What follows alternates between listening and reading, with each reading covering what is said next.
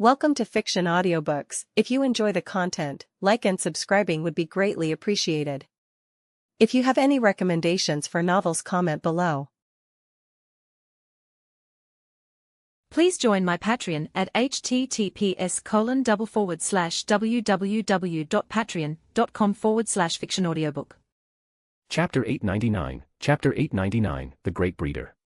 After Swampert withdrew, the battle situation reached a stalemate.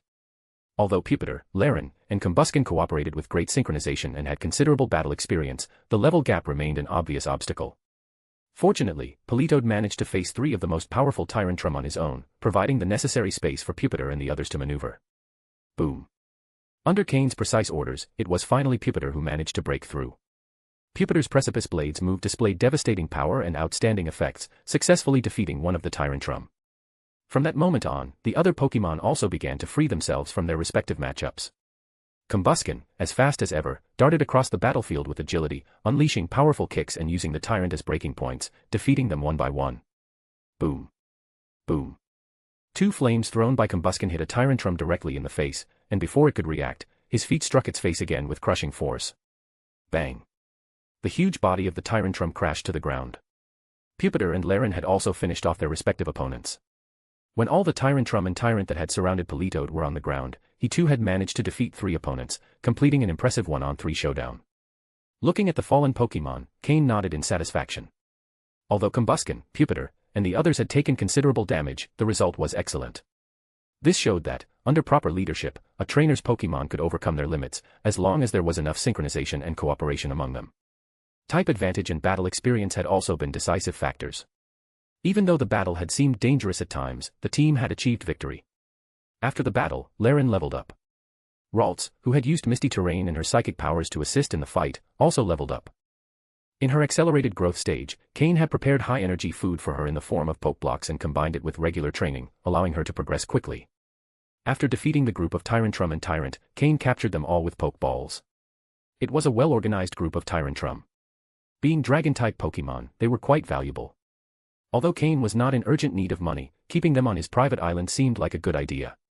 However, due to the aggressive and wild nature of Tyrantrum, it was necessary to control them carefully. Fortunately, Honchkrow and Drapion were on the island and could keep watch over them. They were assigned a specific area to live in, with food delivered regularly, maintaining them under a controlled breeding system. These Tyrantrum would be treated at the same level as other rare Pokémon like Cyndaquil, Chikorita, and Bulbasaur, receiving special food every day. This would encourage their reproduction. Although the group was large, their overall quality wasn't particularly outstanding, so Cain considered the possibility of making selective adjustments. I'm starting to feel like a great Pokémon breeder, Cain thought with a smile, reflecting on how to expand the number of Pokémon he was raising. The specific management details would be handled by the system, with Porygon 2 overseeing everything so Cain didn't have to worry. Finding a group of Tyrantrum shortly after entering this wild region turned out to be good fortune, and gave his Pokémon valuable battle experience. Facing significantly higher-level Pokémon without showing fear left Cain feeling satisfied. The wild region was vast. By not following the official routes, encounters with wild Pokémon were more frequent and generally at higher levels. The Tyrantrum group was relatively rare in this region, and Cain didn't come across another similar group. Most of the attacks came from rock and ground-type Pokémon. For example, it wasn't uncommon to run into groups of Crocodile. This species was numerous and had great potential, making battles against them difficult. Frequently, after defeating a small group of Sandile or Krokorok, an even larger horde would appear in sequence. Despite Cain's leadership, when faced with such dense crowds, Pupitre and the others were sometimes forced to retreat. The objective was always to finish the battle quickly and move to a new location immediately. In addition to these Pokémon, there were others who did not attack directly, but upon entering their territory, they perceived Cain and his Pokémon as a threat and responded accordingly. If defeated, they would yield their territory without resistance. That was the law of the wild Pokémon. Survival of the fittest. As long as they could win, the territory would become theirs. For example, the Donphan, who preferred to live alone and defend their own territory. After being defeated by Cain, if their potential wasn't particularly great, he would simply let them go. These Pokémon, after losing, would choose to leave the area and search for new territories, challenging other Pokémon along the way. In the desert, without vegetation or abundant water, every resource was fiercely contested by Pokémon. Distrust and hostility toward intruders were far greater than in forests. Rather than heading directly to Coumarine City, Cain decided to take a slight detour to first visit the largest power plant in the Kalos region, the Kalos Power Plant. This place was the most important and powerful energy source in the entire region. In the future, Lysandra would attempt to extract a massive amount of energy from this plant to power his ultimate weapon. Cain wondered if Lysandra had already begun planning his weapon, and whether he had captured the legendary King Az, known for possessing eternal life. If he hadn't reached that point yet, maybe Lysandra was still salvageable. In the past, he had been a prominent member of the League, committed to the welfare of society. But after criticism and scorn from the people, his transformation into the leader of Kalos's largest criminal organization began. In his golden days, he even had a good relationship with Diantha, the future champion of Kalos. However, his absence from the Sinnoh tournament made Cain suspect that something had already changed in his heart.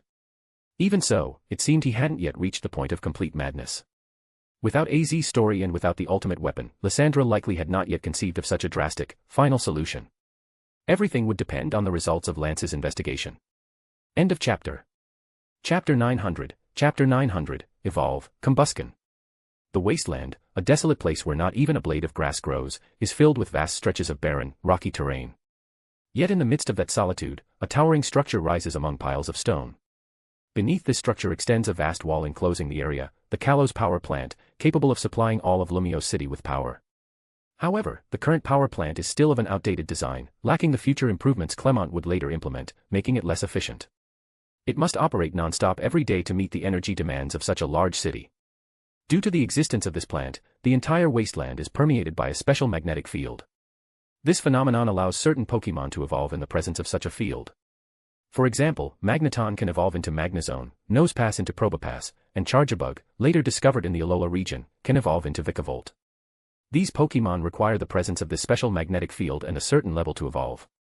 From a distance, Cain observed the power plant but decided not to approach it.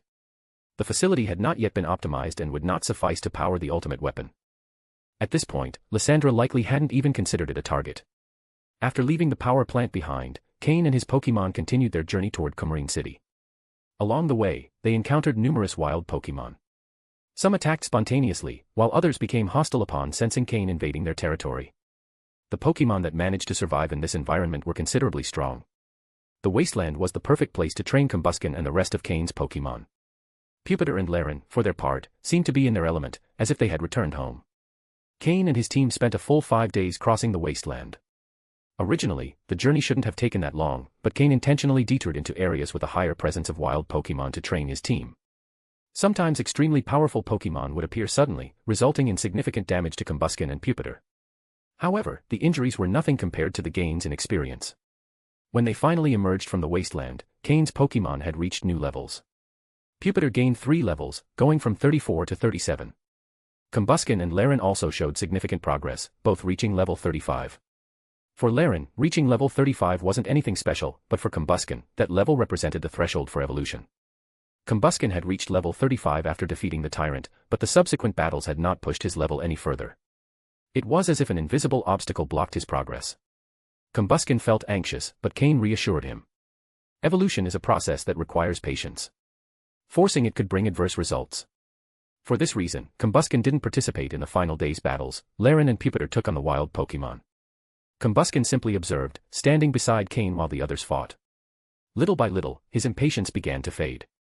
He started watching his companions' battles calmly, without the urgency that had consumed him before. In the distance, mountains dotted with green patches could be seen. It was Coumarine City, a place that perfectly blended mountains and coast, a quintessential vacation and tourist destination in the Kalos region. Although the city seemed close, it would still take them half a day on foot to reach it. After defeating their opponents, Laren and Pupitar rejoined the group as Cain looked for a spot sheltered from the dust to rest and have lunch. After the meal, Combusken sat next to Cain and let out a soft busk. Cain patted his head with a smile, feeling the warmth radiating from his body. Combusken, there's a saying, haste is the enemy of success. The more you crave something, the harder it becomes to obtain it. Once you adjust your mindset, I believe that will be the moment of your evolution. Combusken slumped to the ground, visibly disappointed. It was clear he longed to evolve and become stronger. However, the more critical the moment, the less he should rush it. Cain decided to change the subject to avoid putting more pressure on him. You've trained hard.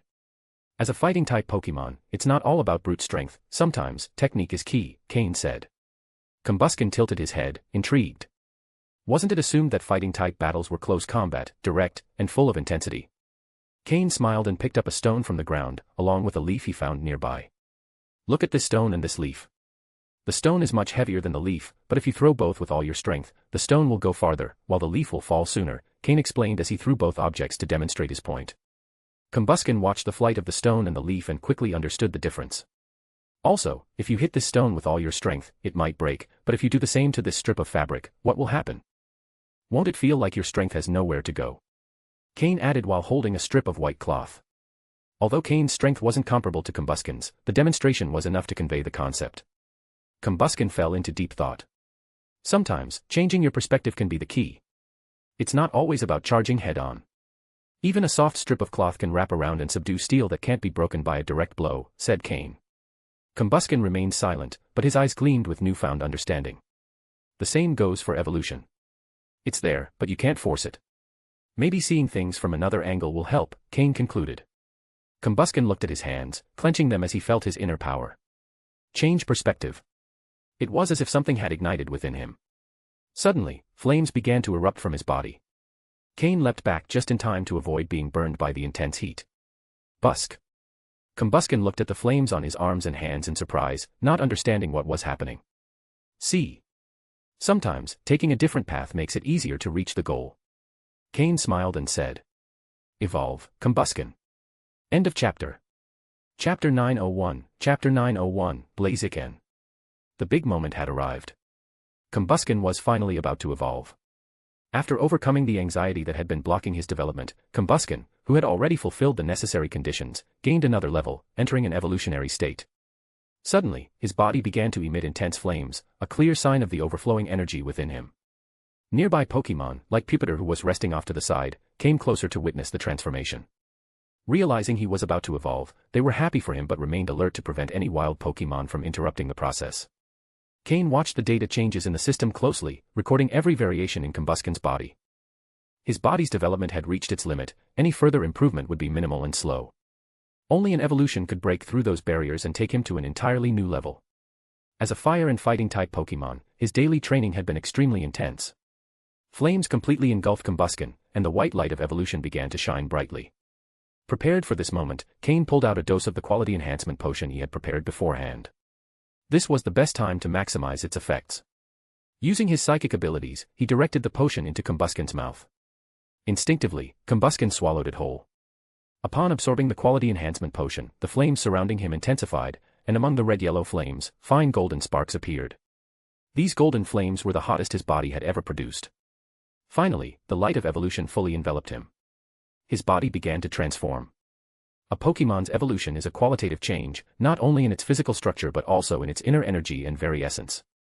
It's an almost magical process that seems to offer infinite possibilities. Perhaps Arceus, when creating the Pokémon world, never imagined the emergence of such extraordinary creatures. The system showed that all of Combuskin's parameters had surpassed their previous limits, reaching unprecedented heights. This was the result of his constant effort to exceed his own boundaries. Blask. An enthusiastic cry rang out from within the white glow. The light and flames burst like fireworks, revealing the Pokémon in his new form. His white plumage contrasted with the powerful claws wrapped in bandages and his strong, muscular legs. His blue eyes emphasized his imposing presence, while the red, yellow, and white tones of his body gave him a majestic appearance. Intense flames emanated from his arms and legs, their heat felt even from a distance. When the flames faded, they seemed to transform into orange-colored feathers.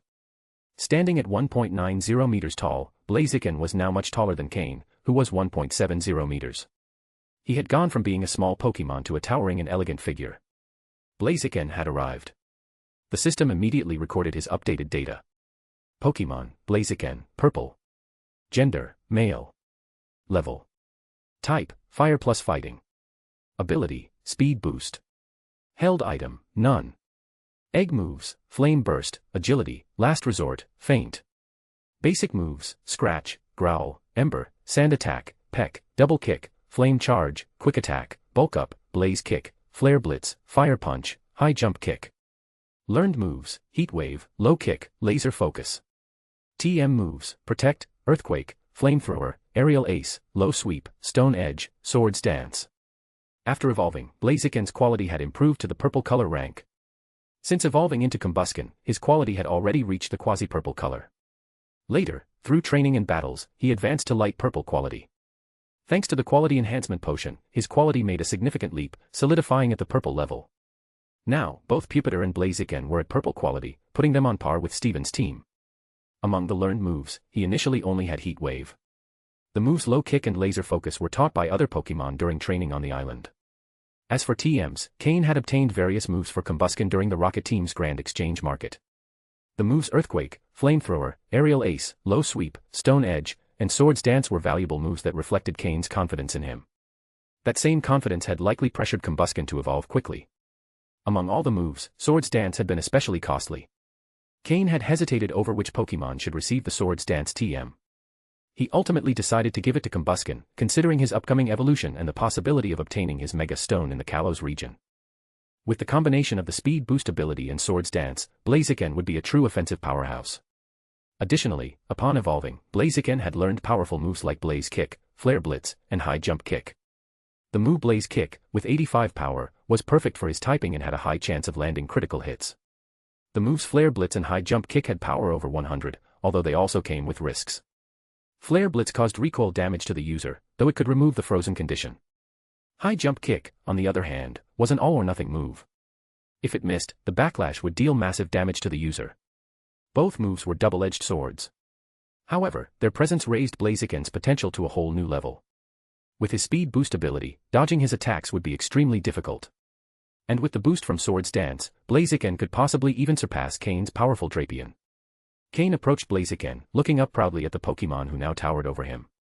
The little Torchic who used to cry had grown into a Pokémon capable of standing on his own. "Blask!" exclaimed Blaziken with a joyful expression. There was nothing more liberating than letting go of all that built up pressure. Suddenly, a grimace of pain appeared on Blaziken's face, and he dropped to one knee. The side effects of the potion. "Blaziken, return to your Pokeball and rest," said Cain, readying the ball. Blask. Blaziken raised his hand to stop him and slowly stood back up. Cain showed a surprised expression. This was the first time a Pokémon remained standing after using the Quality Enhancement Potion. Was it due to his robust physique? Or perhaps because of the effect of the Crimson Rock Blaziken had absorbed earlier? "You want to use this moment to get familiar with the changes in your body?" Cain asked. End of chapter. Chapter 902, Chapter 902, Arrival in Coumarine City. Finally, just before nightfall, they arrived in Coumarine City.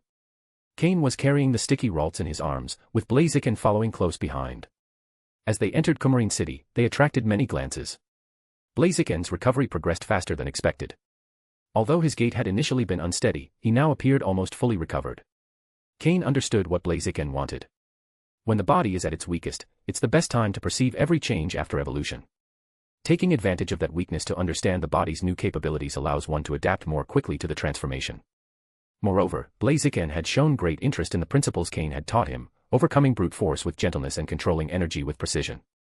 Given his current weakened state, it was a good time to delve deeper into those concepts. That's why, even upon entering the city, Cain didn't return him to his Pokeball.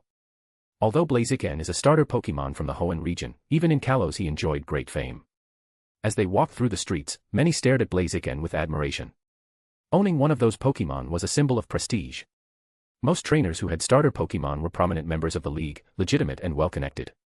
Even though Cain still bore signs of recent battles in the Lumiose Badlands, the League police officers patrolling the streets didn't stop him. In the Kalos region, the belief that trainers should treat their Pokémon as friends prevailed, so it was common to see people accompanied by their partners. Some were powerful Pokémon belonging to expert trainers, while others were simply pets or beloved family members. Coumarine City was located in the northwest of Kalos, surrounded by mountains and bathed by a bay. It was a place where the sea and nature blended perfectly. At the top of the mountain stood a majestic 1,000-year-old tree, where the Coumarine City Gym was located. Coumarine City didn't offer much that interested Cain, except for the gym and the Pokémon trained there. The Coumarine City Gym specialized in grass-type Pokémon, and now that Blaziken had just evolved, it would be a good challenge to measure his progress.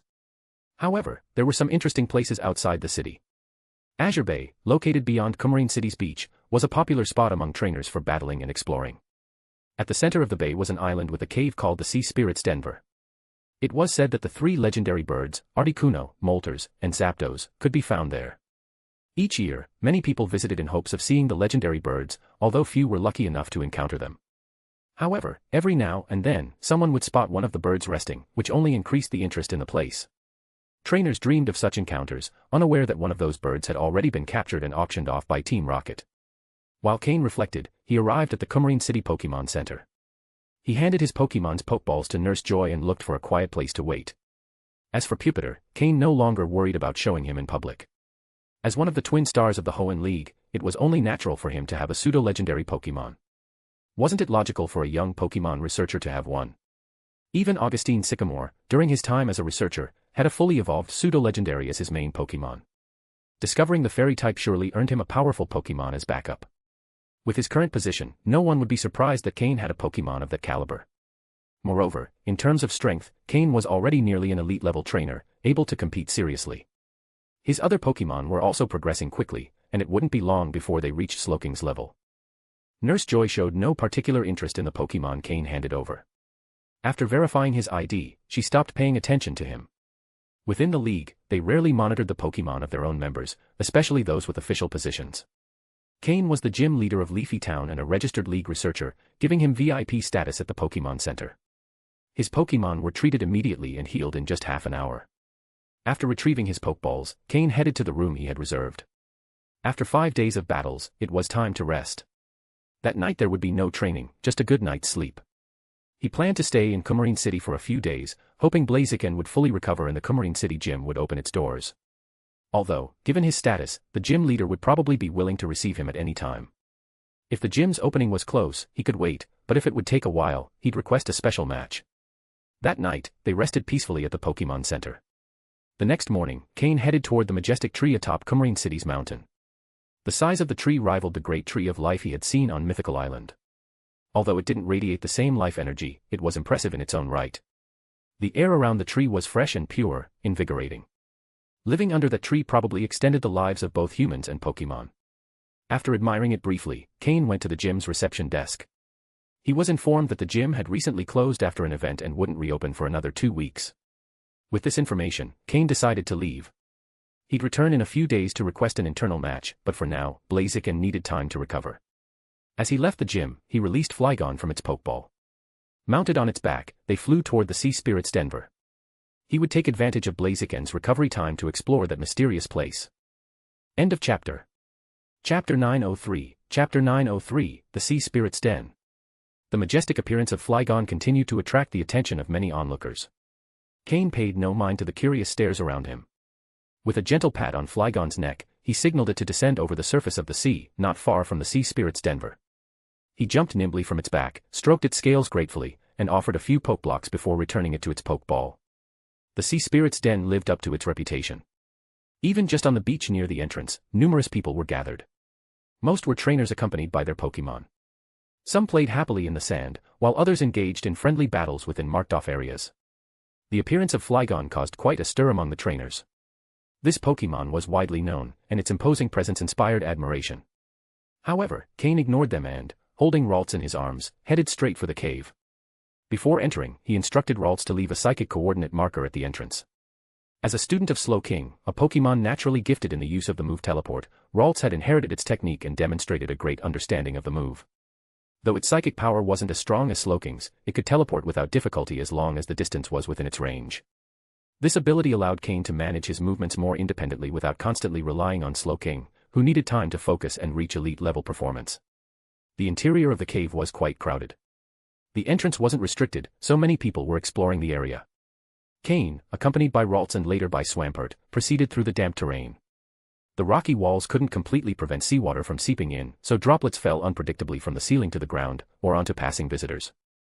The floor was slippery and perpetually wet, an ideal environment for many Pokemon that preferred cool, dark places. There were also many water-type Pokemon. However, the large presence of trainers caused most of these Pokemon to keep their distance. Many visitors came to the cave hoping to catch a glimpse of the legendary Pokemon, Articuno, Moltres, and Zapdos. Others sought adventure, and some simply wanted to catch Pokemon. Cain had no particular goal beyond exploring the site. He walked for less than half an hour before reaching the heart of the cave, where a large chamber contained a rock formation resembling a stone tree. This must be the place where the 3 legendary Pokemon rest. Cain thought. The tranquility that had once attracted those legendary Pokemon had been disrupted by the constant influx of people. Cain suspected that their return would become increasingly rare. Slightly disappointed at not finding anything truly special, he instructed Ralts to activate Teleport. They vanished from the spot instantly. Back outside, Cain summoned Flygon again and soared away over the sea. He didn't want to be watched while training his Pokémon, so he sought out a remote island covered in thick vegetation, a place clearly seldom visited. Upon landing, he called out all his Pokémon: Pupitar, Laren, Blaziken, Swampert, Politoed, and of course, Ralts. Additionally, Flygon remained in its Pokeball along with the ever-present Mismagius, hidden in the shadows with the Riolu egg. Although the egg had shown signs of damage, neither Cain nor his system had found a definitive solution. For now, it was kept in a special incubation device powered by a customized nutrient mix created by Cain. He was confident that, if it managed to hatch, Riolu would become an exceptional Pokémon. Blaziken, though still not fully recovered from the side effects of the quality-enhancing potion, insisted on training even in his weakened state. Upon being summoned, he immediately began a friendly battle with Politoed in the grassy field. Swampert, the highest-level Pokémon among them, trained independently. Laren and Pupitar sparred with each other to improve their skills, while Ralts practiced psychic exercises near Cain. Despite being low-level, Ralts' psychic power had advanced remarkably. In psychic strength tests with Cain, who was also a user of psychic powers, Ralts had even managed to defeat him on a few occasions, although Cain hadn't used his full strength. If Cain fought at full power, he would be on par with a mid-tier psychic-type Pokémon. This showed just how formidable Ralts' potential truly was. From the very beginning, Ralts had been the Pokémon with the greatest potential Cain had ever captured, displaying a light purple color quality in its initial form. Even Pupitar, who had achieved a purple quality thanks to Groudon's energy and the quality-enhancing potion, had only been dark blue in its initial state. This made Ralts the Pokémon with the greatest potential and the most promising future in Cain's team. The island, deserted and peaceful, allowed Cain and his Pokémon to train without interruption. Blaziken continued recovering at an impressive rate, adapting more and more to his new state. Cain was also eagerly looking forward to the moment when Blaziken could attempt his first Mega Evolution. He had both the Mega Stone and the Key Stone, so all that remained was to reach the necessary bond. Blaziken was a Pokémon Cain had personally trained since its initial stage, unlike Altaria, who had a different origin. That's why Cain was confident that this time the Mega Evolution would be a smooth and successful process.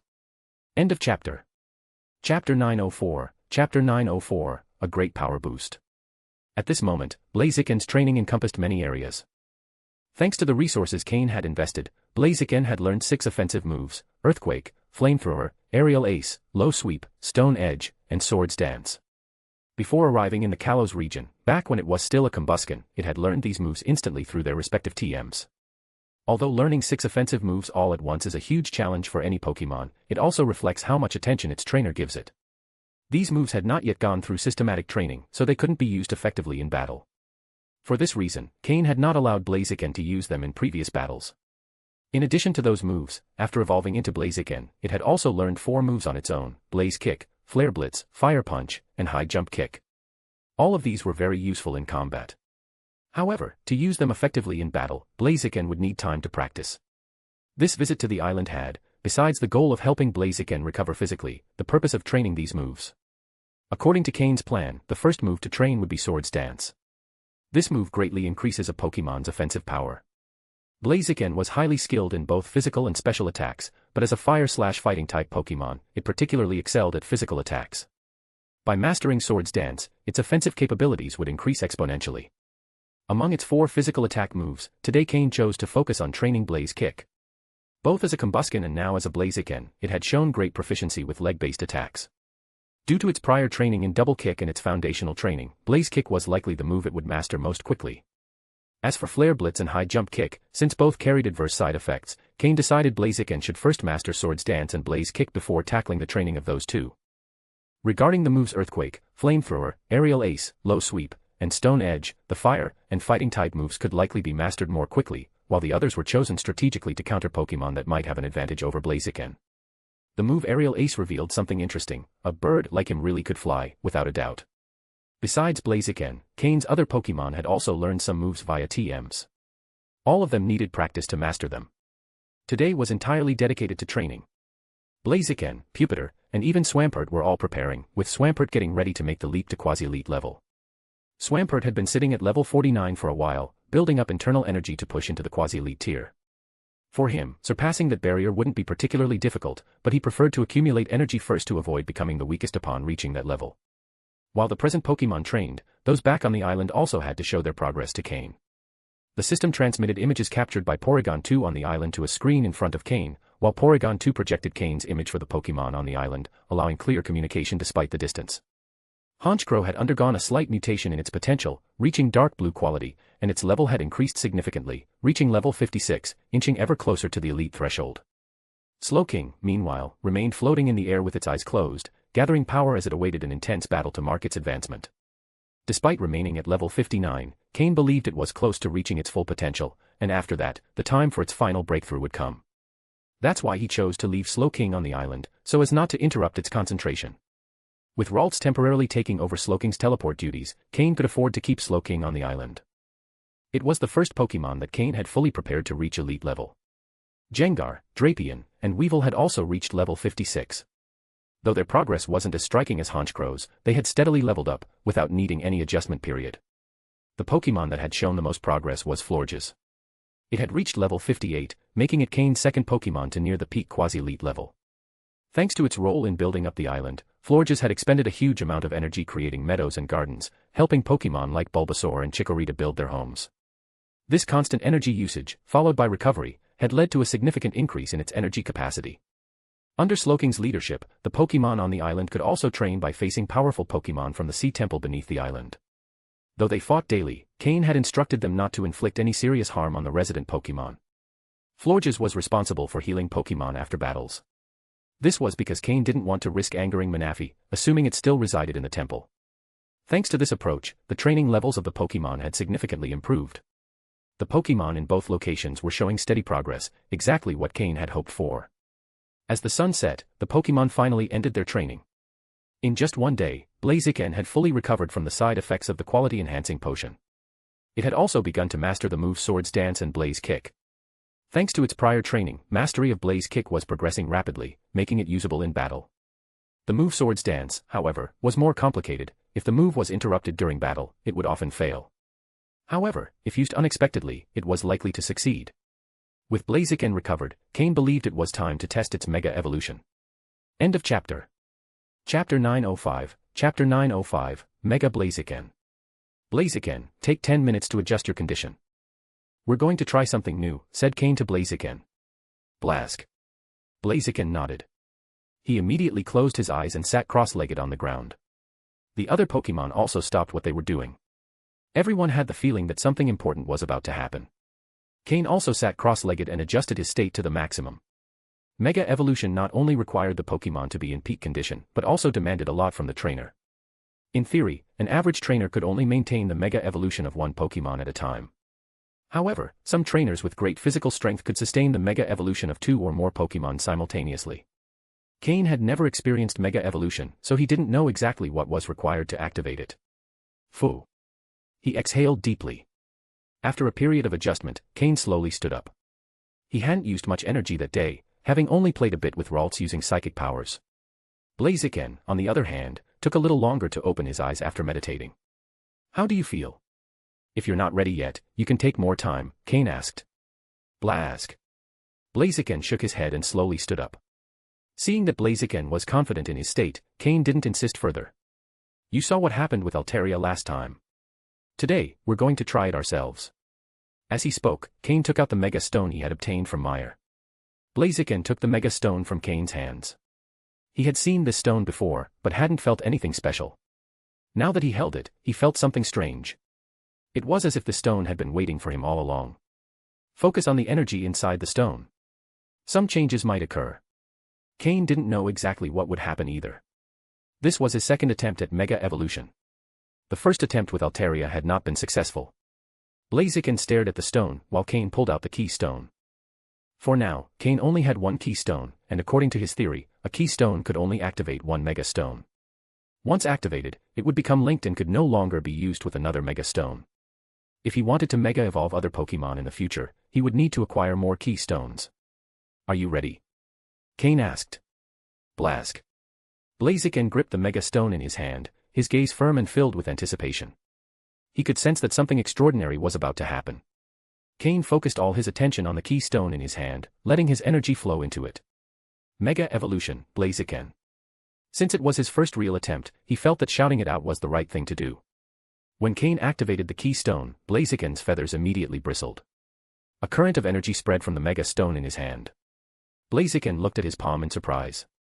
An unknown energy was emerging from the stone, coursing through his body. The energy within him began to circulate with unprecedented intensity. Small flames arose from his body, gradually increasing until they formed a blazing aura. A sphere of light appeared from his hand. The sphere grew and enveloped him completely. The light of the sphere shifted to alternating red and yellow. At its center appeared the signature symbol of Mega Evolution. Blaziken's body began to transform. The white feathers on his head, once drooping, now rose skyward. The ones on his chest, previously messy, took the shape of armor.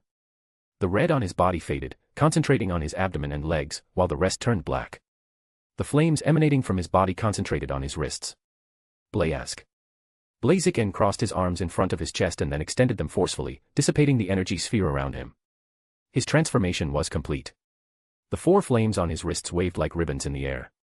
His expression looked fiercer and more determined. Cain felt something astonishing. Through the keystone, he could feel a complete connection with Blaziken. Was this the true power of their bond?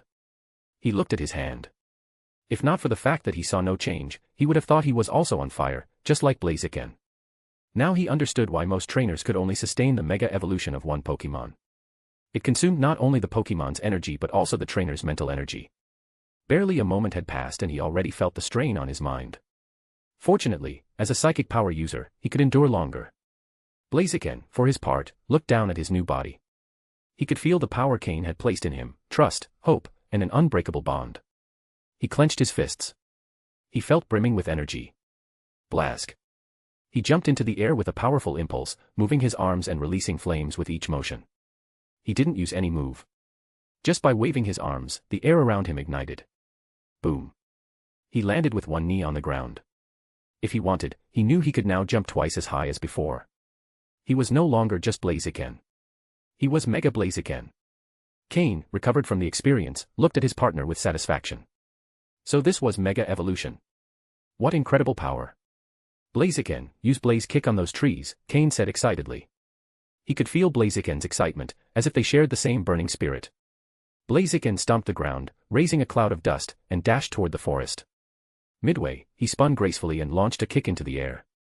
Boom. Flames of extreme temperature erupted from his foot. At their core glowed a golden fire. The flames burned for 3 seconds. When they faded, the scene left everyone speechless. The small forest in front of them had been cut in half.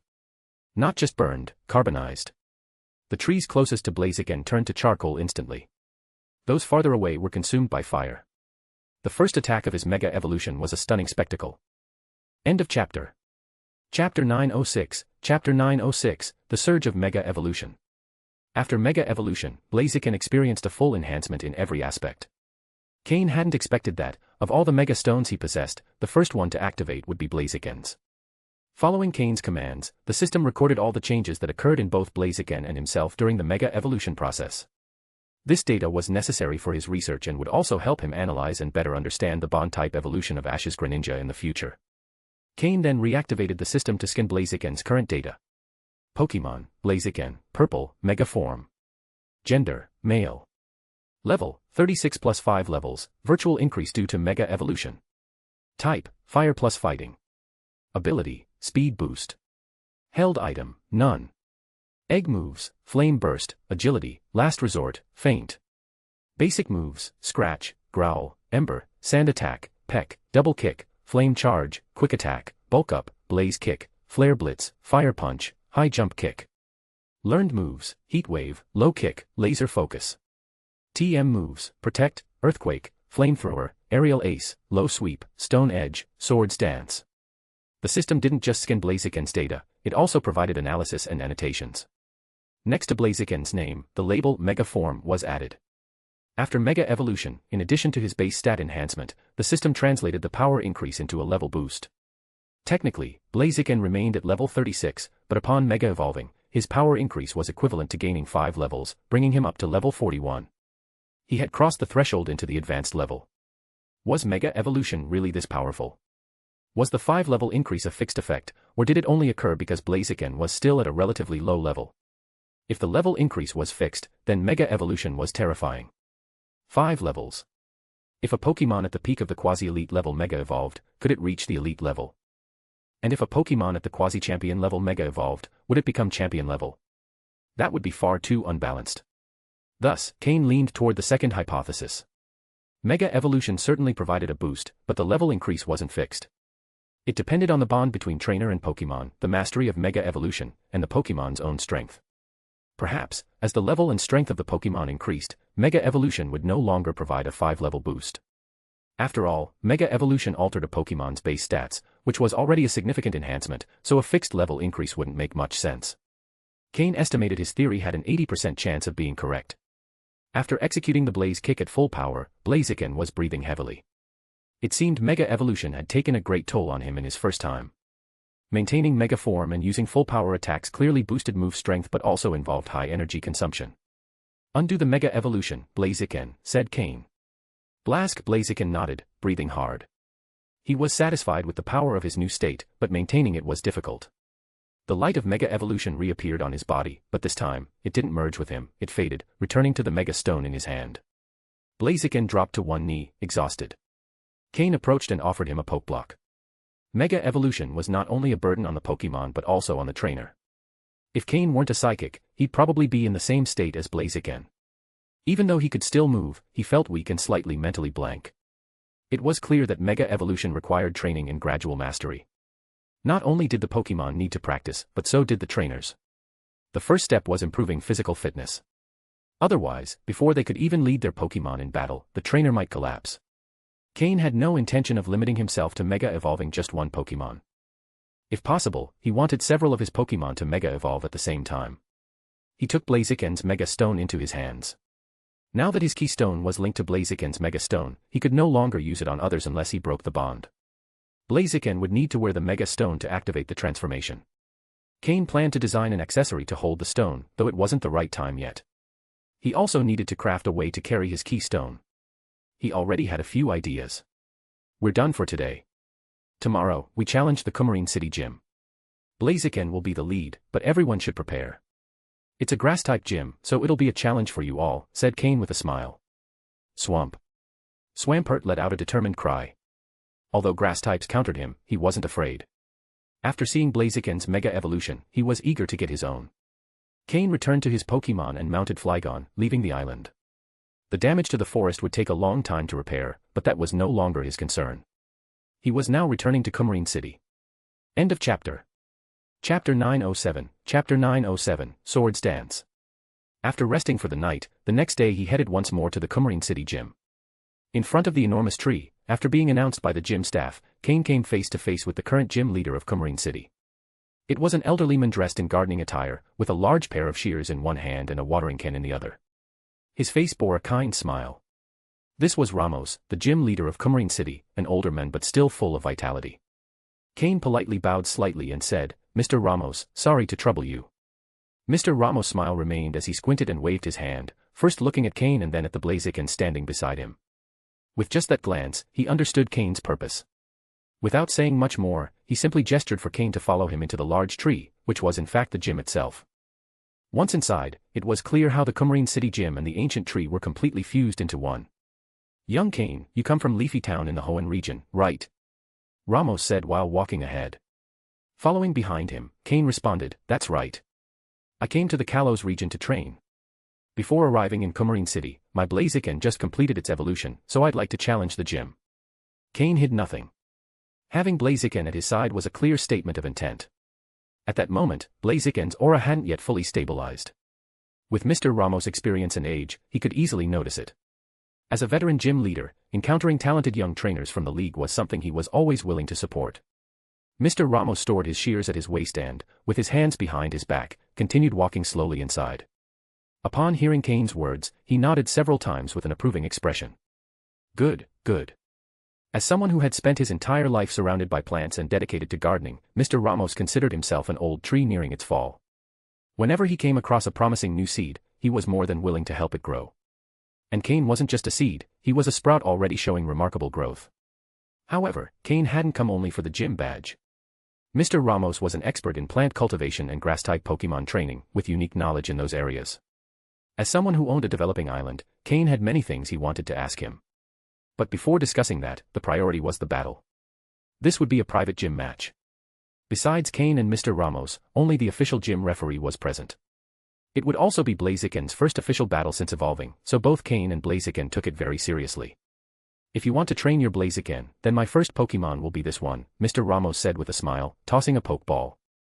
The match would be a 3-on-3 battle. As a gym leader himself, Cain was already familiar with the rules, so there was no need to explain them. More than a gym challenge, this was an opportunity for Mr. Ramos to help Cain train his Blaziken. The Pokeball opened on the battlefield, revealing a victory bell.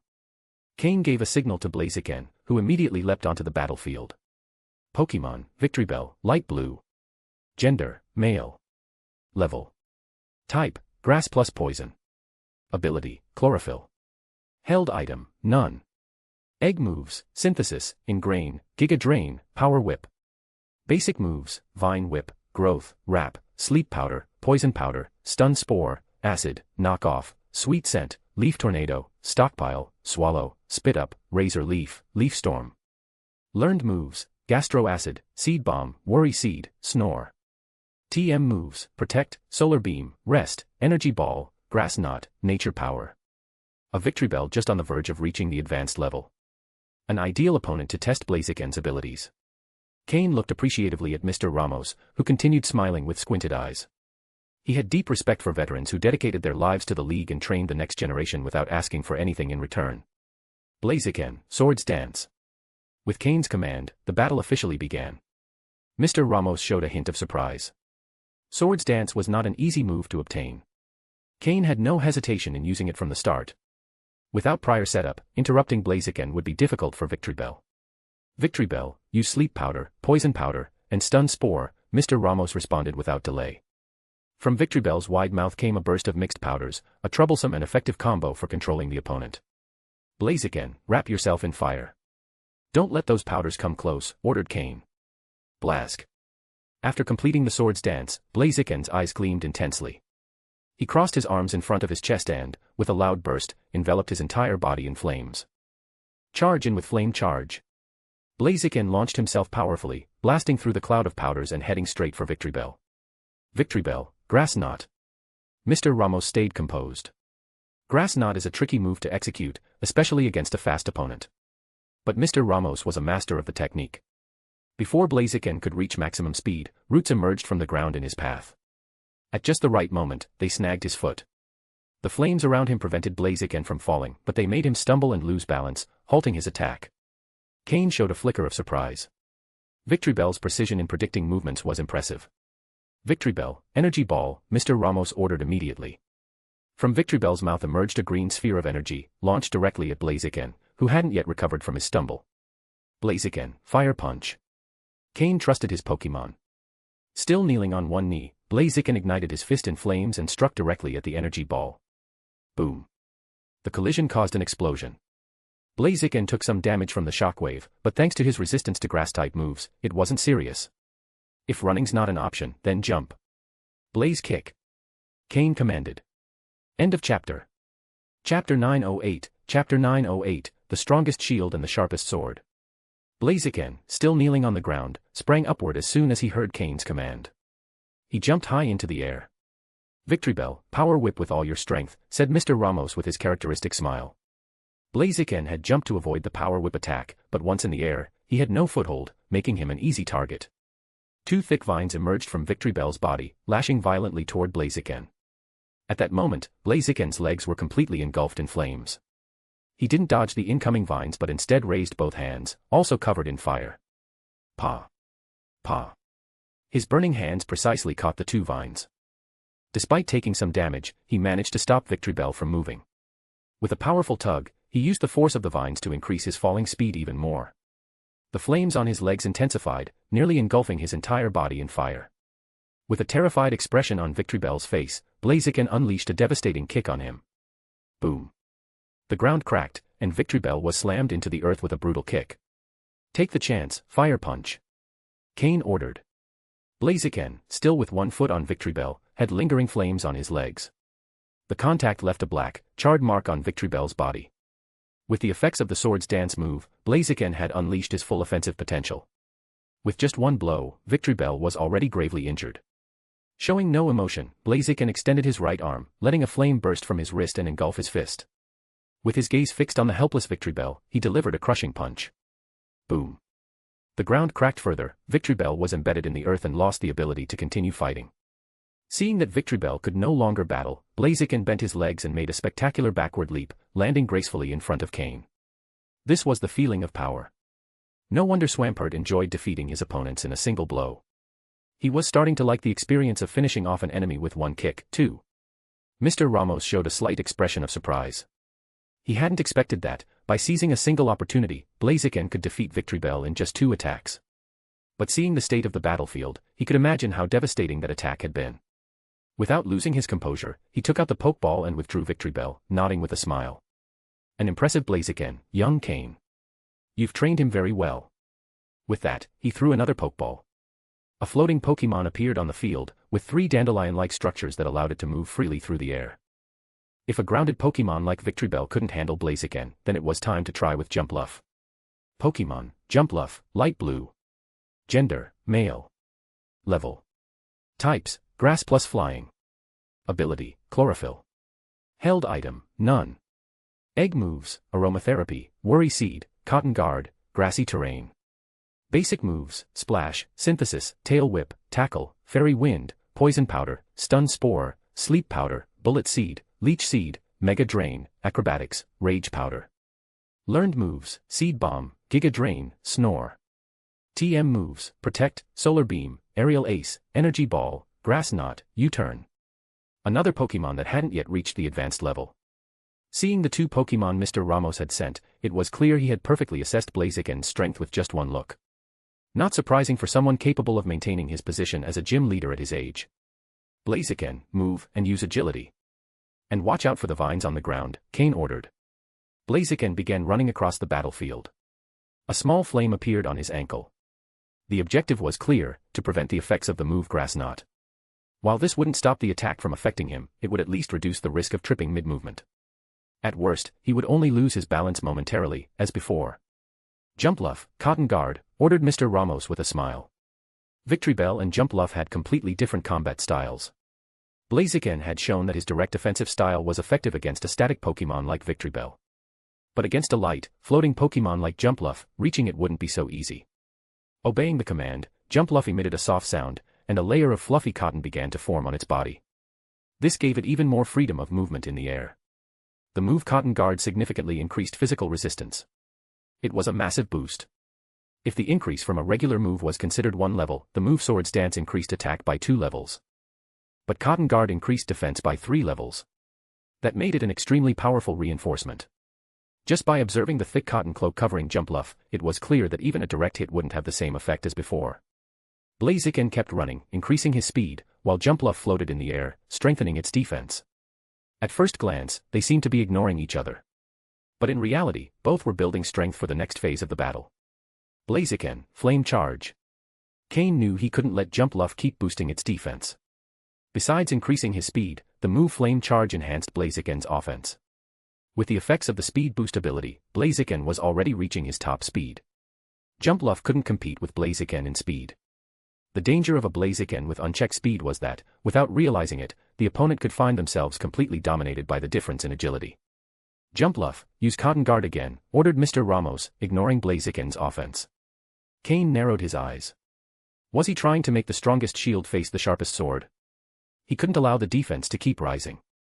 Blaziken, jump and attack. Blask. Blaziken stopped running and launched himself into the air. His whole body was ablaze as he hurled himself directly at Jumpluff. Jumpluff seemed to ignore Blaziken's offense, focusing on enhancing its defense. Boom. The flame charge hit Jumpluff head-on, sending it flying, although without causing much damage. Only part of its cotton was singed. Fire Punch. Cain ordered. Blaziken landed and immediately launched himself again with fury, his fists wrapped in flames, striking repeatedly. But the feeling was strange. Now he understood how frustrating it was to punch cotton. His strength couldn't find a solid point of impact. It was an extremely annoying situation. End of chapter. Chapter 909, Chapter 909, I want to be a rancher. Blaziken, remember what I told you. If you change the way you think, the problem won't be so hard to solve. Cain shouted to Blaziken. Upon hearing Cain's words, Blaziken, who had landed on the ground, was stunned for a moment. Then he recalled what Cain had told him before. Maybe, if he looked at it from another angle, the problem could be easily solved. If he couldn't solve it with his fists, then he just had to use fire. He would cook it. Suddenly, a large flame erupted from Blaziken's body, engulfing him entirely. Thanks to his speed, Jumpluff could only defend at this point and had no means of counterattack. Every time it tried to use an offensive move, it was lucky if it hit 1 out of 3 times. Blaziken ran 500 laps a day during training, his stamina was incredible. Now he was moving frantically around the battlefield, making it impossible for Jumpluff to calculate his position. But Blaziken could attack Jumpluff in the air. This time, it wasn't a close combat fight. Blaziken wasn't weak when it came to special attacks. So many layers of cotton. Shouldn't it be hot in there? As Blaziken ran with flames surrounding him, the temperature on the battlefield rose rapidly. At the same time, he occasionally launched the move Heat Wave at Jumpluff. All that was missing was to trap it in a steamer and cook it. By changing his strategy and not relying on brute strength, Blaziken found that this kind of battle also had its charm. Besides Heat Wave, moves like Flamethrower and Flame Burst were also viable options. Jumpluff, which had previously floated calmly in the air, was now completely flushed. Although it hadn't taken a particularly strong direct fire attack, it had already entered a burn status. And all Blaziken had to do was dodge Jumpluff's attacks while tossing out small flames every now and then. Eventually, unable to withstand the high temperatures and continuous burn damage, Jumpluff lost the ability to fight. It fell to the ground. Cain, who had been directing the battle from the start, wasn't completely satisfied with Blaziken's control over fire. But after all, he had just evolved. In the future, in addition to training close combat, he would also need to work on his special ranged fire moves. It was important for Blaziken to have multiple strategies to face opponents. Mr. Ramos withdrew Jumpluff and didn't immediately send out his next Pokémon. Instead, he was considering which one would be best suited for the next battle. He wanted to assess Blaziken's capabilities and, seeing his performance, began to get excited about the idea. As if reading his thoughts, Cain said, "Mr. Ramos, don't worry. You can send out a stronger Pokémon. I also want to see how far Blaziken can go." Mr. Ramos was a bit surprised to hear that, but then smiled again. After all, this battle wasn't about deciding a winner. Cain was using it to train Blaziken, and Mr. Ramos wanted to see his true potential and help him improve along the way. He nodded and smiled. "All right then, let Blaziken recover a bit of energy." Cain didn't object. Although Blaziken had leveled up after defeating Jumpluff and was now at level 37, he had used up quite a bit of energy, especially after raising the temperature of the entire gym by several degrees just to win the battle. Also, if Mr. Ramos had used maximum mid-level Pokémon, the next one would surely be advanced level. Although Swampert had shown interest in fighting, Cain trusted that Mr. Ramos wouldn't send out an overwhelmingly strong Pokémon, given his kind nature. Given his age, his main Pokémon were likely at least quasi-elite, if not full elite level. But seeing Blaziken's performance, Mr. Ramos had opted to use a Pokémon of a similar level. As a gym leader, adjusting his choices based on the strength of challengers was an essential skill. When Blaziken was ready, Mr. Ramos released his Pokémon. It was a Gogoat, with green leaves covering its neck and back, and 2 long, curved horns on its head. A Gogoat. A Pokémon exclusive to the Kalos region. Cain's eyes lit up upon seeing it. He had always wanted one. Pokémon, Gogoat, blue. Gender, male. Level. Type, grass. Ability, Sap Sipper. Held item, none. Egg moves, Rollout, Milk Drink, Grassy Terrain. Basic moves, Aerial Ace, Tackle, Growth, Vine Whip, Tail Whip, Leech Seed, Razor Leaf, Worry Seed, Synthesis, Takedown, Bulldoze, Seed Bomb, Bulk Up, Double Edge. Learned moves, Iron Tail, Giga Drain, Bounce, Snore, Stomping Tantrum. TM moves, Protect, Solar Beam, Earthquake, Attract, Energy Ball, Rock Slide, Grass Knot, Wild Charge. Gogoat was an ideal Pokémon for Cain's Island. Not only was it a grass type, but it also produced high-quality milk and could use grassy terrain to improve the island's ecosystem. He thought of Whitney's family in Goldenrod City, who had built their fortune with Miltank and its nutritious milk. They weren't an influential family, but their stable milk production had connected them with many powerful families, granting them protection. In Cain's eyes, Gogoat was even better than Miltank when it came to milk production. Goat milk had nothing to envy from cow milk. And the best part was that Gogoat could grow its own food, saving resources. If he managed to produce large quantities of Gogoat milk steadily, the income could match that of a pearl farm. In fact, with enough Gogoat, it could surpass it. Coumarine City, famous for its grass-type Pokémon, had Gogoat as one of the emblems of its gym. Cain knew that the Coumarine City gym raised many grass-type Pokémon, including Gogoat. Maybe he could get a few. His plan was clear, to become a ruthless rancher. In the future, he'd drink milk and waste it without remorse. Total luxury. Mr. Ramos's Gogoat was level 42. It wasn't his strongest Pokémon, but probably the most powerful of the ones he used to defend the gym. Gym leaders rarely used their main Pokémon against challengers. They always had different teams to match the challengers' levels. That ensured fair and effective evaluations. In his own gym, Cain had already implemented this strategy since Sky took over as interim leader. Now, the Leafy Town gym was running perfectly. It just had one small issue: the leader was never present. And something else curious, Gogoat had Aerial Ace among its basic moves. Who would have thought? End of chapter. Chapter 910, Flare Blitz. Upon seeing Gogoat, Blaziken's expression immediately turned serious. He could feel the pressure Gogoat was exerting on him. Fight with all you've got, Blaziken. Use Swords Dance again. Cain said. Hearing this, Blaziken began to perform a unique dance, accompanied by a strange melody, as if it could inspire those watching. Gogoat, Vine Whip. This time, he couldn't allow Blaziken to execute Swords Dance so easily. Otherwise, even though Gogoat was a high-level Pokémon, the battle would become very difficult. Two thin vines emerged from the leaves around Gogoat's neck and headed straight toward Blaziken. Blaziken, keep the rhythm. The key to using Swords Dance was the rhythm. The dance itself was secondary. As long as the rhythm was correct, the move could be executed successfully. Blask. Blaziken locked eyes on the approaching vines, leaping and moving without interrupting the rhythm of Swords Dance as he dodged the attack. Cain smiled slightly at Blaziken's movements. No doubt about it, combat was the fastest way to grow. Faced with Gogoat's pressure, Blaziken had improved his mastery of Swords Dance. Now, he could just barely use it effectively in real combat.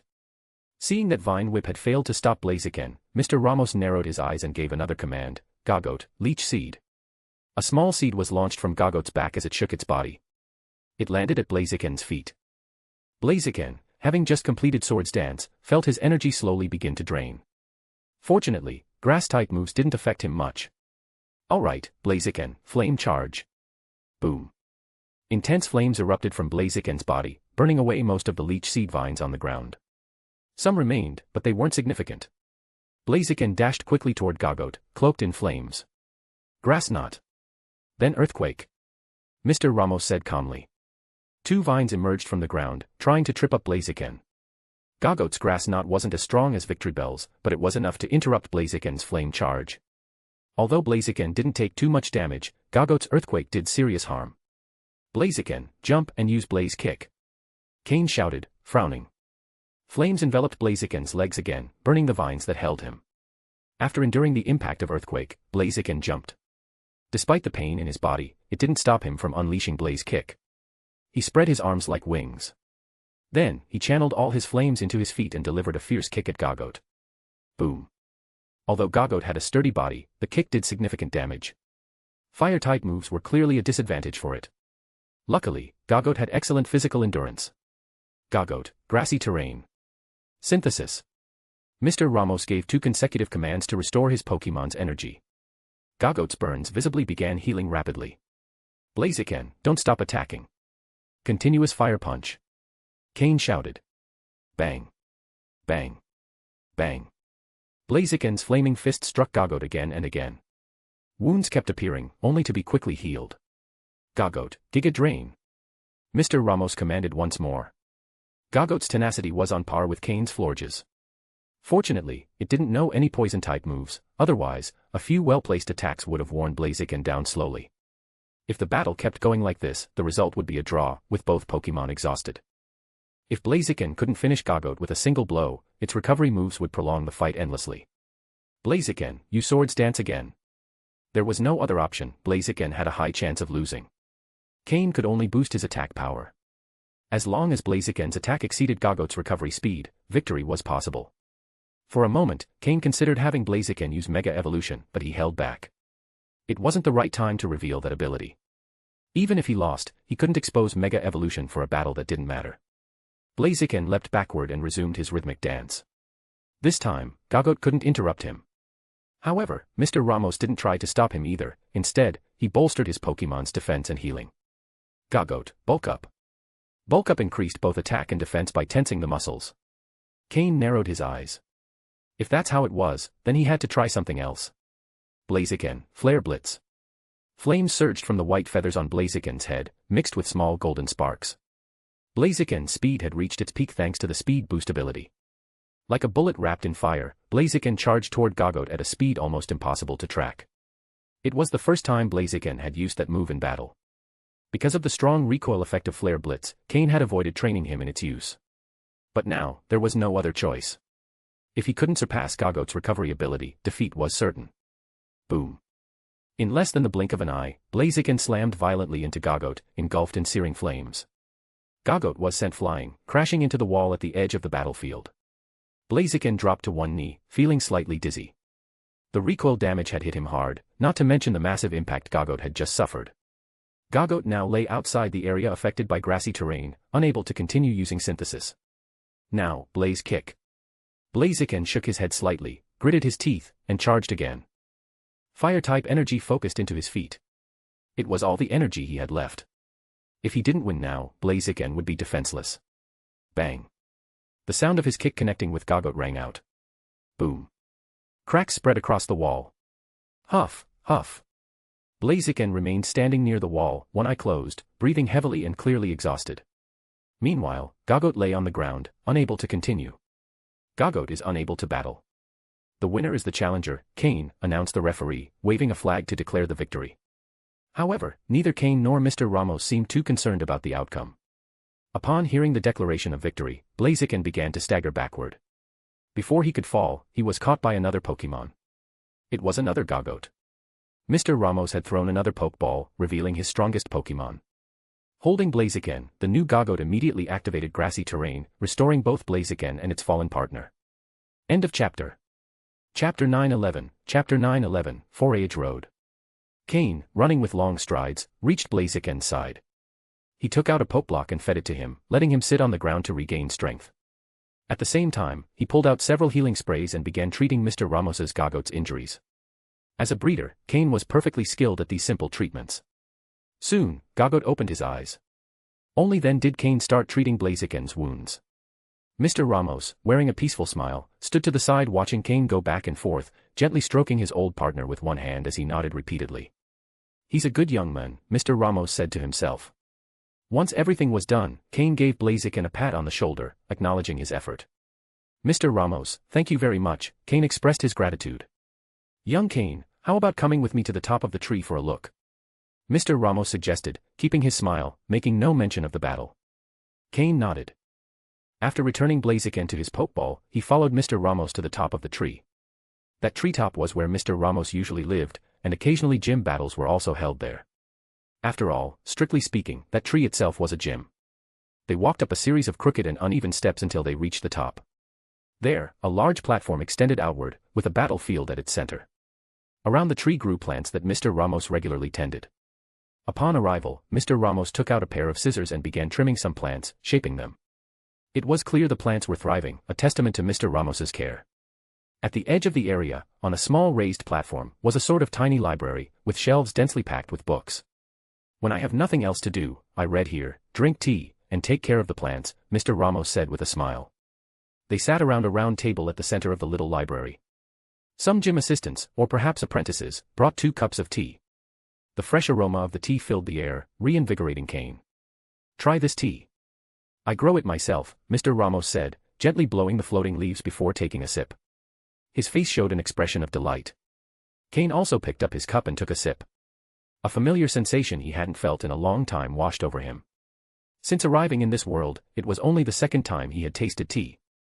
Though it had a slightly bitter taste, it reminded Cain of his life on Earth. After drinking it, he felt his body relax. Noticing the change in his expression, Mr. Ramos smiled even more. Young Cain, don't pressure yourself too much. Sometimes it's necessary to relax. There are many good things in this world, you should explore them more, the elder advised wisely. Even though Cain hid his stress well, to someone like Mr. Ramos, who was nearing 100 years old, it was plainly visible. Sunlight filtered through the leaves, casting patterns on them, while the bitterness of the tea gradually turned into sweetness in their mouths. As they drank, the young man and the elder quickly fell into a lively conversation. Cain asked Mr. Ramos for advice on plant cultivation techniques. Some things couldn't be found in books or records, they were knowledge Mr. Ramos had gained over decades of experience, existing only in his mind. Mr. Ramos even gave Cain a book he had written in his spare time, filled with personal notes on cultivation techniques. Since he preferred traditional methods, he didn't use computers and wrote everything by hand, considering it a way to cultivate one's character. When parting, Mr. Ramos also gave him a large bag of tea he had grown himself. Drinking tea was an excellent way to relieve physical and mental fatigue. Cain gladly accepted. After leaving the gym, Cain didn't return to Cain City, but instead headed toward the other side of the mountain. From the top of the tree, Mr. Ramos silently watched as Cain slowly walked away, nodded slightly, and returned to tend his plants. Cain, meanwhile, had stepped onto Route 12. Route 12, also known as Forage Road, was full of grassy fields and numerous ranches, among them one that particularly caught Cain's interest, where Gogoat and Skiddo were raised. Of course, those ranches had owners. However, aside from the Pokémon that lived on the ranches, there were wild groups in certain areas. Even though the wild Gogoat and Skiddo were strong, the ranchers couldn't capture them and simply let them roam freely. Fortunately, these Pokémon didn't have aggressive temperaments and would often appear near the ranches to graze. Cain's target was precisely those wild Gogoat and Skiddo. Capturing Pokémon from the ranches was not an appropriate option, especially considering his status as a league member. Besides, these Pokémon were perfect for Blaziken and the others to train and battle against. Apart from Gogoat and Skiddo, there were also other interesting Pokémon in the area. Among them were Tauros, Mareep, and other herbivorous Pokémon, all valuable. The knowledge gained from Mr. Ramos was recorded by the system and transmitted to the Porygon 2 subsystem, which would allow better care for the plants and grass-type Pokémon on the island. Walking slowly away from Cain City, a vast prairie soon unfolded before his eyes. The green grass and the blue sky blended together at the horizon. In the grass, many Pokémon moved around carefree. It was a true Pokémon paradise. Cain avoided the official path established by the League, since on those trails only ranch Pokémon could be found, which couldn't be captured. Because this area was remote, he hardly encountered anyone once he left the official path. Cain released his Pokémon, Blaziken, Laren, Pupitar, Politoed, and Swampert. Swampert, who had been ready to participate in the gym battle, redirected his stored energy into fighting wild Pokémon. Although most of the Pokémon in the area were grass-type, which put him at a disadvantage, Swampert didn't mind. There were numerous Pokémon in the grass. Victreebel, Sunflora, Oddish, and Hoppip appeared everywhere. There were also small groups of Gogoat and Skiddo. Blaziken, as the group's leader, was the first to strike at the Victreebel. Then they began facing the Gogoat and Skiddo. There was no doubt that the wild Pokémon in this area were quite strong. End of chapter.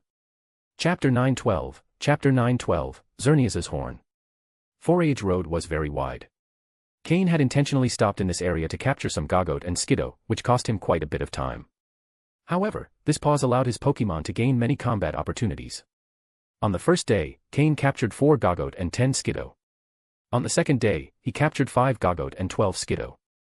On the third and fourth days, every time he arrived at a new location, the first thing he did was look for traces of these Pokémon. Naturally, during the capture process, there were instances of strong resistance, so Blaziken and Swampert had plenty of battles. Cain stayed in this meadow for a full 6 days. By the end of those 6 days, he had captured a total of 34 Gogoat and 70 Skiddo. It could be said that, apart from the ranch owners, most of the Gogoat and Skiddo in the meadow were now in Cain's hands. These more than 100 Pokémon represented a great fortune. Regardless of their level or potential, each one was a valuable resource. Before transferring them to the island, Cain asked Porygon 2 to organize a space there to create a small meadow where they could live. With this acquisition, the island would have a stable milk supply, and the surplus could be sold. Since Cain had created special Pokeblocks to maximize Miltank's milk production, doing the same for Gogoat wouldn't be a problem. With some special techniques, he could also increase the Gogoat's breeding speed. It wouldn't be long before Cain had his own ranch.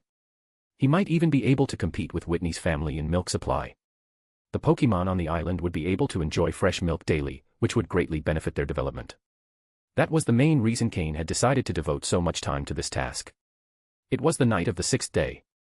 Cain and his Pokémon were at the edge of the meadow, beside a wide river that flowed into Kalos's great ocean. Crossing that river would bring them close to Shalar City. He decided to rest there for the night. The next day, he would use Flygon to cross the river and continue his journey. From a certain point of view, Shalar City was the origin of Mega Evolution in the Pokémon world. Sitting next to the campfire, Cain was surrounded by his Pokémon, Ralts, Blaziken, Laren, Pupitar, Politoed, Swampert, and Carbink, which had recently been released. Kalos was the place of origin for Carbink, and perhaps he could find something to accelerate its evolution. The diamond on Carbink's head already showed a noticeable pink hue. If Minister Carbink saw it now, he could probably guess its situation. However, Cain wouldn't let Minister Carbink approach Carbink so easily. While Ralts and Carbink were playing near the fire, they suddenly stopped. They were staring across the river, past Cain. At the same time, the 5 unknown on Cain's arm, which had been dormant for a long time, began to flicker. In the darkness of night, the faint glow of the symbols was quite noticeable. Noticing the unusual behavior of his Pokémon and the glow of the unknown, Cain quickly turned his head. From the forest across the river, a radiant light was shining, causing Cain's pupils to contract instinctively. Blaziken and the others also seemed to sense something and slowly stood up, positioning themselves beside Cain. Several bands of multicolored light could be seen, but the source of the light was hidden by the forest. Cain had a hunch. Without hesitation, he released Flygon's Pokeball, recalled all his Pokémon except Ralts and Carbink, and, despite the night, headed toward the source of the light. Flygon, sensing Cain's urgency, flapped its wings faster. Ralts and Carbink kept staring at the distant light, as if something were calling them. As they got closer, the 5 unknown on Cain's arm flickered more frequently. But just when they were about to arrive, the light suddenly vanished. Along with the light, the glow of the unknown also disappeared. After the light vanished, Ralts and Carbink finally regained control. With confused expressions, they didn't understand what had just happened. It was as if they had completely lost control of their bodies. Even though the light was gone, Cain didn't want to stop. He was close. Following Cain's instructions, Flygon landed in the forest where the light had previously shone. There was a shallow spring of crystal-clear water, and no other Pokémon were present. In the mud around the spring, there were 4 small holes, as if they were footprints. The spring didn't appear to be anything special, just extremely clean. Upon closer inspection of the trees and plants surrounding the area, Cain noticed that the vegetation was much more lush than in other areas. This confirmed his suspicion. It was Xerneas. Cain thought, staring at the spring. The legendary Pokémon of Kalos, known for granting life energy, Xerneas. A fairy-type Pokémon. Cain had never imagined he might encounter Xerneas there. Although he hadn't seen it directly, the forest light, the strange behavior of Ralts and Carbink, and the lush vegetation gave him 80% certainty that the missing Pokémon was Xerneas. Only a legendary Pokémon could activate the unknown on his arm. Cain looked closely at the spring and noticed something reflecting the moonlight. Instead of reaching in with his hand, he used his psychic powers to retrieve the object from the water. It was something like an antenna, emitting a soft white glow, as if reflecting the moonlight. Cain scanned the object with the system. Item name, Xerneas's horn. Description, one of the secondary antlers of the legendary Pokémon Xerneas. These antlers fall off periodically and regrow. This is one of them. Function, unknown. Note, although the horn has lost much of its power after falling, it still contains a considerable amount of fairy-type energy. Cain couldn't believe that Xerneas's horns could fall off. Xerneas's 8 main antlers were white, and from them grew these secondary antlers, which changed color when Xerneas used its energy. Judging by the size of this antler, it had to be one of the secondary ones, which had lost its original color after detaching from Xerneas. End of chapter. Chapter 913, Chapter 913, Carbink. Cain wasn't sure whether that antenna had been intentionally left behind by Xerneas or if it had simply ended up there by chance. Being Xerneas a legendary fairy-type Pokémon and a top-tier one at that, even a single fallen hair from its body couldn't be underestimated. Similar to how a strand of Mew's hair drastically boosted Slowking's psychic power. Of course, that was mainly because it contained Mew's blood. This antenna was clearly something of a higher level than hair, at least comparable to the level of blood. Its value was incalculable. When Cain retrieved the antenna, Ralts and Carbink fixed their eyes on the object he held. Carbink, due to its timid nature, didn't show much reaction. However, Ralts looked as if it was about to jump up and snatch it. Cain smiled at them but didn't hand over the item. He hadn't yet determined its specific function nor understood what intention Xerneas might have had. With Xerneas's capabilities, it wouldn't have left that antenna there without a reason. There had to be a purpose. However, since Cain couldn't see it, there was no way to ask. Although Xerneas is a legendary Pokémon, it has a very gentle temperament. Normally, when it sees humans, it simply leaves quietly, without showing aggression. Unless someone actually provokes it. On the other hand, the other legendary Pokémon of the Kalos region, Yveltal, isn't so reasonable. One represents the giving of life, while the other symbolizes the absorption of life. They are opposing Pokémon. According to legend, Yveltal caused great destruction in the forests and was stopped by Xerneas, after which it turned into a cocoon of destruction and fell asleep somewhere in Kalos. No one knows exactly where. Cain stayed a bit longer at the spot, making sure there was nothing else he could recover, and then left on Flygon's back. After his departure, another Pokémon appeared near the spring. Its 2 blue eyes, with a cross at the center, looked at the disappearing Flygon on the horizon, though it was impossible to tell what it was thinking. Drawn in by Xerneas, Cain had crossed the river directly. Since it had turned out that way, he decided not to rest and flew straight toward the outskirts of Shalar City. When the sky began to brighten, Cain arrived in the city, holding Ralts in his arms, while beside him walked Carbink, whose diamond on its forehead was now glowing pink. He headed directly to the Pokémon Center. They rented a room, and Cain collapsed on the bed, closing his eyes. What he needed to investigate in Shalar City could wait. While lying there, Cain continued to ponder Xerneas's purpose. Suddenly, an idea lit up his mind, and he sat up quickly. This startled Ralts and Carbink, who had just gotten comfortable. Cain stared at Ralts for a while before slowly shaking his head and turning his gaze to Carbink. If there was any Pokémon by his side that might interest Xerneas, it would undoubtedly be Carbink. Or rather, Carbink in the middle of its mutation. After all, both were fairy-type Pokémon. When Carbink evolves into Diancie, it too could possess the power to grant life. The difference is that Xerneas can give life to all living beings, while Diancie can only do so to Carbink. But it's still a power of the same origin. At first, Cain thought it might have been Ralts' exceptional talent that attracted Xerneas. But upon reflection, with Xerneas' experience, it had likely seen many outstanding Pokémon. So it could only be Carbink, undergoing mutation. That was the only explanation that made sense. To confirm his hypothesis, Cain took out the antenna. Upon seeing the antenna, Ralts and Carbink immediately perked up. In the daylight, the antenna looked like an impeccably white ivory horn, without the fluorescent glow it had shown during the night. Cain activated the system's scan and efficient analysis capabilities, placing the antenna over Carbink. Ralts, seeing Cain place the antenna on Carbink, showed a disappointed expression, with envy in its eyes toward Carbink. However, it didn't dwell on it. Childish thoughts are always pure. If its trainer hadn't given it the item, it was probably because it was better suited for someone else. It was just a little jealous. Yes, jealous. Upon contact with the antenna, Carbink felt as if a dormant force within its body was beginning to awaken. Cain closely monitored the scan and analysis results from the system. Carbink's mutation progress, measured to the 1,000th, began to advance. Normally, even 1,000th of progress would take a long time, but now, with just contact with the antenna, the advancement was 10 times faster. So that's it, thought Cain. Was it the energy in Carbink's body that was awakening and had been sensed by Xerneas? Or was it simply a coincidence, and Xerneas had left behind some energy to help Carbink? Regardless of the reason, Carbink had gained tremendous benefit. The antenna not only accelerated its mutation process, but also purified its fairy-type energy. Although it could also be useful for Ralts, since both shared the fairy type, it was clearly more suitable for Carbink. There was something Cain didn't understand. Why did Xerneas want to help Carbink? If everything followed its natural course, there should exist a Diamond Kingdom in the Kalos region. However, he wasn't sure if Diancie had appeared. He couldn't figure it out. He decided not to think about it anymore for now. The appearance of Xerneas had already been a surprise. On this journey along Forage Road, besides capturing several Gogoat and Skiddo, Cain's Pokémon had also improved in strength. The one who had progressed the most was Blaziken. Since the opponents were mostly Grass-type Pokémon, Blaziken had a type advantage, so he became the primary fighter, reaching level 39, very close to entering the advanced level. Aside from Blaziken, Laren reached level 36, and Pupitar reached level 38. Both were striving to level up. Having accumulated enough time and experience, they only needed to reach the right level to evolve. After evolving, they could show their true potential. Although their levels weren't that far behind Blaziken, the difference in battle was becoming increasingly evident. Both Pokémon were determined. In Cain's second group of Pokémon, only they remained, and though they didn't say it outright, deep down they had a strong desire for self-improvement. Aside from them, Swampert had been fighting for several days, but its level remained stuck at 49, just brushing the quasi-elite level. Politoed had also gained a level, reaching level 43. Overall, Cain's second group of Pokémon was starting to catch up. Soon, they'd be able to take on important battles. Especially once Blaziken could Mega Evolve. Once it reached the right level, it would become one of Cain's trump cards, a card capable of unleashing extraordinary power in critical moments. End of chapter.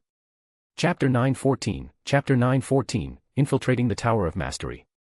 The Tower of Mastery is the most iconic building in Shalar City. In a way, it's quite similar to the Prism Tower in Lumiose City. While the Prism Tower also serves as Lumiose City's gym, the Tower of Mastery fulfills the same function for the Shalar City gym. The difference lies in that the Prism Tower is a modern, technologically advanced structure, whereas the Tower of Mastery is an ancient building with a long history. Since ancient times, the Tower of Mastery has been the private property of a prominent family in Shalar City. When the Pokémon League was established in the Kalos region, Shalar City needed an official gym, and the patriarch of that family was appointed as its first gym leader. Thus, the Tower of Mastery also became the Shalar City gym. Although any challenger can currently access the lower levels, the upper floors remain closed to the public, guarding secrets that this family does not wish to reveal. It is said that perhaps one day these secrets may be unveiled, especially after the discovery of Mega Evolution. But for now, this lineage considers the ability to Mega Evolve a skill exclusive to their family. In fact, they don't fully understand the concept of Mega Evolution themselves, they only know that Lucario possesses a special evolutionary form. Every generation of the family has had Lucario as their emblematic Pokémon, which shows their great strength and tradition. Clearly, Cain couldn't just enter as a challenger if he wanted to uncover the tower's real secrets. While that option would grant him access, it wouldn't reveal any confidential information. The only solution was to secretly infiltrate, something Cain had already planned from the beginning. Without lingering in Shalar City, he quickly departed for Geosenge Town. Along the way, Ralts discreetly left psychic coordinate markers as reference points. After a full day of non-stop travel, Cain arrived in the town and checked into the local Pokémon Center. After renting a room, he locked himself inside to make preparations. At that moment, Cain returned to his usual appearance. After wearing a mask for so long, he had almost forgotten what his own face looked like. His attractive face had long been forgotten by many. As he changed clothes, he noticed something interesting: he had grown considerably over the past few months. At 16 years old, he was in the midst of a growth spurt, and his height had already reached 1.76 meters. No wonder his old clothes were tight. After changing into a black infiltration suit, Cain, with the help of several uses of Ralt's teleport, returned to the forest near Shalar City. The Tower of Mastery wasn't directly connected to the city, it stood as a separate island in the bay. Only during low tide, at sunset, could it be reached on foot. Cain chose to fly there directly on Honchkrow. Luckily, Honchkrow was big enough to carry him on short trips. Both dressed completely in black, they moved through the night sky undetected. With a soft sound, Cain jumped from Honchkrow's back to the island floor. He barely made a noise, inaudible to anyone nearby. The area around the tower belonged to the owning family. Just as Cain had turned his island into a ranch, this family had turned theirs into a fortified castle. After observing the area and confirming there were no patrols, Cain advanced toward the tower. A thin layer of psychic energy covered his feet, preventing him from leaving footprints or making noise. Experienced in nighttime infiltrations, he brought along Weevil and Honchkrow, ideal Pokémon for stealth missions. Gengar scouted ahead to clear the path. Unless they encountered an overwhelmingly powerful opponent, it was nearly impossible for them to be detected. They quickly reached the base of the tower. Cain signaled Honchkrow to ascend with him. Holding onto one of its talons and using his own psychic power to remain suspended, Cain rose without hindering the Pokémon's flight. Weevil climbed the walls using cracks between the bricks, while Gengar had already peeked over the upper ledge, confirming it was clear. Cain avoided the public floors and headed straight for the upper levels. From the air, he could see a massive hall with a majestic statue of Mega Lucario, the first of its kind belonging to this family. This Pokémon was likely the first recorded case of Mega Evolution in the Pokémon World. Future research by Professor Sycamore on Mega Evolution would owe a great deal to this family. Cain carefully entered through a window at the top of the tower. The atmosphere exuded a sense of age and decay, a testament to its long history. Together with his 3 Pokémon, Cain searched for information on Mega Evolution. The most likely place to find it was in the gym leader Gherkin's study. This eccentric man primarily used fighting-type Pokémon. Cain knew at least 2 of them, a Lucario, an heirloom of the family, and a Blaziken, just like Cain's. Gengar, open the door, Cain ordered telepathically after confirming the room was empty.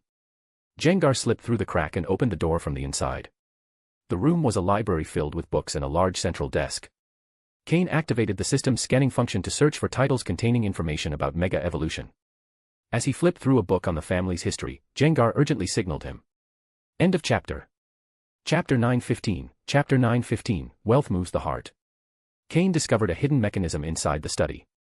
Although he had already explored several rooms earlier, all of them were empty. They appeared to be guest rooms and contained nothing of value. Upon entering the study, he expected to find relevant information in the books, but that wasn't the case. However, that was when Cain detected a secret mechanism within the room. It was a vase that could be rotated. When he turned it, the bookshelves slid to the sides, revealing a hidden room. Cain didn't hesitate to enter. The walls of the secret room were covered with densely carved inscriptions. A quick glance revealed that they described the discovery of Mega Evolution and how it had been passed down over time. The text spoke about Lucario's Mega Evolution, as well as the Mega Stones and Key Stone required to achieve it. According to the inscriptions, after discovering Lucario's Mega Evolution, the family that owned this place began searching for more Lucario Mega Stones, also amassing a large number of Key Stones. However, finding Lucario Mega Stones proved to be extremely difficult, almost impossible. Instead, they managed to collect numerous keystones. All of them were stored in that room. Additionally, since Lucario was the family's emblematic Pokémon, they had developed a very detailed and effective training method for raising it.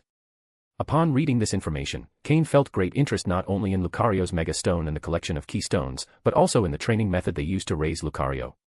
After all, Cain had a Riolu egg, and once it hatched, this knowledge could be of great use to him. The rest of the inscriptions weren't related to Mega Evolution.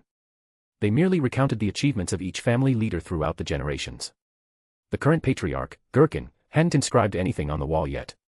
Perhaps the time hadn't come, or maybe he hadn't done anything worthy of recognition. However, it was undeniable that this family had been powerful in the past. At their peak, they ruled over all of Shalar City and its surroundings, with the Tower of Mastery as their center of power. But now, their influence had been reduced to a minimum. All they had left was the Tower of Mastery. And with the arrival of the Pokémon League in Kalos, the family had been forced to rely on it to retain the Tower of Mastery. That's why they decided to build the gym beneath the tower. After reading the inscriptions, Cain turned his attention to the room's only table. It was an old table, but perfectly preserved and made from high-quality materials. What most caught Cain's interest was the object resting on the table. A thick book, with a hard cover made of a leather-like material, clearly marked by the passage of time.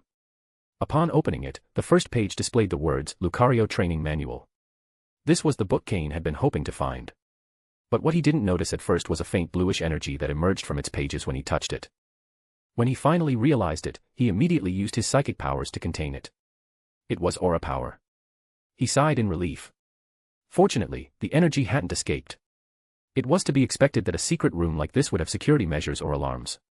The protection mechanism was hidden within the objects on the table. Cain firmly restrained the aura energy with his psychic abilities to prevent it from spreading. To avoid any further problems, he decided to store the book immediately and review it later. Aside from this book, the table contained nothing of interest. He opened the drawer. What he saw inside took his breath away. Incredible. This was definitely a family with centuries of history. Their collection capacity was unmatched. A drawer full of keystones. Although keystones weren't as valuable as Mega Stones, they were still extremely rare. They could be used with any Pokémon that had a compatible Mega Stone. Could these be all the keystones the family had gathered over the years? Moreover, inside the drawer were 2 different Mega Stones. They didn't appear to be for Lucario. But regardless of which Pokémon they belonged to, their value was immeasurable. Cain was tempted, but he didn't take anything immediately. He noticed an aura barrier surrounding both the keystones and the Mega Stones. It was a more powerful barrier than the one on the book. He could break it, but that would alert whoever was linked to it. Most likely Gherkin himself, who at that moment was probably asleep. Although this family was in decline, Cain didn't underestimate Gherkin. He was an experienced elder, with a Lucario and a Blaziken. According to family tradition, only someone who could achieve Lucario's Mega Evolution could become the patriarch and gym leader. If Lucario was already near elite level before Mega Evolution, then its power after transforming must be terrifying. Cain held the aura energy in his hand as he meditated. Reason told him he shouldn't touch anything, but his instinct screamed not to let this opportunity slip away. Returning to the Tower of Mastery wouldn't be easy. Jengar, stop anyone who tries to come, Cain ordered. He finally made his decision. The desire for fortune was too strong. This was the perfect moment. End of chapter. New Pokémon story, When the World Changed. https://www.webnovel.com/book. Sparkles, don't hesitate to tell me if you think the chapter about the name is well done, or if it needs something more to make it truly epic. Chapter 916, Chapter 916, Pursuit. After making sure all his Pokémon were ready, Cain used his psychic powers to wrap his own hand. Whether he could take those valuable keystones and Mega Stones without trouble depended on the success of this operation. In truth, obtaining the items wasn't the hard part, what was complicated was withdrawing without incident and without revealing his identity. Fortunately, the worst that could happen that night was being discovered, but his identity as a member of Team Rocket wouldn't be exposed. Once he received signals from his Pokémon, Cain made his decision and, as quickly as possible, passed through the thin aura energy barrier, storing all the items in his storage space. He did it. It was time to retreat. The moment Cain came into contact with the aura barrier, in a room at the top of the Tower of Mastery, Gherkin's eyes shot open. 2 long white eyebrows hung from his forehead to his cheeks, giving him a distinctive look. Despite his old age, as a fighting-type Pokémon trainer, his body remained strong. With a swift motion, he jumped from the bed to his feet. Without wasting a second, he grabbed 2 Pokeballs beside his bed and ran straight to the library, not even putting on his shoes.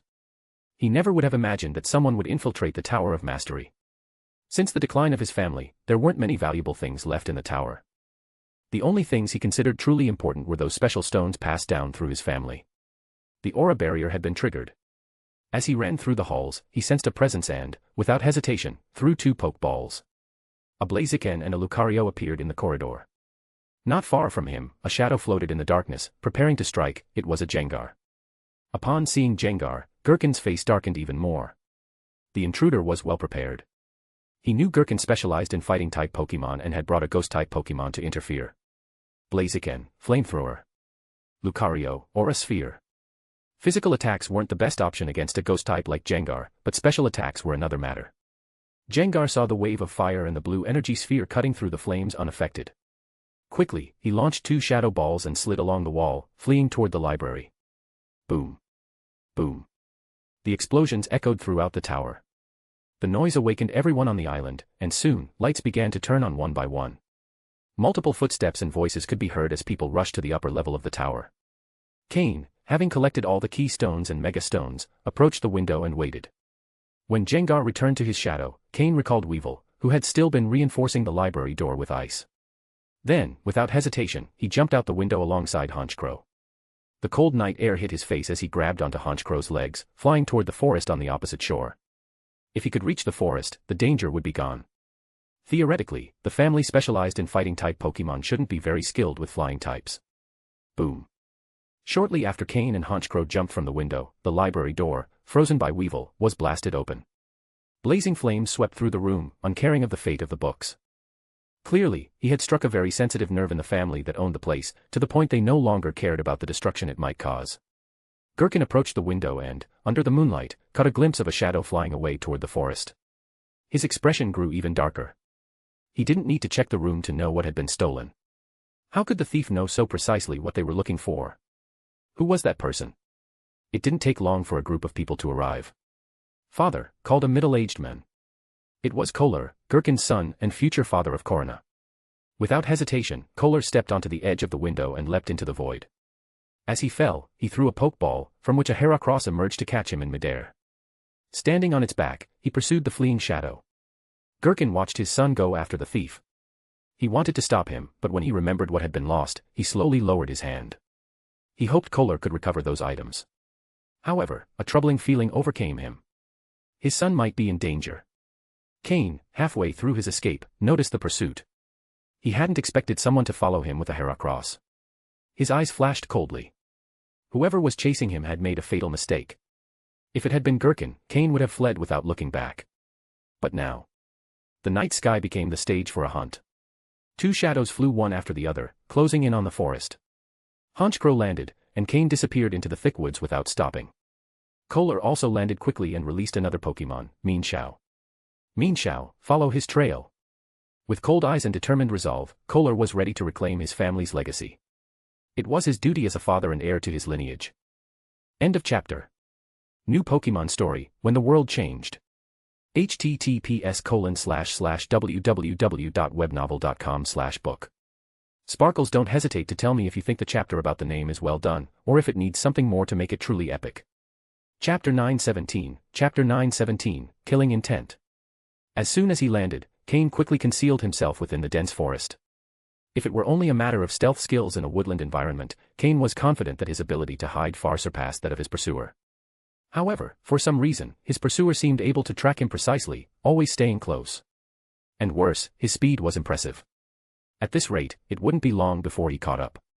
Given the current situation, even if Cain used the power of the 5 unknown to open an alternate space, he probably wouldn't have enough time to fully hide himself. As a fighting-type Pokemon trainer, his pursuer's physical condition must also be exceptional. Cain quickly made a decision: he couldn't run from this. He had only one option left: face him in battle and force him to retreat, or ideally, eliminate him entirely. Now that he had made up his mind, there was no room for hesitation. His first step was to find suitable terrain for battle. Luckily, his Pokemon had a type advantage over the enemies. However, Weevil was at a disadvantage due to its quadruple weakness to fighting-type moves. Nevertheless, this same weakness could serve as an effective lure to deceive his pursuer and make him lower his guard. Using telepathy, Cain communicated with Jengar, who immediately disappeared into his shadow. At the same time, while running, Cain took out his portable Pokémon transport device and retrieved the Pokeballs of Slowking and Altaria, preparing for any eventuality. If the time came to send Slowking into battle, it would mean his pursuer had to die, no questions asked. Slowking's appearance would make it far too easy to link Cain to certain past events, increasing suspicion about his true identity. As for Altaria, so far, few people knew Cain possessed an elite-level Altaria. The only time he had used it in public was in Mobile City, when he appeared as the leader of Team Heaven. Once summoned, Weevil immediately disappeared among the trees. With Honchcrow's help, Cain leapt and landed in the canopy of a tree.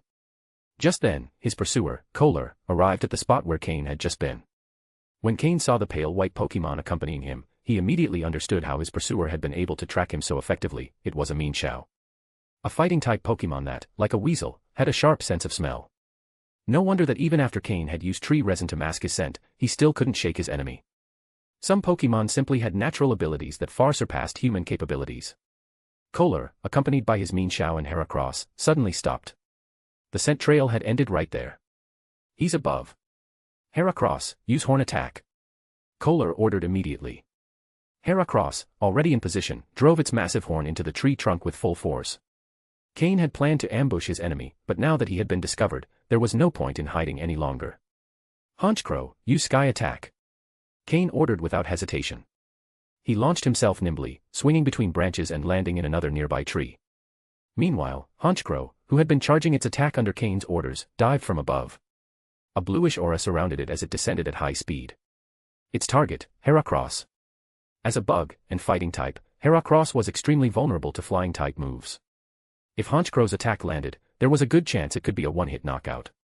After all, while Heracross was known for its incredible strength, physical durability wasn't its strongest trait. Heracross, use Protect. Mienshao, use Fake Out. Kohler reacted immediately. Since the beginning of the chase, he had noticed that his opponent had a flying-type Pokémon. As a trainer specialized in fighting types, he was always aware of his team's weaknesses. Honchcrow had always been part of his calculations and precautions. A bright green shield enveloped Heracross just before Honchcrow could strike. Unable to change its trajectory, Honchcrow crashed straight into the protective barrier. Meanwhile, Mienshao, with its outstanding speed, moved swiftly. Using its long, elastic legs, it lunged directly at Honchcrow with Fake Out. The move itself wasn't particularly powerful, but it had a very annoying effect. It could cause the target to flinch and become momentarily unable to act. Though not guaranteed, the chance of success was fairly high. Especially at that moment, just after Honchcrow had executed a move and was at its most vulnerable during recovery. Honchcrow, use Protect. Gengar, use Toxic. Cain had already leapt to another tree and was hidden under his dark cloak, camouflaging himself in the shadows of the forest. Honchcrow, unable to dodge, activated Protect just in time to block Mienshao's attack. If it had been hit and flinched, it would have been in serious danger, surrounded by two fighting-type Pokémon. Despite its flying-type advantage, Honchcrow's dark typing also made it vulnerable to fighting-type moves, meaning it would still take normal damage. Meanwhile, Gengar, who had vanished at the start of the battle, suddenly reappeared near Mienshao. Taking advantage of the moment when Mienshao was focused on attacking Honchcrow, Gengar hurled a sticky, purple substance directly at it. Direct hit. But at that moment, Cain realized something: the poison Mienshao was only a substitute. Kohler didn't attack immediately. Instead, he fixed his gaze on Cain, who remained hidden beneath the forest's canopy. A psychic. I knew it was you people. In the Kalos region, Kohler knew very few psychics. But there was one group he was familiar with. His family's decline had begun when certain psychics interfered in their affairs. In other words, his family had a deep grudge against them. And now, seeing Cain use telepathy to give orders, Kohler recognized him immediately. Recalling everything his family had suffered at the hands of psychics, a powerful killing intent surged within him. As Gherkin's son and a member of a large family, even though Kohler was now allied with the Pokémon League, that didn't mean he had never killed anyone. He had dealt with many psychics who tried to stand in their way, but had never exposed their identities. There were many like him in the League. Being on the side of the Alliance didn't mean they had clean hands. Cain was stunned when he heard what Kohler said. It seemed things were far more interesting than Cain had imagined, and as a result, most of the hatred had now been diverted. The two sides clashed multiple times and then quickly separated again. Only then did Cain have time to scan his opponent's two Pokémon. Pokémon, Heracross, light blue. Gender, male. Level. Type, bug plus fighting. Ability, swarm. Held item, none. Egg moves, bide, revenge, seismic toss. Basic moves, arm thrust, bullet seed, night slash, tackle, leer, horn attack, endure, feint, aerial ace, chip away, counter, fury attack, brick break, pin missile, take down, megahorn, close combat, reversal. Learned moves, snore, low kick. TM moves, protect, earthquake, double team, stone edge, substitute. End of chapter. Chapter 918, Chapter 918, Psychics and Martial Artists. Pokémon, Mienshao, Blue. Gender, Male. Level. Type, Fighting. Ability, Inner Focus. Held item, None. Egg moves, Endure, Low Kick, Knock Off. Basic moves, Aura Sphere, Reversal, Pound, Meditate, Detect, Fake Out, Double Slap, Swift, Calm Mind, Force Palm, Drain Punch, Jump Kick, U-Turn, Bounce, High Jump Kick. Learned moves, Focus Punch, Snore, Laser Focus, Dual Chop. TM moves, Protect, Double Team, Rock Tomb, Low Sweep, Rock Slide, Substitute. Both Heracross and Mienshao were quasi-elite level. In addition, Mienshao was also a Pokémon that had learned to wield a certain degree of aura power. The reason Kohler said he didn't have enough talent was because he failed to capture a Lucario. Because capturing a Lucario not only required strength, but also needed to earn its approval. But Kohler failed at that and had to settle for capturing a Mienshao. Although both can use the power of aura, the difference between them is still very large. The most important point is that, without a Lucario, he cannot perform Mega Evolution, and therefore, cannot inherit the position of clan leader. But his daughter is different. Although Corona is still young, she already managed to earn the recognition of a Riolu. It's only a matter of time and bonding until their connection grows strong enough and Riolu evolves into Lucario. When that happens, Gherkin will help Corona carry out the Mega Evolution. And once her Lucario Mega evolves, it will be time for Corona to take Gherkin's place. However, all the Mega Stones are currently in Cain's hands. For his daughter's sake, Kohler was determined to defeat Cain and recover all the Mega Stones. Mienshao managed to avoid being poisoned by the opposing Gengar, as the effects of the move Substitute successfully blocked the poison. Now the real battle began. Under Cain's command, Honchkrow used the move Tailwind to increase both his and Gengar's speed. Both Pokémon charged together toward their opponents. Heracross and Mienshao didn't back down either, charging directly at Honchkrow and Gengar. Even though they were at a type disadvantage, their determination didn't falter in the slightest. All of them were quite fast Pokémon, so there were no surprises in terms of reaction time. This time, what would truly determine the outcome of the battle was the trainer's skill. Cain, thanks to his telepathy, had a clear advantage in command. So, as long as he didn't make any major mistakes, Cain would gradually gain the upper hand. But there wasn't the slightest trace of panic on his opponent's face. Just thinking about it, Cain understood. Cain's expression grew darker. He clearly felt the killing intent of his enemy. At first, he thought Kohler wanted to resolve things through life or death immediately, but now he saw he was more rational than he seemed. They were in a forest, although not far from the Tower of Mastery. If Kohler managed to delay him, his family could arrive quickly. And if Gherkin joined the battle, Cain would be at a clear disadvantage. From the beginning, that was the opponent's plan. That's why, even though he was at a type disadvantage, he still charged in without hesitation. Cain's eyes gleamed coldly. Cain didn't want to take things this far, after all, he had already caused them an unintended disaster. But if this continued, things would become more and more unfavorable for him. During this time, Cain had lived a relatively peaceful life of growth and combat. It had been a while since he resorted to lethal measures. Spending so much time in the League had influenced him. But that didn't mean he had forgotten he was a member of Team Rocket. When it's time to be ruthless, there's no room for mercy. He had kept Weevil hidden in the shadows in case of emergency, due to its significant type disadvantage. Weevil, Ice Punch. Cain ordered via telepathy. And he aimed directly at Kohler. He had to end this quickly and flee as soon as possible. Weevil didn't hesitate in the slightest upon receiving the order. From its hiding place among the branches, it stealthily crept toward Kohler. When it was close enough, it leapt from above, ice condensing in its claws. Weevil shot straight toward Kohler. But he managed to react in time. Without time to summon a Pokémon, as a martial artist, he crossed his arms in front of him. Bam! He slid 5 or 6 meters, leaving 2 deep marks in the ground from his feet. Cain was surprised. Even though Kohler's arm suffered severe frostbite, he managed to block Weevil's surprise attack. And this despite being a human, blocking a direct attack from a Pokémon. Of course, Kohler used a small portion of his aura and also relied on his great physical strength. An ordinary person couldn't have done it. It could be said that martial artists are a special group within the Pokémon world. Otherwise, their family couldn't stand against the psychics. After blocking Weevil's attack, Kohler threw a Pokeball. A Mashoki appeared, running in long strides toward Weevil. Even though it was only level 51, it had a huge type advantage. Both Pokémon began their confrontation. Kohler, meanwhile, was no longer standing still. He ran straight toward Cain, ignoring the frostbite wounds. He dashed through the Pokémon battle zone and headed straight for him. From the beginning, he had suspected Cain had an ace up his sleeve. Now that Weevil had appeared, he decided it was time to end this himself. He would defeat Cain with his own strength. Cain didn't move, simply watched him coldly. His shadow distorted slightly, and Mismagius silently emerged from behind him.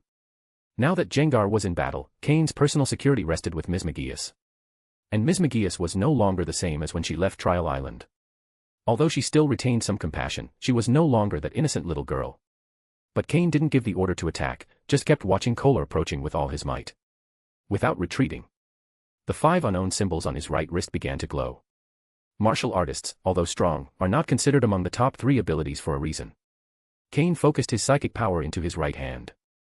And waved it from left to right, slicing through the air. Spatial cut. It was his most powerful ability at the moment. The ultimate technique of an intermediate-level psychic. Let's see how a martial artist can stop this. End of chapter. Chapter 919, Chapter 919, The Clan. The result didn't surprise Cain. Halfway through, Kohler was instantly decapitated. He had probably never faced a psychic capable of using spatial fissures before. Usually, the ones he encountered were basic-level psychics, and moving objects with their minds was their limit. Even against those psychics, Kohler, as a martial artist, usually held the advantage. That's why he underestimated Cain, thinking he was of that same basic level. But he never imagined Cain would be able to use a technique that not even many advanced-level psychics could master, spatial rend. A technique reserved only for those with exceptional spatial talent. There is no way to block it. It's not something a physical body can withstand. Perhaps if he had tried to dodge from the very beginning of the move, he might have avoided it. But he didn't. He blindly trusted his own body, a common flaw among martial artists. Kohler fell to the ground. This battle wasn't about ideals or pride, it was a simple dispute of interests. Cain wanted the clan's keystones and mega stones, while Kohler wanted to protect them. A straightforward confrontation, without embellishments. If Cain had lost, that clan would not have spared him. A conflict like this could only end with one of the two dead. Initially, Cain only intended to defeat him and leave quickly, but upon realizing the enemy's intention to stall for time, everything changed. And so the outcome unfolded. Without Kohler's command, his Pokémon began to fall one by one. It had to be acknowledged that he had trained his Pokémon well. Probably because he was a martial artist, he thoroughly understood how to develop fighting-type Pokémon. If he had inherited Lucario's Mega Evolution, his strength would have been even greater. After defeating all his Pokémon, both Honchkrow and Gengar leveled up. They both reached level 57. They had been training long enough and had accumulated plenty of experience, they just needed a tough battle to continue growing. Weevil, although it didn't level up after defeating Mashoki, did learn a valuable lesson, how hard it was to face a fighting-type Pokémon.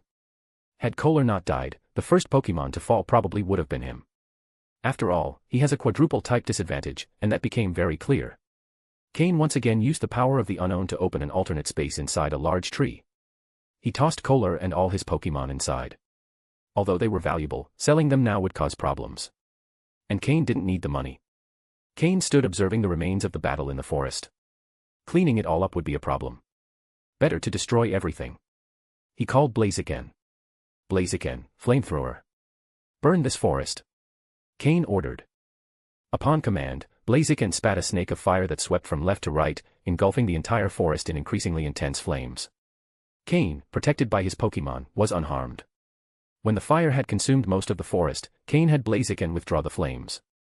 Then he called Ralts and disappeared from the scene using Ralts' teleport move.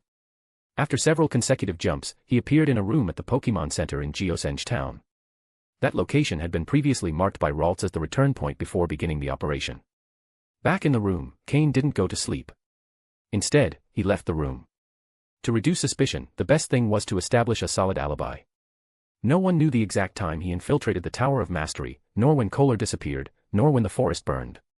As long as he made sure to be seen by Nurse Joy during that time window, no one would suspect him. Of course, all this was just a precaution, it was unlikely anyone would accuse him.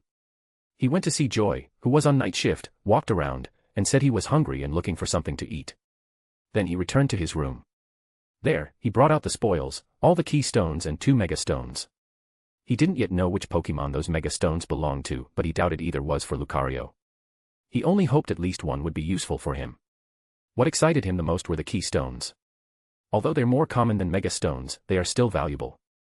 It's just that since Mega Evolution isn't public knowledge yet, their existence remains unknown. He calmly counted them, 20 Key Stones. The day he needs resources and Mega Evolution becomes known, these Key Stones will be worth a fortune.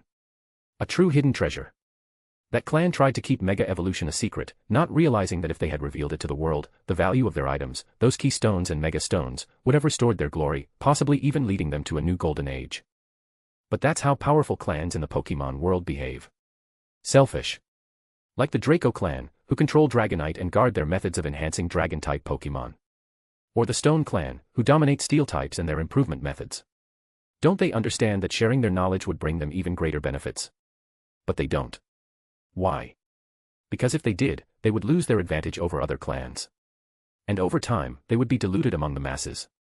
That's the reality of the Pokémon world. That's how it's structured. Kohler's clan was no different.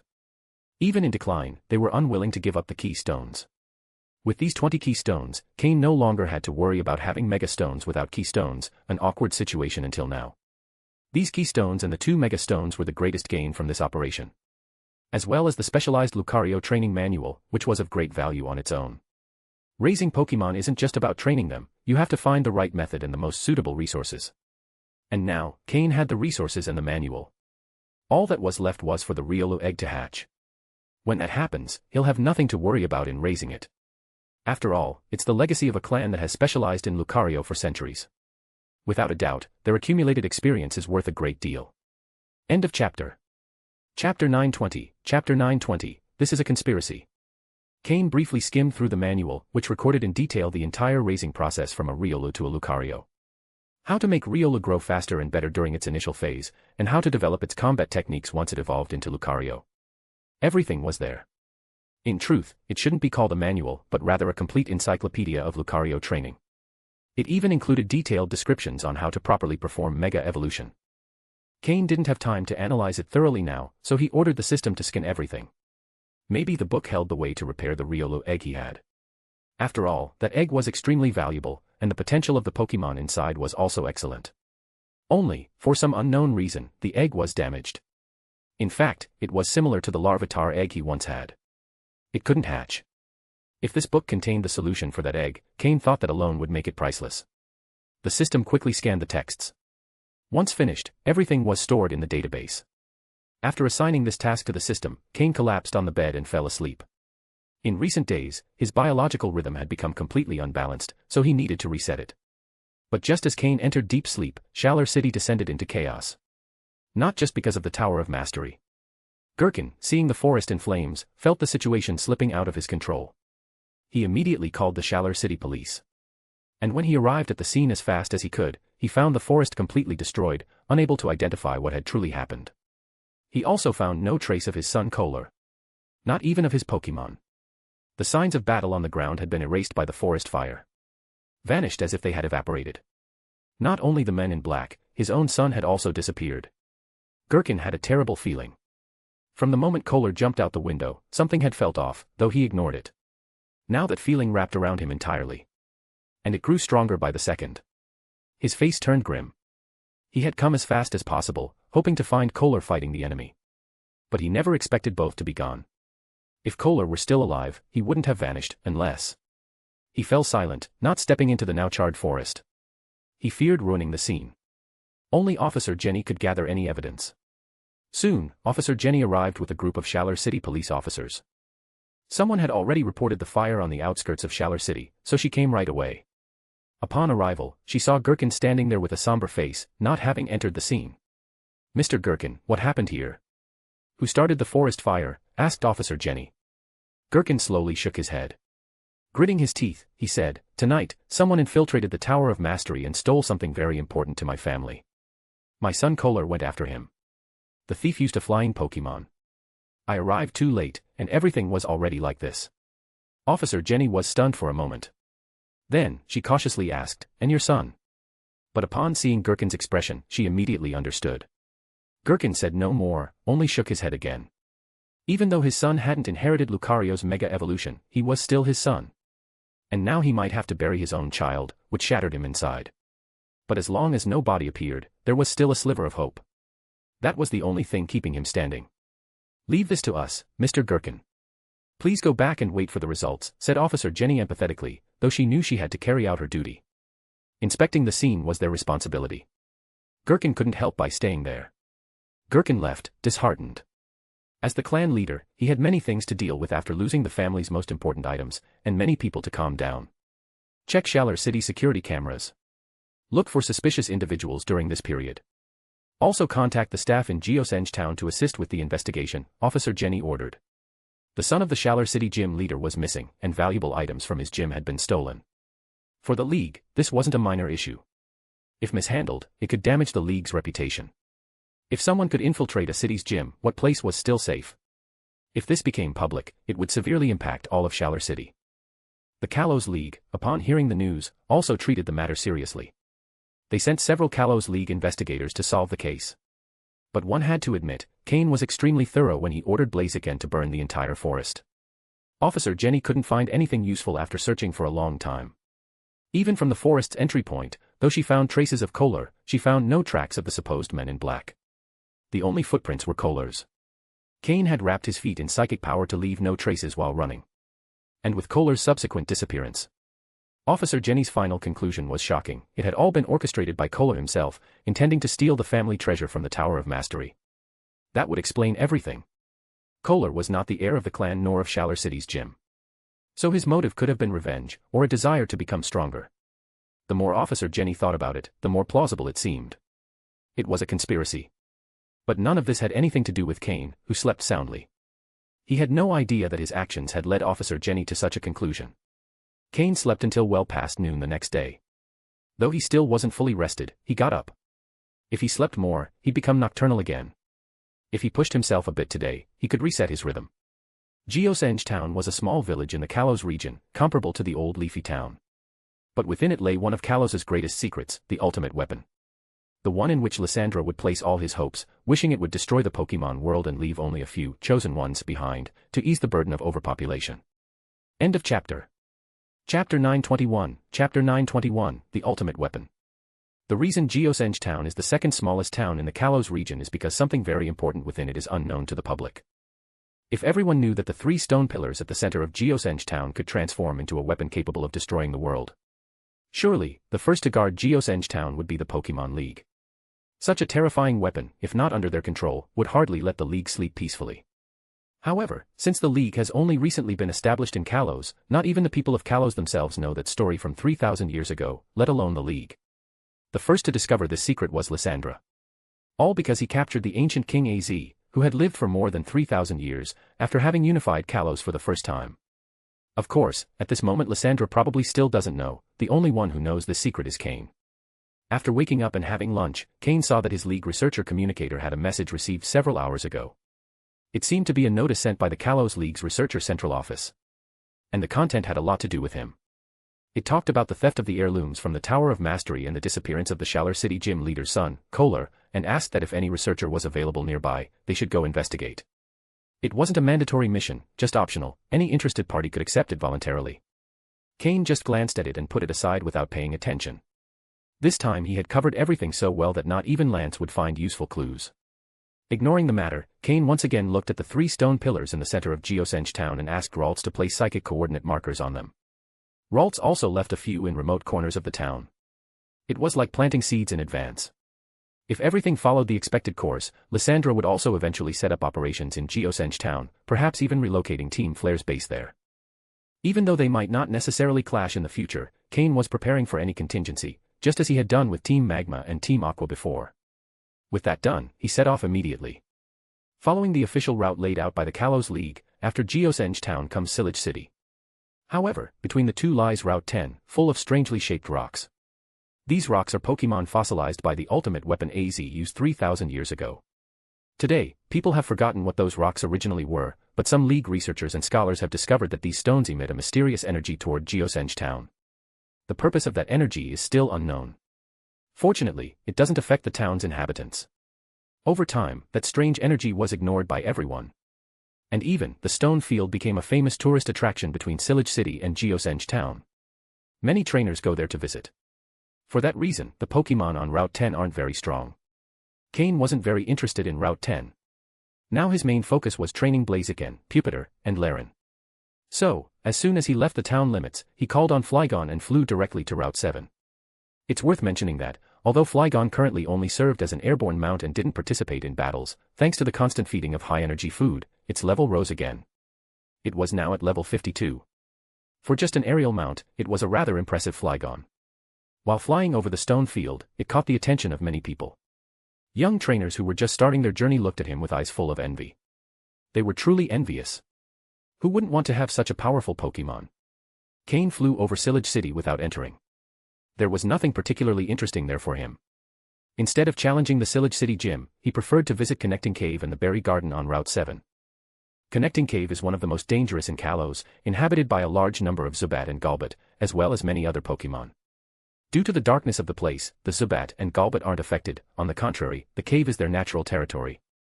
That's why hardly anyone wants to enter that cave. No one's interested in fighting off a horde of Zubat and Golbat. Also, there aren't many valuable resources or particularly useful Pokémon there. But for Cain, that place was exactly what he needed. Perfect for Pupitar and the others to train in massive battles. After the cave came the Berry Garden, which was even more relevant. Cain already had a preliminary plan for his island, to turn it into a kind of farm, where he could train Pokémon and produce resources. The island already had a large number of grass-type Pokémon. He had even gathered a good number of Skiddo and Gogoat. But how could it lack the right crops? Of course, rare and valuable berries were his first choice. Raising so many Pokémon consumes huge amounts of berries. If he was going to plant trees, why not choose fruit-bearing trees? As for cultivation, his system was a complete encyclopedia. With Porygon 2 in control, and the help of the island's Pokémon, growing berry trees would be easy. After all, many Pokémon there could use the move grassy terrain to optimize the environment. Surely, they wouldn't resist. And if there's a place in Kalos with the greatest variety of berries and fruit trees, it's undoubtedly this berry garden. The most important part is that it doesn't take much to grow a berry tree. Just cut a branch and plant it properly for it to grow. Of course, if there are seeds, even better. But many berries don't have seeds. These plants were developed by breeders and botanists through tests, techniques, and technological adjustments. Starting from seeds would be a hassle. If you have an entire garden in front of you, why go the complicated route? Getting mature plants directly is faster and more efficient. There's no need to waste time drying seeds, planting, waiting for them to germinate, using special fertilizers, and controlling pests. Besides, Mr. Ramos had already taught Cain some special grafting and plant cultivation techniques, all with this berry garden in mind. End of chapter. Chapter 922, Chapter 922, The Battle Chateau. In reality, Route 7 is not only home to the Connecting Cave and the Berry Orchard, it also features several other quite interesting locations. For example, the largest Pokémon daycare in the Kalos region is located right at the intersection between Route 7 and Camphrier Town, right next to the Berry Orchard. The combination of fruit trees in the orchard is directly related to some breeders who work in this Pokémon daycare. And the berries produced by the orchard are first sent to this daycare, forming a model of mutual cooperation between the two. Although this Pokémon daycare is privately owned and not directly linked to the Breeders' Guild, Cain, as a breeder, and not just that, but recognized by the guild as the breeder with the greatest potential of his generation, can easily establish certain ties. After all, opening a Pokémon daycare requires a considerable level as a breeder, since that influences people's willingness to entrust their Pokémon for breeding. Therefore, inevitably, these daycares must have some connection with the Breeders' Guild. At the very least, level evaluations must go through them, right? And for such a large Pokémon daycare, its owner must be, at minimum, an advanced level breeder. Someone of that level must have their information registered with the guild. It's even possible that this daycare was built with support from the Kalos Breeders' Guild. Which might indicate that the guild plans to formally establish itself in Kalos. Apart from this large daycare, what interests Cain the most is the Battle Chateau, also located on Route 7. It's a facility built by the Kalos League with the aim of strengthening the battle capabilities of the region's trainers. It's somewhat similar to Hoenn's Battle Frontier, though with some differences. The Battle Chateau has only one battle format, but it shares the same goal, to improve the strength of local trainers. The difference lies solely in the format of the battles. The Chateau implements a scoring system based on noble titles inherited from ancient times, which determine the level a trainer should have. The titles are Baron, Viscount, Count, Marquis, Duke, and Grand Duke. Almost all gym leaders, the Elite Four, and even the Kalos champion have their own title within the Battle Chateau. Moreover, the gym leaders who battle in the chateau do not use the Pokémon they normally use in their gyms, but rather their main battle Pokémon. Since their opponents here are at their own level, there is no need to hold back. Normally, gym leaders have the titles of Count or Marquis within the chateau. Age also plays a significant role. For example, Mr. Ramos is quite old, one could even say he's one of the most senior members of the chateau. Although his talent may not be extraordinary, after so many years of breeding, his Pokémon are quite strong. His main Pokémon, Gogoat, clearly shows Elite 4 level strength.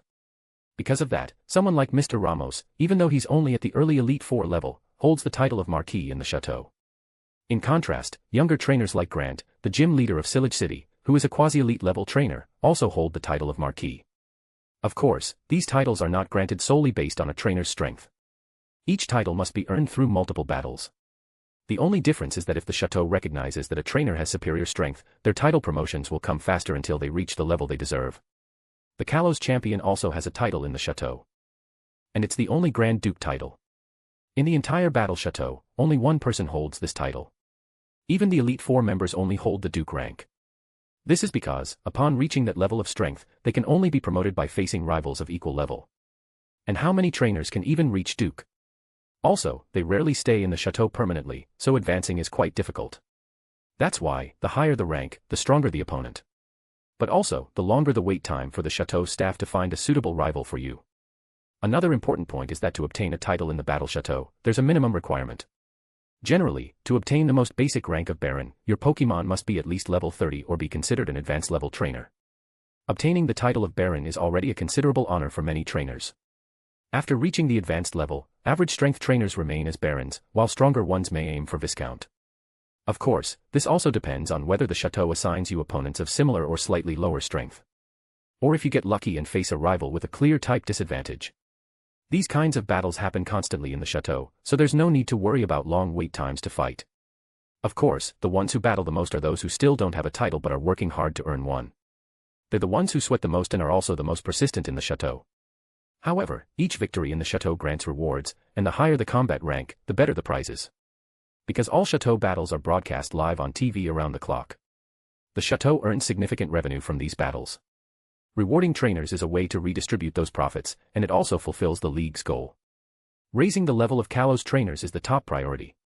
There will always be some who, after much effort, stand out among the rest. And their emergence is exactly what the Kalos League hopes to see. Cain, now heading to Route 7, definitely plans to visit the battle chateau. In its current state, Blaziken, Pupitar, and Laren will find the perfect place to train there. However, before going to the chateau, he will first go to the connecting cave and the berry orchard. After all, everything is on the same route, and since the chateau is located after the orchard, he can take care of what he needs first, and then seek battles at the chateau with no problem. End of chapter. Chapter 923, Chapter 923, half of the Sandstorm team.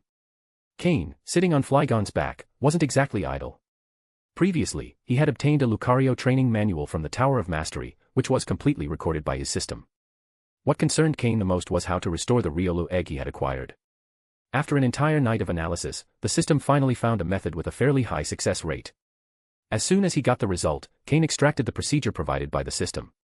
According to the analysis, if the egg was to be restored without affecting its original potential or talent, it had to be done using a combination of materials containing aura power, as mentioned in the book, as well as a strong aura source for support, which could come from either humans or Pokémon. The proper combination would allow the Riolu egg to be repaired, and if the materials were of high quality and the aura power strong enough, the Riolu born from it could potentially possess even greater talent. Of course, such materials were far from easy to obtain.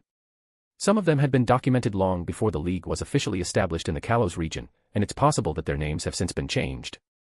Moreover, materials that contain aura power are not exactly common. But having a way to do it is always better than having no option at all. It was just a matter of searching slowly over time. After all, there wasn't an immediate urgency for that Riolu, since Cain's current Pokémon lineup was already well defined and in the process of training. Even if it hatched now, he wouldn't be able to devote much attention to it. Soon, Flygon descended in front of a remote cave entrance. This place was most likely part of the connecting cave. However, it wasn't the main entrance. As a vast underground network, the connecting cave had many entrances scattered across the terrain. Currently, the caves hadn't been cleared by the League, so they were filled with wild Pokémon.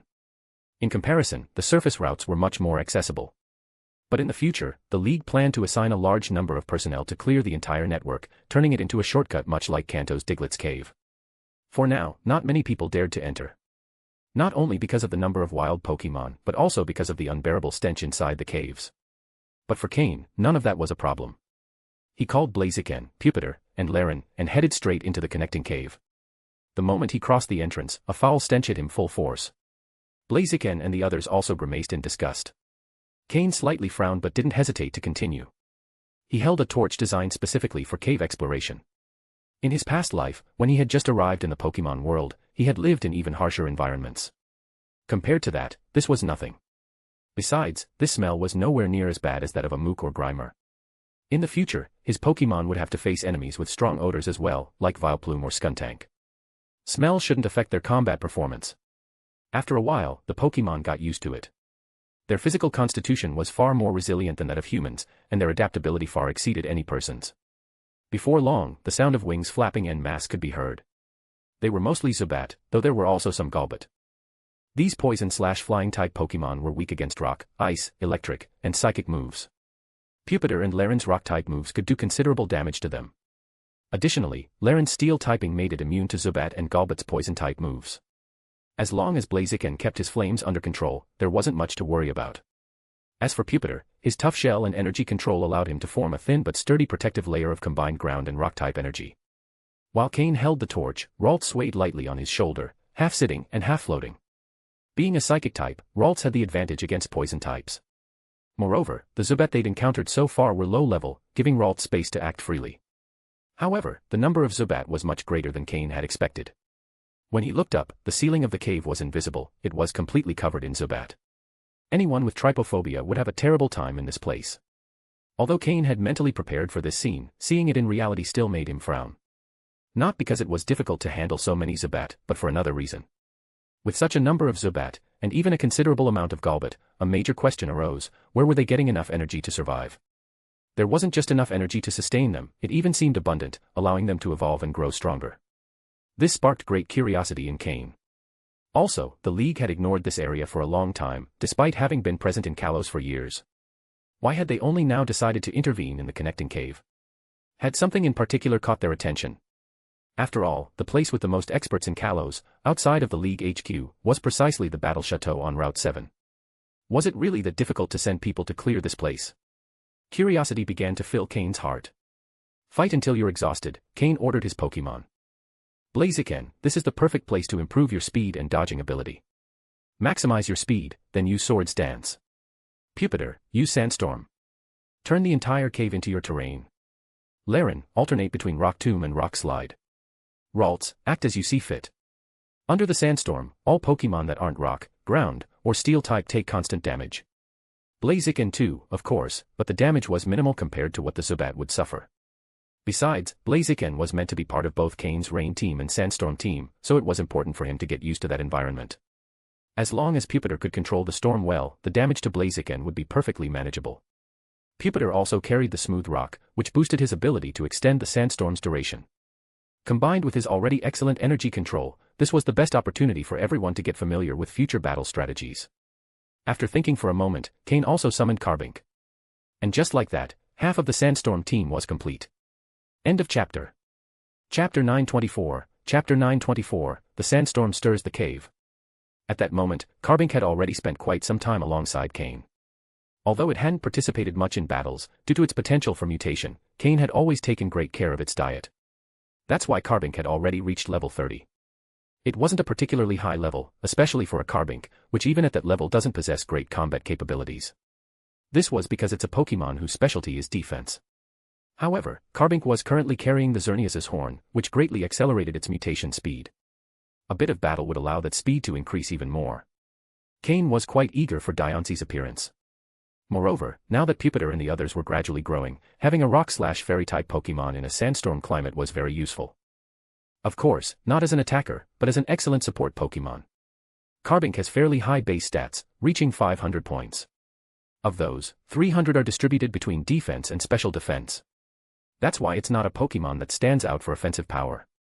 But as support, its effectiveness is excellent.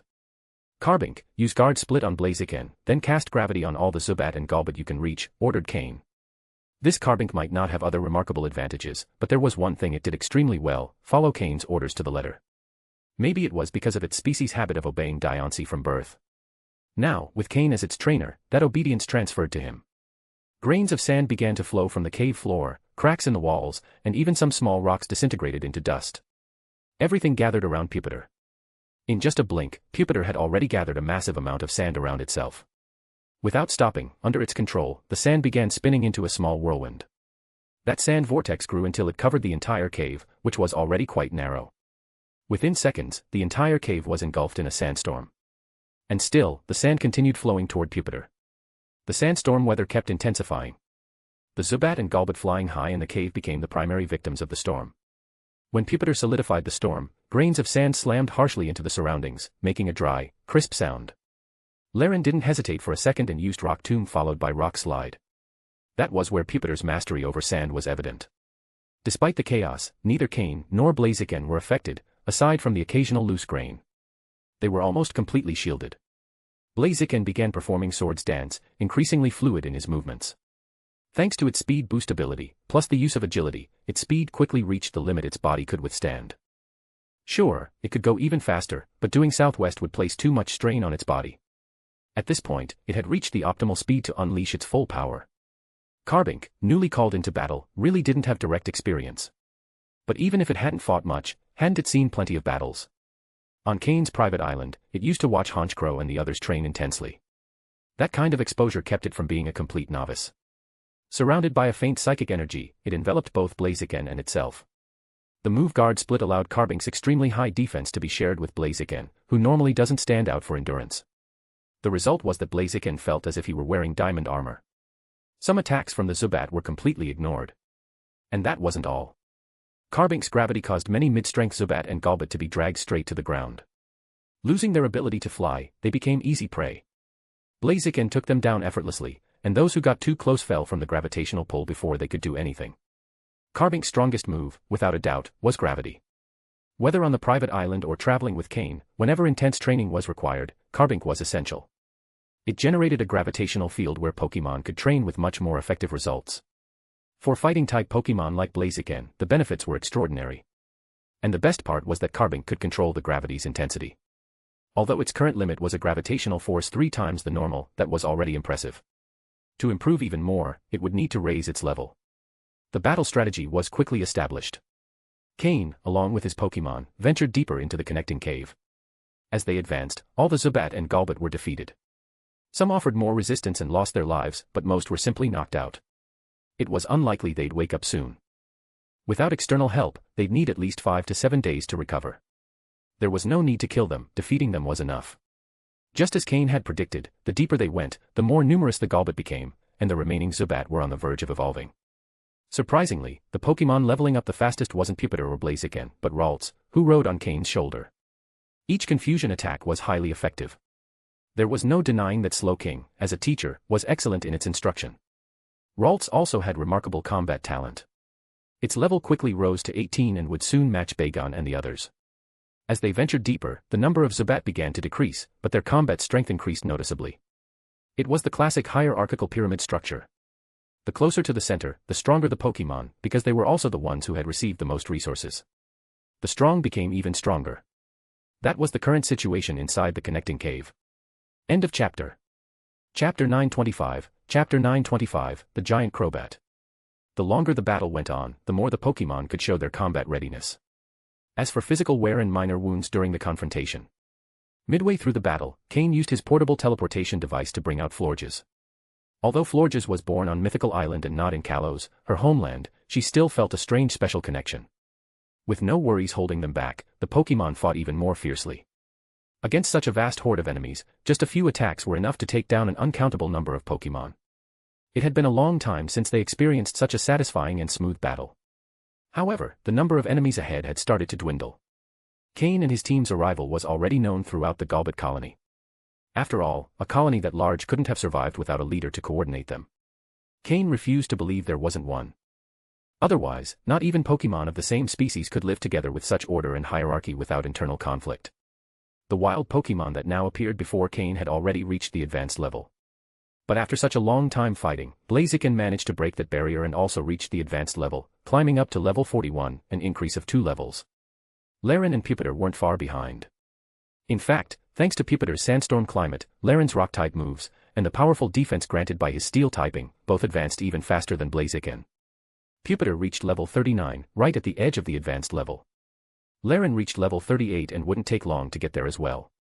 Even Carbink, who barely participated in battles, had reached level 31, something that could have taken years of progress in his case. Although his progress was usually slow, now that he experienced such evident improvement, he understood why Pupitar and the others enjoyed fighting and growing so much. It's an easily addictive process. At this point, taking a short break to let the Pokémon recover wouldn't have been a bad idea. But seeing more Golbat emerging from deep within the cave, Pupitar and the others excitedly asked Cain to let them keep fighting. It had been a while since they had such a satisfying battle. With no other option, Cain threw out 2 more Pokeballs, summoning Politoed and Swampert. Although Pupitar had to stop the sandstorm due to the arrival of these two, maintaining so many allies unaffected required too much control, it wasn't necessary to keep pushing him. Likewise, Politoed didn't summon rain. He would just fight directly. The second combat team was once again assembled. Everyone was pumped. At last, Cain's second team of Pokémon was beginning to operate independently. And just now, the enemy Golbat had already reached the advanced level, making them worthy opponents. They advanced deeper. To Cain's surprise, the Golbat they encountered kept increasing in level. They were already at the peak of the advanced level and showed no signs of exhaustion. In fact, they still hadn't reached the center of Connecting Cave. Which meant the secrets of this place were greater than Cain had imagined. Now we're getting a wave of peak-level advanced Golbat. Cain narrowed his eyes as he saw them approach aggressively, showing no fear. It was strange. Even wild Pokémon feel fear. With so many defeated Golbat lying on the ground, why were these still behaving as if they were protecting something at all costs? Besides, their bodies were a much deeper purple than those encountered outside, which indicated much higher toxicity. Looks like Blaziken and the others won't be enough to handle this, Cain thought. After all, if he was already facing peak advanced level Pokémon, a quasi-elite could appear at any moment. That was something his second team couldn't handle. The teleportation device began to glow repeatedly as Cain brought out new Pokeballs. Since capturing so many Pokémon, it was the first time he gathered them all for a joint battle. Come out. Slowking, Honchkrow, Jengar, Drapion, Weevil. He threw 5 Pokeballs at once. The presence of these 5 Pokémon immediately raised the pressure on Cain's side. Yet still, the enemy Golbat did not back down. Their blood-red eyes were locked on Cain's team. Suddenly, as if receiving a command, the Golbat split to the sides. From within emerged another group of Golbat. Just as Cain suspected, these new enemies had already reached the quasi-elite level. And there weren't just 1 or 2. At a glance, there were at least 7 or 8. In a place with such limited resources as this cave, it was unbelievable that so many powerful Golbat could hide here. Luckily, almost no one ventured into this cave system. Otherwise, these Golbat would be unmanageable for most. Even so, the new Golbat didn't attack immediately. They also split off to the sides. Then, a sharp screech echoed from deep within the cave. A gust of wind cut across Cain's face. His skin stung slightly, as if the wind carried a corrosive poison. 2 red eyes gleamed in the darkness. Sensing this wind, the Golbat on both sides straightened like soldiers before their commander. Cain narrowed his eyes as he watched the figure slowly flying toward him. With the dim light from his torch, he managed to make out its appearance. Crobat. But not an ordinary one, a giant Crobat. At first glance, it was about 2.5 meters tall. A normal Crobat stands around 1.8 meters. Moreover, in the wild, Crobat is extremely rare. Usually, evolution requires a high level of friendship with its trainer. Wild Crobat do exist, but no one knows exactly how they managed to evolve. Cain activated his system to scan its data. It was a giant elite-level Crobat. Pokémon, Crobat, light blue. Gender, male. Level. Types, poison plus flying. Ability, inner focus. Held item, none. Egg moves, quick attack, feint attack, gust, steel wing. Basic moves, cross poison, screech, absorb, supersonic, astonish, bite, wing attack, confuse ray, air cutter, swift, poison fang, mean look, leech life, haze, Venoshock, air slash, quick guard. Learned moves, clear smog, tailwind, snore, snatch, heat wave. TM moves, none. End of chapter. Chapter 926, Chapter 926, a quasi-elite versus an elite. It was a Crobat with considerable strength. Level 61, at the initial elite level. But the data scanned by the system didn't stop there. There was also information like its age and physical condition, all inferred through scanning and analysis. There could be a margin of error, but it usually wasn't far off from reality.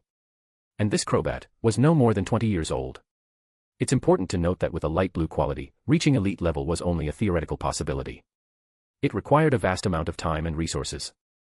If it were a trainer's Crobat, it would still be understandable. But this one was wild. Which raised the questions. What has been constantly providing it with energy? And why is that energy also sustaining the entire colony of Zubat in this place? When this Crobat appeared, Cain's Slowking immediately got excited.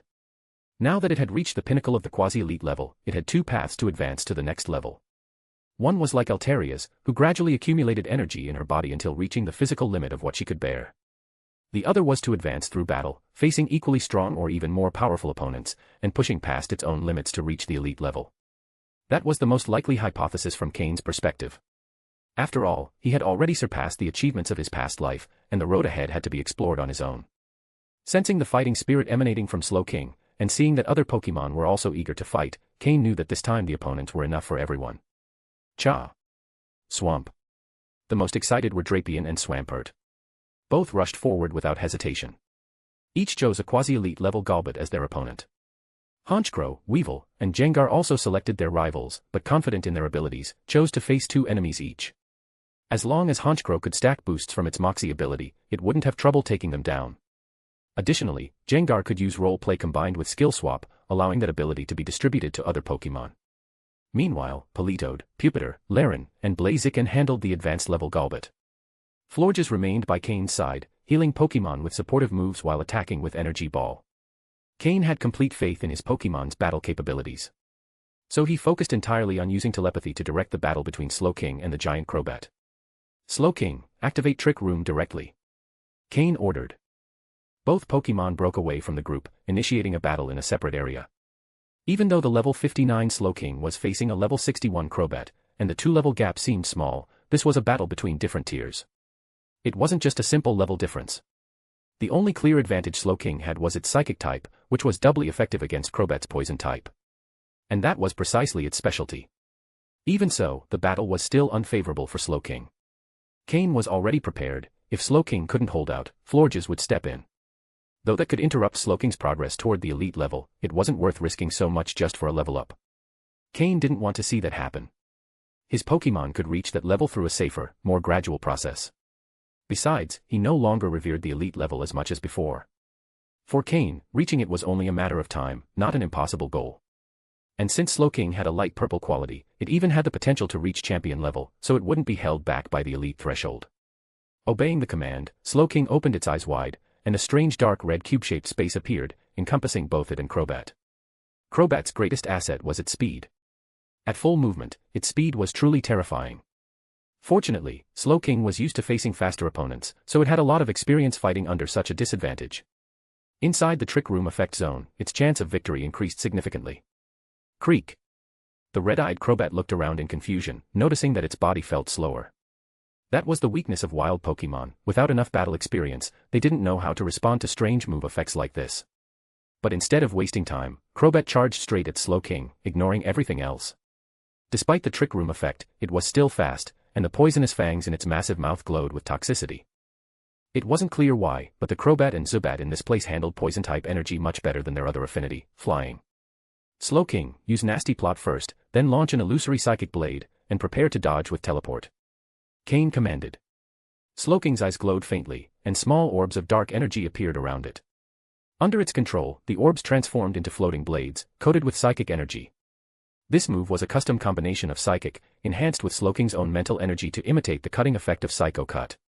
Cain called it Illusory Psychic Blade, a combined move even more powerful than Psycho Cut. The blades were launched at high speed toward the approaching Crobat. Though its speed had been reduced by Trick Room, its horizontal evasion capabilities were still very high. Crobat managed to dodge 4 of the 6 blades by twisting its body with agility. But 2 of them hit their mark. The damage was noticeable. Crobat let out a cry of pain. However, Cain frowned. He wasn't surprised that Crobat was hit by 2 blades. What concerned him was that within Trick Room's effect zone, Crobat didn't seem as affected as it should have been. Its speed, though reduced, still far exceeded Slowking's. which meant the tactical effect of Trick Room wasn't as effective as expected. If not for the initial damage from the blades, which temporarily slowed Crobat's assault, it was likely that Slowking wouldn't even have had time to dodge with teleport. End of chapter. Chapter 927, Chapter 927, Slowking's Victory. The disadvantage in terms of strength was still quite evident. If not for his Psychic type advantage over Poison type, combined with the use of Trick Room and Teleport, Slowking would have quickly lost in a direct confrontation. Luckily, there was still room for maneuver. This Crobat looked fierce, but during the battle, Cain noticed that its actual combat experience wasn't anything special. One could even say it was quite average. A rather rare situation. A Pokémon that had reached the elite level but without enough real battle experience. It only knew how to charge straight ahead, relying solely on brute force. Slowking, keep your distance from Crobat. Next time you use Illusory Psychic Blade, don't launch them all at once. Keep 2 for defense, ordered Cain, observing the battlefield from outside and with a much clearer view than the Pokémon in the fight. Crobat realized its attack hadn't landed as expected. Its opponent had vanished from view right in front of it. When it regained focus, Slowking was already at the opposite end of the Trick Room's area of effect. Crobat roared with fury and, without thinking, launched itself at Slowking once again. This time, its speed increased even further. It had used Tailwind to boost its speed. The problem was that Slowking's Trick Room didn't completely suppress Crobat. Otherwise, even with Tailwind's effects, Slowking would have been the one to benefit. As a result, both were now moving at very similar speeds.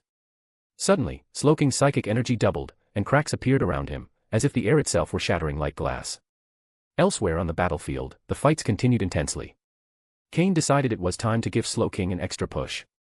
Jengar, copy Drapian's ability and swap it to Slowking, ordered Cain. Kakik, laughed Jengar, understanding that Slowking's opponent was the strongest. It quickly copied Drapian's sniper ability and transferred it to Slowking. Since Jengar had mastered role play and skill swap, all of Cain's Pokémon were already familiar with how the sniper ability worked. When Slowking felt the change in ability, the battle intensified even further. One after another, the mental energy blades flew from different angles toward Crobat's flight path. Although Crobat could dodge some, Slowking was now more cunning. He combined feints with real attacks. Sometimes an attack was genuine, other times just a distraction to set up another from a different angle.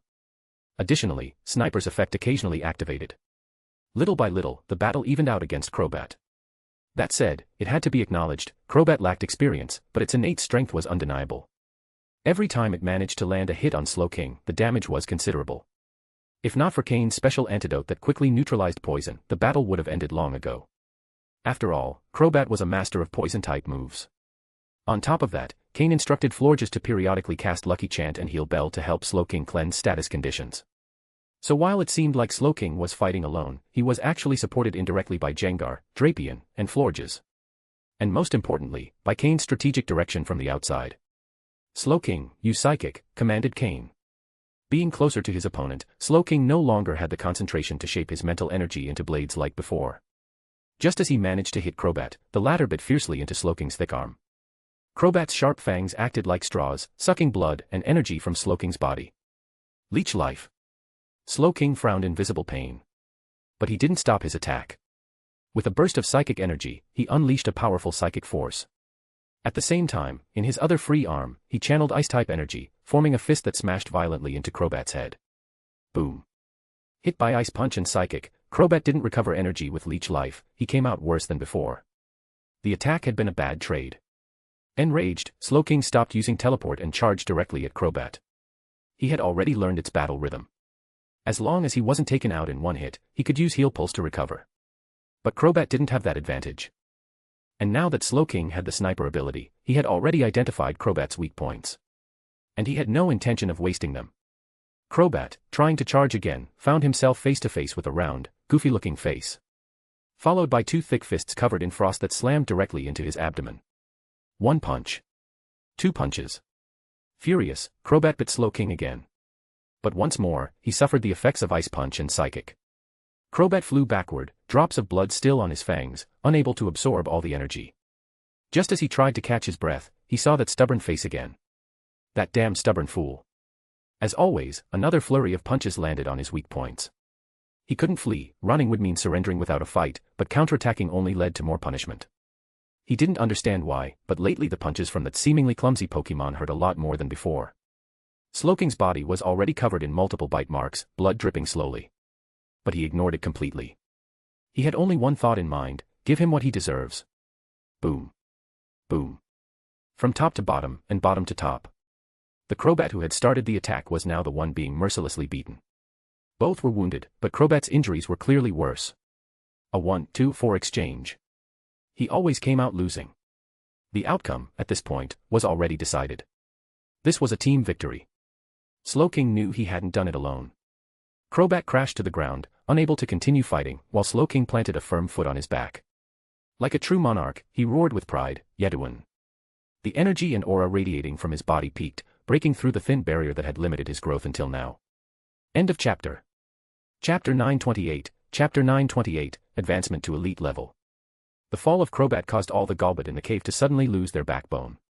Up until that moment, they could ignore Cain's attacks without worry thanks to Crobat's presence. But now that Crobat had fallen, their momentum vanished instantly. Cain's Pokémon, of course, took advantage of the opportunity and launched a fierce counterattack against the Golbat. Slowking, for his part, was no longer participating in the battle. He stood imposingly in the center of the field. If one were to replace the white Shelder shell on his head with a wind-blown mane, his appearance. Being elegant is for life. Ichiya, Meenn. Power, well, that gets upgraded along the way.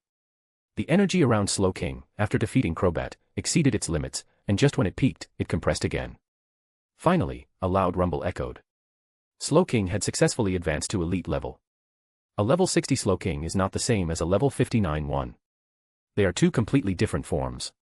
Now, if Slowking had to face Crobat again, he wouldn't need the support of any other Pokémon.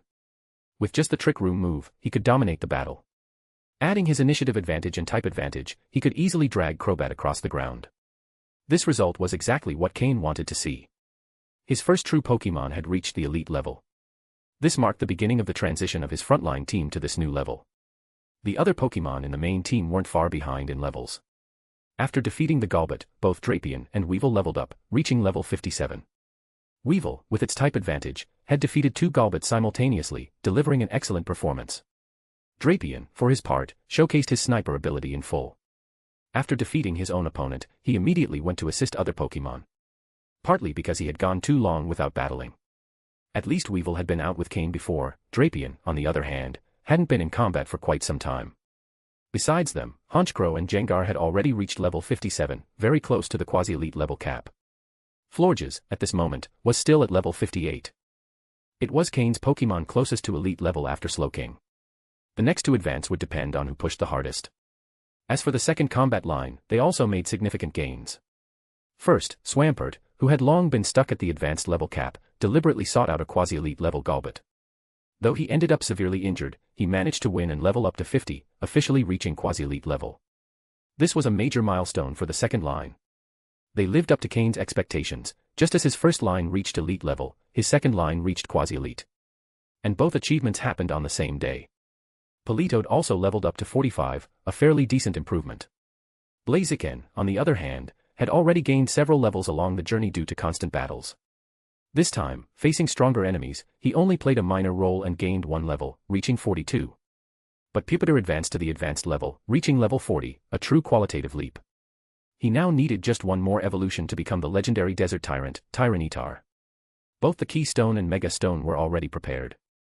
Once evolved, his power would skyrocket. Laren also reached level 39, just one step away from advanced level. More importantly, when Laren reaches level 42, it will evolve into Agron, and Cain had its Mega Stone ready for a long time. In the future, Mega Agron would be Cain's main tank, a true impenetrable wall. In short, this prolonged battle in the cave resulted in a huge leap in strength for Cain's entire team. Currently, Cain already had 3 elite-level Pokémon, Mismagius, Slowking, and Altaria. If all could perform at their best, Cain could be considered, without exaggeration, an elite-level trainer. Of course, there was no problem with Mismagius, but Altaria hadn't been trained by him from the beginning, so their coordination was still not perfect. Altaria was aware of this, but couldn't do much to change it. Lately, she had even been thinking of handing over her 2 offspring to Cain for training. For the sake of their future, Altaria believed this was an excellent decision.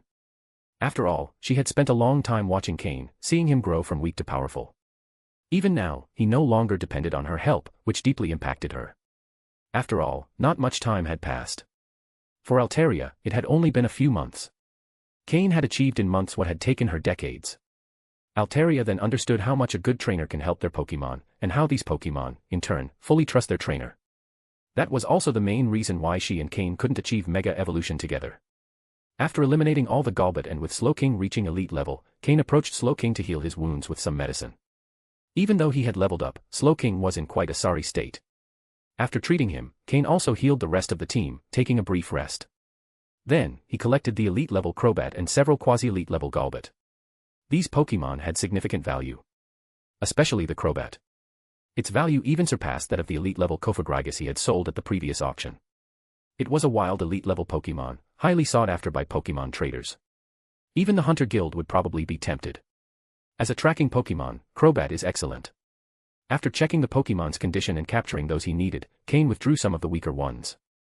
He still didn't know what lay ahead, so he preferred to be cautious. In any case, now that Slowking had reached elite level, Cain felt much more at ease. After all, at this level, almost no elite Pokémon could interrupt Slowking's teleport move. End of chapter. Chapter 929, Chapter 929, Pillar of the Imprisoned Dragon and the Chained Dragon. As they went deeper, they encountered no further resistance. And that made sense. In such a resource-lacking cave, housing even a single elite-level Crobat was already a miracle. If there had been more than one, then everyone might as well go back home to mom. Being a trainer is way too hard. In the deepest part of Connecting Cave's central area, Cain finally discovered the reason why these Golbat were so strong. The entire center of the cave was filled with a massive amount of poison-type energy. It was incredibly dense. Although it didn't reach the level of ghost energy concentration found on Trial Island, where Mismagius was born. They were different categories altogether. But with this level of density, it was understandable that it could support a large number of Zubat and Golbat. What wasn't clear was where all this poison-type energy came from. The purplish fog in the air made visibility extremely poor. Even with torches, you could barely make out the surroundings. Slowking deployed a psychic barrier to shield Cain and his team from the toxins. Except for two Pokémon. Drapion and Gengar. Both were gleefully gliding through the poisonous energy. That's because this energy was extremely beneficial to them. If they lived here for a while, given their natural talent, they could likely reach elite level 2. Both had dark blue grade quality, while that earlier Crobat was only light blue. Kakik. Gengar floated over to Cain and let out a squeal. Oh. You say there's something over there. Cain instantly understood what he meant, and his eyes lit up. If Gengar had found something, then they wouldn't need to keep searching blindly, nor risk running into surprises. It also meant there shouldn't be any danger. Cain followed Gengar toward the center of the cave. They found what looked like a pool. It seemed to have been built artificially. There were many hand-placed blocks surrounding it. But the key feature was the stone pillar in the center of the pool. A pillar engraved with countless strange symbols, and on it, a Pokémon was chained. A Pokémon that was still alive. Upon seeing the Pokémon, Cain blurted out without thinking, "A pillar of the imprisoned dragon." A pillar of the imprisoned dragon. And why did he call it that? Because on that pillar, a dragon was bound. Not a pureblood dragon. But still a dragon-type Pokémon. Dragolge. A Pokémon registered in the Kalos region. The evolved form of Skrelp. A poison and dragon-type hybrid. Only now, this Dragolge was in a miserable state. Its presence was faint, nearly lifeless, so weak that you couldn't even tell its actual strength. The chains binding it looked specially designed, with barbs that pierced directly into its body. Those barbs were draining something from it and channeling it into the pool below. It was clear that this was the source of the poison-type energy in the cave. Supporting so many poison-type Pokémon by itself, just how powerful had it once been? And what kind of person could have chained it here? It was obvious this Dragolge had been bound for a long time. Perhaps sensing Cain's presence, Dragolge, whose eyes had been closed, slowly opened them with a slight flutter of its eyelids. Through its gaze, the erosion of time could be felt. Cain stood still, merely locking eyes with it. As the only registered Pokémon so far with the Poison plus Dragon combination, its typing was quite effective. It had no glaring weaknesses and held a massive advantage against grass types, 4x effectiveness. Moreover, being part Dragon type, it likely had strong physical endurance and close combat ability. At first glance, Dragolge looks like a long strand of seaweed. Hence the name. Though, to be honest, it doesn't have a great reputation. It has a temperamental nature and tends to spray venom at anything that approaches. It hides among seaweed and launches deadly poison attacks. It's said that waters where Dragolge resides never return ships. That says a lot about its difficult temperament. But right now, this Dragolge showed no sign of aggression. Its gaze was hollow, expressionless. A Dragolge whose will and pride had been completely worn away by time. All it wanted now was for its suffering to end. Whoever chained it here had drained its energy and abandoned it, leaving it to benefit the wild Pokémon. Most likely, that previous Crobat had reached elite level thanks to the energy from this Dragolge. Cain activated his system to scan it. Pokémon, Dragolge, light green, status, extremely weakened. Gender, male. Level, 60, originally level 78. Type, poison plus dragon. Ability, adaptability. Held item, none. Egg moves, toxic spikes, haze, acid armor, venom drench. Basic moves, twister, dragon tail, tackle, smoke screen, water gun, feint attack, tail whip, bubble, acid, camouflage, poison tail, double team, toxic, sludge bomb, hydro pump, dragon tail. Learned moves, Draco meteor, icy wind, gunk shot, snore, bounce, dragon pulse, iron tail, aqua tail, outrage, water pulse. TM moves, none. Seeing these stats, Cain remained silent for a long time. A Pokémon that had once reached level 78, Elite 4 level, was now chained here, silently crying out with no one to hear it. A former Titan, now reduced to a prisoner dragon. Just the fact that it had learned Draco Meteor and Outrage proved that its dragon heritage was exceptionally strong. But now, due to energy loss and level regression, its grade had dropped to light green. Who knew what grade it had once possessed? Moreover, its ability was adaptability. Combined with the move camouflage, and with proper training, this becomes an almost godlike ability. Because adaptability doubles the power of moves that match the user's type. In other words, while same type moves usually get a 50% bonus, adaptability boosts that to 100%. With poison and dragon moves, Dragolge could unleash overwhelming power. End of chapter. Chapter 930, Chapter 930, the Dragolge that surpassed the elite level. There was no need to explain much about the usefulness of the move camouflage. Among Cain's Pokémon, Florges had already achieved an outstanding mastery of that move. She could modify her type according to the environment and terrain she was in. Even without nearby plant life, she could turn her type into grass without external support. Thanks to that, Cain could use her as if she were a genuine grass-type Pokémon. Once transformed, her grass-type moves were practically as effective as those of a naturally grass-type Pokémon. All of this with just one move, camouflage. And if on top of that it was combined with the ability adaptability, the result was simply devastating. Not only did it reach the full potential of the type, but the power of the moves was doubled. That was no exaggeration. If this Dragolge were to learn moves from other types and could freely manipulate his type using camouflage, then, put simply, he would have no real weaknesses. And any of his attacks would hit with double the normal power. It was a perfect combination. If Cain could have a Pokémon with the adaptability ability, he could use Jengar's moves to copy it and transfer it to Florges, who already knew how to modify her type. Even without the camouflage combo, adaptability alone was an extremely powerful ability for any Pokémon. But what a pity about this Dragolge. According to the data the system showed, he was already quite old. He probably didn't have much time left. He had likely survived this long only because he was a dragon-type Pokémon. As Cain watched him, he fully understood what he was seeing. This Dragolge had immense value. But neither the one who had chained him nor even the Crobat had truly known how to make use of him. After a brief hesitation, Cain chose to try communicating. He used his psychic power to establish mental contact with the ancient Dragolge. Dragolge, hello. My name is Cain, he said telepathically. Silence. Both human and Pokémon stared at each other in silence. Fine, Dragolge finally replied, his mental voice barely perceptible. It seemed like it had been a long time since he'd communicated with another living being. His capacity for expression was limited. Cain wasn't sure how to continue. He decided to ask the obvious, who had done this to him.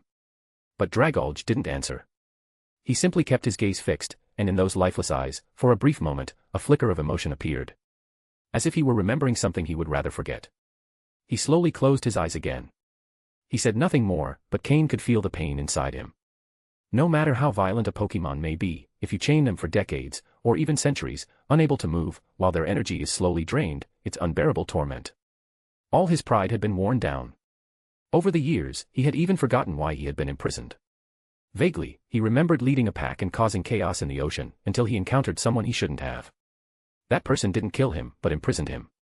He no longer remembered the face of his captor. During the first 10 years, his desire for revenge was unbreakable. In the following 20, he just wanted freedom. To see the sea. To know how his kind were doing. After 30, he gave up all hope. He just wanted to die. But fate seemed to mock him. Being a dragon-type Pokémon gave him a resilient body, and an overly long life. Even with his energy being drained, he did not die.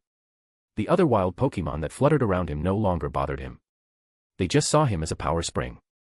A natural energy source. They didn't dare get too close, but they slowly consumed his energy from afar. Eventually, one of them, the Crobat with the most potential, absorbed so much that it reached the elite level. When Dragolge thought that Pokémon would finish him off, the other chickened out. From then on, Dragolge stopped thinking. He stopped hoping. He merely existed. Today, with Cain's arrival, something changed. Dragolge showed him all of this, hiding nothing.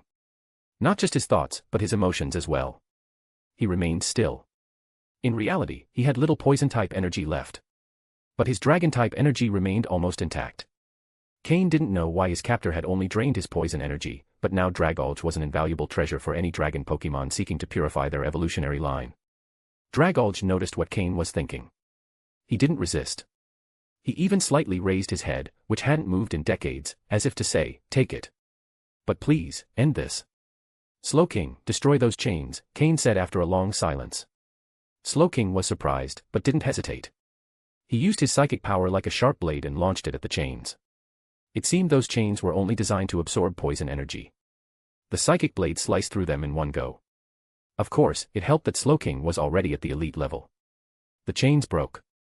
Dragolge fell from the pillar, his eyes filled with disbelief.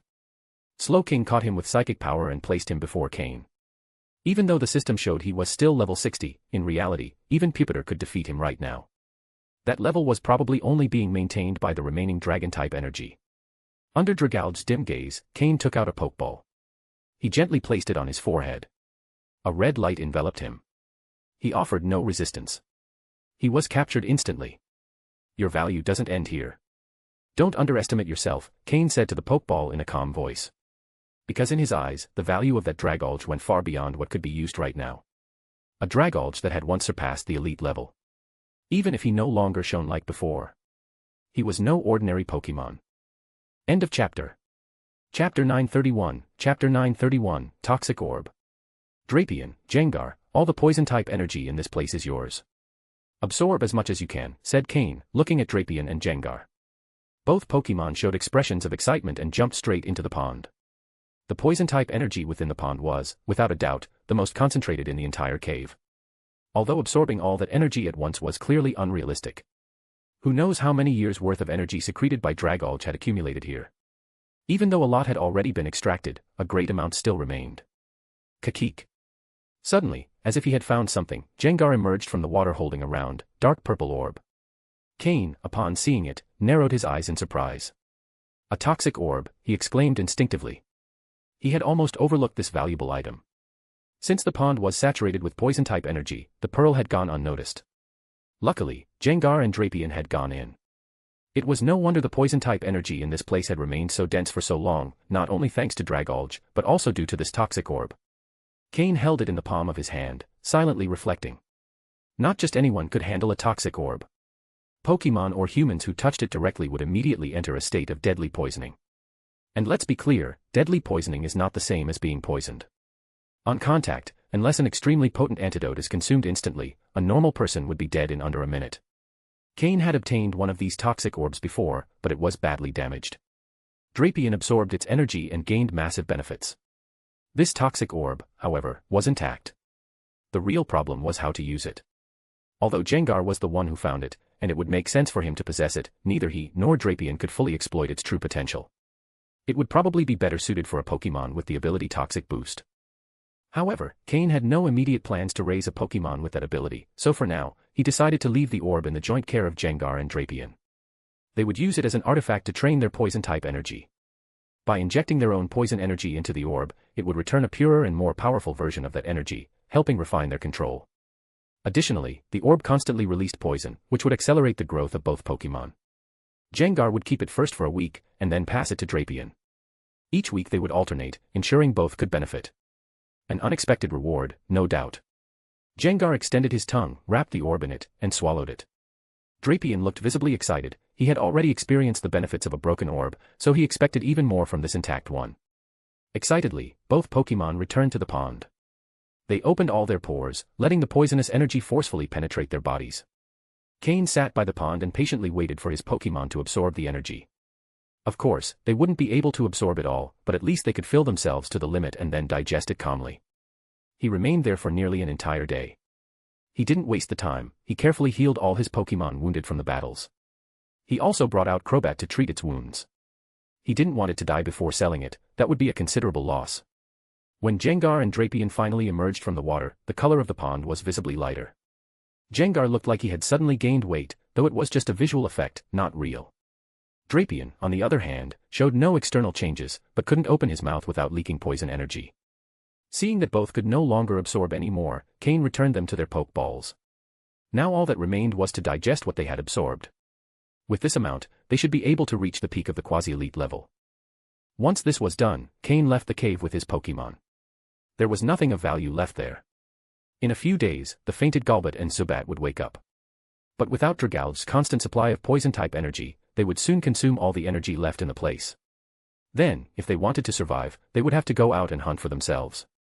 So, the total number of Zubat and Golbat in Connecting Cave would drastically decrease. In other words, Cain had completely cleared out Connecting Cave. Future visitors would find that not as many species remained there as before. Cain flew on Flygon's back, cutting through the cold wind toward the berry orchard. In the cave, his Pokémon had fought enough. For now, they needed rest and time to process their gains. Of course, a battle against a powerful trainer would help consolidate their newfound strength. Cain planned to visit the battle chateau, but first wanted to stop by the berry orchard. He had no intention of causing trouble, he only planned to discreetly collect a few rare branches from certain trees. He decided to act at night to avoid being seen. Under the cover of darkness, he carefully cut a few twigs from rare trees. Before leaving, he placed an anonymous bank card among the branches. On it were 5 million Pokedollars. After all, the orchard researchers had invested a lot of time and money optimizing those berries. Even though Cain only took a small amount that wouldn't cause damage, as a sign of gratitude, he left payment. With that, the orchard's administrator likely wouldn't have too many complaints. At dawn, on Route 7 of the Kalos region, an unknown young man presented himself at the battle chateau. He didn't draw much attention. The castle received new challengers every day. That young man was Cain, who had obtained exactly the branches he wanted from the berry orchard. Since his time in the Hoenn region, Cain had already been interested in the battle chateau. After all, the Mobile City Coliseum was clearly inspired by this castle. Though it wasn't an official institution, its design was heavily based on the original castle's model, though the latter was much more prestigious and valuable. End of chapter. Chapter 932, Chapter 932, the actress whose career was ruined by becoming a trainer. Just before Cain entered the battle chateau, he saw a familiar figure. And that person also saw Cain. Lance. Cain. Both stared at each other in confusion, unsure why they would meet here. Weren't you investigating the Lysandra labs in Lumio City? What are you doing here? Cain asked. It's a long story. I'll tell you later. Did you also come to the battle chateau? Lance replied, a slight stiffness on his face as he quickly changed the subject. That stiffness didn't go unnoticed by Cain, but he didn't mention it. He had probably gotten into some kind of trouble. I'm training in the Kalos region and just happened to arrive at the battle chateau, said Cain with a shrug, indicating it wasn't planned. Upon hearing that, Lance's eyes lit up slightly. Then you're planning to participate in battles here at the battle chateau? Cain nodded without denying it. Then we might have the chance to battle here, Lance said with a smile, pulling out his nobility rank badge. Count. With Lance's level of strength, he should already hold the title of Marquis, but since he was an investigator for the League, he couldn't stay at the castle fighting every day. One of the purposes of his visit this time was precisely to be promoted to Marquis. A count, huh? I don't even have a title yet, Cain said with a smile. But with your strength, doesn't that rank seem a little low? There was a teasing tone on Cain's face. Lance had already reached the quasi-elite level a few months ago, and by now he had likely reached elite level. Once he finished his mission in Kalos, he would probably return and take the position of chief-level investigator in Kanto, and after gaining more experience, he could aim to become one of the Kanto Elite Four. And gradually, he would climb from the weakest member of the Elite Four to the strongest, and eventually challenge the champion's throne. That was his plan. But on that path, he would face his lifelong nemesis. Cain held a moment of silence in his heart for Lance, and then the two entered the battle chateau. The battle chateau operated 24 hours a day. It truly was a coincidence to meet Lance at the entrance. As they walked around the castle's exterior, Lance began explaining why he was there. Originally, he was investigating the Lysandra labs in Lumio City, and everything went smoothly at first. After all, Lance was far from weak. Thanks to his abilities, he quickly found key and sensitive parts of the lab. But then things became complicated. Some of the darker areas of the lab revealed themselves to him, and at the same time, he faced heavy resistance from the Lysandra labs. Trainers capable of going head-to-head with him appeared, and not just one. That resistance didn't discourage him, instead, it made him even more determined. In the end, he discovered something very important: the director of Lysandra Labs had once had a very close relationship with a certain person. Though they were no longer in contact, this person was still of great interest to Lance. Upon learning that she was at the Battle Chateau, he headed there immediately. Lance had already visited the castle on his first trip to Kalos and already held the title of Count. Southwest, the place wasn't unfamiliar to him. Cain slowly nodded after hearing the explanation. As for the person mentioned, Cain already had a suspicion. It was probably Diantha, the future champion of Kalos. She would also be the only Grand Duchess of the Battle Chateau. Cain had interacted with her during the Sinnoh tournament, mainly due to her fairy-type Pokémon. Although she wasn't very lucky in the tournament, running into Lorelei, who countered her style, and finishing in the top 8, her strength was truly formidable. At the very least, Cain wasn't confident he could beat her. After all, she would become the future champion of Kalos. Although she was an actress whose career was ruined by becoming a trainer, there was no denying that both her talent and strength were top tier. Cain also shared some recent experiences, and he agreed with Lance that once he finished his visit to the Battle Chateau, he would accompany him in investigating the Lysandra labs in Lumiose City. Lance had already investigated most of the lab, but the critical zones were guarded by very powerful trainers, and he couldn't achieve results on his own. With Cain's help, they might be able to face them and complete the mission. While chatting, they entered the castle's lobby. The number of people there made it clear how popular the Battle Chateau was. Not only local Kalos trainers came, but also trainers from other regions. Just as Cain was preparing to register in the castle's system, he saw two familiar faces. They were Diantha, the person Lance was looking for, and Drasna, a dragon-type specialist with whom Cain had interacted before. They also saw Cain and Lance. At that moment, they were seated in a quiet corner of the lobby, sipping coffee and eating cake, chatting about something. Upon seeing Cain, Diantha smiled and waved, inviting him to join their table. The Battle Chateau occupied a large area, and the lobby was its main space. Sitting in a corner really helped avoid the bustle. Cain, what a surprise to see you here. What an incredible coincidence. Sit down, try the castle's coffee and pastries. They were made by a famous pastry chef. I can never resist, said Diantha with a smile as she offered coffee and cake to both him and Lance. Diantha wasn't just a trainer and actress, she also couldn't resist sweets like pastries. She always joked that she was a gourmet whose acting career was ruined by becoming a trainer. But her greatest success was still as a trainer. After Cain and Lance sat down, Drasna smiled and nodded at Cain. Drasna didn't talk much but had a kind demeanor that made anyone feel at ease.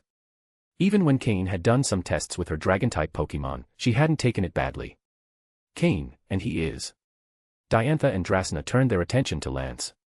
Lance hadn't been able to participate in the Sinnoh tournament due to his age, but just by his appearance and presence, it was clear he wasn't an ordinary person. Let me introduce him. Cain said. End of chapter. Chapter 933, Chapter 933, Lysandra's Past. Cain smiled as he made a simple introduction between Lance, Diantha, and Drasna. That was when Lance realized that the person he had been looking for all this time was right in front of him, and seemed to be quite familiar with Cain. Although what truly piqued Cain's curiosity was imagining what would happen if Drasna and Lance ended up facing each other in battle. Would Lance still claim to be a trainer specialized in dragon-type Pokémon? Just the thought made the smile on Cain's face turn slightly strange. Diantha and Lance didn't notice it, but Drasna, always perceptive, did. She didn't know why, but she suddenly felt a slight chill. At that moment, Lance had already begun asking about Lysandra. Miss Diantha, could you tell me what kind of person Lysandra is? Lance asked directly. When Cain introduced him, he had already mentioned Lance's profession and identity, so the direct question didn't come off as rude. However, upon hearing it, the smile on Diantha's face gradually faded. And Drasna, sitting beside her, also fell silent, forgetting even Cain's strange smile from moments before. The atmosphere immediately grew quiet.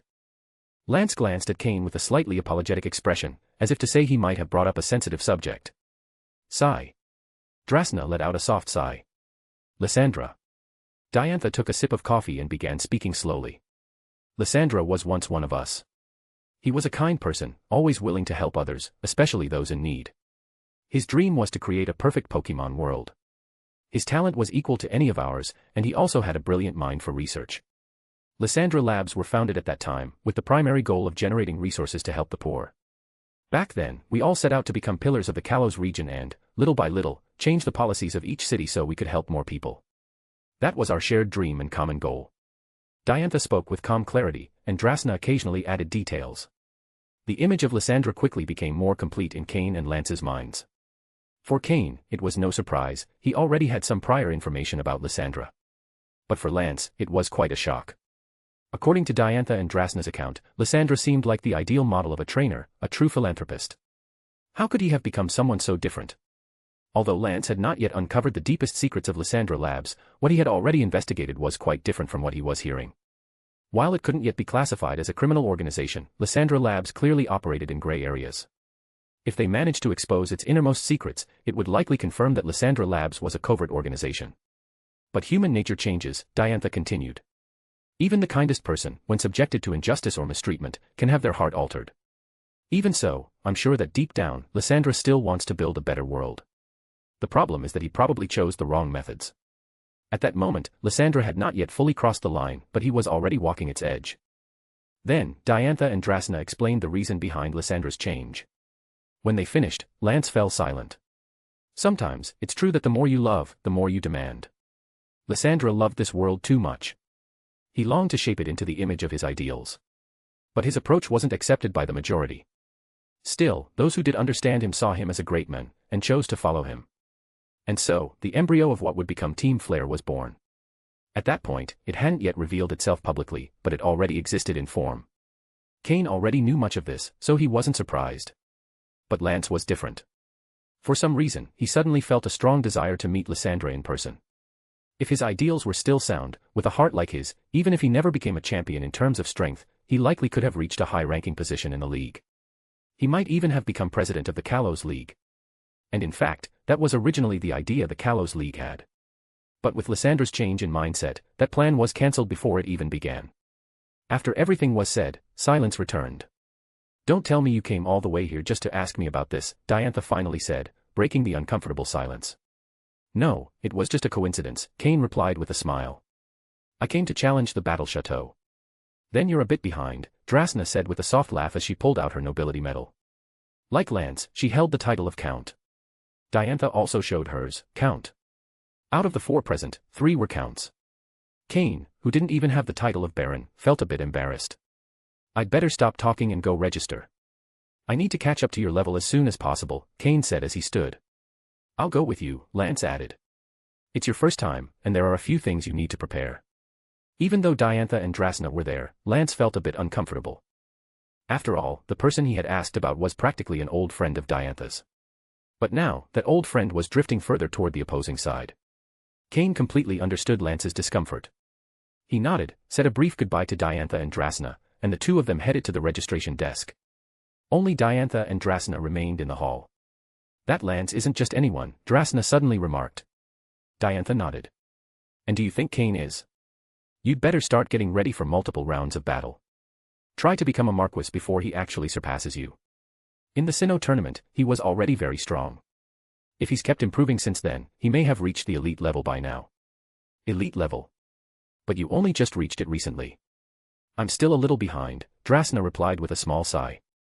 Battling wasn't something she truly loved, but there was no choice. "I'm just speculating," Diantha said, taking another sip of coffee. "We may have to face him soon. With his status, the Battle Chateau will surely offer him a fast track to higher ranks. After all, the higher the noble rank, the fewer the people. And that means you're more likely to run into them in battle." End of chapter. Chapter 934, Chapter 934, Race for the Noble Title. Since the Battle Chateau is a facility established by the League, it belongs to an official organization. Therefore, in order to register here, a League identity card is required. Compared to this, the Mobile City Coliseum seemed like an underground arena. Cain pulled out his League ID card and quickly completed his registration. However, the Cain of today was no longer the same as when he had just joined the Pokemon League. In terms of both titles and actual status, he already held a certain position within the League as a whole. Gym Leader of Leafy Town, Pokemon Researcher, Advanced Level League Researcher, Semi-Finalist of the Sinnoh Tournament. Just with those 4 credentials listed on his profile, the staff handling his registration couldn't help but cast several surprised glances at him. The title of Gym Leader wasn't uncommon to them, as nearly all gym leaders in Kalos were already registered and held some noble title within the Battle Chateau. The Pokémon researcher title was indeed rare, not because there were few researchers, but because it was unusual for one to participate in battles inside the chateau, which seemed excessive. The Advanced Level League researcher title was what truly impressed them. It represented pure strength. This title required passing rigorous exams, and one of the key conditions was having a considerable level of battle skill. But the most shocking was the final title, semi-finalist of the Sinnoh tournament. Keep in mind, of all the representatives sent by Kalos to the Sinnoh tournament, the highest ranked had been Miss Diantha, who only reached the quarterfinals. This guy had actually gone beyond Miss Diantha. Whether it was due to luck or not didn't matter, the result spoke for itself, and that's what counted. And on top of that, all these titles belonged to one person. Incredible. The staff immediately completed Cain's identity registration and placed him on the same tier as Diantha. That was one of the advantages the Battle Chateau offered to promising talents. The stronger the opponent, the more points one could earn, and the faster one could rise in rank. "Sir, this is your noble title medal," said the staff member, handing him a medal made of some unknown metal with both hands. It was engraved with the word Baron. Though the medal had a beautiful design, compared to the Count medal that Lance had, the difference was enormous.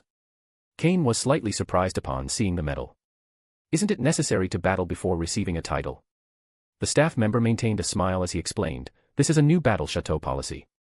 If someone has ranked among the top 32 in a league tournament, they can skip the preliminary rounds and directly receive the title of Baron upon registration.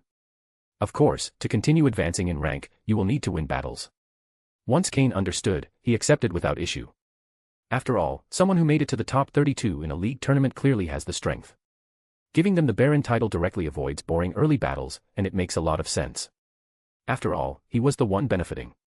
"In that case, please arrange my first battle," Cain said directly.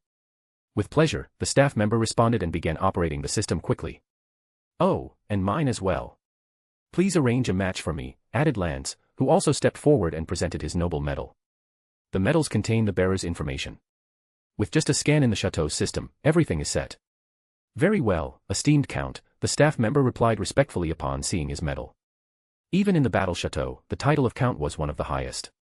Dukes were rarely seen, so Marquises were already considered elite-level trainers. Counts were at least at the top level of advanced trainers. Arranging matches for Counts wasn't easy, since not every rival of that level was available in the chateau at all times. "Oh, and please book us 2 rooms, side by side," said Lance, pulling out his bank card. "Right away," replied the staff member, accepting it with both hands. The Battle Chateau was a large complex, filled with green meadows and gardens. At its center stood the main castle, the battle venue, where each floor represented a different noble rank. The first floor, the largest, was for those who hadn't yet participated in official battles and had the most arenas. The second floor was for barons, the third for viscounts, the fourth for counts, the fifth for marquises, and the sixth for dukes. The seventh floor had no battlefield. It was a palace-like hall with a grand throne, only the Grand Duke could sit there. Of course, if there were multiple Grand Dukes, there would be multiple thrones. Near the Battle Chateau was another palace-like building, serving as a hotel for the fighters. How much luxury you could afford depended on your financial capacity. With Lance's status, he wasn't going to stay just anywhere. Cain had no concerns about that. But while Lance had to wait for a match as a Count, Cain's match as a Baron was quickly scheduled. Barons normally use Pokémon between level 30 and 40, that is, not yet at the advanced level. For Cain, that kind of battle wouldn't be much of a challenge. "So, are you coming to watch my Baron battle?" Cain asked with a smile. "Sure. Let's see how long it takes you to reach Viscount," Lance replied, also smiling. Cain had just requested the continuous battle format. This meant that once a battle ended, he could be matched immediately for the next one. This type of match has one drawback: if Pokémon aren't healed in time, it's easy to lose in the later rounds. But if the winning streak is maintained, rank promotion is very fast. The Chateau's system uses a point system to determine noble ranks. Each rank requires 100 points. Once that amount is reached, a promotion battle is unlocked. If won, the rank increases; if lost, 50 points are deducted, and you start again. Generally, 1 point is earned per win and lost per defeat. But with winning streaks, points increase. With 3 consecutive wins, you get 1 extra point. 4 wins grants 3 extra points, 5 wins grants 5. And so on. In short, as long as the winning streak is maintained, you can climb ranks very quickly. Lose just once, and everything resets. Upon promotion, points also reset. In fact, with 12 consecutive wins, the promotion match is already triggered. If it's won, the rank goes up. Also, in Baron and Viscount battles, up to 2 Pokémon may be used. In Count and Marquis battles, 3 are allowed. For Dukes, there's no limit, everything is negotiated between rivals. These are the basic rules of the battle chateau in the Kalos region. Of course, points also serve as rewards. The more points you have, the more items you can redeem from the chateau's catalog. The higher the title, the more exclusive items are unlocked in that catalog. End of chapter. Chapter 935, Chapter 935, Sudden Incident at Parfum Palace. Cain and Lance headed straight to the second floor of the battle chateau. The atmosphere there was quite lively. There were many battlefields, each hall functioning as a combat arena. For a while, Cain would remain in hall number 3 until he either chose to stop his consecutive battles or managed to rank up. Without unnecessary words, once you stepped onto the field, the battle began immediately. That was the custom at the battle chateau. No chit-chat, truth was proven through battle. As a newly appointed Baron, Cain's opponent wasn't particularly strong. 2 Pokémon around level 34 or 35 couldn't do much against his Laren. With Cain's strength, fighting at this power range was honestly almost abuse. Even Lance, watching from the sidelines, regretted coming along. There was no excitement in the matches, just a one-sided massacre. After several rounds, Cain didn't even need to use his second Pokémon. Laren's defense was so powerful that it emerged from each battle practically unscathed, and its offensive strength was something the opponents couldn't withstand.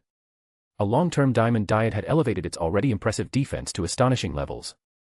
Lance knew that this Laren was part of Cain's second team. The boy who once barely reached the advanced level now had Pokémon in his secondary lineup stronger than Lance himself had been at one point. And how much time had passed since then? Lance was curious about Cain's true strength. When he invited him to investigate the Lysandra labs, his intention had been for Cain to handle the lower-ranked grunts, allowing Lance to face the top brass without distractions. Back then, he already held Cain in high regard, but now he realized he had still underestimated him. Cain advanced like an avalanche. He won each battle cleanly. Moreover, with the Battle Chateau's special attention, his rank ascension was even faster. In just one day, he went from Baron to Viscount. During that same period, Lance hadn't even managed to get a single battle. This demonstrated that the higher the rank, the harder it was to advance. Not only because of the opponent's strength, but also due to the time it could take to find one. That night, Cain and Lance stayed at the Battle Chateau's hotel. Lance, as expected, rented the most luxurious suite. Being a League researcher wasn't a necessity for him, it was a form of training. His family and the League were paving the way. Becoming champion was just a matter of time. However, they didn't dedicate themselves exclusively to battling. In their free time, they chatted about Lysandra, Kanto's Team Rocket, Hoenn's Team Magma and Team Aqua, and various League policies. They could talk about anything. Later, Diantha and Drasna also joined them. The 4 of them formed a small temporary group at the Battle Chateau.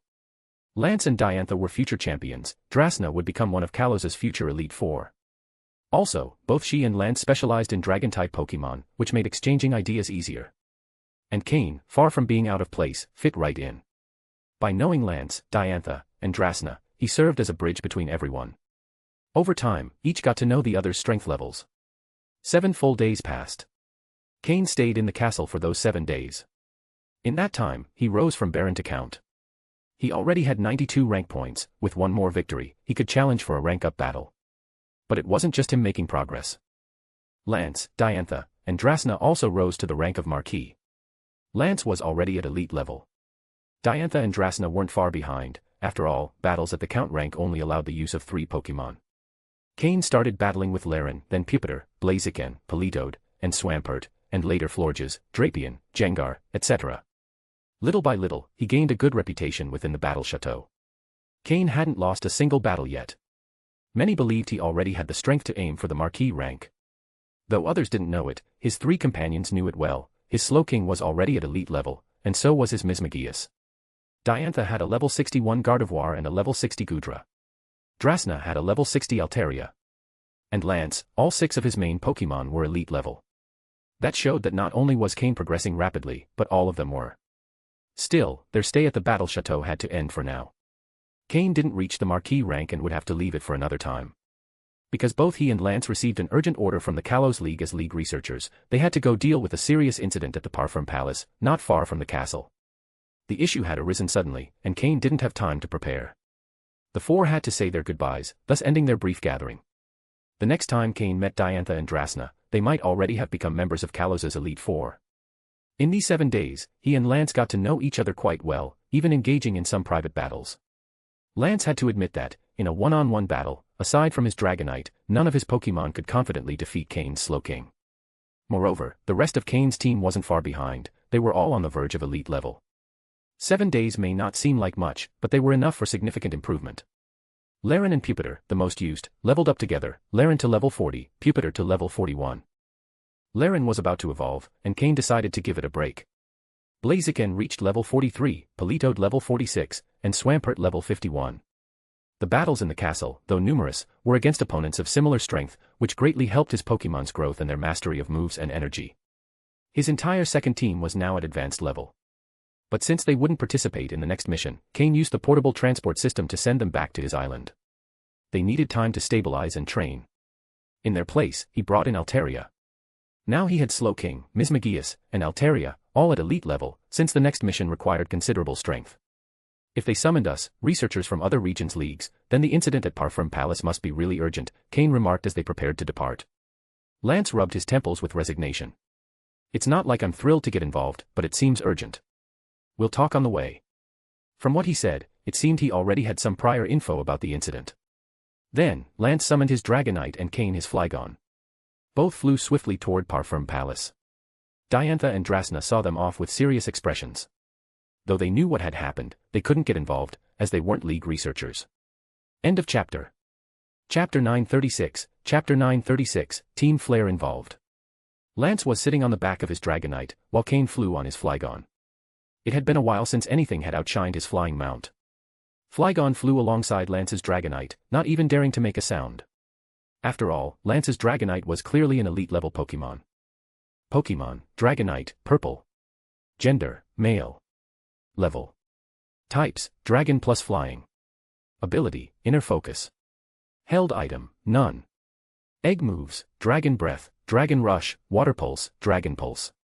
Basic moves, Wing Attack, Hurricane, Fire Punch, Thunder Punch, Roost, Wrap, Thunder Wave, Twister, Dragon Rage, Slam, Agility, Dragon Tail, Aqua Tail, Dragon Rush, Safeguard, Dragon Dance. Learned moves, Draco Meteor, Icy Wind, Aqua Tail, Fire Punch, Tailwind, Iron Tail, Thunder Punch, Outrage, Ice Punch. TM moves, Protect, Dragon Claw, Ice Beam, Hyper Beam, Safeguard, Thunder, Earthquake, Fire Blast, Steel Wing, Stone Edge, Surf. These were the details Cain had obtained from the system about Lance's Dragonite. At level 65, it wasn't just a newly arrived elite-level Pokémon, it was a well-established one. Moreover, being a pseudo-legendary, its strength far exceeded that of other Pokémon at the same level. As long as Lance gave the right commands, his Dragonite could face other Pokémon in the same rank with no trouble, even those at level 70. Its strength reflected how the new generation of the Pokémon League was beginning to match the old guard, ready to inherit their legacy and responsibilities. Lance was a clear representative of that new generation. No wonder Cain's Flygon didn't even dare to make a sound in such a presence. It was already a bit timid, and in front of a Pokémon so clearly superior in lineage and power, all it could do was remain silent. Have you heard of Parfum Palace? Lance asked seriously from the back of his Dragonite. Yes, Cain replied after thinking for a moment. They say it was built around 300 years ago by the last kingdom of the Kalos region, intended to help the heirs better understand the essence of the realm. I didn't expect you to know so much about Kalos history, Lance said, surprised. I only learned all that after arriving here and studying for quite a while. Cain smiled. When you travel to another region, you should understand its history and culture. Otherwise, you risk offending some belief or custom unintentionally. Wouldn't that be embarrassing? Lance nodded. It seemed like a very reasonable logic. Seems like you know more than you let on about what's happening at Parfum Palace. Also, Drasna and Diantha seem to be aware as well, Cain added. Lance gave a forced, resigned smile. One of the tasks assigned to me when I arrived in Kalos was exactly this, Parfum Palace. He paused to gather his thoughts. Parfum Palace is an important symbol in Kalos. Although the old kingdom was overthrown, they didn't eliminate the heirs. On the contrary, they used them to establish a constitutional monarchy that legitimized the new government. That's why the palace still holds symbolic value for many. The heirs accepted it, but not all of them. A more radical faction, considering themselves the legitimate heirs of the old kingdom, didn't accept that resolution. They've operated in the shadows ever since, as a clandestine organization aiming to restore the kingdom. And there's a crucial item kept in Parfum Palace. It's not the first time they've tried to steal it, and it seems this time, it's them again. Lance's expression turned even more bitter after saying this. Cain sighed. Should we really be interfering in something so internal as this, being researchers from another region? We're already involved, Lance replied dryly. They called us without hesitation. What else can we do? Cain reflected and soon understood Kalos League's strategy. Conflicts between royal bloodlines were a delicate matter. The local league couldn't take sides openly without causing tension. After all, both groups, the palace and the rebels, shared the same ancestry. But if the rebels obtained that key item, Kalos' stability would be at risk. So the best option was to bring in outsiders like them. It was a similar situation to the British monarchy in Cain's world, a symbolic institution separated from real political power. Well, no helping it. Let's go see what's going on, Cain said with resignation. Yes, we'd better hurry. This time it seems more urgent than ever, Lance agreed. Lance gave his Dragonite a pat on the neck. It understood immediately, flapped its wings more powerfully, and surged forward. Cain also signaled Flygon to speed up. Flygon looked resigned. How could it match the speed of an elite-level Dragonite? Even so, it obeyed and flew after Lance. The battle chateau wasn't far from Parfum Palace, so after a short but fast flight, they arrived at the place. Below them stretched a meticulously maintained area of greenery, with elegant architecture at its center, Parfum Palace. However, the grand plaza in front of the entrance was anything but peaceful. There were many people gathered. And several were in the middle of Pokémon battles. But it wasn't a balanced fight, it was a crushing show of power. In front of the palace, a well-dressed group had serious and tense expressions, while those facing them, dressed in black, wore cold smiles. Among the ones in black, Cain spotted several in red suits with strange glasses. Team Flare. Cain thought, frowning. Lance didn't hesitate for a second and flew straight into the heart of the conflict. When Lance's Dragonite arrived, those gathered in the Parfum Palace Plaza let out a long sigh of relief. A look of hope appeared on their faces. End of chapter. Chapter 937, Chapter 937, High-ranking member of Team Flare. Cain, who was following Lance, closely observed the changes in the expressions of the people present. The people dressed in elegant suits in front of Parfum Palace showed expressions of relief, while the individuals dressed in black on the other side had somewhat grim faces, though they maintained a carefree attitude. Sir Lance, with your arrival we can be a little more at ease, said an elderly man dressed like a butler, stepping out from the group of elegant people to greet Lance. It was evident that the group was led by a young woman standing at the center. That young woman had to be the current heir of Parfum Palace. Mr. Sebastian, isn't the one leading this time the same as last time? Lance asked as he dismounted his Dragonite and approached. The butler sighed with resignation. This time, the one leading is their true boss. He had been isolated, training to reach the elite level, and now that he's done it, plus with help from an unknown force, he's come again to steal the ancestral relics of the palace. Upon hearing this, Lance looked toward the center of the plaza, where two people were battling. The man in a black formal suit from the opposing side looked imposing. He was facing the head of the palace guards, a trainer of quasi-elite level. But the head guard stood no chance against the attacks of the rival's Pokémon. If the enemy weren't limiting himself to just 2 Pokémon, the battle would have been over already. His 6 quasi-elite Pokémon were completely outclassed by the opponents. Parfum Palace had some defensive strength, but it wasn't particularly strong. The Kalos League hadn't given them much support, the head of the guards was their main line of defense. Normally, nothing ever happened, since no one dared to attack the palace. If they were attacked by outside forces, the League would step in. But this time, it was an internal conflict among royalty, so the League couldn't get involved openly. Hand over what I want, and I promise not to touch anything else inside Parfum Palace, or any of you. But don't test my patience. If this ends in deaths, it won't be pretty, shouted the man in the black suit with an imposing voice. It was clear his goal was a specific item from the palace, not a massacre. No one responded. Lance slowly approached the sweaty head of the guards and, giving a few pats on his heavy armor, said, "Leave this to me, head guard." Seeing that it was Lance who spoke, the guard sighed in relief, though with a shameful expression. "I'm useless. Once again I have to trouble you, Sir Lance." It was clear Lance had a good relationship with Parfum Palace. "You're the one who interrupted us last time. I heard you're not from Kalos." "Stay out of Colossian affairs," shouted the man in the black suit with anger, and a hint of fear, upon seeing Lance, cape fluttering, in his "I'm cool and invincible" pose. "I'm afraid that won't be possible, sir," Lance replied with a calm smile. Since the opponent was also a royal heir, Lance could intervene, but he couldn't use lethal force. "Oh, really? What a shame.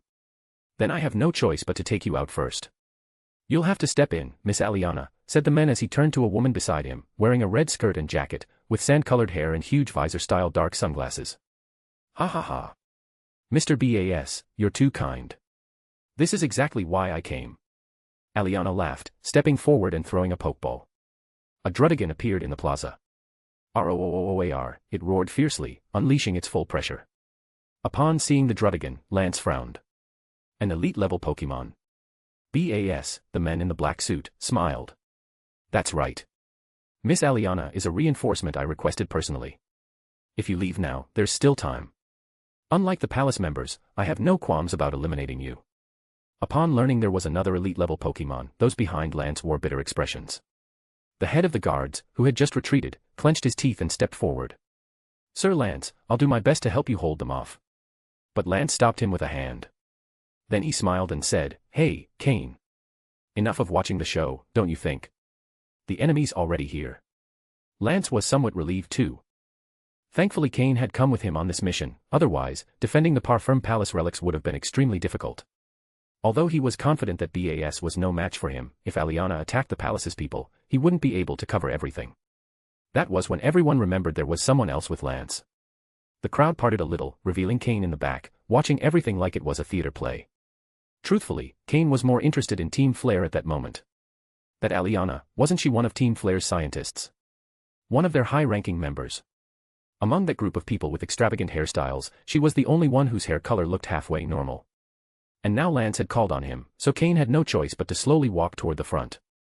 Lance held out his fist. Cain, with a look of, you're dragging me into this, raised his own fist and bumped it. One for each of us, sound good? Lance asked with a grin. Yeah, it sounds bad. Really bad. Can I say no? You know I'm not like you. Cain said, shrugging. Haha. I'm afraid not. Pushed in by force. Lance threw another Pokeball, summoning his Gyarados, who joined Dragonite in launching directly at Boss's two Pokémon. Cain remained in place, facing Aliana. She stared at him, waiting for him to summon a Pokémon, but Cain seemed lost in thought. While Lance and BAS were already locked in intense battle, silence reigned between Cain and Aliana. Aliana watched him seriously. If Lance respected him this much, then he must have the strength to match. But what she didn't know was that Cain was completely distracted.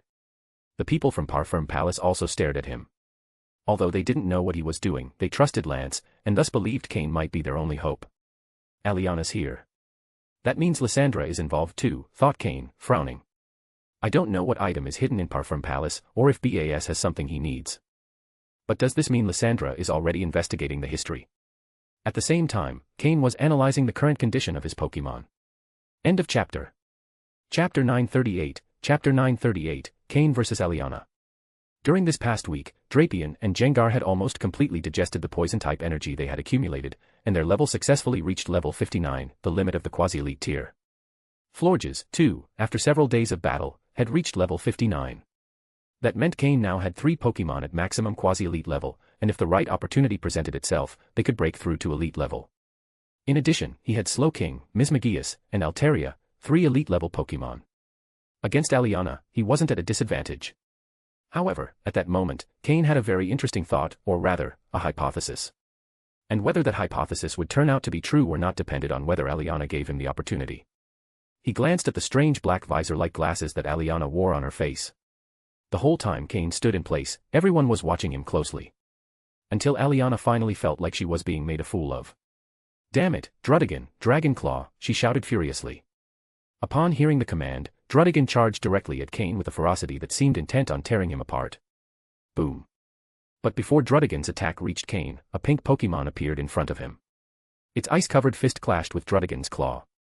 Noticing that Aliana had launched the attack, Cain snapped out of his thoughts. Miss Aliana, attacking someone whose thinking isn't very polite, he said mockingly. The Pokémon that appeared was Slowking, who had blocked Drudigan's attack using Ice Punch. At the same time, Cain retrieved Drudigan's data through his system. Pokémon, Drudigan, Blue. Gender, Male. Level. Type, Dragon. Ability, Rough Skin. Held item, None. Egg moves, Fire Fang, Thunder Fang, Iron Tail, Metal Claw. Basic moves, Leer, Scratch, Hone Claws, Bite, Scary Face, Dragon Rage, Slash, Crunch, Dragon Claw, Chip Away, Revenge, Night Slash, Dragon Tail, Rock Climb, Superpower. Learned moves, Draco Meteor, Thunder Punch, Dragon Pulse, Fire Punch, Snatch. TM moves, Protect, Earthquake, Flamethrower, Rock Tomb, Shadow Claw, Rock Slide. A blue quality, level 61 Drudigan, classified as an initial elite level Pokémon. Cain wasn't particularly surprised. Team Flare hadn't yet fully revealed themselves, but their structure was already apparent. If they were destined to become a major underground force in the region, it was no surprise that their leaders would have elite-level Pokémon. Of course, as this was just the beginning, these leaders weren't at their peak yet. That gave Cain a chance to face them. Still, the potential of Team Flare was already visible. Lysandra truly had both skill and charisma. Seeing her attack blocked head-on, Aliana showed a surprised expression. But it confirmed that Cain had elite-level Pokémon. The heirs of Parfum Palace standing behind Cain could barely breathe from the tension. Seeing Slowking appear, they finally let out a sigh of relief. "Since we're at it, Diggersby, join the battle," said Aliana, tossing another Pokeball. A brown-furred rabbit appeared beside her. It was Diggersby, a Pokémon native to the Kalos region. Though it didn't have the same level or quality as Druddigon, it was also an elite-level Pokémon. It was of light blue quality and exactly level 60. What made this Diggersby special was its hidden ability, Huge Power. No wonder Aliana had raised a Pokémon of merely acceptable quality. Huge Power doubled its physical attack stat outright, making it a threat. "Oh dear, Miss Aliana, losing your temper isn't very ladylike," Cain teased as he pulled out 2 more Pokeballs. Gengar and Florges appeared on the field. Seeing them, Aliana finally smirked slightly. "I thought all your Pokémon would be elite level like that, Lance guys, but I see that's not the case." "You'll only know for sure if we fight," Cain replied calmly. "Florges, Misty Terrain." "Flot," she responded, releasing a thick pink mist that quickly enveloped the field. Though Druddigon was an elite-level Pokémon, it was affected by the effects of Misty Terrain, even if not completely restrained. Even so, it was clearly uncomfortable.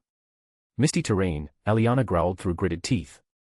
As a Dragon-type trainer in Kalos, she hadn't known much about Fairy types at first, but ever since they emerged, Misty Terrain had become one of the most hated moves among Dragon trainers. But even so, that's not enough. Druddigon, Thunder Punch on Slowking. Diggersby, Thunder Punch on Slowking too. In Aliana's mind, if Slowking was taken out, Cain's team would no longer be a threat. Also, since Diggersby was normal type, it was immune to Gengar's ghost type attacks, eliminating an elemental weakness. Florges, switch to grass type. Use Grass Knot and Energy Ball. Gengar, use Role Play on Druddigon, then Skill Swap on Diggersby. Slowking, Nasty Plot and Psychic. Cain showed no fear. Thanks to his system, he clearly saw the opponent's advantages. Without Huge Power, Diggersby wouldn't pose much of a threat to Slowking. And while Druddigon was powerful, the effects of Misty Terrain limited it enough to put up a fair fight. Florges changed to Grass type as a green aura surged from her petals, then launched Grass Knot at both Druddigon and Diggersby. Thanks to the training Cain had received from Mr. Ramos, Florges had mastered the move well. Boom. Druddigon bit through the vines binding it and broke free, but Diggersby wasn't so lucky. The Grass-type attack was super effective against its Ground-type, and its heavy body was partially immobilized. Thus, the battlefield was divided. Slowking, wrapped in Psychic Energy, attacked Druddigon directly with Psychic, after boosting with Nasty Plot. Meanwhile, Gengar took advantage of Diggersby's immobilization. He copied Druddigon's rough skin ability with Role Play, and then transferred it to Diggersby with Skill Swap. Now, Diggersby had lost its Huge Power and had gained rough skin. Its advantage vanished in an instant. End of chapter. Chapter 939, Chapter 939, let the damn chaotic battle begin. Despite everything, Diggersby was still an elite-level Pokémon. Florges' Grass Knot had barely managed to hold it back for a moment before it broke free. The sudden ability swap left it a bit disoriented, but there was no time to think. 2 green spheres flew straight toward its face. Boom. Boom. Diggersby's ears turned into fists, and using Thunder Punch, it intercepted the spheres midair with a deafening clash. Gengar, use Toxic. Florges, use Tearful Look and then Magical Leaf. As Cain issued commands to Gengar and Florges, on the other side, Slowking and Druddigon were already locked in fierce combat. This was Slowking's first real battle since reaching elite level. The previous matches against Lance's Pokémon had just been light training. Druddigon's Dragon-type moves were being suppressed. Slowking, Safeguard. Just before Druddigon's Thunder Punch landed, Cain gave the order. A strangely colored barrier appeared around Slowking. It didn't block the attack, but the now boosted Psychic move turned into mental blades that brutally struck Druddigon. Boom. Both Pokémon recoiled from the clash. Slowking took considerable damage, but Druddigon wasn't faring any better. The enhanced Psychic was hard to withstand. Diggersby had been unable to get near Slowking, so it turned its attention to Gengar and Florges. Diggersby, ignore Gengar. Use Hammer Arm on Florges. Diggersby obeyed Aliana's command, completely ignoring the toxic Gengar had thrown, and charged straight at Florges, fists ready. But hearing the command, Cain just smirked. Ignore Gengar. Didn't she know that Jengar's poison was enhanced by both Dragalge's venom and the toxic orb?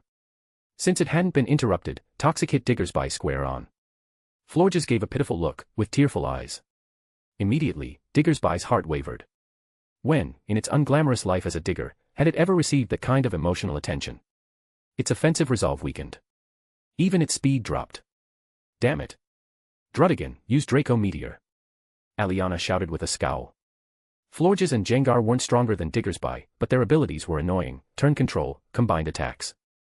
And Jengar's poison had exceeded her expectations. If this went on, they might really wear Diggersby down. Druddigan roared in fury. Enough clean battling, this was a damn chaotic fight. Roar. Druddigan clashed with Slowking again. Both came out wounded. Slowking looked badly hurt, but it was mostly endurance rather than actual damage. Druddigan, meanwhile, still stood, but its mind was starting to cloud. The compressed Draco meteor burst from its mouth and exploded into the sky. Immediately, flaming meteors began falling straight towards Slowking and Florges. The entire field was consumed by the move's effects. Diggersby, dig now. This wasn't the first time they'd done this. Upon seeing the meteors, Diggersby dropped his goddess and started digging, hiding underground. A peaceful life as a digger seemed more fitting than trying to court a flower. Protect. Cain commanded. Boom. Boom. Boom. The plaza filled with craters, but Slowking and the others remained unharmed. Protect had been used just in time to shield them from the meteors. Druddigan remained standing, while a mound of earth rose from the ground. Diggersby emerged from underground, now covered in a purple hue. The poison was still active. From her hand, Aliana tossed a pill. Diggersby caught it. The antidote eased the poison somewhat, but didn't eliminate it entirely. Is that poison really that strong? Aliana muttered, seeing that even a high-grade antidote couldn't fully neutralize it. Druddigan, earthquake. Diggersby, swords dance. We keep fighting, that was what Aliana believed. Diggersby was a Pokémon that naturally learned Swords Dance, and if it still had huge power, it would have been deadly. But since that ability had been swapped for Druddigan's rough skin, its strength was no longer overwhelming. The two battlefronts Cain had split were now starting to merge again. In that case, let's change up the fighting style. Let's go with group combat, Cain said calmly, pulling out 2 more Pokeballs. So far, Aliana hadn't summoned more Pokémon, so it seemed she only had those 2 elite level ones. 2 red flashes, 2 more Pokémon appeared beside Cain. They weren't joining Slowking and the others. They were support units, but crucial ones. Crack. A clear sky darkened as black clouds gathered quickly. Rain began to fall, light at first, then pouring into a torrential storm that drenched the entire Parfum Palace grounds. No, Cain hadn't summoned Mismagius or Altaria, his other elite-level Pokémon. He was still keeping those in reserve. The ones released were Politoed and the long-absent Horsia. As soon as Politoed appeared, its drizzle ability activated, the rain intensified, turning into a downpour. A psychic barrier surrounded Cain, keeping him dry. On the other side, someone approached behind Aliana with a red umbrella, shielding her from the rain while getting drenched himself. The battle raged on. Jengar, copy Horsia's ability and share it with Slowking, Florges, and yourself. Cain ordered. That was his group battle style. Very soon, Diggersby finished using Swords Dance, while Druddigan protected him and used Earthquake, but Cain made no attempt to stop them. His 3 Pokémon now shared the Swift Swim ability. Aliana finally understood what it meant to be a true master of Jengar. The rain boosted its speed to such a degree that it became untouchable. Even though Aliana's Pokémon were elite level, going up against a Jengar with Swift Swim in a torrential storm was impossible. Even Slowking and Florges, not known for their speed, were now moving far more fluidly than before. End of chapter. Chapter 940, Target Locked. Just as Cain and Aliana were in the midst of battle, the fight between Lance and Bas had also reached a boiling point. Bas wasn't royalty for nothing, his talent wasn't bad at all. However, considering his age was more than twice that of Lance's, having that level of strength wasn't exactly something to be proud of. His signature Pokémon was Goodra, a pseudo-legendary from the Kalos region, now battling Lance's Dragonite head-to-head. While not as powerful as Dragonite, Goodra's defensive nature allowed it to endure without too much trouble. But right then, Boss's expression had turned grim. He had underestimated Lance's strength and didn't expect him to fight so evenly. Even less did he expect an elite-level trainer to appear at Lance's side. That trainer was commanding an elite-level Slowking and 2 maximum quasi-elite Pokémon, successfully stalling Aliana's 2 elite-level Pokémon. And he was even starting to gain the upper hand. It's worth remembering that when Aliana approached Bas to discuss cooperation, he had tested her strength. That Drudigan wasn't weak, and Diggersby, in particular, was a wolf in sheep's clothing. Its huge power ability combined with Sword's dance gave it such explosive power that not even BAS could face it head-on. But now, what was he seeing? That once menacing Diggersby was being chased and ruthlessly beaten by 3 Pokémon, battered and bruised, literally turned into a beaten pig. And Drudigan. Cain was cleverly keeping it at bay, using speed to prevent it from getting close. Drudigan was also a Pokémon focused on physical attacks and lacked any truly powerful long-range moves. They were taking advantage of its slowness to relentlessly hunt down Diggersby. Even when Drudigan tried to approach, Slowking could teleport with Jengar and Florges to vanish. If someone were to interview Diggersby now, he could probably spend 3 full days complaining about the abuse he suffered from Slowking and his teammates. What a way to abuse a decent Pokémon. No, what a way to abuse a decent rabbit. He didn't even understand why they were chasing him so obsessively. Meanwhile, his partner Drudigan still maintained his dignified posture. The contrast was brutal. Yes, you. Don't think blushing makes you look shy. And don't think having wings gives you the right to fly around like that. Diggersby grumbled internally, but the attacks kept pouring in without pause. Finally, under Aliana's gloomy expression, Diggersby collapsed to the ground. And it was then that Aliana understood. Cain had summoned Politoed and Horsea just to take advantage of their drizzle and swift swim abilities. Diggersby was defeated. He lay motionless on the ground like a dead pig. Cain's Pokémon then turned their attention toward Drudigan. Oh, did we hear you were the one chasing us earlier? Jengar laughed uncontrollably. Florges was much more reserved. She covered her mouth with one hand while laughing, never taking her eyes off Drudigan. The once imposing Drudigan immediately trembled. His scales stood on edge. With Diggersby no longer there to attract aggression, could he endure such intense attacks alone? The answer was no. Drudigan slowly turned his head toward his trainer, gulping nervously. Gulp. The sound was so loud, everyone heard it. Aliana's face was a poem. Following Mr. Lysandra's orders, she had come to assist BAS in finding what he sought. Supposedly, there was something in the Parfum Palace that Lysandra needed. But everything had been ruined by the men standing in front of her. On the other side, BAS was also in a foul mood. He had bitten off the toughest bone and still hadn't gotten what he wanted. The heirs of the Parfum Palace, sheltered under an umbrella behind Cain, nearly applauded when they saw Diggersby fall. They finally released the breath they had been holding and sighed in relief. Miss Aliana, do you really wish to continue the battle? Cain asked, a smile on his face. Humph. Aliana snorted, turning to look at BAS. And BAS was looking back at her. Neither wore a friendly expression.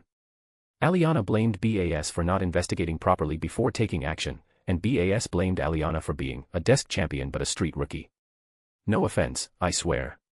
Against him, Drudigan and Diggersby were strong. But facing an elite-level Pokémon and 2 maximum quasi-elite Pokémon, they couldn't keep up. And worse, they were the first to lose a Pokémon. Humph. Let's see how long you can keep protecting them. We're retreating. BAS declared with a sweeping gesture, unilaterally ending the battle. Lance couldn't go all out against Ba, so he simply stood there, watching them leave. After BAS withdrew, a group of red-suited individuals led by Aliana remained. We're leaving too, Aliana said coldly, casting one last glance at Cain as she prepared to depart. BAS had gotten away without interference, but Aliana was a different case. Miss Aliana, leaving just like that doesn't seem very polite, does it? You should at least leave us something, Cain said. But Aliana ignored him completely. Stay any longer. There was no one who could stand against Lance. Just as she turned around, a Jengar appeared at full speed and slipped into her shadow. By the time Aliana reacted to counterattack, Jengar was already right in her face. He didn't strike, but snatched the large black visor glasses she wore. Jengar attempted to keep going, but Drudigan leapt beside Aliana. With that, Jengar retreated and returned to Cain, handing him the glasses. Target acquired. Cain confirmed it silently in his mind. At the same time, he gave the system a command, trace signal source. Lock position. Those weren't just glasses, they were a microcomputer headset, connected to the Team Flare central communication system. Cain's real goal in having Jengar act was to obtain those glasses. Everything else was a distraction. At the point where the glasses had touched her skin, tiny electric currents, imperceptible to the human eye, could be seen. The system took only a few seconds to hack them. And it immediately began tracing the location of the main server. Lance, standing with Dragonite and Gyarados, approached Cain as they watched Aliana and her people retreat rapidly. Well done, Cain. I didn't expect you to defeat 2 elite-level Pokémon with just 3 of yours, Lance said, patting him on the shoulder with an approving expression. A promising future. Cain just smiled without saying much. exploiting information advantages and versatile abilities to gradually wear down the opponent's strengths. That was Cain's battle style. When the enemy is too powerful, the first step is to bring them down to your level. Then, with experience and superior intel, you win the fight. That's how you fight on even ground. Simple and direct. As Cain chatted with Lance, a voice rang out in his mind, target locked. End of chapter. Chapter 941, Chapter 941, Elite Level Trainer. Upon hearing that voice, Cain kept a neutral expression, though inside, he was pleased. The objective was halfway complete. Wipe this system clean, leave no trace, and locate the target's position, Cain ordered again. Simply locating the enemy system didn't require deep infiltration, so there wouldn't be much resistance. For the system, it was no problem. After all, Team Flare was nothing more than an embryo at this stage, perhaps even less. Following Cain's command, the sunglasses in his hand became just that, simple glasses. Thank you both for your help. Please, come rest with us for a while in the Parfum Palace, said Mr. Sebastian to Cain and Lance. The battle was over, and the clouds in the sky were beginning to clear. Lance nodded, but Cain remained where he stood. You go ahead. I have something to do, he said, pointing to Jengar and Florges, who were still standing motionless in the plaza.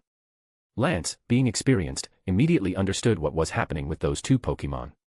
He gave Cain a thumbs up before heading off with the others toward the Parfum Palace. That's right. After the battle, both Jengar and Florges, having defeated Diggersby, underwent a dramatic change in their aura. Slowking, who stood beside them, had also leveled up. This rise was part of the build-up before its transition to elite level. Once that barrier broke, all the stored-up energy would burst forth. It was very likely that it would level up again soon. After all, Slowking had been at level 59 for 2 or 3 months. Its daily training and energy accumulation wouldn't be consumed in a single level up. As for Jengar and Florges, their evolution was more natural. They had already reached the threshold. But now, leveling up would become increasingly difficult. Jengar had benefited from the poison energy absorbed from Dragolge, plus a week of using the toxic orb, which evolved its poison and pushed it to the edge of a breakthrough. Florges, on the other hand, had simply built up enough and found the ideal opponent. With that victory, she broke through her barrier. 2 more Pokémon at level 60, Jengar and Florges. With 3 fully self-trained Pokémon reaching elite level, Cain could now officially be considered an elite level trainer. That said, Jengar and Florges' evolution wasn't as awe-inspiring as Slowking's. In reality, they had just seized the right opportunity. If it had been Slowking at that moment, the evolution would have been even more refined. Kakik, Jengar laughed as he floated toward Cain, his round body radiating powerful energy. Flot, Florges also approached, letting out a gentle sound. They hadn't even realized what had just happened. Good job. Get some rest, Cain praised with a smile, returning them to their Pokeballs. He then looked again in the direction Aliana had fled and walked into the Parfum Palace. The entire Parfum Palace was an example of classical architecture. Upon entering, one could feel its luxury and grandeur. Lance was already in the main hall chatting with the heir of the Parfum Palace, casually sipping coffee as if nothing had happened. As if the earlier battle had nothing to do with them. No wonder the League allowed the Parfum Palace to exist without interference. The heirs of the palace didn't seem like people with grand ambitions. Or rather, to avoid arousing the League's suspicion, these heirs were forced to act like pampered nobles. When Cain entered, everyone stood to welcome him. His performance in the battle had been obvious. Absolute control. Impeccable composure. And both Cain and Lance were still young, with bright futures ahead. They were ideal candidates to earn the family's favor. Cain greeted them briefly and took a seat to listen in on the conversation, occasionally adding a comment. The main discussion was between Lance and Mr. Sebastian. Mr. Sebastian, if we leave and they come back, what will you do? Lance asked, addressing the delicate topic. After all, neither he nor Cain could stay here indefinitely. Oh, don't worry. We're only asking you to stay a few more days. We've already sent for our captain of the knights, Sir Wickstrom. Once he arrives, there will be nothing to worry about, Mr. Sebastian replied with a smile. At the mention of Wickstrom, his face lit up with pride. Wickstrom. Lance didn't recognize the name, but Cain did. During the Sinnoh tournament, Wickstrom had represented Kalos. In the future, he would become one of the Elite Four of Kalos. An expert in Steel-type Pokémon, much like Stephen Stone. Cain hadn't expected Wickstrom to be so closely connected to the Parfum Palace. He nodded in understanding. Lance saw this and asked no further questions. After a while, Mr. Sebastian led them to 2 luxuriously decorated rooms. These will be your guest rooms during your stay. If you need anything, don't hesitate to let me know, he said before departing. Despite his old age, his upright posture and firm steps reflected the professionalism of a top-class butler. That Wickstrom, you seem to know him well, Lance asked. I met him at the Sinnoh tournament. He's a trainer with a strong chivalrous spirit. His strength is comparable to Drasna's, Cain replied as he sank into a plush sofa. Lance nodded, understanding. If they had someone like that, plus the head of security for the Parfum Palace, then there really wasn't much to worry about. After all, the other side seemed to have quarreled with BAS by the end of the conflict. And that group with the weird outfits. You didn't seem very friendly with them. Do you know who they are? Lance asked, intrigued. Cain nodded. I had a previous encounter with them. They're not a simple group. If you ever come across them, be very careful, he replied, without giving further detail. He didn't mention Team Flare too much, since it wasn't clear whether their organization had fully emerged yet. But based on their uniforms and strict hierarchy, they couldn't be far off. After a brief conversation, Cain secluded himself in his room. Lance said nothing more. After all, Cain's Pokémon, Gengar and Florges, had just reached elite level and needed a proper rest. End of chapter. Chapter 942, Chapter 942, The Deal with Dragolge. After entering the room, Cain locked the door and directly opened an alternate space in the wall. Then, he stepped in, accompanied by Slowking. Training Pokémon inside a room was always tricky. He threw out several Pokeballs one after another. Gengar, Florges, Honchkrow, Drapion, and Weevil appeared in front of Cain. Including Slowking, these were all of his mainline Pokémon.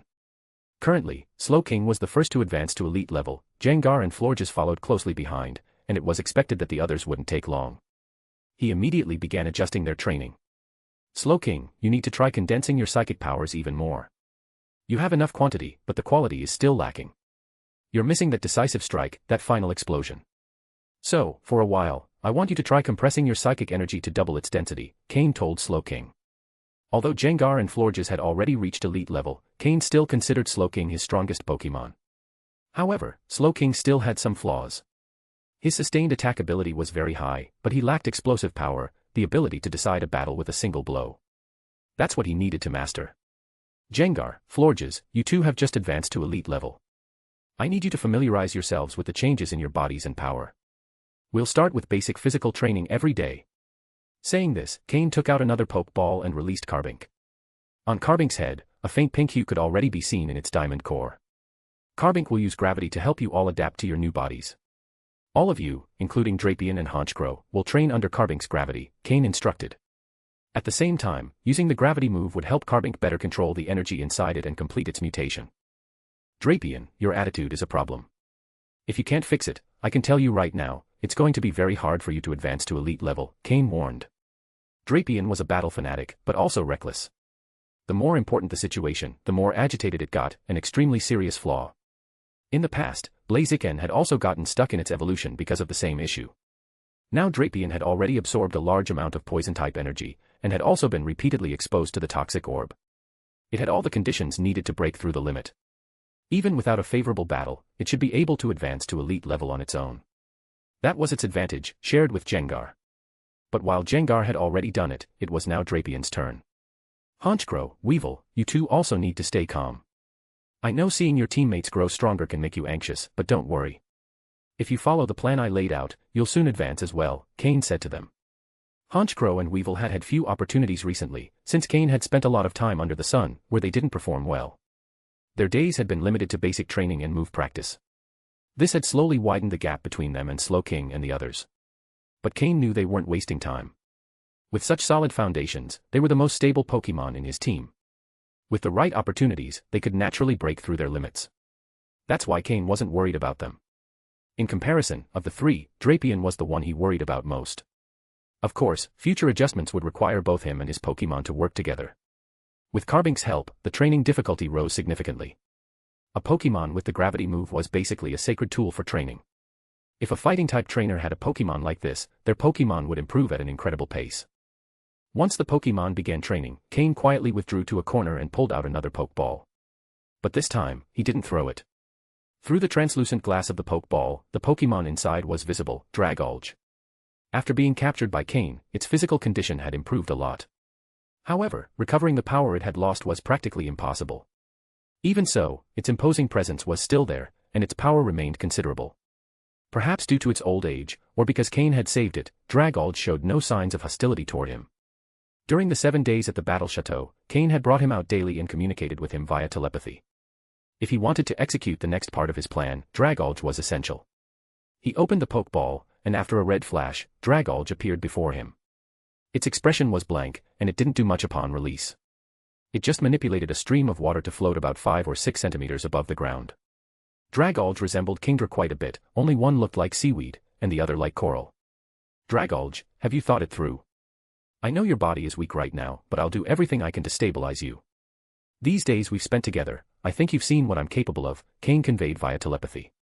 Dragolge kept looking at Cain, but this time, there was a subtle shift in its gaze. As a Pokémon who had surpassed elite level, and being a dragon type, it had its pride. But all of that had worn down after years of imprisonment in the prison dragon pillar. Dragolge's presence began to rise, becoming as intimidating as a wild beast stalking its prey. Even though its power hadn't fully returned, its aura was overwhelming. The Pokémon in the alternate space felt the pressure. They all stopped what they were doing and looked toward Cain with concern. But then, Dragolge gave a slight nod, and its aura vanished. It returned to looking like the old creature from before. Seeing the nod, the corner of Cain's mouth lifted slightly. The deal was made. With that, everything was in place. The rest would depend on improvisation when the time came. He let Dragolge rest in the alternate space while he pulled out a bunch of items and spread them on the floor. It was impossible for Dragolge to fully recover its vision or potential. All Cain could do was help it slowly adapt to its current body and prolong its life as much as possible. They had made a deal, and to uphold it, Cain needed to help Dragolge regain part of its strength. It was a mutually beneficial agreement. And honestly, Cain didn't fear Dragolge in its current state. Apart from its intimidating aura, it posed no real threat. Besides, while crafting tools to help Dragolge's body recover, Cain could also add a few extra elements, just in case. End of chapter. Chapter 943, Chapter 943, Infiltration into Team Flare. Cain and Lance remained at Parfum Palace for 2 days. It wasn't until the arrival of Sir Wickstrom that they considered their mission complete. Wickstrom recognized Cain the moment he saw him. After all, during the Sinnoh tournament, Cain had left a deep impression on him. After exchanging a few polite words and entrusting Wickstrom with the task of protecting Parfum Palace, Cain and Lance departed together. They flew on their flying-type Pokémon in the direction of Lumio City. Their next mission was to investigate Lysandra Labs. Once completed, they could return to their respective regions. But halfway there, Cain said to Lance, "There's something I need to take care of. Go to Lumio City ahead of me, I'll meet you at the Pokémon Center within 2 days." Without waiting for a reply, Cain veered off course on his Flygon and flew in another direction. Lance watched him leave, unsure what was going on, but he understood that everyone had urgent matters from time to time. He didn't give it much thought. He gave a light pat to his Dragonite's neck. Without Flygon slowing him down, Dragonite greatly increased its speed. As for Flygon, relieved by the separation, it finally relaxed a little. There's no pain without comparison. Flying alongside Dragonite all this time had put him under immense pressure. Being a flying Pokémon is no easy task. Seeing that Lance showed no concern, Cain relaxed. He ordered Flygon to descend into the forest between Parfum Palace and Lumio City. At the top of a tree, he opened an alternate dimension and entered it. When he emerged, he was a completely different person. He had returned to his original appearance and now wore a wide black cloak with a hood. Shortly after stepping out, his face began to distort until it became completely unrecognizable. He used his psychic powers to veil his face, making it impossible to distinguish his features. Then he threw a Pokeball and summoned his Honchkrow. "Let's go," said Cain, now with a distorted, raspy voice. Honchkrow nodded, flapped its wings, and took off. Cain grabbed one of its legs. Just like when they entered the Tower of Mastery, he used his psychic powers to float, so he wouldn't be a burden to Honchkrow. Thanks to that, their flight was even faster than with Flygon. The only downside was that he couldn't sit comfortably on Honchkrow like he could on Flygon. Cain's destination was the location he had tracked down 2 days earlier using the system connected to Aliana's glasses. Spending a couple of days at Parfum Palace had helped him avoid suspicion. Lysandra's secret base wasn't far from Lumio City. It was located deep within a mountain near the city. Thanks to Honchkrow, Cain found it quickly. He landed gently and threw another Pokeball, summoning Gengar. One of the advantages of Gengar was that its energy and aura were hard to detect. If someone didn't know him well, they'd never associate him with Cain's Gengar. So it's inside this mountain. Pretty well hidden. Looks like the preparations have already started, Cain thought to himself. To be cautious, and after making sure there were no surveillance systems nearby, he summoned Slowking to leave a psychic marker. It was necessary to ensure an escape route at any moment. "Gengar, find the entrance," ordered Cain. Kakik. Jengar laughed and nodded. Now that he had reached elite level, Jengar was even harder to detect. At that moment, Cain's shadow rippled, and his Mismagius appeared. Cain patted her head with a smile. I'll be counting on you later, okay? Mismagius replied happily, eyes half closed. She was even harder to detect than Jengar. Thanks to constant training, she could completely conceal her presence. If she hid in the shadows, even Professor Oak's Dragonite wouldn't be able to find her. Of course, if there were a Pokémon with extremely sharp senses, it might detect her. But Cain was confident there was no one or nothing here capable of that. While Cain mentally reviewed every step of the plan, eyes closed, checking for flaws, Jengar returned from the shadows. Kakik. Jengar floated in front of him. Cain slowly opened his eyes and said, "Let's go." Jengar led the way while Cain followed, wrapping himself in psychic energy to completely hide his presence. If there was any Pokémon with a keen sense of smell nearby, it could memorize his scent, something he needed to avoid. Additionally, Cain had a particularly intense aura due to the aura's gift from the Lucario of Mythical Island, which also needed to be hidden. Upon reaching a massive rock, he watched Jengar pass through it effortlessly. Only with his help could Cain find the hidden entrance, concealed beneath thick shrubbery. There, a password panel was installed. Cain smirked and placed his hand on it. Clack. To Cain's system, no code posed a challenge. The large rock slid aside like an automatic door, revealing a tunnel with a high-tech appearance. At the entrance stood 2 guards. At first, they thought they should salute, but upon seeing who it was, they froze. Before they could hit the alarm, Jengar put them to sleep with hypnosis. Cain continued down the tunnel until he reached another electronic door, where this time the alarm did go off. The surveillance system had detected him. He looked at the wall-mounted camera, placed his hand on the door like it was his own home, and opened it effortlessly. In the monitoring room, the security staff were stunned. How is this guy opening doors more easily than we do? Due to the alarm, a tall man, about 1.80 meters, wearing a black and red suit, with bright orange hair flowing like a lion's mane, appeared immediately. Upon seeing him, the 2 men in the control room stood up and exclaimed in unison. Mr. Lysandra.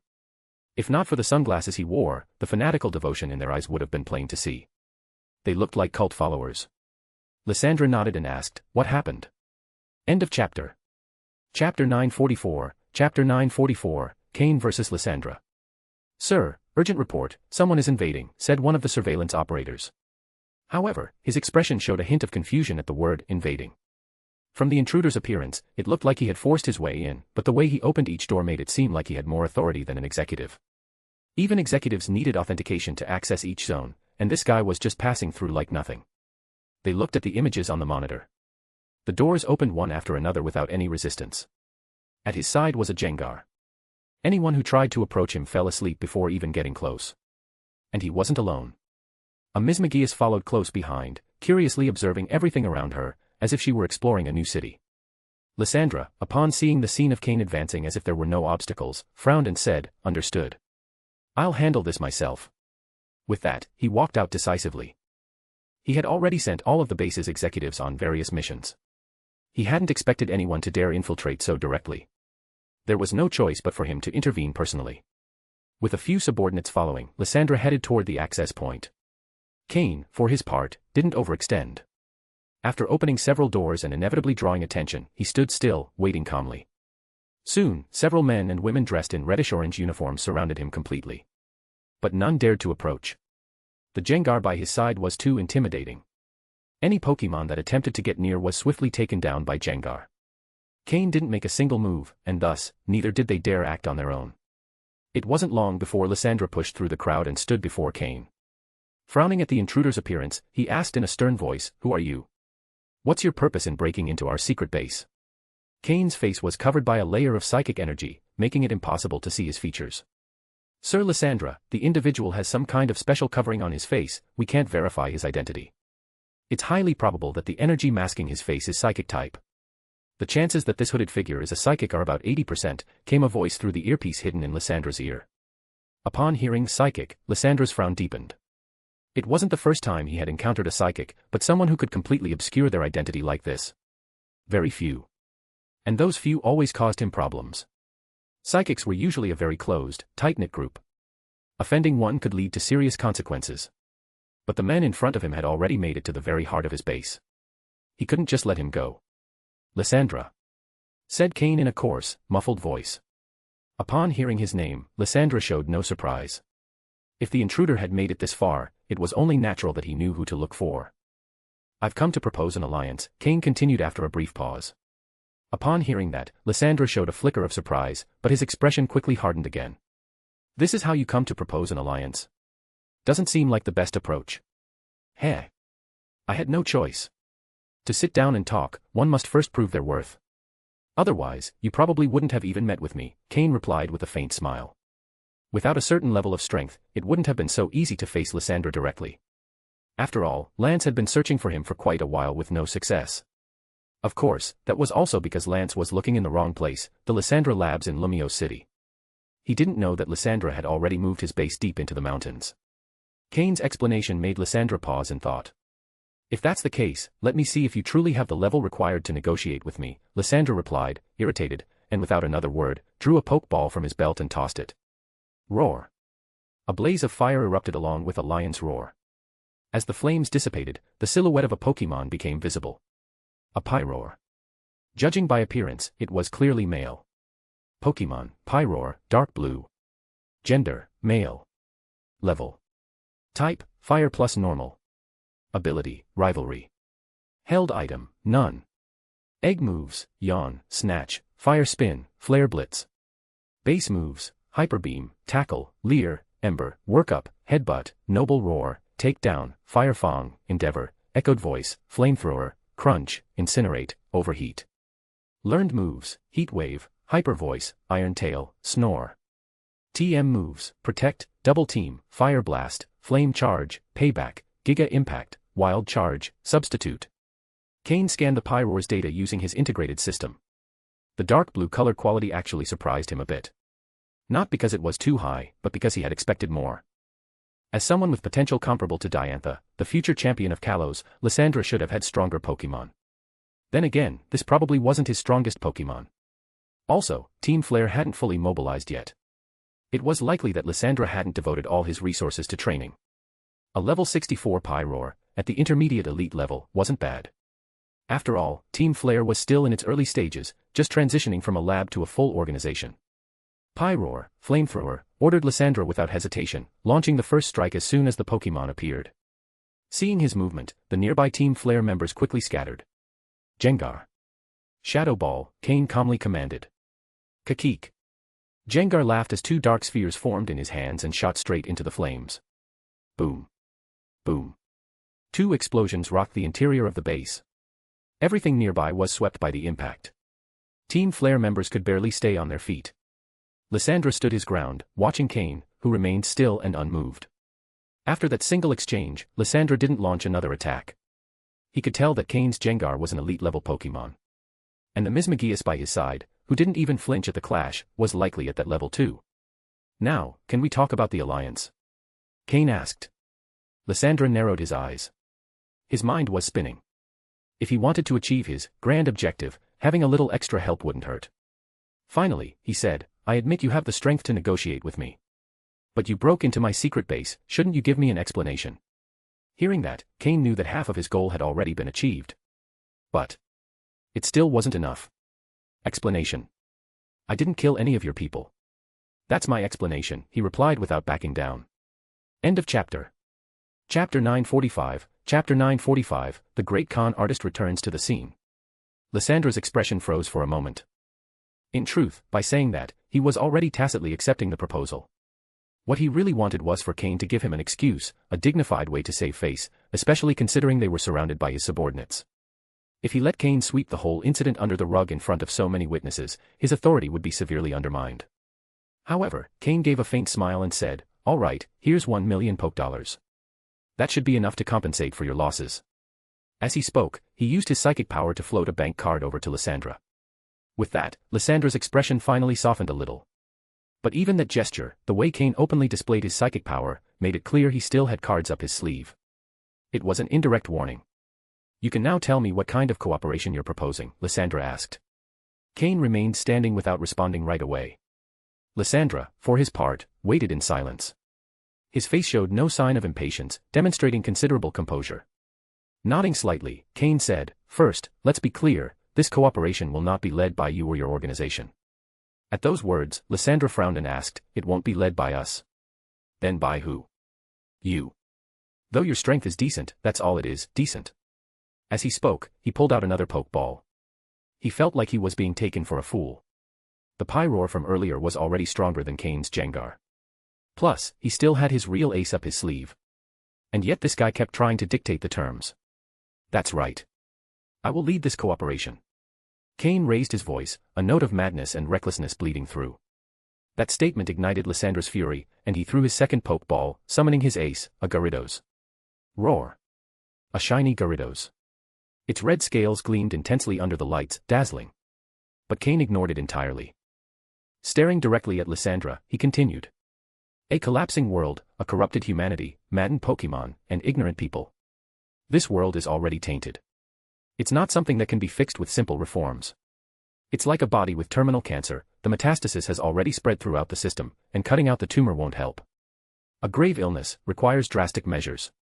His words made him sound like a fanatic willing to destroy the world. However, as he spoke, Lysandra's furious expression began to soften. His hand, poised to activate his combat gear, slowly lowered. Lysandra, you won't save the world like this. It's not enough. It's not enough. What you're doing just won't cut it, Cain pressed on, his performance fervent. As a professional con artist, Cain felt his acting so far had been more than convincing. Midway through his speech, Cain pulled out a pokeball and tossed it forward.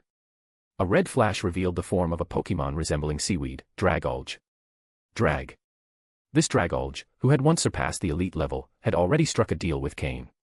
So as it appeared, it didn't hold back, unleashing its full pressure without restraint. The surrounding Team Flare members were stunned. The Pokémon beside them collapsed to the ground instantly. The difference in level was simply overwhelming. And being a dragon type, Dragulge's presence was even more intimidating. Most importantly, after years of imprisonment in the prison dragon pillar, Dragulge had lost much of its poison-type energy, but retained its dragon energy intact. Seeing it, Lysandra was visibly shaken. His Pyroar and Gyarados instinctively backed up to his side, baring their teeth but not daring to attack. Especially the Pyroar, who looked like a frightened child before a father figure, seething with suppressed rage but not daring to act. A Pokémon beyond elite level. Lysandra muttered. Who the hell are you? He asked, raising his voice. Cain didn't answer. He simply said, don't resist. I want to show you something. Then he nodded toward his Mismagius. Miss Mismagius, who had been ready, whispered softly. Her eyes glowed with a red shimmer, and a faint energy enveloped both Cain and Lysandra. Lysandra didn't resist. Cain had already warned him. When he opened his eyes again, he found himself and Cain floating in the air, above a ruined town. Is this a dream? Lysandra asked. Cain didn't reply. But yes, it was a dream world. With Mismagius's help, Cain had created this illusion and was now showing it to Lysandra. This was exactly what Cain had asked Mismagius to do. And it was what she did best. Wild Misdreavus and Mismagius are experts in creating dreams. Drawing someone into an illusion is one of their basic skills. If you run into one in the wild, you must be careful of everything you see. You might just be caught in their mental game. Now, following Cain's instructions, Mismagius didn't need to weave a whole world, Cain had already structured everything. Her job was simply to make it feel real. This world was a dream, yes, but an extremely vivid one. I want you to see the world, Cain said in a low voice. In the dream, as its creator, Cain could do whatever he wished. Though it was a fragile world, if Lysandra resisted, he could easily break it. That's why Cain had asked him not to oppose it. The scene below them flowed rapidly. Lysandra, standing midair, couldn't help but look down. Though the movement was fast, he recognized that what he was seeing was the Pokémon world, more specifically, the Kalos region. The Tower of Mastery, the Prism Tower, the Parfum Palace. All those familiar buildings passed beneath them quickly, all lying in ruins. Barely recognizable.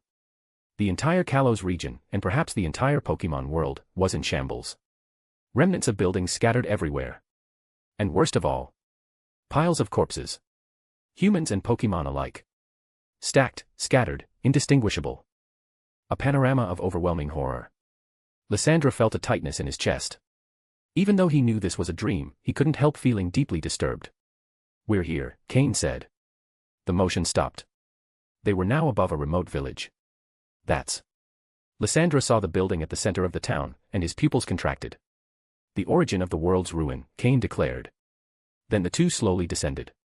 Once their feet touched the ground, the pressure lifted. Lysandra couldn't help but walk toward the village's center. Cain, standing behind him, let out a faint smile. He took the bait. End of chapter. Chapter 946, Chapter 946, Convergence of the Legendaries. Lysandra looked at the ruined village. He walked toward the center, standing before the structure that rose in the middle of the place, and remained silent for a long time. This is the origin of your search. What you long to uncover. That, the so-called ultimate weapon from history, Cain said calmly. The ultimate weapon. Lysandra repeated, his voice somewhat distant. The stone column, similar to an obelisk in the center of the village, was the same weapon that, 3,000 years ago, the legendary king of Kalos created. Its original purpose wasn't war, but to revive his most faithful companion, a Flababy. And yes, the Flababy did come back to life. But the king's heart became corrupted. He blamed the entire Pokémon world for the death of his partner. He turned the artifact into a weapon of mass destruction and unleashed chaos that nearly wiped out the entire world. Only Flababy's departure made him come to his senses again. That man was the legendary king of Kalos, AZ. But the dream world Cain showed to Lysandra wasn't a reconstruction of the past. It was a reflection of the present, a possible future built upon current knowledge of the Pokémon world, using all the maps and regions registered in the system. For Cain, who had lived through 3 lifetimes and had experienced the horrors of war firsthand, simulating a post-apocalyptic world was no challenge. This is the result of letting the world cleanse itself. In the end, neither the guilty nor the innocent survived, Cain said, now standing beside Lysandra. Then, what should we do? Lysandra was still shaken by what he had seen. Cain was about to respond, when a ripping roar echoed across the sky. A dragon-like Pokémon appeared, with 6 floating wings shaped like spectral ribbons, a grayish body, and reddish tips. It tore through the sky, leaving a gash behind that revealed a world even more devastated on the other side. A world, destroyed. That figure was none other than Giratina in its origin form, the dragon of the distortion world. Lysandra recognized it immediately, and understood what its appearance meant. This world, his world, had already been absorbed by Giratina's realm, reduced to just another zone within its empire of ruins. This level of destruction isn't caused by a few people. It's the masses, people who've lost their values, who push the world into the abyss. Whether it's the ultimate weapon or legendary Pokémon, they're all tools in the hands of those unworthy of wielding them. After Giratina passed, cracks appeared in the ground. From them, thick, twisted roots of a dark red color burst forth. Like the veins of a dying world, they wrapped around the few remaining structures, enveloping trees that began to wither instantly. Grrrhhh, a deep, metallic roar echoed from the distance. A colossal Pokémon emerged. Its body resembled that of a serpent, with red compound eyes made of hexagons, and black frill-like ornamentation around its neck resembling that of a frilled dinosaur. From its tail, 5 appendages extended like mechanical tentacles. A half-organic, half-mechanical monster. Zygarde. Lysandra cried out, shocked. Cain looked mildly surprised, not by the Pokémon, but by the fact that Lysandra recognized it. That's right. The Guardian of Kalos, the Pokémon that dwells in every corner of the region. According to legends, Zygarde appears when the ecosystem is under serious threat, using its power to restore balance. But, what happens when there's nothing left to restore? Zygarde roared again, immediately transforming into its complete form, the one said to be able to suppress both Xerneas and Yveltal. But something was wrong. Zygarde seemed disturbed. And from the sky behind it, a figure flew closer, shaped like a giant Y. Yveltal. From its chest, where the symbol of its form glowed, it fired a dark beam. Everything it touched turned to stone. Below, motionless, lay a figure resembling a sacred deer. Xerneas, the Pokémon that represents life itself, had fallen. The god of life was dead. The legendary Pokémon were unleashed. The world was collapsing. In that dream, the Pokémon world was a symphony of ruins and despair. Lysandra, unable to move, stared at Zygarde and Yveltal with hollow eyes, eyes that reflected absolute horror. Because it felt too real. Even Lysandra, with all his knowledge, had only ever heard of Zygarde, Xerneas, and Yveltal. He had never seen them. And they weren't the only ones. Boom. Boom. Boom. Boom. The ground trembled once more. A hill rose from the earth, growing into a mountain, then into an active volcano. Lava burst forth, and from it emerged a massive figure engulfed in flames. Primal Groudon. Its roar shook the air, as lava swept across the world, destroying everything in its path. And on the horizon, riding atop the waves of a massive tidal surge, another beast soared. Primal Kyogre. The legendaries appeared one after another, as if sounding the final funeral march of the world. Or perhaps, they were dragging the world into its doom. Yveltal. Groudon. Kyogre. Giratina, are they all going to appear? Lysandra collapsed to his knees, murmuring the names of the legendary Pokémon with a broken voice. There was no denying it. The dream Cain had created was too realistic. No one in the Pokémon world could create such an illusion, not without having seen all of these legendary Pokémon with their own eyes. But Cain was different. Even if he hadn't met them in this life, he knew them all. This dream was a world ruled by furious gods. An apocalypse. The final twilight of the Pokémon world. End of chapter. Chapter 947, Chapter 947, Planting a Seed. Cain remained standing, tall and firm. This scene was something he had imagined for a long time. In recent times, every time he closed his eyes, he had worked on perfecting this virtual world. His goal was to minimize any flaws. And from what he could see now, the result was quite satisfactory. Who are you really? After a long silence, it was the third time Lysandra had asked the question. But the tone with which he asked it was no longer the same. The first time, it was filled with doubt. The second time, it was a reproach. And now, the third, it was the voice of someone who had lost all the confidence and pride he once held. Cain had reached this point because he knew Lysandra well. He knew exactly how to strike his weak spot. Not just from Lance's research or the descriptions given by Diantha and Malva, even Sycamore himself had provided key details. All that information combined, along with what Cain already knew, allowed him to construct this dream world. I'm the one who will help you fulfill your ideal, Cain said calmly. Fulfill my ideal. Lysandra echoed quietly, looking around him. He saw the crumbling environment, the unleashed legendary Pokémon. The entire world collapsing before him. Look at these Pokémon, and remember what you've seen. Even if this is a dream world, who do you think could build something so real? Who could imagine so many legendary Pokémon? And have each one feel and look so authentic? Have you ever seen even one of them in real life, with your current level? Cain's questions left Lysandra speechless. It was true. Who could imagine all of that? Even with Zygarde, the one he knew the most, he was only aware of its initial form. He had no idea it could transform. He wanted to find flaws in Cain's claims, but there were none to be found. Then what can you help me achieve? And what can I offer you in return? Lysandra went straight to the point. Essentially, he wanted to know, what did Cain want from him, and what could Cain offer him? If what Cain offered was truly what he needed, Lysandra had no issue acknowledging him. Cain smiled. Don't rush. Take a good look at this world. I've seen it countless times. But the first time always leaves the strongest impression. Lysandra didn't reply. He began to walk through the ruined world. The legendary Pokémon he encountered along the way didn't even seem to notice them. And their attacks didn't affect him at all. But the more he walked, the more convinced he became of Cain's words. This world was too real. No one could create such a detailed dream without having lived it. Even some of the landscapes, though destroyed, felt vaguely familiar. He loved the Kalos region. He knew it well. And among the ruins, he sometimes recognized places he had once seen with his own eyes. Now, they were all reduced to rubble. And that hurt him deeply. The more he walked, the more he accepted Cain's vision. He had already been disappointed in the world and people for a long time. And Cain's phrase, a collapsing world, a decaying humanity, had struck the core of his being. He never had a clear goal. Even when creating his clandestine organization, he didn't truly know what he was looking for. He wanted to change the world, but had no idea where to start. Now, slowly, he had found a direction. And more importantly, someone capable of guiding him down that path had appeared. He remembered Cain's Dragolge clearly. In front of that Pokémon, he knew he didn't stand a chance. Someone with that kind of power, what could they possibly want from him? After much thought, Lysandra reached a conclusion: nothing. So then, why show him all this? Why guide him? The answer was clear. The world they came from was incurably sick. And the only remaining option was to use drastic methods. If it worked, great. If not, the world was already in ruins anyway. There was nothing to lose.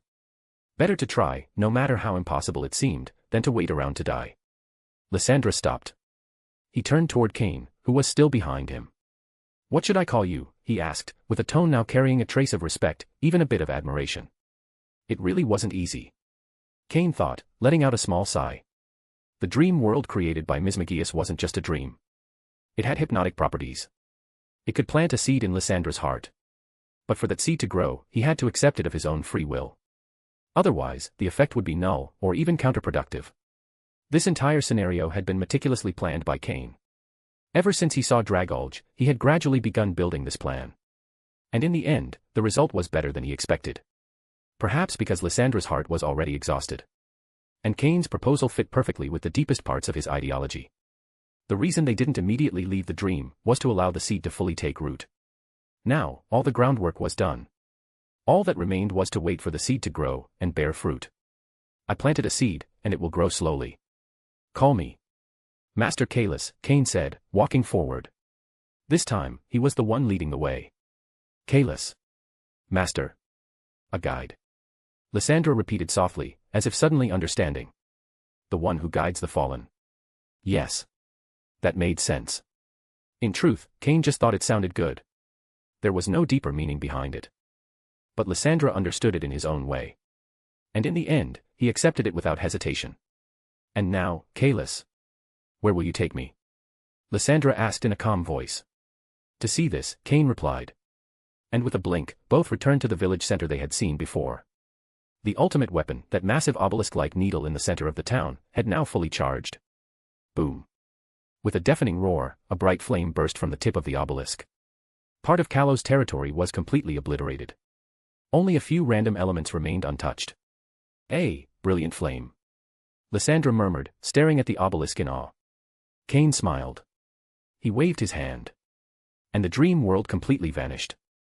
Both returned to the underground hideout where everything had begun. End of chapter. Chapter 948, Chapter 948, the Team Flare Subchief. Cain and Lysandra remained inside the dream world for a long time. But for those outside, only a few seconds had passed. Even so, the aura emanating from Lysandra had completely changed. He was no longer aggressive, nor did he show any hostility toward Cain.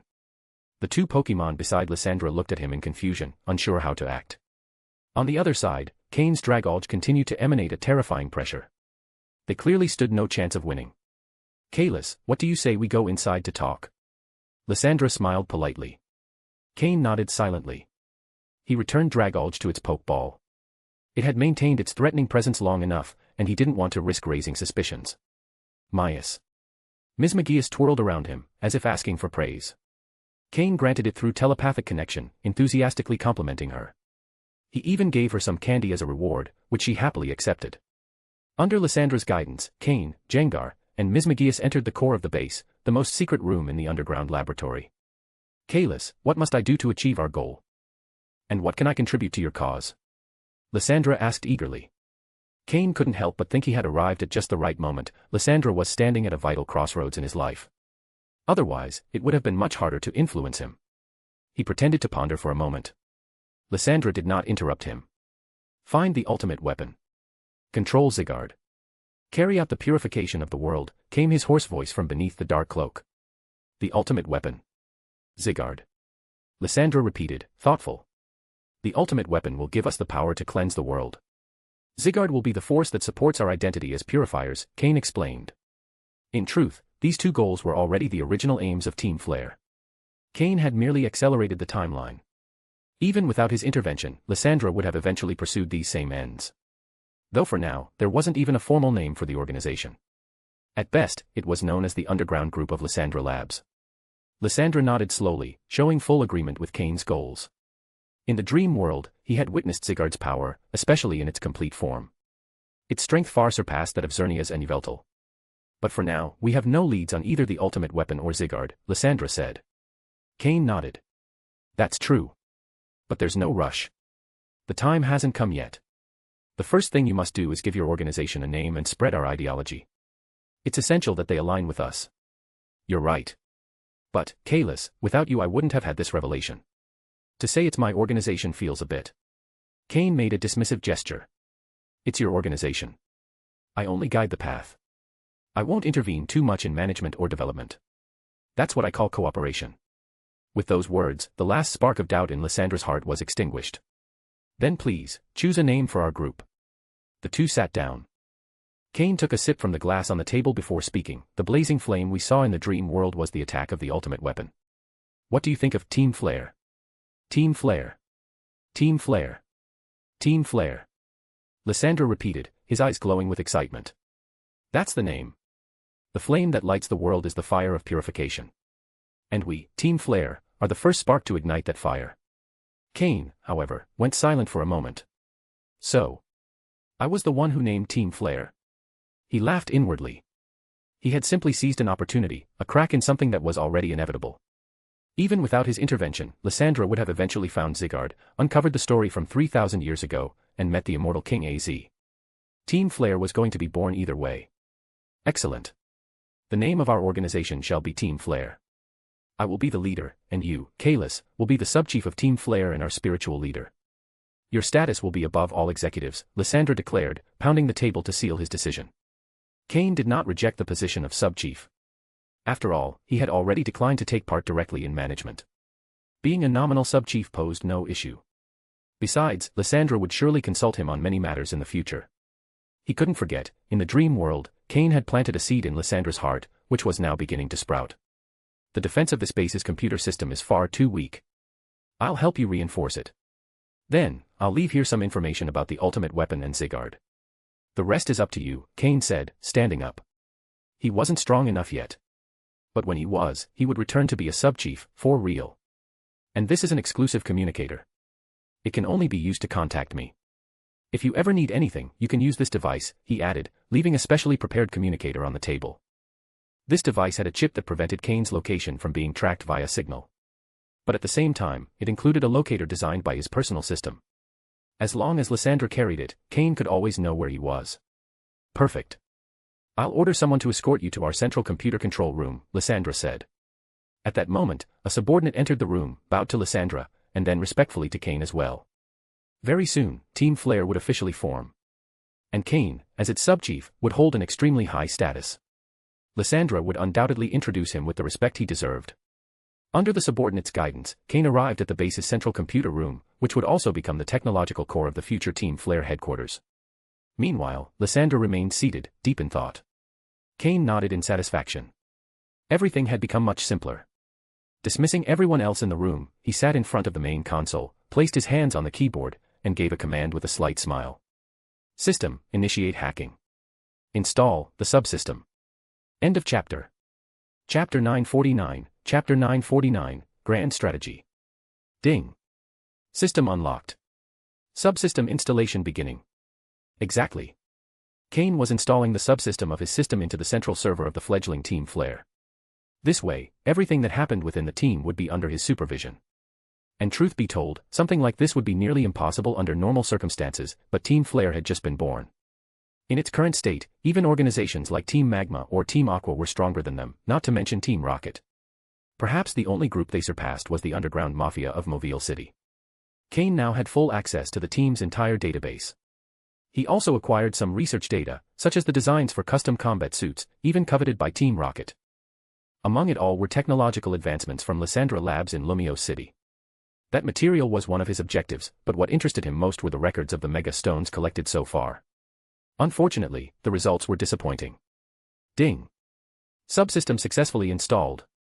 This subsystem wasn't like the one Cain had implemented in Porygon 2, compared to that, installing it directly into a computer system was much simpler. Even so, it remained undetectable by current technology. Cain had full confidence in his system's capabilities. Furthermore, with the presence of this subsystem, Team Flare's security would significantly increase. In a way, he had already fulfilled his promise to Lysandra, the leader.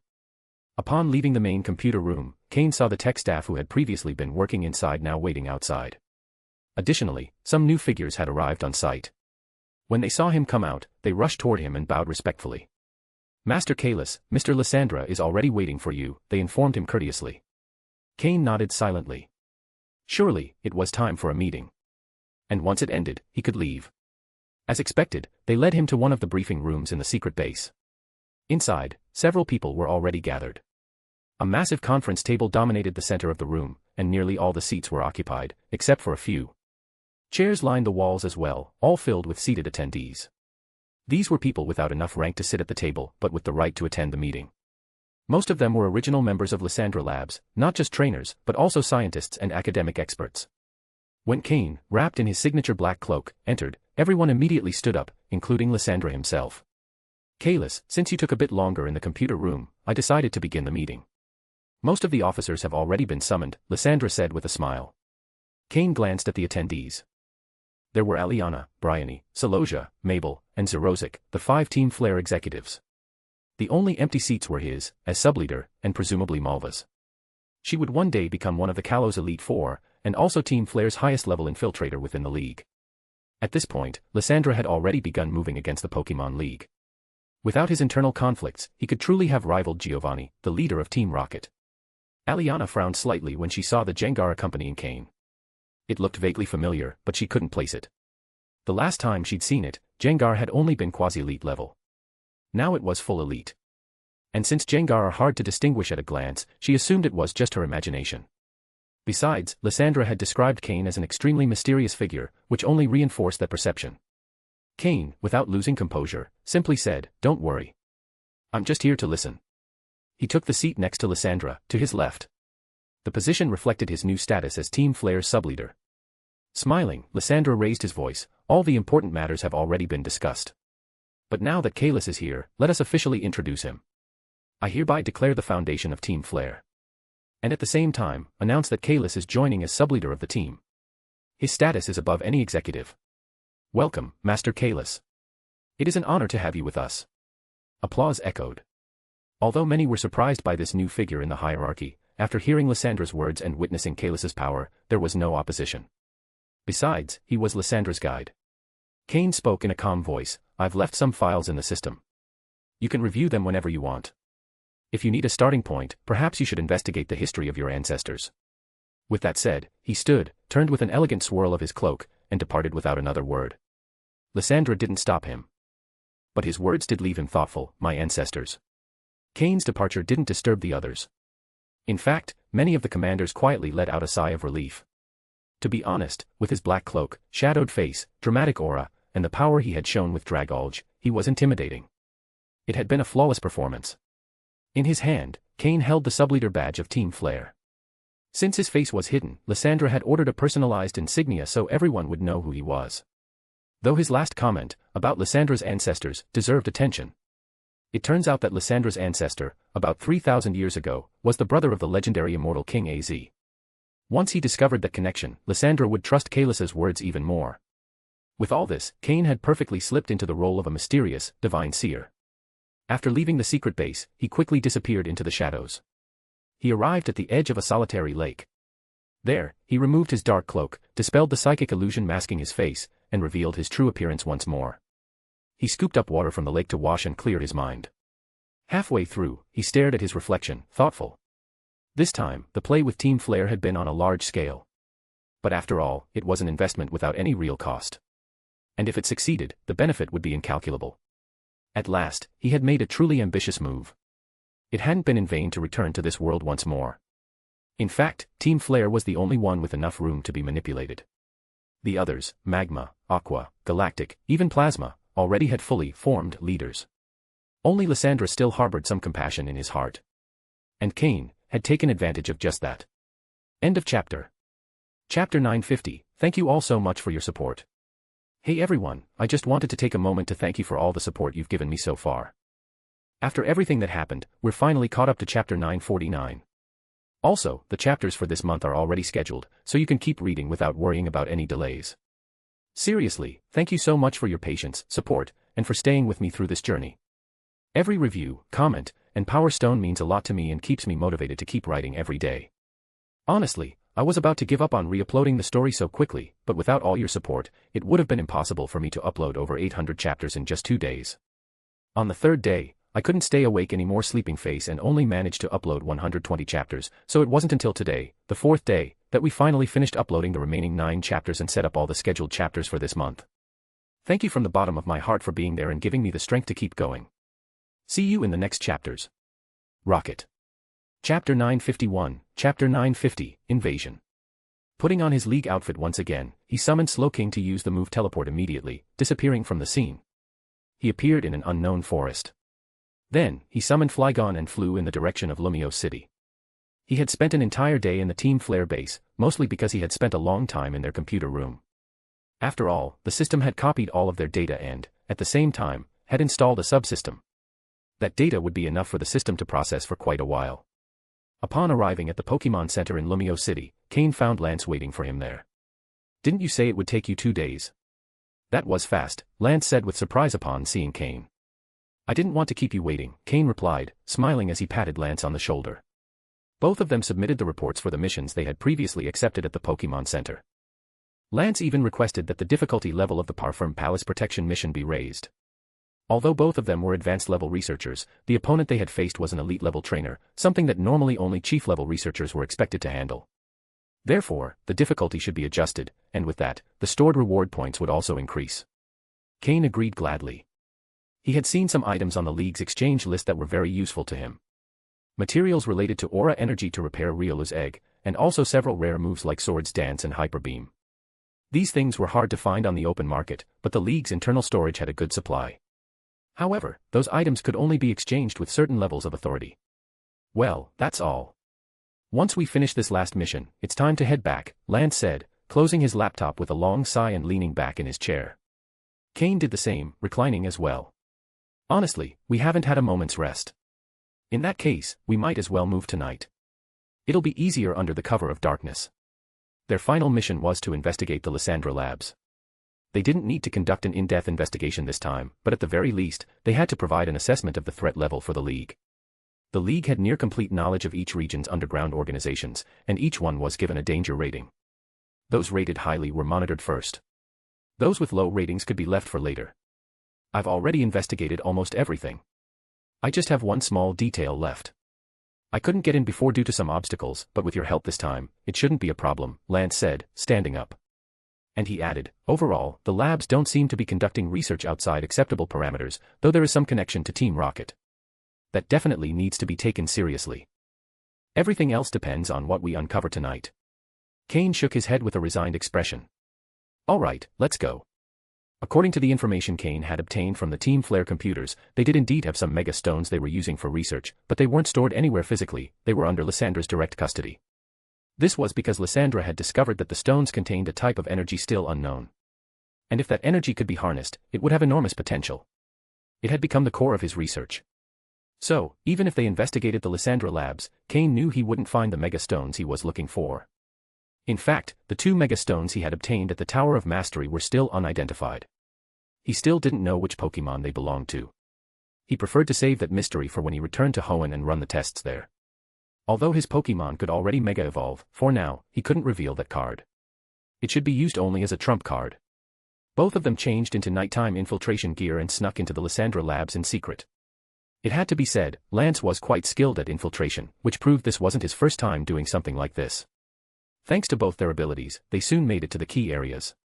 From that point on, stealth alone wouldn't be enough. They would need to use more direct methods. Lance summoned his Charizard, while Cain released Drapion. Neither of them could use their main Pokémon, as they would be too easily identified. Regardless of the League's internal opinions about Lysandra Labs, they still appeared to be a recognized civil laboratory under League approval. If it got out that League members had illegally entered, it would damage their reputation. And the Kalos League had not yet fully consolidated itself in the region. As soon as they released their Pokémon, alarms sounded throughout the laboratory. Through the system, Cain detected the communicators' locations and confirmed that Lysandra was not present.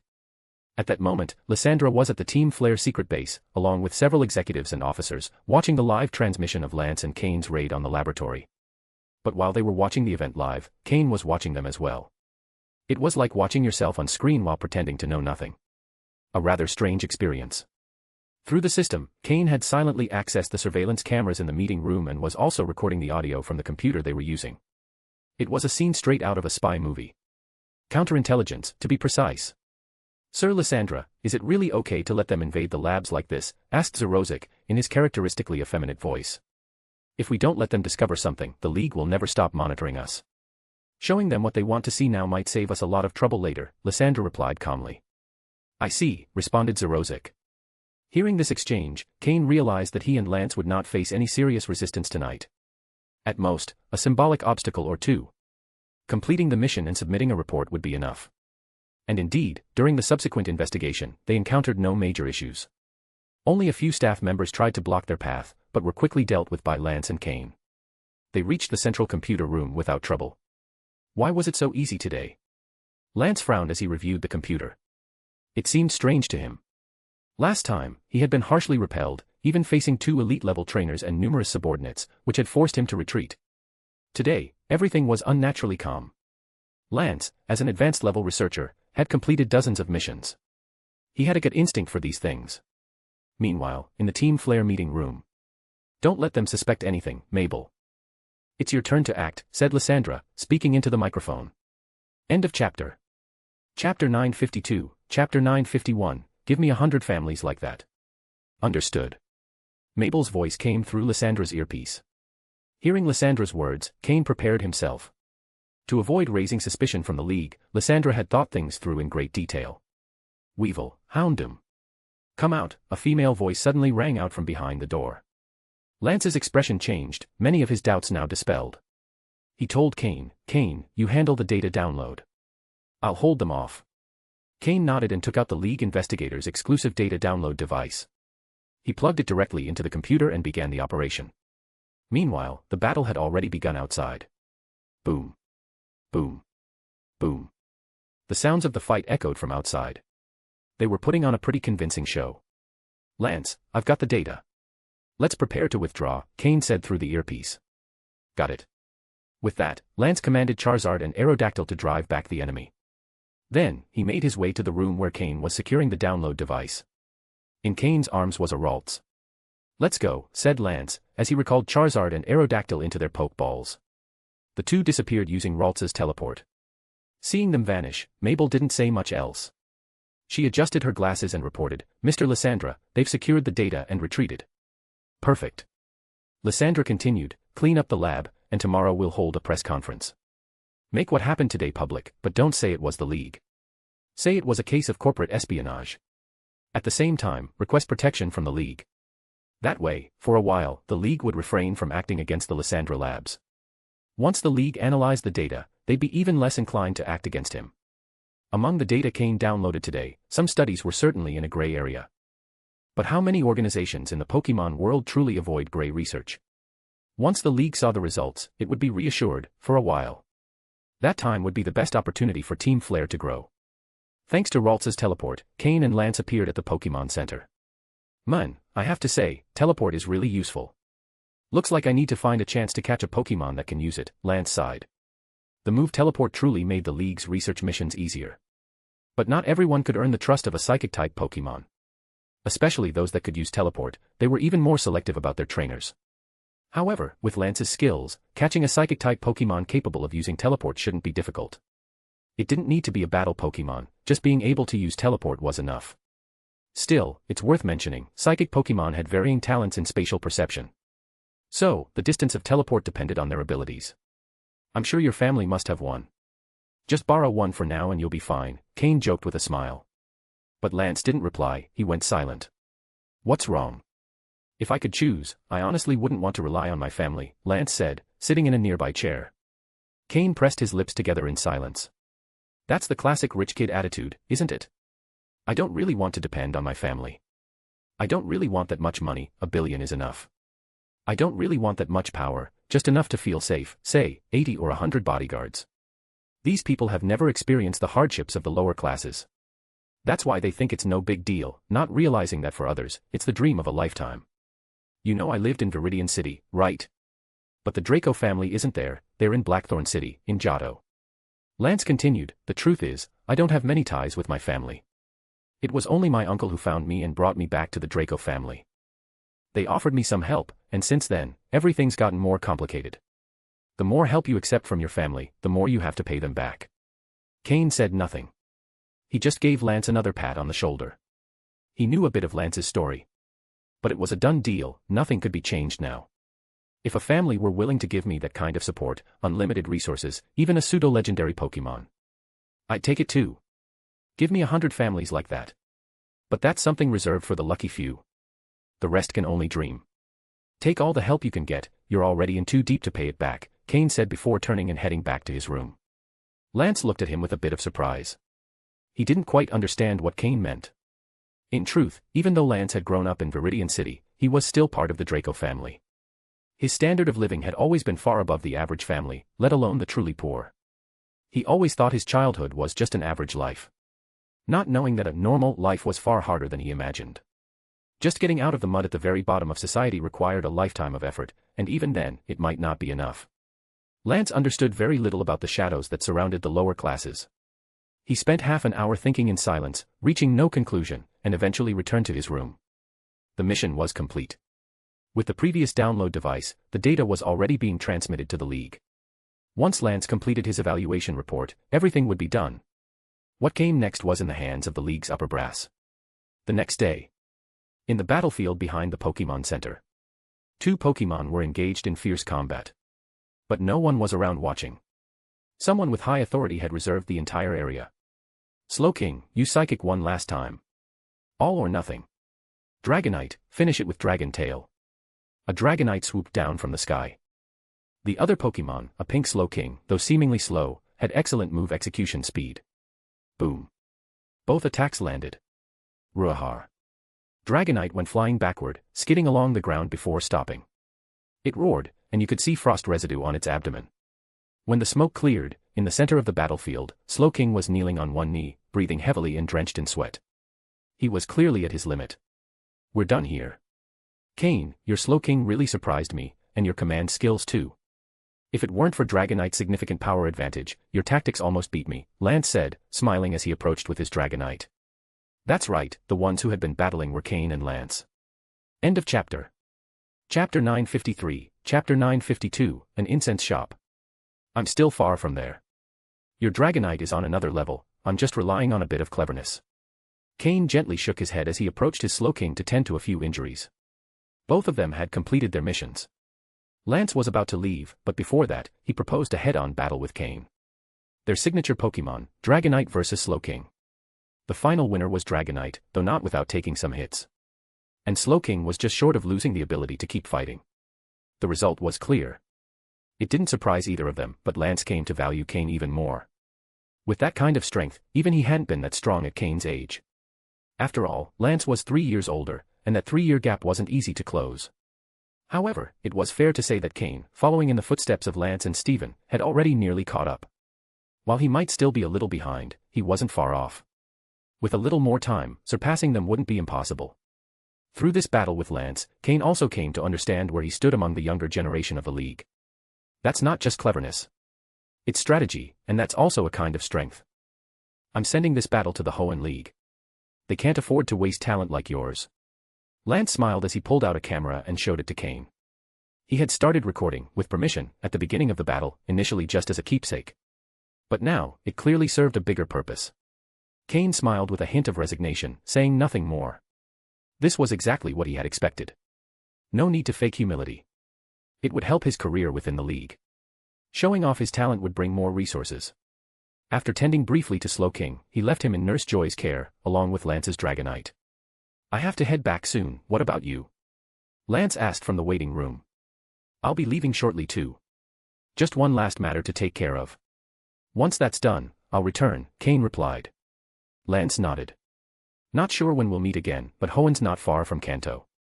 Come visit anytime. Lance was returning to Kanto to deliver the final report from this long mission, while Cain would return to Hoenn. There was a flicker of something unknown in Cain's downcast eyes. I don't think it'll be long. I'll probably head to Kanto soon. As for the reason, Cain didn't say, and Lance didn't ask. Before long, both of their Pokémon had made a full recovery. I'm off, Lance said casually, giving Cain a pat on the shoulder. With a flick of his cape, he walked out of the Pokémon Center. He called out Dragonite and flew straight to the airport. Flying over Lumio City, very much his style. Cain didn't say anything as he watched him leave. Once back, Lance would likely take on the role of chief-level investigator of the Kanto League, rising even further in its hierarchy. I wonder when Kanto will split. Cain mused silently as he, too, left the Pokémon Center. The division of Kanto would be a major opportunity. There would be many possible moves to make. After leaving Lumio City, Cain didn't stop and headed straight north. Once outside the city, he avoided any wild battles. He mounted Flygon and flew toward the northernmost city in Kalos, Laver City.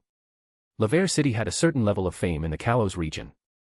As everyone knows, the people of Kalos love their coffee. Every city has numerous cafes. But in reality, coffee is just a side product. What's truly central to Kalosian life is incense. The use of incense is so deeply integrated into Kalosian daily life that it often goes unnoticed. Yet the amount of incense consumed annually is so high, even Kalosians would be shocked to learn it. Cain's purpose in Laver City was simple, to obtain incense recipes and production methods. What is familiar in Kalos might be an eye-catching novelty in other regions. Cain figured that if he opened an incense shop in Leafy Town, he'd probably make a fortune. After all, he could cultivate all the required ingredients on his private island, virtually at no cost. And incense products are expensive, yet very popular, especially among the wealthy.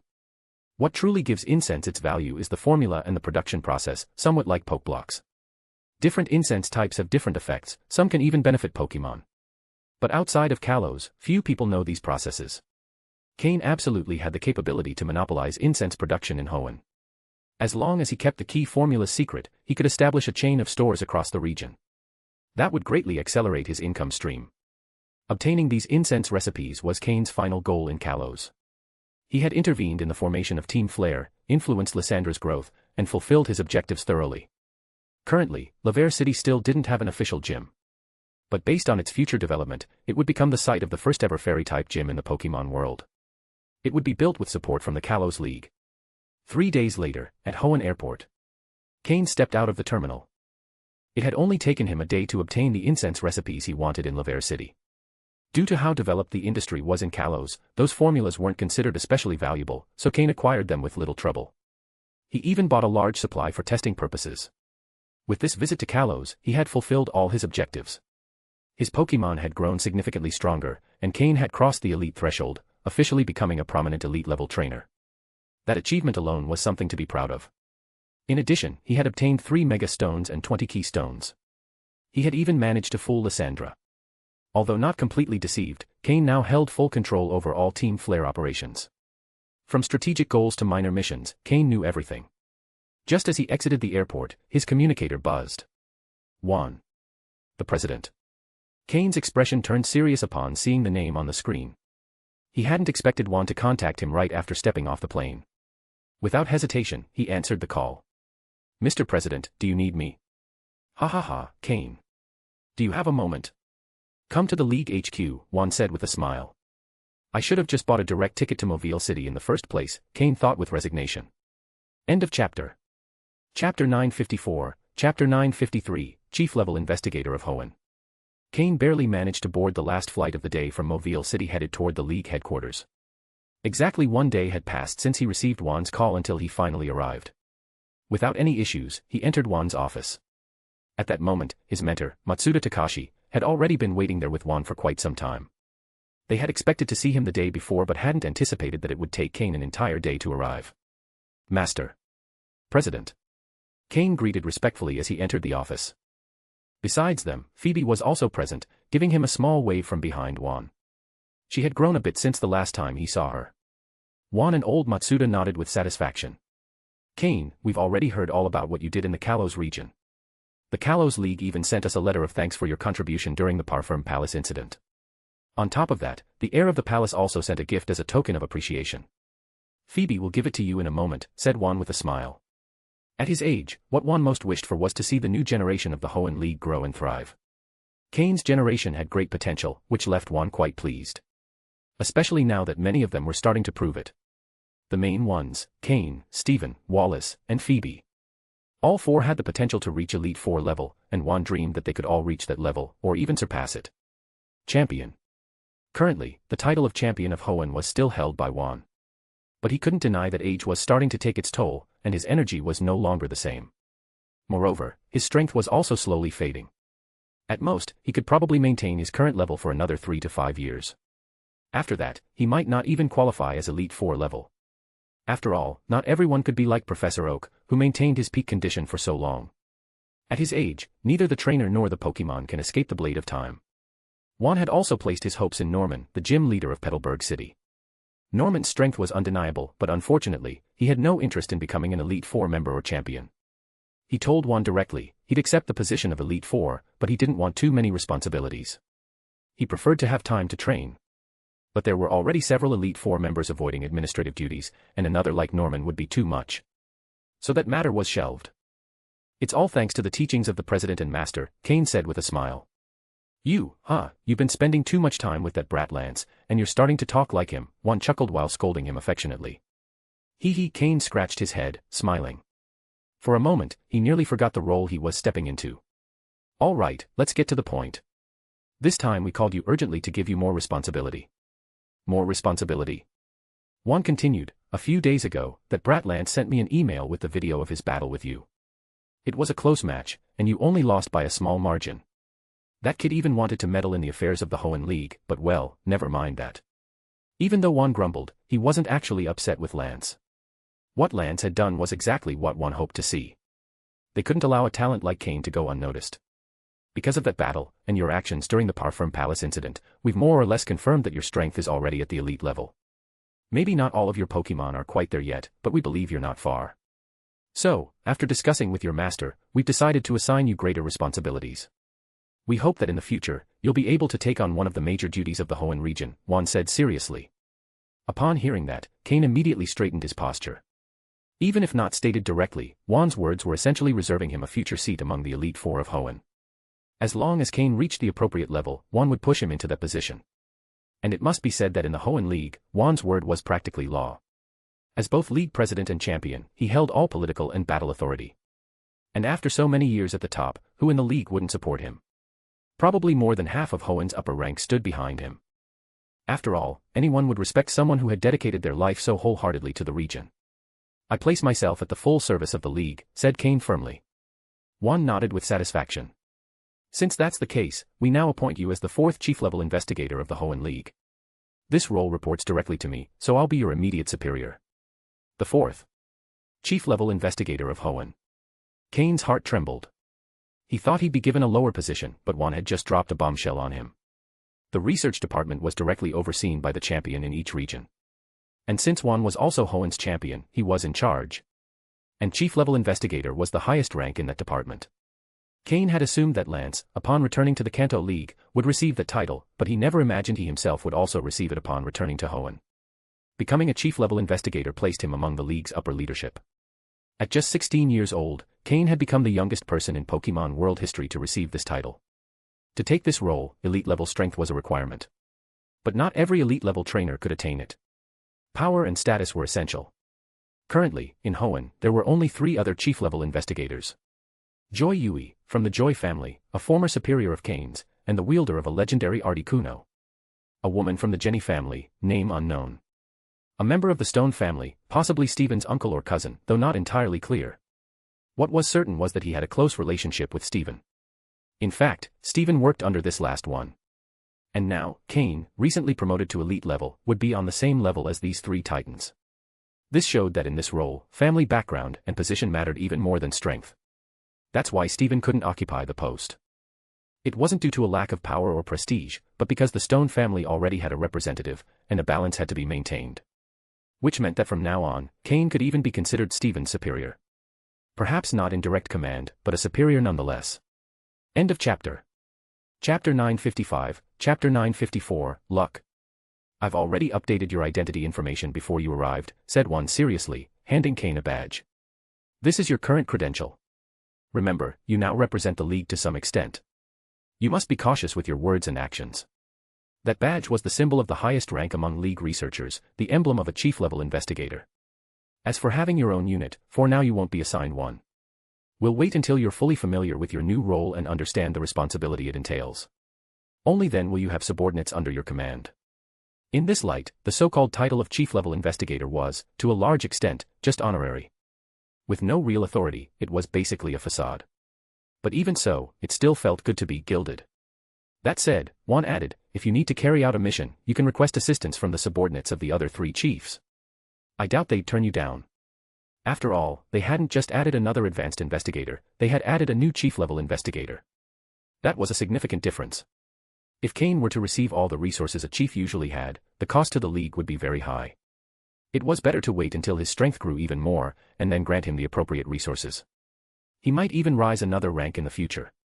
And then what would they do with the vacancy he'd leave behind? This was the agreement Juan and old Matsuda had reached. Understood, Cain nodded, saying no more. Holding the title of chief-level investigator was already more than enough. After all, when he was an advanced investigator, he hadn't had any subordinates either. He simply went where he was needed, and the resources were already there. Grandpa. Grandpa.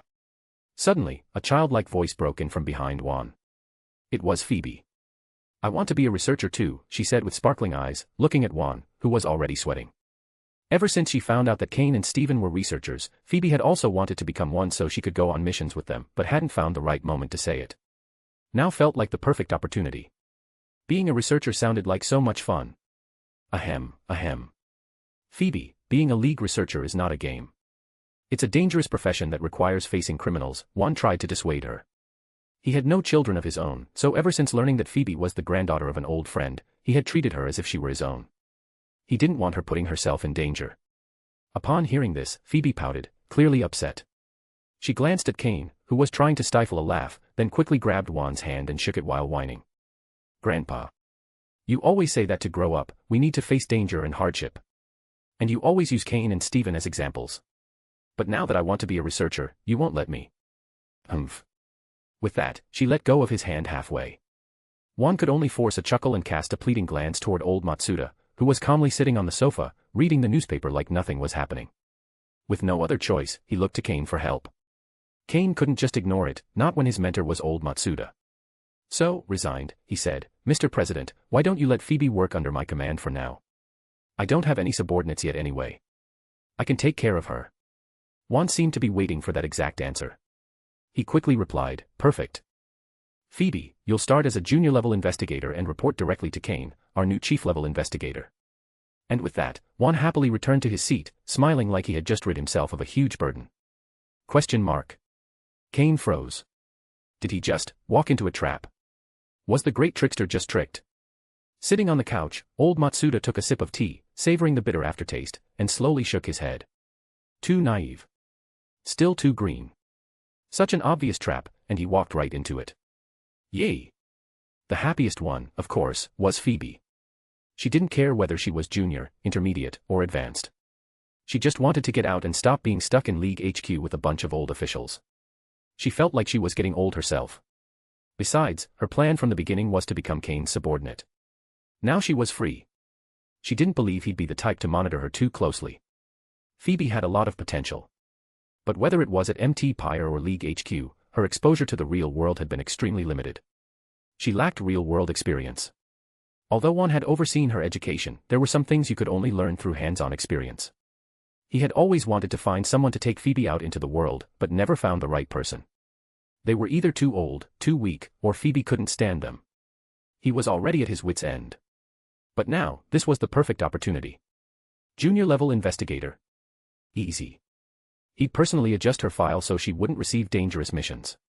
Problem solved. Plus, he trusted Cain to take good care of her. After all, during the Sinnoh tournament, they had gotten along very well. Phoebe and Cain had the closest relationship. And so, Cain ended up accepting a small additional burden. Although, to be honest, he wasn't too bothered.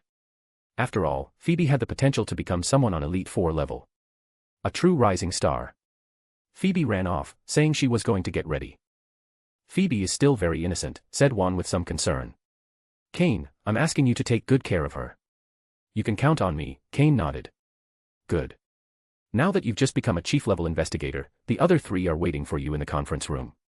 They said they want to welcome you and hold a meeting. Head over there.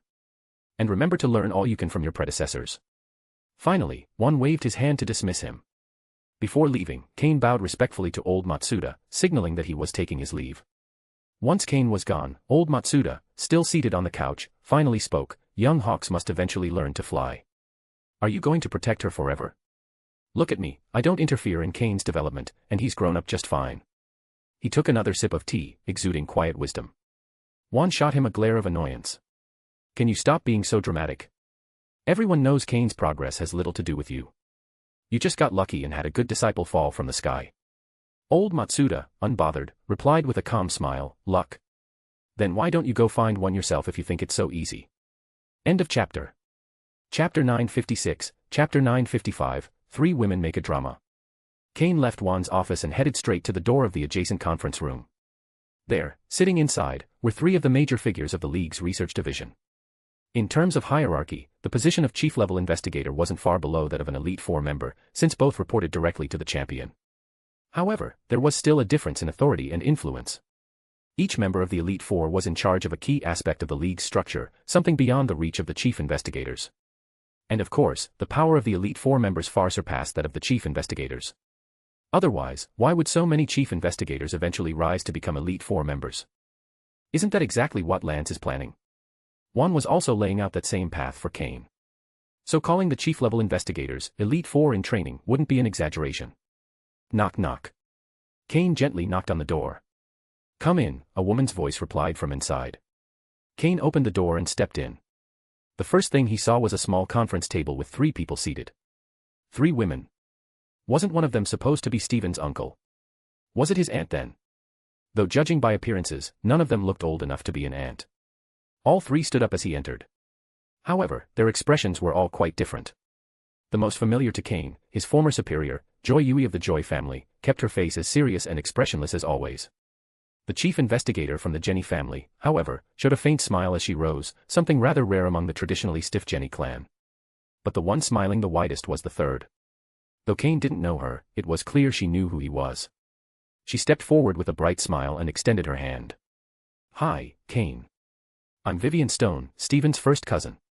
Vivian Stone. Stephen's cousin. Cain automatically reached out and shook her hand. It felt like shaking hands with water, completely unlike what one would expect from a member of the Stone family. Before he could reflect on it more, another woman approached, dressed in the black uniform of a chief investigator.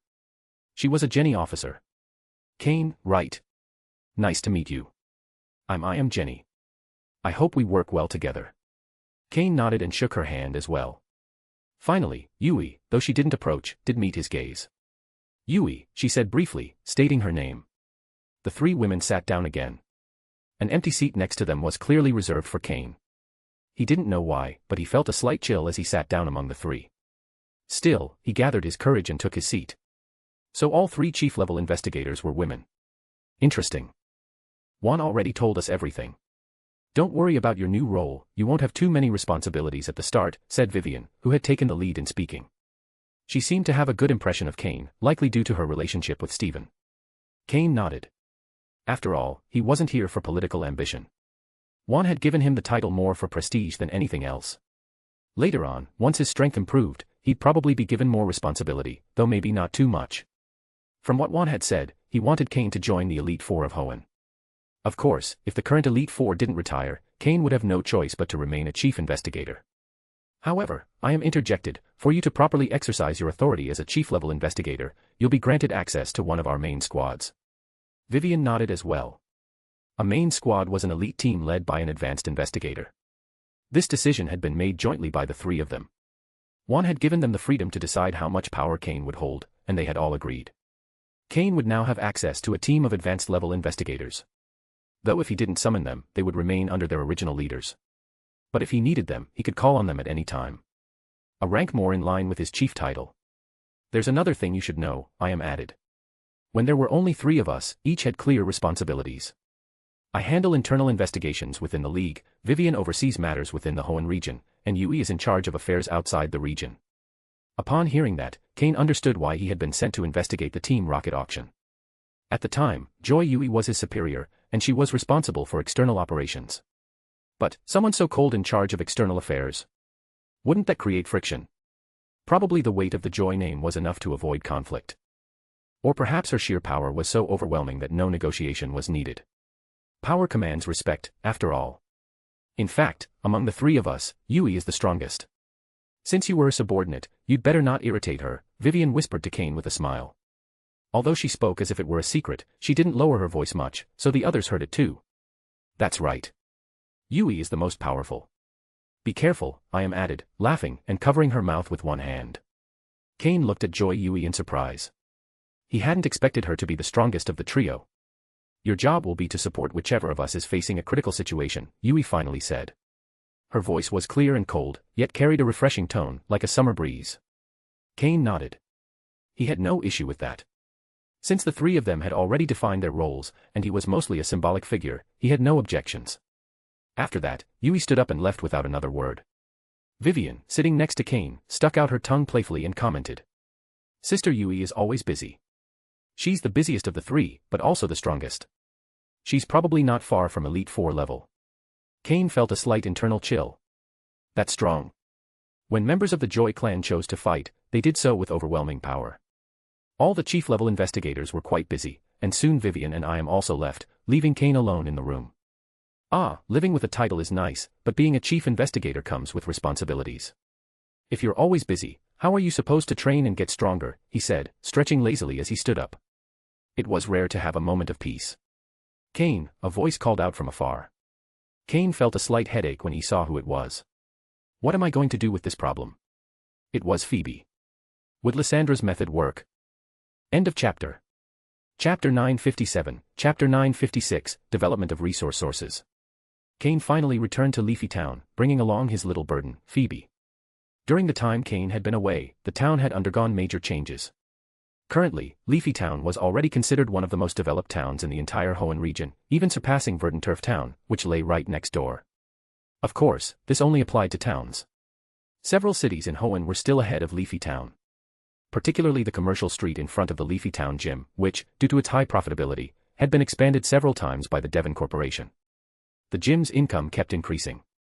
Recently, the artificial lake had officially opened. Under the management of the Leafy Town gym, the first generation of Pokémon hatchlings had already been born, and many people came hoping to catch them. However, due to access control, many had to wait in line for several days. During that time, they would stroll along the commercial street and shop around. This boosted the local economy. There was also the Breeders' Guild. The Leafy Town Breeders' Guild had become the second largest in the entire region, second only to the one at the league's headquarters. Many came seeking help from breeders. In short, Leafy Town had become an impressive income source. The gym's resources also increased month by month. Once back, Cain dropped Phoebe off at the Breeders' Guild, asking a rather serious-looking breeder to take her around town. He didn't have time to look after her for the moment. He dove straight into the Leafy Town gym. Sky was in charge of the gym, while the other three leaders of Team Heaven were now managing the group in Mobile City. So far, everything was going well. After proving their strength, the local factions of Mobile City had accepted Team Heaven as the replacement for Team Void. Though making them give back the benefits they had taken from Team Void wasn't going to be so easy. For now, Team Heaven had no time for disputes. Their priority was internal growth. Cain found Sky and handed him all the notes he had prepared on the plane about the incense shop, along with detailed instructions on the necessary preparations. He tasked him with organizing everything. The incense shop had to open as soon as possible. Cain planned to first launch a few types of incense with various effects to build recognition. If it worked, he would open an incense shop in every major city in Hoenn, creating a franchise network. For Cain, this was just a way to earn some extra income. It wasn't worth managing it personally. He also asked Sky to inform the other three Team Heaven leaders that he was looking for certain materials and needed their help gathering them. Mainly, these were materials needed to repair Riolu's egg. After the meeting with the other three chief-level investigators at League HQ, Cain had exchanged some ore-related items from the League's exclusive investigator list. They were useful to help mend Riolu's egg. Even so, many more were still missing. Once he had given out all the tasks, he headed straight to the gym's backyard. No one was to disturb him unless Phoebe came to play or someone close came looking for him. He had to focus on Mega Evolution, as he had yet to test whether his 2 Mega Stones were compatible with any of his Pokémon. Also, his Blaziken had only gone through Mega Evolution once. It needed much more training to fully master that power. Cain also had to carry out basic physical and mental training to see if it improved compatibility with Mega Evolution. A single Mega Evolution wasn't enough to meet Cain's expectations. But one question remained unresolved: was there only one Mega Stone per Pokémon species in the world? Not necessarily. As Cain knew, for example, Charizard had 2 different Mega Stones. Using the Unknown's powers, he opened an alternate dimension directly inside the giant tree in the backyard and took his Pokémon with him. Currently, his Pokémon still hadn't fully mastered Mega Evolution. During the process, energy overflowed that most might not notice, but his teacher, Matsuda Takashi, probably would. Even though the old man hadn't returned yet, Cain preferred to be cautious. Once inside the alternate dimension, he summoned all his combat Pokémon. He even teleported over the ones from his private island. Now, all of Cain's combat Pokémon were gathered. Elite-level Pokémon, 5 Mismagius, Altaria, Slowking, Jengar, and Florges. Quasi-elite level, 4 Honchkrow, Drapion, Weevil, and Swampert. Advanced level, 4 Politoed, Laren, Pupitar, and Blaziken. Intermediate level, 1 Carbink. Beginner/unhatched Pokémon, Bagon, Horsia, Ralts, and the Riolu egg. If you counted Flygon, who was halfway to becoming a combat Pokémon, then Cain had 19 Pokémon under training. An impressive number for any trainer. After all, every Pokémon required an enormous investment of resources to develop. Fortunately, Cain could now support himself financially, and he had considerable savings. On the other hand, Bagon, Horsia, Ralts, Carbink, and Riolu had yet to start formal training. His 5 elite-level Pokémon were already in a stable stage. Though they needed many resources, the consumption was steady, and as long as they weren't breaking through to a new limit, it wouldn't be excessive. The 3 Pokémon at the peak of quasi-elite level, except for Swampert, were very close to breaking through. That's why Cain was currently pouring the most resources into them. Blaziken and Pupitar were also in stable development stages but were growing much faster than Slowking and the others. It was very likely they'd catch up soon. Pokémon growth could be dizzyingly fast. Then there were the second-tier Pokémon. Whenever Cain began training a new Pokémon, he didn't immediately throw them into intense battles. He first consolidated their foundation, then pushed for rapid growth. This way, their fast development wouldn't affect their long-term potential. Now that Bagon and the others had built a solid enough base, it was time to start their accelerated growth stage. These are 2 Mega Stones, Cain said, holding up 2 multicolored stones in front of his Pokémon. I believe you all know what they're for now. But we need to test if they're compatible with any of you. As if attending an assembly, all the Pokémon stared at the Mega Stones with enthusiasm, except for Blaziken, Laren, and Altaria. Some Pokémon didn't yet know that not all species had a Mega Evolution. Cain hadn't told them, as a way to keep their hopes alive. Maybe, someday, they'd find their own stone. After all, in this world, anything is possible. End of chapter. Chapter 958, Chapter 957, Mega Gengar. Now, release your energy and try to connect with these 2 stones. If one of them responds, it's your Mega Stone, said Cain. With so many Pokémon gathered, testing them one by one would be a waste of time. It was much more efficient to let everyone try to connect their energy directly to the stones. Upon hearing Cain's words, most of his Pokémon closed their eyes and extended their energy toward the 2 Mega Stones. Suddenly, one of the stones slightly rose into the air, causing Cain to feel a faint relief in his hand. A spark of satisfaction appeared on his face. If a stone floated on its own, it meant it was responding to a Pokémon who had not only reached its final form but was also compatible with Mega Evolution. Among Cain's Pokémon who met those criteria, besides Swampert, only Gengar stood out. One of the 2 Mega Stones belonged to one of them. The stone began to slowly float toward Gengar. Gengar, always grinning, looked a bit stunned. He had only felt a special connection between the stone and himself, and when he channeled his energy into it, he received an immediate response. He stared at the stone in surprise, and when he finally processed it, his face lit up with joy. One of the 2 stones had come to him, while the other remained in Cain's hand, unresponsive to the rest of the Pokémon. Confirmed. One of the stones belonged to Gengar. The other, for now, was not compatible with any of his Pokémon. Gengar carefully held the stone in his hands. The other Pokémon looked on with envious eyes. Smiling, Cain pulled out a key stone from his storage and said to Gengar, "Try it, Gengar." Kakik. Gengar exchanged a look with Cain and nodded firmly.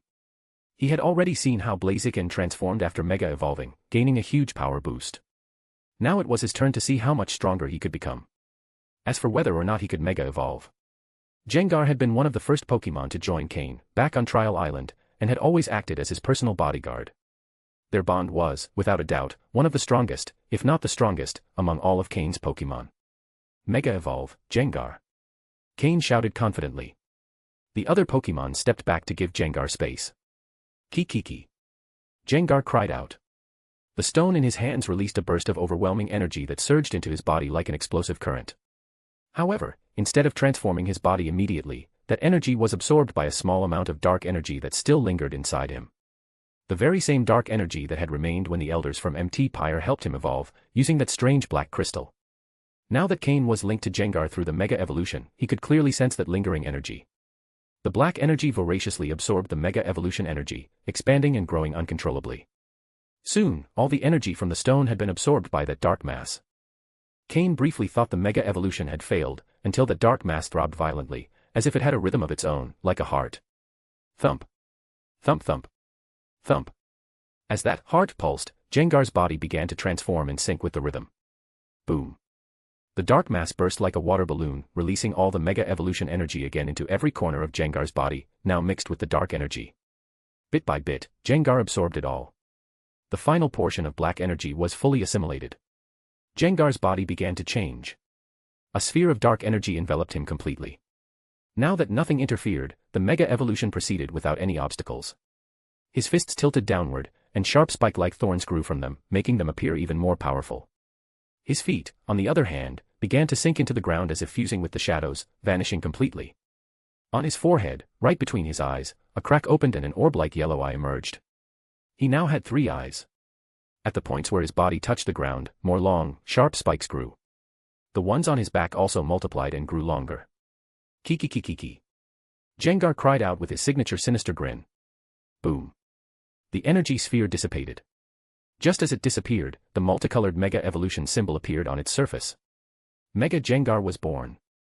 Cain observed carefully as Jengar stared back at him with that same devilish smile. For Cain, this was his second Mega Evolution experience, the first being with Blaziken, but for Jengar, it was the first time. It was a feeling of absolute connection.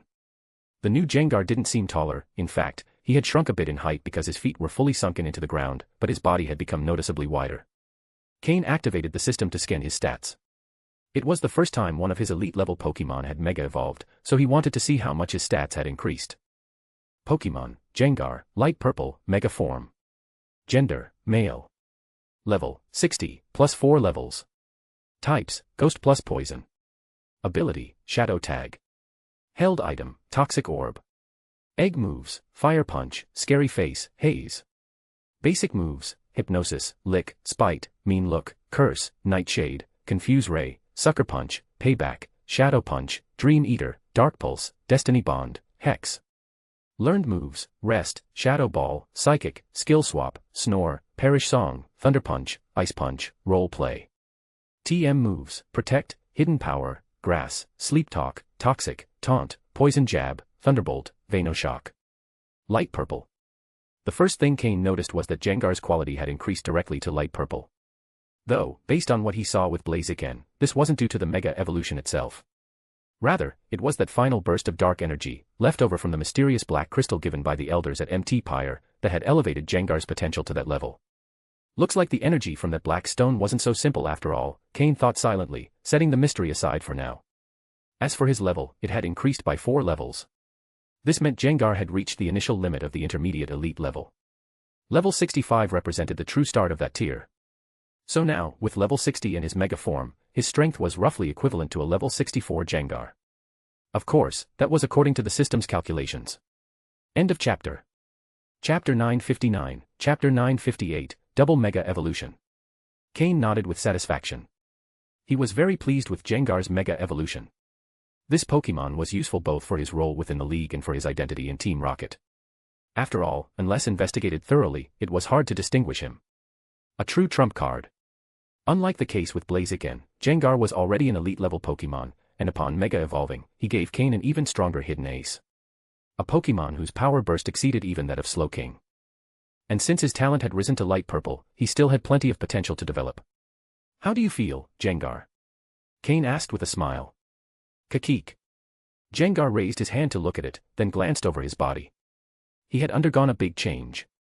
The area where he made contact with the ground now had a faint dark red tone. It made him look even more sinister. Ki-eek. Jengar cried as he formed a ball of dark energy in his hand. This time, it had reddish streaks swirling within it. Shadow Ball. Whoosh. He launched it straight toward the edge of the alternate space. Boom. A huge explosion echoed, followed by a powerful gust of wind caused by the unleashed energy. The 5 characters on Cain's wrist glowed, and a massive hole opened in the dimension he had created. Though, thanks to the efforts of the unknown, the hole was quickly repaired. The power was considerable. Also, after completing the Mega Evolution, Jengar's ability had changed from Cursed Body to Shadow Tag. In battle, all Pokémon that weren't Ghost-type or didn't share the same ability would be trapped, unable to flee or be switched out. Though not directly offensive, it was a major strategic support. And since Jengar knew the moves Role Play and Skill Swap, he could adapt to different situations easily. In that case, let's try something else, Cain said as he took out Blaziken's Mega Stone along with its corresponding Key Stone. He handed the Mega Stone to Blaziken. And held a Key Stone in each hand. Blaziken, Mega Evolve, he took a deep breath. He was about to test whether a trainer could manage the Mega Evolution of 2 Pokémon at the same time. Upon hearing this, Blaziken became immediately excited. It had been a while since he had felt that incredible and mysterious power. Blask, he roared. The energy from the Mega Stone channeled quickly into his body. Since it was his second Mega Evolution, the process was faster than the first time. His transformation was complete within seconds. Blask, flames erupted and burst around him. Mega Blaziken appeared on the scene. Just as Mega Blaziken appeared beside Mega Jengar, a sudden sharp pain shot through Cain's mind. Ugh, he grimaced and fell to his knees. Seeing the state of their trainer, the Pokémon immediately surrounded him. Florges tried using healing moves to help. I'm fine, Cain stopped her. With Weevil's help, he slowly got back on his feet. That sudden headache had nearly knocked him out. Thankfully, he managed to endure it. By wrapping his head with psychic power, he was able to ease the pain slightly. Even so, he could clearly feel how his internal energy was being drained rapidly, and his psychic power was being consumed at an alarming rate. In his current condition, he could maintain the Mega Evolution of one Pokémon for 15 to 20 minutes. But if he wanted to sustain 2 Mega Evolutions at the same time, even with the support of his psychic power, he wouldn't last more than 3 minutes before collapsing. If he wanted to maintain stable combat strength, his limit was 2 minutes. That was his current boundary. If he wanted to extend that time or even manage more Mega Evolutions, he would need long-term training. Moreover, if possible, he should further enhance his psychic abilities. Looks like I can't slack off on daily training. I should also join in Carbink's gravity training. And I need more help from the unknown, Cain thought silently. At that moment, Mega Blaziken and Mega Jengar began to emit waves of Mega Evolution energy. Both returned to their original forms. Cain had deactivated the Mega Evolutions. His Pokémon needed time to adapt and get used to the surge of power the transformation gave them. Let's begin the training, Cain said to his Pokémon. Bagon, Ralts, Horsia, and Carbink were going into the mountain ranges at the back, just like Pupitar and the others had once done, to begin combat training and strengthen their foundation. It was time for those Pokémon to improve their strength. But if Cain wanted some peace to focus on training his Pokémon, he first needed to calm that restless girl called Phoebe.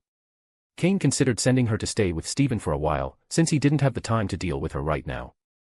Just as he was thinking that, a new crack appeared in the barrier of the alternate space. He looked toward the opening, surprised.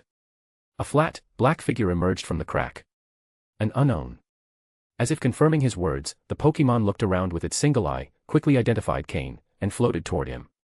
It had probably sensed Cain's desire to obtain more unknown, and this little one had come on its own. The 5 characters on Cain's wrist glowed, as if welcoming the new member. The unknown didn't hesitate. It attached itself to Cain's wrist like the others. And at the same time, some phrases appeared in Cain's mind. As if this unknown had come to deliver a message. 6 unknown. Cain deciphered the message's content. It was a little confusing. It seemed to be warning that something was gradually approaching, and that he should prepare. But it didn't clearly state what it was. What a vague message.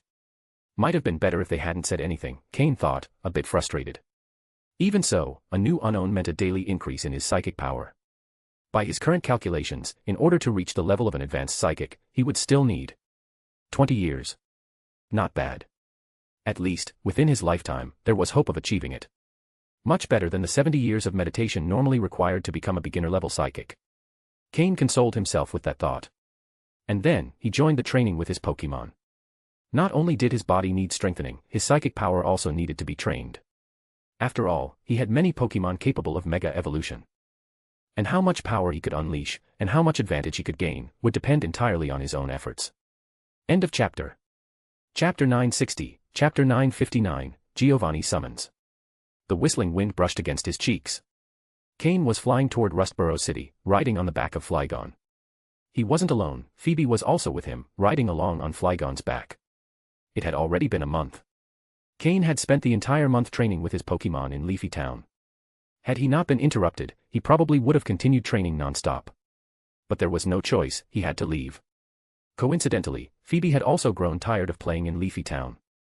Luckily, during that time, old Matsuda had returned temporarily, and Cain left Phoebe in his care. Old Matsuda never imagined that, on a day he was peacefully sipping tea in his office, he'd end up saddled with that responsibility. With no other choice, Matsuda taught Phoebe battle techniques and training methods for Pokémon, managing to get by. Now, Cain was flying to Rustboro City with 2 objectives. The first was to leave Phoebe with Steven, in his capacity as a chief researcher of the Hoenn League. As the saying goes, a higher authority overrules a lower one. Cain believed Steven would have no way to refuse. Before heading out, he even called Steven to confirm he was in Rustboro City. Once confirmed, Cain set out with Phoebe. The second reason was that Cain needed to catch a flight from Rustboro City to the Kanto region. Because of a summons from Team Rocket. Or more precisely, a summons from Giovanni. That was the real reason Cain interrupted his training. Giovanni knew Cain's strength and apparently had an important mission to entrust to him. Phoebe couldn't be involved in Team Rocket matters, so Cain had to leave her with Steven. It was Phoebe's first time riding Flygon, and she looked very happy. 3 hours later, they arrived in Rustboro City. And there, they met up with Steven. Steven was genuinely pleased to see Cain, and even more so to see him with Phoebe. With great enthusiasm, he invited them both to a feast. After filling their stomachs, Cain vanished ninja style, leaving behind only a text message for Steven. I'm heading to Kanto to take care of something. Look after Phoebe for a while. Cain, chief researcher of the Hoenn League. The rest, how Steven and Phoebe would get along, didn't concern Cain. He was already boarding the plane to Saffron City. Sitting on the plane, Cain recalled yesterday's call with Giovanni and what he had said. It seems Team Rocket is running into serious obstacles with the Mew DNA research. Of course, trying to recreate Mew isn't an easy task. If it were that simple to copy, the world would already be in chaos. Giovanni mentioned there was a special mission, and they needed some high-ranking members to carry it out. Since Cain had already reached elite level, he could now participate. Although Cain had only recently hit that level and might not be able to contribute much just yet. If Giovanni wanted him on board, he must have his reasons. And besides, this suited Cain perfectly. He had long wanted to get involved in the Mew DNA research. If he could gain access to valuable information, his system might benefit enormously. Slowking, Mismagius, Jengar, Florges, Altaria, Honchcrow, Drapion, and Weevil. They're all elite level now. Yes, during that month of training, Honchcrow, Weevil, and Drapion had also managed to break through to elite level. All of the Pokémon in his first group had officially reached that rank. That granted Cain greater influence within both the League and Team Rocket. Let's hope this mission is a bit more interesting. He said that while reclining in his first-class seat and closing his eyes to rest.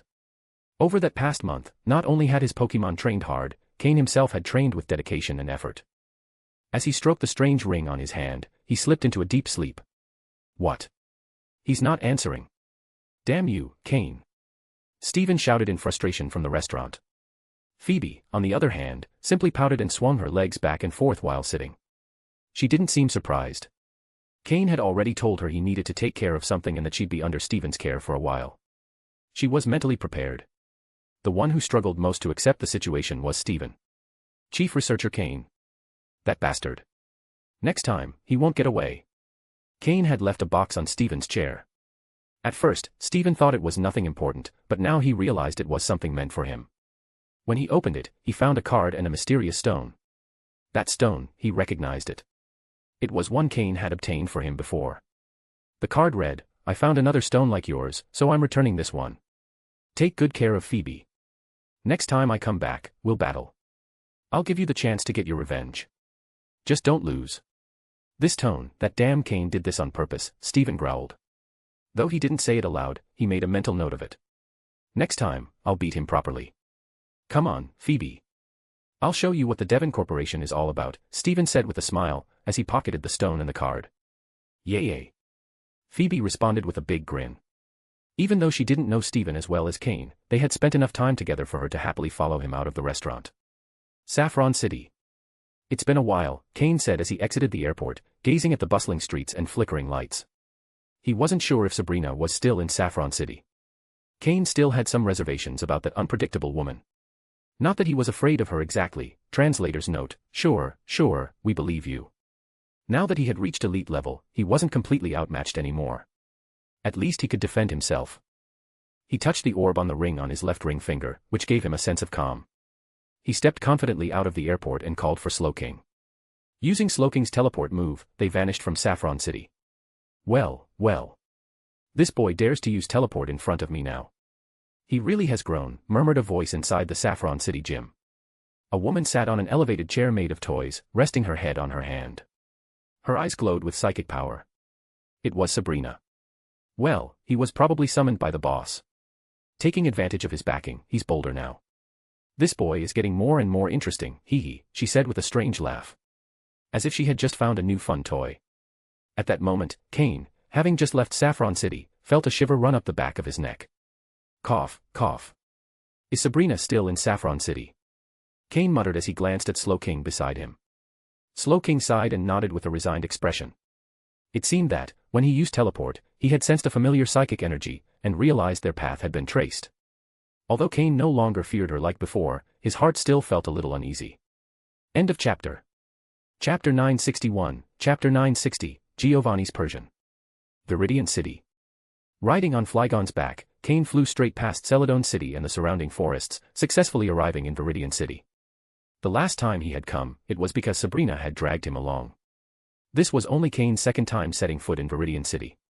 To be honest, even in his previous life, after so many years as a Team Rocket member, he had rarely come here. While it wasn't the team's largest base, it was undoubtedly the most important. Because Team Rocket's leader, Giovanni, was based here. And at the same time, he was also the Viridian City gym leader. Viridian City was Team Rocket's central headquarters, but that didn't negatively impact its residents. In fact, thanks to Giovanni's presence, no other underground organization dared set foot here. Life in this city was more peaceful and comfortable than in many others. It couldn't be denied, it was a silent mockery from Team Rocket toward the Pokémon League. In places controlled by Team Rocket, people lived better. In contrast, the League's indecisiveness had allowed minor organizations to sprout, while Team Rocket's firm, direct actions inspired fear and order. After leaving Saffron City, Cain concealed his identity. Once he entered the forest near Celadon, he returned to his original appearance. Black hair, black eyes. Pretty common in the Pokémon world. In this world, people had hair and eye colors of every hue imaginable. Cain didn't even bother complaining anymore. Over the years, his features had grown sharper. After so much time wearing an artificial skin mask, his real skin was very pale, with rosy lips and perfectly aligned teeth. He looked like a handsome neighborhood boy. It wasn't unusual for some girls to give him a second glance as he passed. Without Slowking at his side, several girls glanced at him discreetly as he walked down the street. And when Cain met their eyes, they blushed and hurried away. Cain touched his chin and gave a cold smile. Looks like Steven isn't the only one with good looks. I'm not too bad myself, huh? A smile tinged with self-mockery. After all, for someone like him, physical attractiveness was practically useless. In this world, being handsome was no guarantee of survival. Finally, he arrived in front of the Viridian gym. Two people stepped in front to block his path. Cain slightly opened his coat, revealing the Team Rocket uniform underneath, along with an officer badge. The guards immediately straightened up and gave a slight bow as a sign of respect. Now standing around 1.77 or 1.78 meters tall, those who didn't know him wouldn't mistake him for a mere kid. They were in a public space, so that slight bow was the most respectful gesture possible. Once inside the gym, a group of Team Rocket members, already alerted, came to greet him. Upon seeing their uniforms, Cain took off his coat, fully revealing his black uniform and the officer insignia on his chest. He stored the coat in his spatial storage and walked confidently toward the interior. The Viridian gym belonged to Team Rocket. Seeing Team Rocket members inside on a non-match day was completely normal. He headed directly to a secret underground passage, which led to Team Rocket's hidden base beneath Viridian City. Accompanied by two captains, Cain reached a large door. It was likely Giovanni's office. Knock knock. Come in, responded a calm voice from inside. The captains respectfully opened the door, letting Cain walk in. Inside, he saw Giovanni's iconic desk, covered in piles of documents. Beside it lay a Persian, lazily resting. It only lifted its head to glance at Cain for a moment when he entered. Cain knew this Persian wasn't weak, and didn't underestimate it. Leader. Cain greeted respectfully, kneeling on one knee. Giovanni continued reading his documents without looking up. He simply said in a firm tone, Cain. Get up. From now on, you don't need to greet me like that. Sit down and finish reading this report. Yes. Cain stood and nodded, then calmly sat on a nearby sofa. Giovanni wasn't the type to play games. If he asked you to do something, he meant it. In short, Giovanni was a pragmatic man. As long as you followed his orders, even if you crossed certain lines, he wouldn't care. Just like Sabrina. Giovanni valued her psychic power. Even though he knew her personality was unpredictable, he never reprimanded her. From the sofa, Cain waited silently, taking the opportunity to activate his system and scan the surroundings, including the Persian. Pokémon, Persian, light purple. Gender, male. Level. Type, normal. Ability, technician. Held item, none. Egg moves, charm, amnesia, odor sleuth, last resort. Basic moves, swift, play rough, switcheroo, scratch, growl, bite, fake out, fury swipes, screech, feint attack, taunt, power gem, slash, nasty plot, assurance, captivate, night slash, feint. Learned moves, iron tail, seed bomb, hyper voice, icy wind, snatch, throat chop, water pulse, knock off, snore, gunk shot. TM moves, toxic, hyper beam, protect, thunderbolt, shadow ball, double team, aerial ace, embargo, shadow claw, payback, dream eater, Substitute, Dark Pulse. Persian, sensing Cain's gaze, half opened an eye and looked at him for a moment. Confirming there was no threat, it closed its eyes again. After reading this data, Cain fell silent. He could only say one thing: no wonder he's the leader of Team Rocket. That Persian clearly wasn't Giovanni's main battle Pokémon. It was probably a mix between pet and bodyguard. And yet, he had trained it to that level. Especially with that never-ending list of moves, it gave Cain chills. Level 80. Right at the entry point to champion level. Now Cain was also extremely curious about Giovanni's Beedrill, and his other main Pokémon. End of chapter. Chapter 962, Chapter 961, Team Rocket Elite Officer. Cain didn't have to wait long. After finishing reading the report in his hands, Giovanni set it aside and looked at Cain. A faint smile appeared at the corner of his lips. Not bad. Your growth speed has really exceeded my expectations. I originally thought you'd need at least another year, but I didn't expect you to have already reached the elite level, said Giovanni. Thank you for the compliment, leader, replied Cain, standing respectfully. Giovanni gestured with his hand, indicating he should sit. Since you've reached the elite level, just as I promised before, from now on you are officially a Team Rocket Elite Officer. From this moment on, you'll be in charge of all Team Rocket operations in the Hoenn region. All personnel movements and missions within the region must go through your approval before being carried out. Additionally, you'll have direct authority to appoint members of your Heaven Division, from senior officers downward. Giovanni spoke calmly, but his words carried a lot of weight. The main idea was clear: Cain was now officially an elite officer and would have full authority over Hoenn. Everything would be under his control. Complete regional authority. Although in practice he was already handling almost everything in Hoenn, now he had the title and official recognition, and that changed everything. Thank you, leader, Cain repeated respectfully.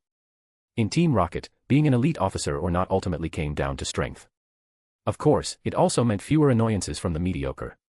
But Cain sensed that this wasn't the main reason Giovanni had called him. Take a look at this report, said Giovanni, handing him the document he had just read. Cain took it and began reviewing it. Research report on the Mew gene, signed by Blaine. He read the header quietly, slightly surprised, and continued reading more deeply. The Mew gene was the main reason Giovanni had decided to withdraw Team Rocket. And Blaine, as Cain knew, was one of the key people behind that research. In the future, he would be the one to create Mewtwo.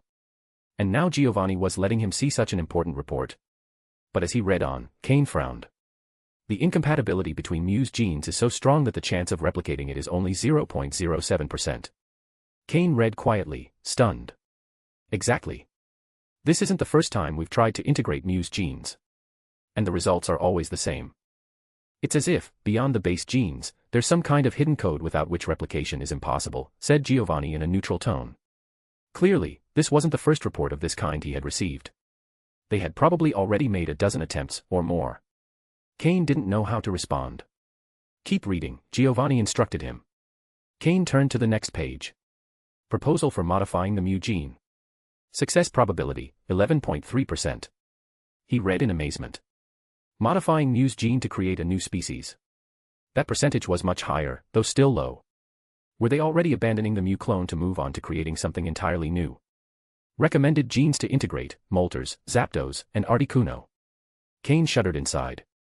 He now understood where this was all going. I see you reached the important part, said Giovanni, his gaze fixed. Cain nodded. Giovanni stood up and walked over to a window in the underground facility.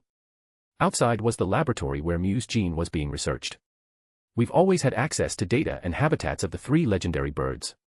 And since we need powerful genes to modify Mews, what better option than them? That's why this time we have an important mission for you: capture the 3 legendary birds, said Giovanni with determination. If Mew couldn't be replicated, then they would create something stronger than Mew. As Team Rocket, nothing was impossible. The 3 legendary birds? Maybe they weren't the real ones, thought Cain. Even if they were replicas, Cain doubted he was ready to take part in such a mission at his current level. Giovanni, as if he could read his mind, smiled. Don't worry, you're not in charge of this operation. The ones responsible will be Umbra and Tenebris. You'll just assist from the background. That was acceptable for Cain. But, Giovanni added, but there will be others involved in this mission. Be prepared for that. And as he said it, Giovanni gave him a strange look. A look with hidden meaning, one that Cain had to interpret on his own. Cain paused in thought but understood: those others were the real reason he had been summoned. Here's your elite officer badge. From now on, you will report directly to me. For the operational details, speak with Umbra and Tenebris. They're in charge of this mission. Also, as a benefit for ascending to Elite Officer, I'm granting you a 200 million credit to use in the Team Rocket catalog. I'm adding another 200 million on top of that. That gives you 400 million in total. Check if you need anything before the mission. I expect this operation to bring me a satisfactory result, concluded Giovanni, returning to his papers. Cain, understanding the moment, bowed and left. He hadn't expected a bonus like that after becoming an elite officer. The Team Rocket reward catalog was one of the most complete in the Pokémon world. In fact, many things the League didn't even dare distribute, Team Rocket did. With that amount, he could prepare well. Upon leaving Giovanni's office, Cain pinned the elite officer badge to his chest. Within the Team Rocket base in Viridian City, except for extremely restricted areas, there was now no place he couldn't go. Along the way, several Team Rocket members, upon seeing the badge on his chest, stopped at the hallway's edge and bowed respectfully. Who was he? What was his name? That was none of their business. This was the basic hierarchy of Team Rocket. Unless you were an elite officer, you had to show respect when you saw one. Otherwise, if you ran into one in a bad mood, you could simply end up dead. Being an elite officer meant entering the circle of the privileged class that everyone in Team Rocket longed to reach. End of chapter. Chapter 963, Chapter 962, The Nishikawa Family. After leaving Giovanni's office. Following Giovanni's instructions, Cain needed to go find Umbra and Tenebris. However, when he had met with Giovanni, it was strange that neither Umbra nor Tenebris had been present. It seemed that this mission, even for those two, required very careful preparation. After hesitating for a moment, Cain decided to go look for them. He wanted to know the specific details of the mission before making any concrete plans. That final meaningful look from Giovanni made Cain feel like there was something he needed to pay close attention to. But since Giovanni hadn't explained it directly, Cain would have to figure it out himself. He pulled out his communicator and dialed Umbra's number. After getting their location, Cain headed straight there. They were in the same Team Rocket headquarters, only both of them were discussing the specific details of this mission, which was why they hadn't attended the meeting with Giovanni. For Umbra, Cain's promotion to Team Rocket Elite Officer was already expected. Although it happened faster than he thought, it didn't catch him off guard. In just 1 year, the young man who had once fought to survive on Trial Island had risen to become a high-ranking Team Rocket officer. To say he wasn't surprised would be a lie. Even so, that casual investment he had made in Cain was now beginning to bear fruit, which brought him a sense of pride. Although Cain had only just entered the elite level and perhaps didn't yet represent a major direct asset. From a basic standpoint, they were already in the same league. And besides, Cain was no longer someone who could be easily manipulated. How the three of them treated each other from now on would be key. If they didn't handle the transition of roles and status well, they might even end up as enemies. It wasn't a far-fetched possibility. Cain arrived at the office where Umbra and Tenebris were. Both were sitting on a sofa with a map spread out in front of them, clearly marking and planning the strategy to capture the 3 legendary birds.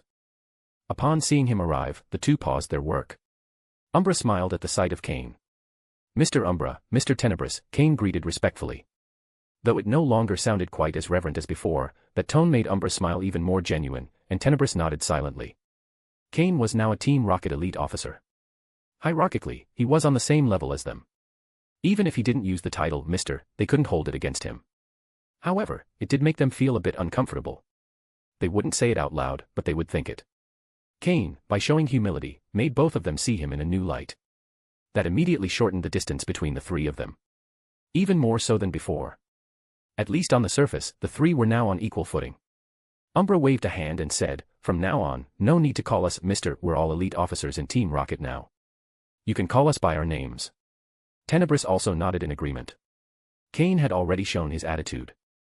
They couldn't act as if they were superior. If Cain kept growing at this pace, he'd soon catch up or surpass them, and at that point, they might be the ones who'd have to adjust. It was better to establish a direct relationship from now on. Cain sat on the couch, thought for a moment, and nodded without argument. "Did Leader Giovanni tell you a bit about this mission?" They returned to the main topic. Cain nodded. "He only gave me a summary. He told me to ask you too if I had any questions, but I don't know the details yet." Umbra and Tenebris exchanged looks. "So, you still don't know anything about the Nishikawa family?" asked Umbra. "Nishikawa family?" Cain frowned. He had heard that name. It was a respectable family from the Kanto region, but he had never had any contact with them. "I've heard of them, but I have no connection," Cain replied. Umbra shook his head with a mysterious smile. "No, you actually have." Cain was puzzled for a moment. He had. He searched his mind for any information related to that family. He didn't remember any direct contact. Suddenly, a face came to mind. With some doubt, he murmured, "Reggie." Upon hearing the name, Umbra burst out laughing. "I see you're starting to remember." "That's right, Reggie's full name is Reggie Nishikawa, the direct heir of the Nishikawa family. What you did last time, even though no one mentioned it, that doesn't mean no one knew." Cain raised an eyebrow. He was beginning to understand the reason behind that look Giovanni had given him. "Are the elders of the Nishikawa family also involved in this?" Cain asked, not entirely sure. This time, Tenebris answered directly, "That's right. The one involved this time is Rox Nishikawa, Reggie's uncle and the younger brother of the current head of the Nishikawa family. He's the third strongest member of the Nishikawa family. The mission is simple, each of us will capture one of the 3 legendary birds." With that explanation, Cain fully understood his role in this mission. He didn't know what exactly the Nishikawa family had done to displease Giovanni so much that he would send someone directly against them. And he was that sharp weapon. That final look from Giovanni was probably a warning. "So, Reggie as well?" Cain asked with some hesitation. "He'll probably take part, although they don't know that you'll be involved." "Giovanni only told us," replied Umbra, also giving him a look full of meaning. There was a moment of silence. Finally, Cain asked, "What exactly is the Nishikawa family's relationship with Team Rocket?" If he didn't get that answer, he wouldn't know how far he was expected to go in this mission. However, if Reggie was participating, Cain wouldn't hesitate to settle unfinished business. That guy had a lot of potential. If left to grow, he could one day become a direct threat. The Nishikawa family. "Tenebris, you know more about that," said Umbra. Tenebris looked at him with slight annoyance, but after a brief pause, he began to explain. "The Nishikawa family is the family of leader Giovanni's father. Although leader Giovanni cut all ties with them a long time ago. However, due to Team Rocket's rapid growth, they approached again. And they contributed quite a bit of talent to the team. In some ways, they made contributions. Leader Giovanni eventually accepted their presence. But human desire knows no limits." Tenebris stopped there. He said no more, but those who understood, understood. Some things don't need to be explained beyond a certain point. End of chapter. Chapter 964, Chapter 963, They're Driving Me Bankrupt. After understanding the true objective of the mission thanks to Tenebris and Umbra, Cain took his leave. The two of them were mainly discussing how to deal with the 3 legendary birds this time. Cain would play more of a support role and wouldn't need to face them directly. However, in order for Umbra and Tenebris to complete their part of the plan, those 3 birds wouldn't be the real legendaries, but rather high-level wild Pokémon. Cain didn't get involved in the specific details. He went directly to the exchange center inside the Team Rocket base. 400 million in funds was no small amount. If used wisely, he could significantly strengthen his Pokémon before setting out. The first thing Cain did was exchange for all the ore-related materials needed for Riolu's egg. It had to be said, the Team Rocket warehouse was truly impressive. All those materials Cain hadn't been able to find for so long, they were all here. After Ralts evolved into Curlia, and before it could become a Gardevoir, it still needed a few main ingredients for the quality-enhancing potion. So the second thing he did was exchange for those key ingredients. Just with those 2 rare materials, Cain had already spent 100 million of the total. Then he exchanged for a large number of moves. Rare moves. Some of these moves were really hard to come by, and on top of that, the number of exchanges was limited. For example, the move Swords Dance, even with elite officer rank, could only be redeemed twice a year. There were other moves with similar restrictions. There was no way around it, even for Team Rocket, these items were limited. Cain redeemed all the rare moves available for his rank that year. It didn't matter whether he would use them now or not. First, he had to secure them. Maybe he'd need them later.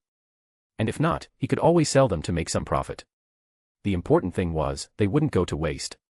After completing all the exchanges, he still had 100 million credits left. He decided not to exchange anything else for the moment. He might need it later.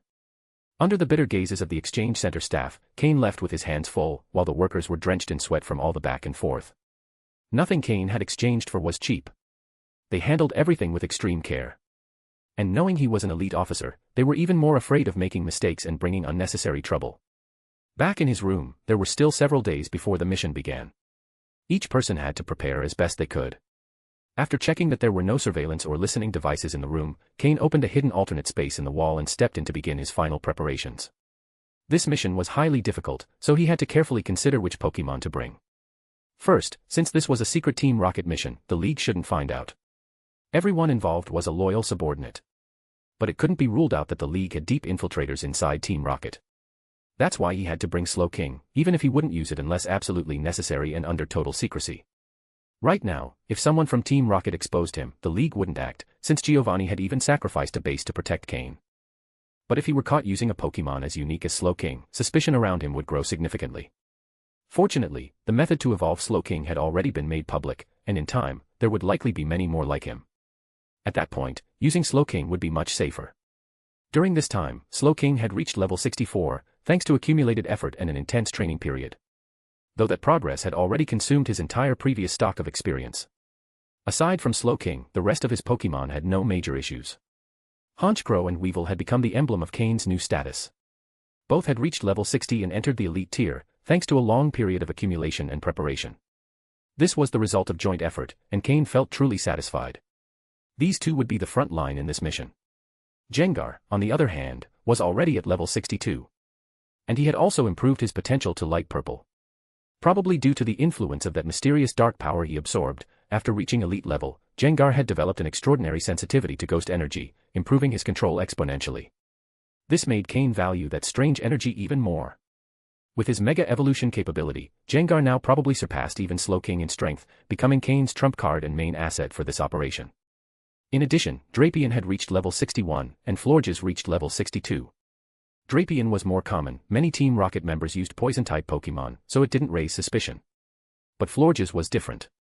Along with Slow King, it was practically a direct identifier of Cain. He shouldn't use her unless absolutely necessary. Fortunately, he had two backup Pokémon prepared for such situations, Altaria and Mismagius. Both had fairly decent strength, and after a month of intensive training and coordination, they adapted well to Cain's battle style and commands.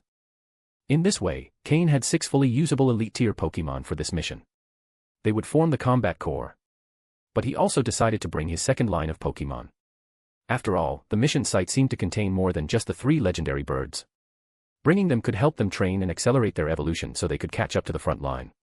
During this month, all of them trained intensively. Swampert had already reached the quasi-elite level, while the others were still in the advanced tier, Blaziken, Pupitar, and the rest. But the standout was Laren. Currently, Laren was at level 41. He had only gained 1 level in the entire month. That was completely intentional, both by Cain's command and Laren's own decision. Both were holding back his evolution. With his talent and potential, Laren had not yet fully developed his body. While he could evolve without issue, Cain wanted him to build a strong foundation first. During that time, Laren had also raised his potential from quasi-purple to light purple, which was his current limit.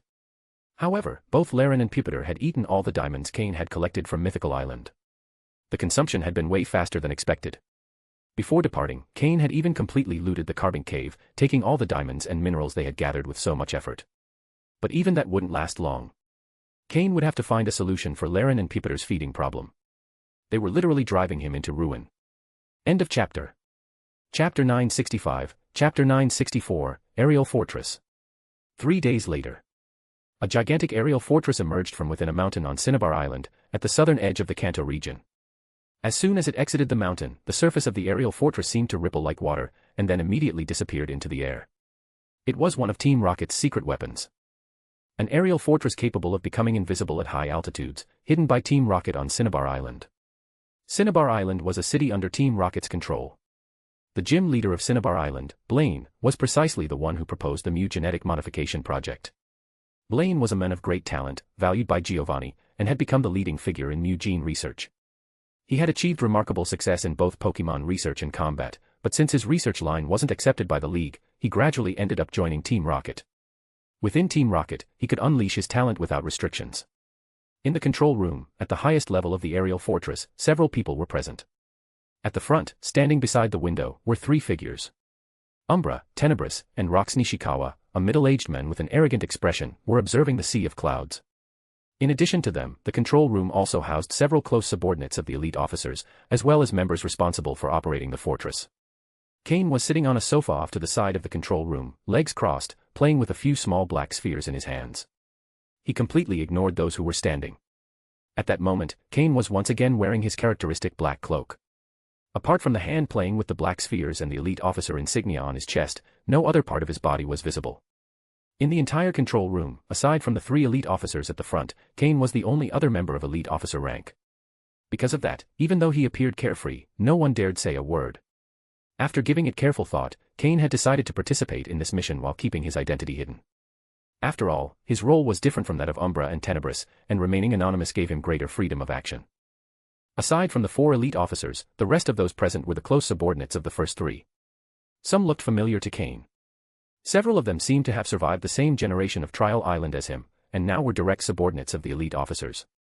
It seemed that Trial Island was indeed an effective method of selecting talented trainers, even if it was cruel and bloody. For Team Rocket, the results spoke for themselves. Among all the people present, one individual especially caught Cain's attention. Reggie. It had been a long time since he last saw him.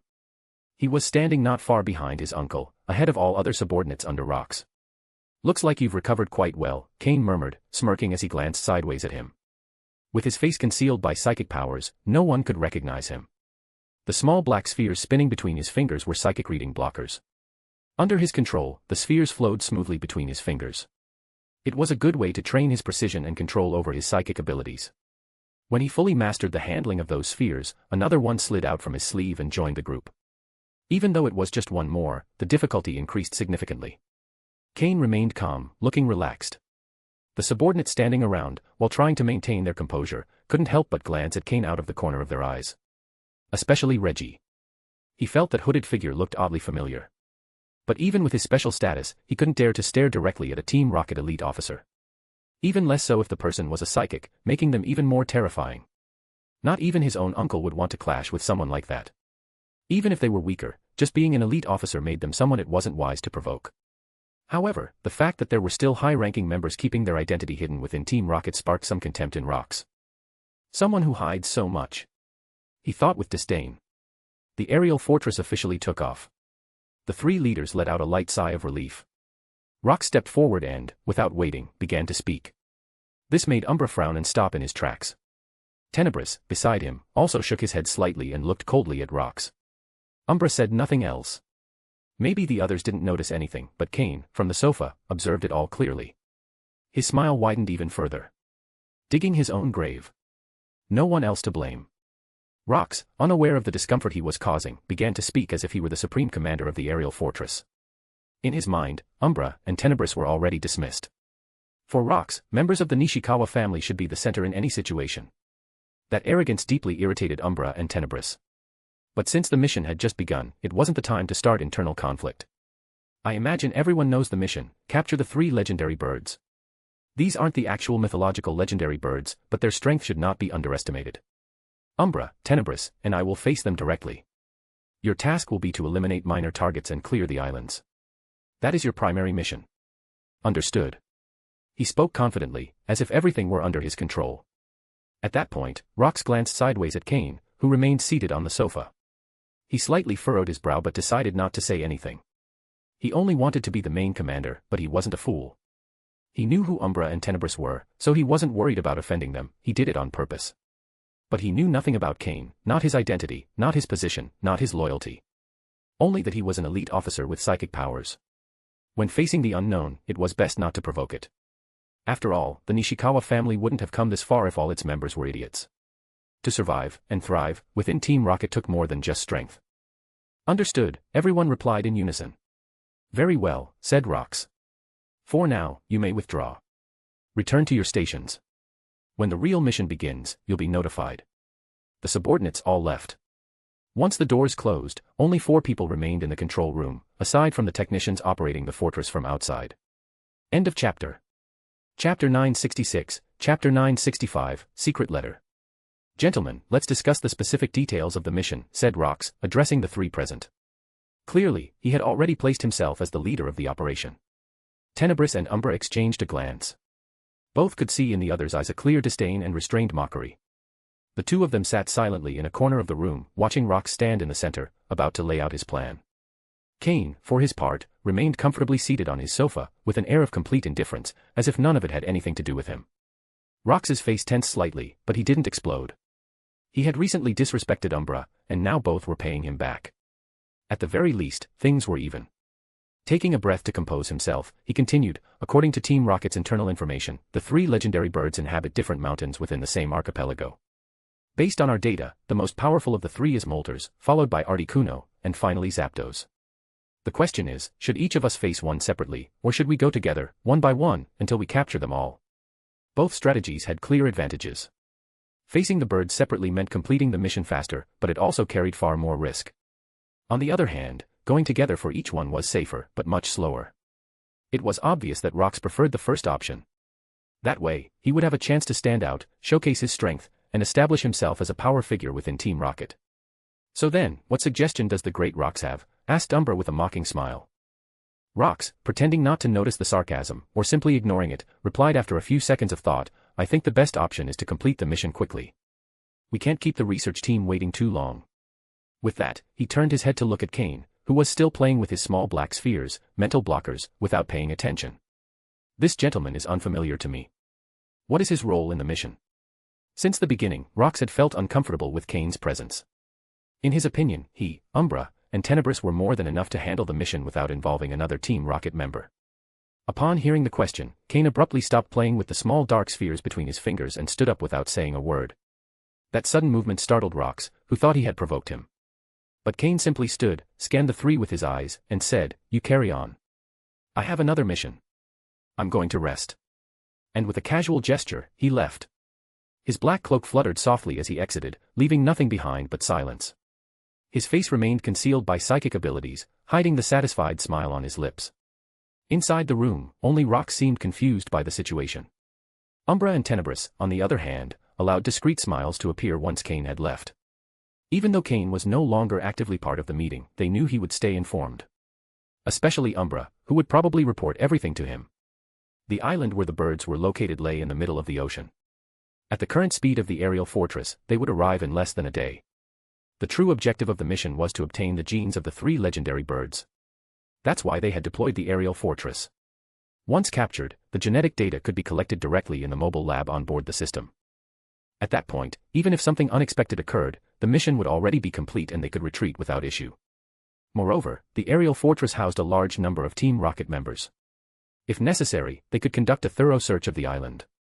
Unbeknownst to anyone, when the fortress took off from Cinnabar Island, a mysterious figure began following it from a great distance. They moved as if they could predict exactly where the aircraft was heading. It was still unclear who it was, but they were riding a Charizard. Their intentions were unknown. And most concerning of all, no one in the fortress had noticed their presence. In his room, Cain sat cross-legged on the bed, perfectly regulating his physical and mental state. He knew that, when the time came, he would act alone. Anything could happen, and he had to be ready. After a moment of reflection, he tossed a pokeball. Kakik. Jengar appeared before him.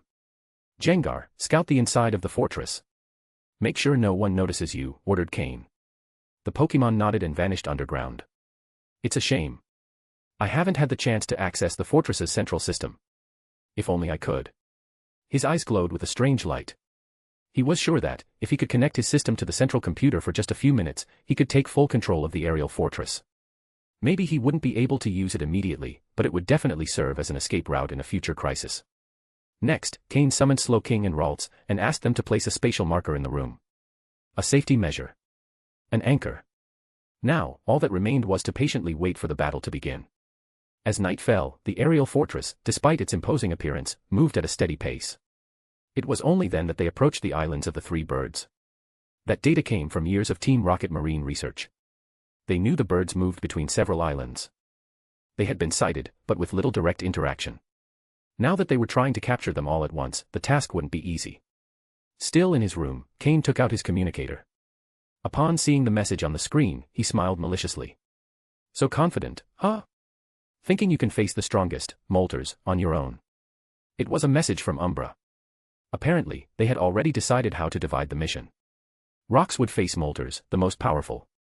Tenebris would take on Articuno, with intermediate power. Umbra, lastly, would deal with Zapdos, considered the weakest. Overall, the distribution was quite reasonable. Though, of course, no one had counted Cain into the equation. After confirming the details, Cain summoned Slowking once again. Slowking, I entrust this secret letter to you, Cain said with an enigmatic tone. Slowking immediately understood. With a nod, he vanished using teleport. No one, except him and Cain, knew where he had gone. Not long after, Jengar returned. He emerged from the floor beside Cain and, through telepathy, transmitted everything he had discovered. Since Jengar had reached elite level, he had finally learned how to properly use his psychic communication abilities. End of chapter. Chapter 967, Chapter 966, Evolve, Laren. After listening to Jengar's report, Cain nodded slightly to indicate he was already aware. As expected, in this aerial fortress, almost half of the people belonged to the Nishikawa family. No wonder even someone as tolerant as Giovanni is starting to lose patience with them, Cain thought silently. If it were just internal struggles between elite officers, as long as they didn't affect the development of Team Rocket, Giovanni would normally not intervene. Sometimes, he even encouraged this type of conflict. On the one hand, it made management easier. On the other, competition also brought mutual growth, which benefited Team Rocket. But what the Nishikawa family was doing clearly crossed the line. And not just a little. They were already acting shamelessly, taking advantage of being the family of Giovanni's father, infiltrating people into various parts of Team Rocket. They even followed Giovanni's orders in a passive-aggressive way. Although they feared Giovanni deeply and didn't dare to be openly insolent, did they really think he hadn't noticed? To be frank, what did they think they were doing? A coup? Do they think that just because they're the family of Giovanni's father, Team Rocket belongs to them, and that their heir should inherit the organization too? All of this was only provoking Giovanni and testing his patience. Cain thought that, if it weren't for Giovanni's absolute confidence in himself, he would have eliminated them at the first sign. After understanding all that, Cain already knew to what extent he should act in this mission. The more he did, the greater his reward would be. We have arrived at our destination. All mission participants are requested to prepare. Suddenly came an announcement over the fortress's general transmission. Cain stood up. It was time to begin. He pulled his black hood down a bit lower. Let's go, Jengar, he said, leaving the room and walking with Jengar toward the back end of the fortress. Normally, one would descend from the bottom of the fortress, but Cain wasn't going to act alongside the others. It was better to descend from the rear. He reached the very end, opened a window, and without hesitation, jumped. In the darkness of night, neither Cain nor Jengar stood out due to their colors. Kakik. Jengar laughed as he descended with Cain, suddenly issuing a warning. Understanding what Jengar meant, Cain looked up sharply. He narrowed his eyes. Jengar had detected someone hiding among the clouds. Their concealment ability was impressive. They had evaded both the fortress's visual monitoring and radar. But they couldn't escape Jengar's energy perception. They had probably thought the fortress had stopped, which is why they dared to approach by flying. Otherwise, not even Jengar would have detected them. Interesting. Seems like someone else is trying to take advantage of the situation. Whose side could they be on? At that moment, there was no time to worry about that. Cain and Jengar were still plummeting from great height. The wind howled, making Cain's black cloak flap wildly. Right before touching the ground, Cain activated his psychic powers, floating just 5 centimeters above the ground. He landed firmly, and Jengar descended gently beside him.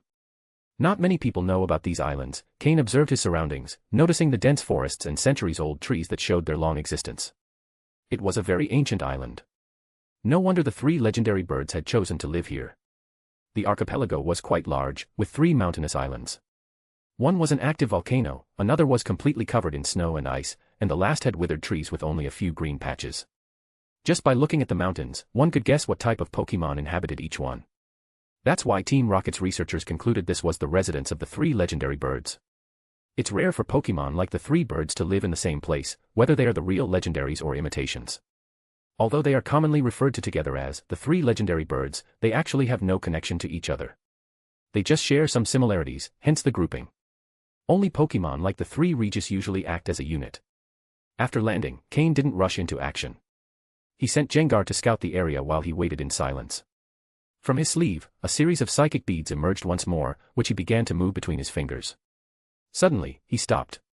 Even though Jengar hadn't returned yet, a wild Pokémon had already detected him. The system scanned it effortlessly. A Persian appeared in the treetop. The results came quickly. It was a level 45 Persian, with a light green color grade. Seeing Cain alone, it considered him easy prey. With a slight smile, Cain spun the beads between his fingers, and with the other hand, tossed a pokeball to the ground. Gra. With a metallic roar, Laren appeared before Cain. Despite still being at level 41, Laren didn't show even a hint of fear toward the Persian. On the contrary, its eyes were filled with the desire to fight. Finally, it could battle. It had been holding back for a long time to fully develop its body. Laren, use rock slide and bring it down, ordered Cain. Gra, roared Laren. Before Persian could react, 3 massive rocks appeared above its head. Boom. Boom. Over the last month, Laren hadn't gained many levels, but its power and energy control had improved greatly. The 3 rocks appeared almost instantly, giving Persian no time to react. Magnet rise, then iron tail. Electricity crackled around Laren's body. The effects of magnet rise granted it great speed. With a powerful boost, it launched into the air like a flying mini-tank. Persian was about to find out firsthand. Boom. It landed hard on the rock where the Persian stood. Crack. Crack. Crack. The rocks shattered in an instant, and the ground caved under the force of the impact. Gra, roared Laren, not stopping its assault. Its tail, now glowing with metallic light, struck the ground again. Boom. Thud. The terrain sank once more, and small cracks spread all around. The earlier rocks were completely pulverized. Below, the Persian was totally defeated, its body looked torn to pieces. Gra. Laren roared loudly at the sky, standing atop its opponent, brimming with energy. Cain approached Laren and smiled. See the results of training. Leveling up isn't everything. Laren looked at him directly, nodding firmly, its eyes full of fighting spirit. All right. There's no need for you to keep holding back. Show your true form, evolve, Laren. Cain was very satisfied with Laren's current state. It had been ready to evolve for some time but had been holding back. When water reaches the edge, it overflows. Now Laren had reached its limit. If it continued holding back, it would gain nothing more. End of chapter. Chapter 968, Chapter 967, Agron. Upon hearing Cain's words, Laren showed a look of relief. Suddenly, a white light surged from its body. The metallic shine of its original form made this light appear even more dazzling. Kakik. At that moment, Jengar emerged from the ground. He had heard the sound of battle and came right away. Fortunately, Cain wasn't hurt. Meanwhile, Laren had begun to evolve. Jengar, cover us a bit. Don't let anyone see, Cain instructed. Jengar nodded and released a dense black fog that enveloped both Cain and the evolving Laren. The light of evolution at night was quite visible. Though it had just started and wasn't drawing too much attention yet, at a critical moment, it could attract people or wild Pokémon, which would be a problem. Seeing that Jengar had covered Laren, Cain nodded with satisfaction and approached. He took out the quality-enhancing potion he had already prepared, along with a large number of diamonds and minerals. Laren drank the quality-enhancing potion in one gulp. Since he had worked on the enhancement potion for Blaziken, Cain had made improvements. The side effects after evolution had become much shorter, and if enough energy was supplied during evolution, those effects would be reduced even further. After drinking the potion, Laren began to voraciously devour the diamonds and minerals Cain had placed on the ground. Even as the light of evolution enveloped its body, it didn't stop eating. Little by little, Laren's body began to change. Its hind legs became more robust, and the front ones more agile. The body, previously low to the ground, began to lift. The tail grew longer, becoming thick and strong, and 3 sharp metallic horns emerged on its head. Crayak! Crayak! Crayak! With the crisp sound of breaking rocks, Laren's body completed its transformation. With all the energy absorbed from the diamonds and minerals, its body swelled like a balloon. In both height and width, it kept growing without pause. According to Agron standards, its normal height should be around 2.1 meters, but the evolving Laren before Cain's eyes had already surpassed that. Greya. An excited roar echoed from within the white glow. The light dispersed, revealing the Pokémon with an imposing presence. Agron. It stood 3 meters tall, and every part of its body looked incredibly solid. The most striking feature was the diamond-like sheen in the silver metal of its back and head, and the gray metal of its chest and legs. It was clear that its toughness was simply monstrous. A true giant metal beast. Hick. After the roar, Agron let out a burp, patted its belly, and showed a satisfied expression. There's nothing better than winning a battle easily, evolving successfully, and enjoying a good meal. Cain approached Agron. Standing at 1.78 meters tall, he barely reached its chest. He patted the dark gray metal plates on Agron's chest, and feeling the pain from the recoil in his hand, smiled with satisfaction. Congratulations, Agron. We've fulfilled half of our pact, said Cain. Gra. At that moment, Agron looked like a massive beast. But after Cain's pats, it showed a friendly grin. Pokémon, Agron, purple. Gender, male. Level. Type, steel plus rock. Ability, rock head. Held item, none. Egg moves, Dragon Rush, Head Smash, Stealth Rock, Screech, Body Slam. Basic moves, Tackle, Harden, Mud Slap, Headbutt, Metal Claw, Rock Tomb, Protect, Roar, Rock Slide, Take Down, Metal Sound, Iron Defense. Learned moves, Iron Head, Earth Power, Iron Tail, Snore, Magnet Rise. TM moves, Dragon Claw, Earthquake, Brick Break, Shadow Claw, Stone Edge. The level didn't just go up by 1, thanks to the evolution, the long suppression period, and the great intake of minerals and diamonds. The level rose directly to 44. In addition, its quality successfully advanced to purple grade. A purple quality Pokemon isn't something seen every day. Cain had only seen a few, and they were all signature Pokemon of champion level trainers, or those destined to become one. Like Steven's Metagross, Cynthia's Garchomp, Diantha's Gardevoir, or Lance's Dragonite. All of them were purple grade Pokemon.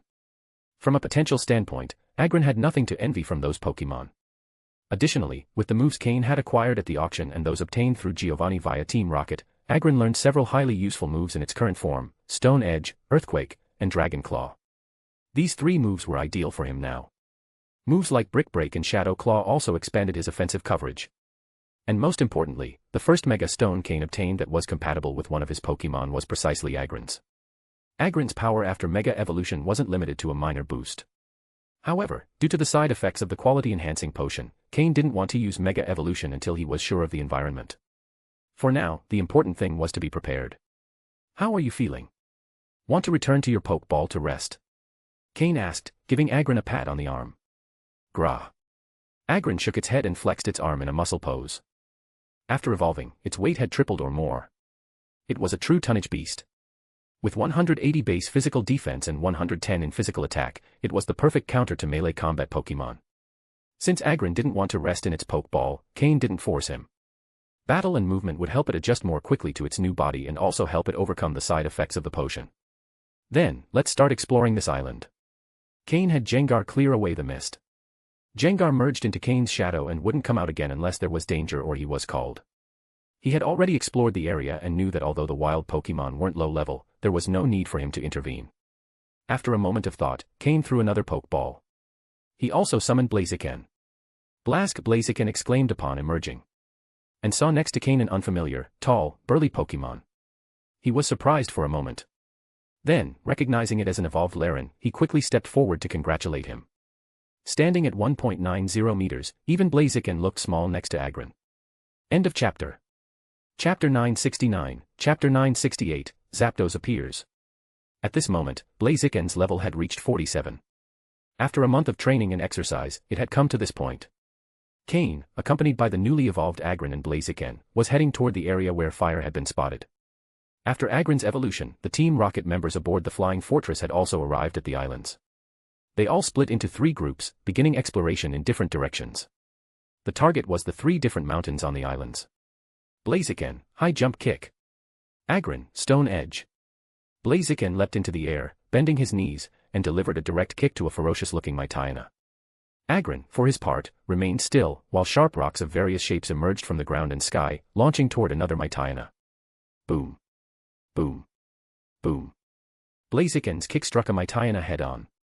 At the same time, Agron's attack landed on the other. Both fell defeated without resistance. A clean and efficient victory. Well done, Blaziken. Your high jump kick is well trained. If you pay attention to the enemy's movement, you can land a devastating blow. Agron, your Stone Edge is also well practiced, but it would be better if the launch was faster and the flight pattern of the rocks more chaotic, Cain said, evaluating the battle. When Blaziken had just evolved, he didn't yet master either high jump kick or flare blitz. Over the past month, in addition to leveling up, he had focused on training these 2 moves until he could use them proficiently in real combat. Agron, though recently evolved, had already learned Stone Edge from the last Team Rocket exchange fair, and with enough practice, he could now use it smoothly. Even so, both Pokemon still had room for improvement. After the battle, Cain looked up at the sky. Everyone must have separated by now. It's time to execute my mission. Come out, Honchkrow, he said as he threw a Pokeball. Honchkrow, scan the sky to see if you can spot any Team Rocket movements, Cain instructed. Honchkrow nodded and took off with a flap of its wings. Now with elite level strength and hidden by the night, it would be almost impossible to detect. While Honchkrow investigated, Cain continued moving with the others. Shortly after, Honchkrow returned. It reported back to Cain what it had seen. Indeed, several Team Rocket members were still grouped up and had not begun deep exploration of the mountains. Cain needed to wait. He could step in when they encountered Moltres or if they dispersed without finding it. According to the information provided by Giovanni and Umbra, Cain's task was to deal with the members of the Nishikawa family. To receive the best possible reward, he had to eliminate Rox and Reggie along with their followers. So the time had not yet come. With Honchkrow watching from above, Cain continued lurking in their tracks. 3 days later. 3 bird islands. After 3 days, Team Rocket had still not found any trace of the legendary birds.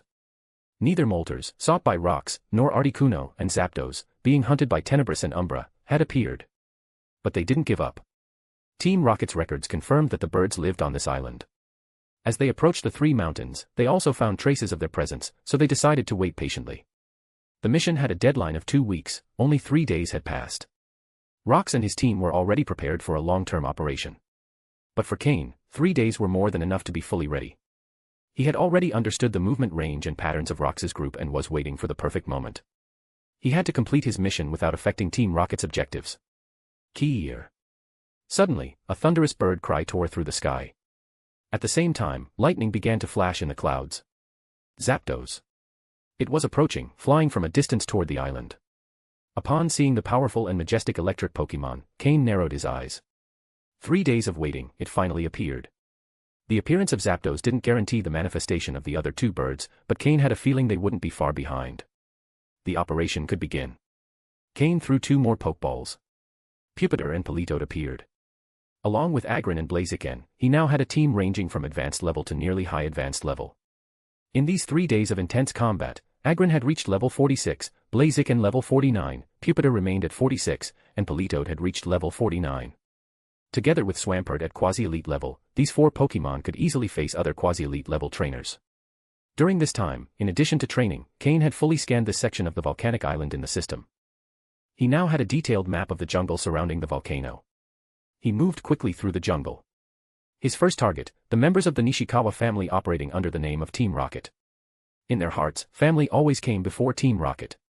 Pupitar, Precipice Blades. Blaziken, Blaze Kick. Agron, Stone Edge. Politoed, Scald. The 4 Pokémon attacked in unison.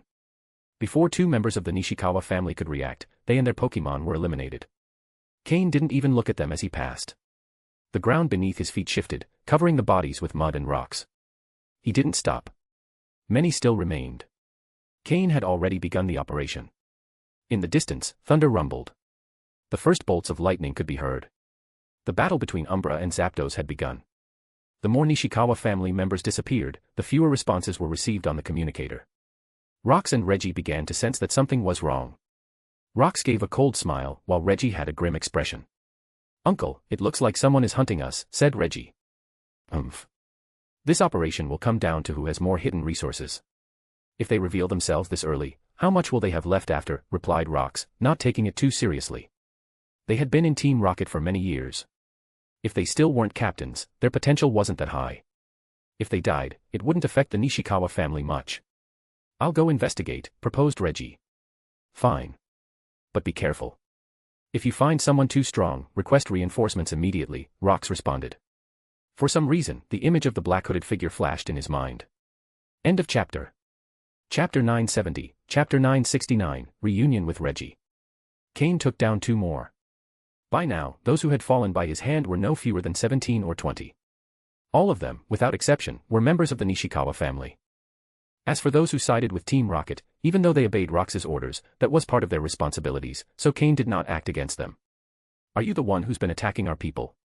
Are you with Team Rocket too?" a voice called out from the forest as Pupitar covered the 2 corpses on the ground with energy. Upon hearing the familiar voice, a smile appeared on Cain's face.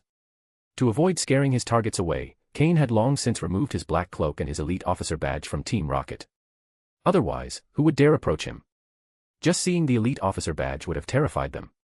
It still wasn't the right time to face Rox. Although Cain didn't hold Rox in high regard, he had to admit that Rox's strength was still greater than his own. "Well, look who it is," Cain said indifferently, head lowered. Upon hearing his voice, Reggie froze. Cain hadn't tried to disguise himself or hide his tone of voice. To Reggie, that sound was all too familiar. It was that very voice that had dragged him from the pedestal of a prodigy to the abyss of failure. If not for his position in the Nishikawa family, and the fact that his father was the patriarch, that defeat would have stripped him of his right to inherit the clan. Others might not have known the details, but as the patriarch's son, Reggie took part in internal clan meetings and was well aware of the Nishikawa family's policies and goals. If everything had gone according to plan, as heir to the clan, he might have become the next leader of Team Rocket. But all of that had nearly been ruined by the man now standing in front of him. Even though he had regained some of what he lost, the wasted time still weighed heavily on him. Cain. Reggie growled through clenched teeth. Saying that name, the usually composed Reggie nearly lost control. Cain raised his head, looked directly at Reggie, and smiled. What a coincidence. Have you recovered all your strength? Back on Mythical Island, Reggie had still retained some of his fighting ability, but in the end, Cain had sent Gengar to take out his remaining Pokémon, giving him no chance to fight back. Since then, Reggie had secluded himself in intense training, aiming to regain his strength and surpass his former self. All for this moment, to find Cain and take revenge. Now that his enemy was in front of him, he hesitated. The news that Cain had become an elite officer of Team Rocket had not yet spread internally. Only Giovanni, Umbra, and Tenebris knew his status, precisely to take the others by surprise. That's why Cain hadn't revealed his identity at the aerial fortress either. Reggie knew Cain was strong, but he never imagined that in just 1 year he could go from a mere trial island participant to an elite-level trainer. Now he compared his strength with Cain's. He looked at the 4 Pokémon beside Cain. They can't all be his main Pokémon, Reggie thought to himself. Even so, he believed he had a chance. He still had cards up his sleeve. As a precaution, he considered contacting his uncle first. But while he hesitated, someone reacted quickly. Cain wasn't the type to wait for the opponent to prepare and get into position. Not taking advantage of an edge would be foolish. Agron, Stone Edge. Blaziken, Swords Dance. Pupitar, Stealth Rock. Politoed, Icy Wind. Reggie's expression changed dramatically. The hand that reached for his communicator moved instead to his belt to throw 4 Pokeballs. Battle. Raichu, Magneton, Jolteon, Ampharos. For Electric-type Pokémon. Reggie's specialty. But that meant Pupitar had the advantage. He had nothing to fear from electric-type moves, and with his extremely high physical defense, he was completely unstoppable. The same applied to Agron. As long as there were no Pokémon with a type advantage against him, he was like an invulnerable beast. Perhaps the only weak point was Politoed, but with support from the others, it wasn't a big concern. Cain's system quickly scanned the 4 Pokémon's characteristics. All were at advanced level, above level 45. The one with the lowest potential was Magneton, with a light blue grade, while the other 3 had blue grade quality. This showed that, while the Nishikawa family had some strength, they still lacked depth. The gap with a true elite family was evident. No wonder Giovanni didn't act directly against them and instead sent Cain to teach them a lesson. With their current level, they had no chance of controlling Team Rocket. The truly powerful elite officers of Team Rocket weren't opponents the Nishikawa family could dominate. Their only advantage was the backing of Giovanni's father. All Pokémon, charge. Target Politoed and take him down. Reggie ordered. He still hadn't accepted his previous defeat. Because on that occasion, his Pokémon had fallen to Regirock, not by Cain's hand directly. Cain had only used Gengar to finish them off. So this time, he immediately launched his strongest attack combo. He combined electric currents of various charges and voltages, manipulating the electromagnetic field to cause maximum damage. Agron's Stone Edge was obliterated on contact with the electric surge.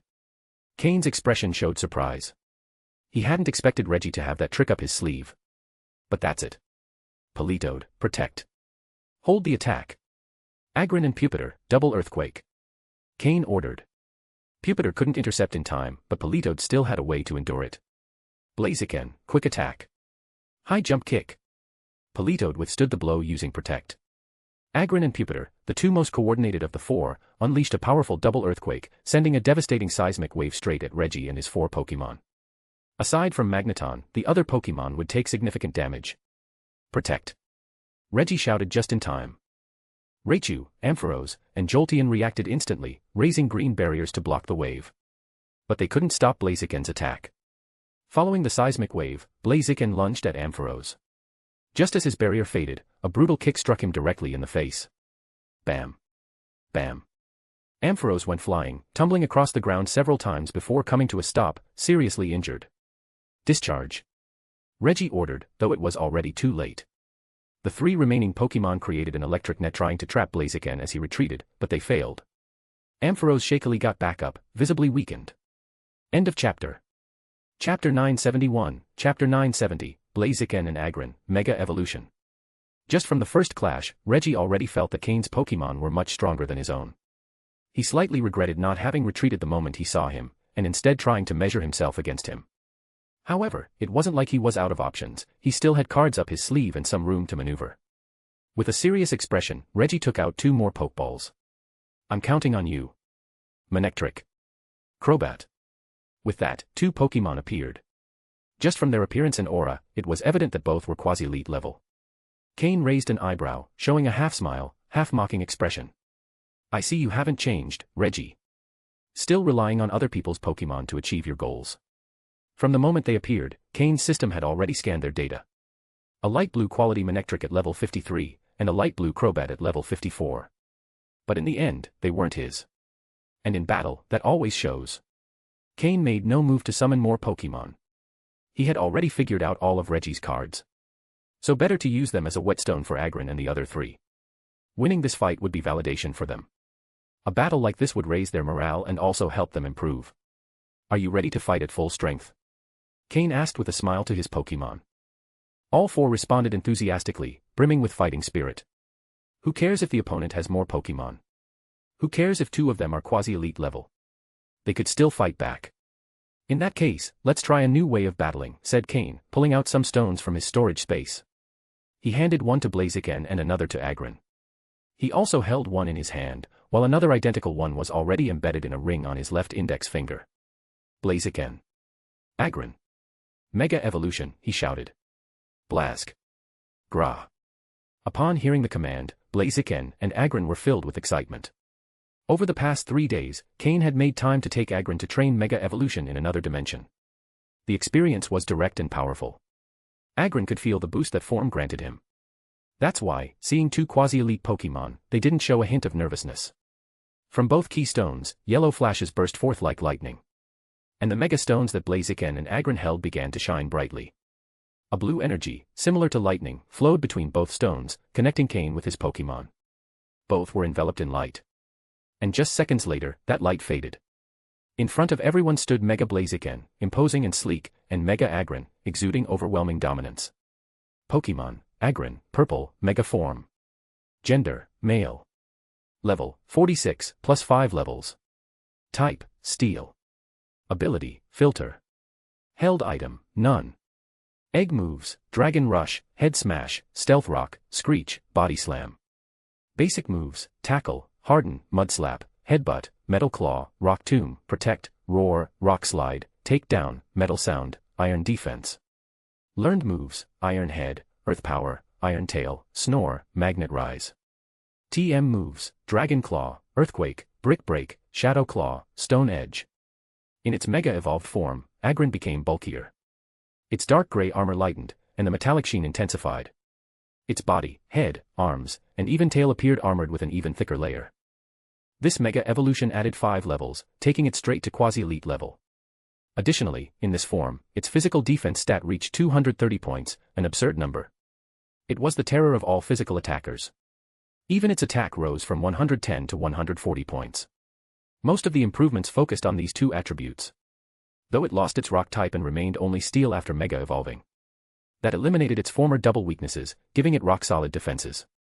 Now, Agron had reached its peak power. Gra. Blaziken. Mega Agron and Mega Blaziken stood firmly on the battlefield. Reggie was stunned. He stared fixedly at both Mega Evolutions. He knew Blaziken and Agron, but he never imagined they could evolve even further beyond their final forms. Was it because of those strange stones? What if my Pokémon could evolve like that too? Greed sparkled in Reggie's eyes. A raw desire that didn't even question whether he could realistically obtain it. Cain, seeing his expression, didn't mock him. Even though he had been training Mega Evolution for a while, he knew its duration was limited. At most, 3 minutes. Gengar, stay alert to the surroundings. If anything living approaches, eliminate it. Before the real battle began, Cain ordered Gengar to monitor the perimeter. Mega Evolution wasn't to be revealed just yet. And now, the real fight began. Pupitar, Politoed, take care of those 4. The other 2 are for Blaziken and Agron, said Cain.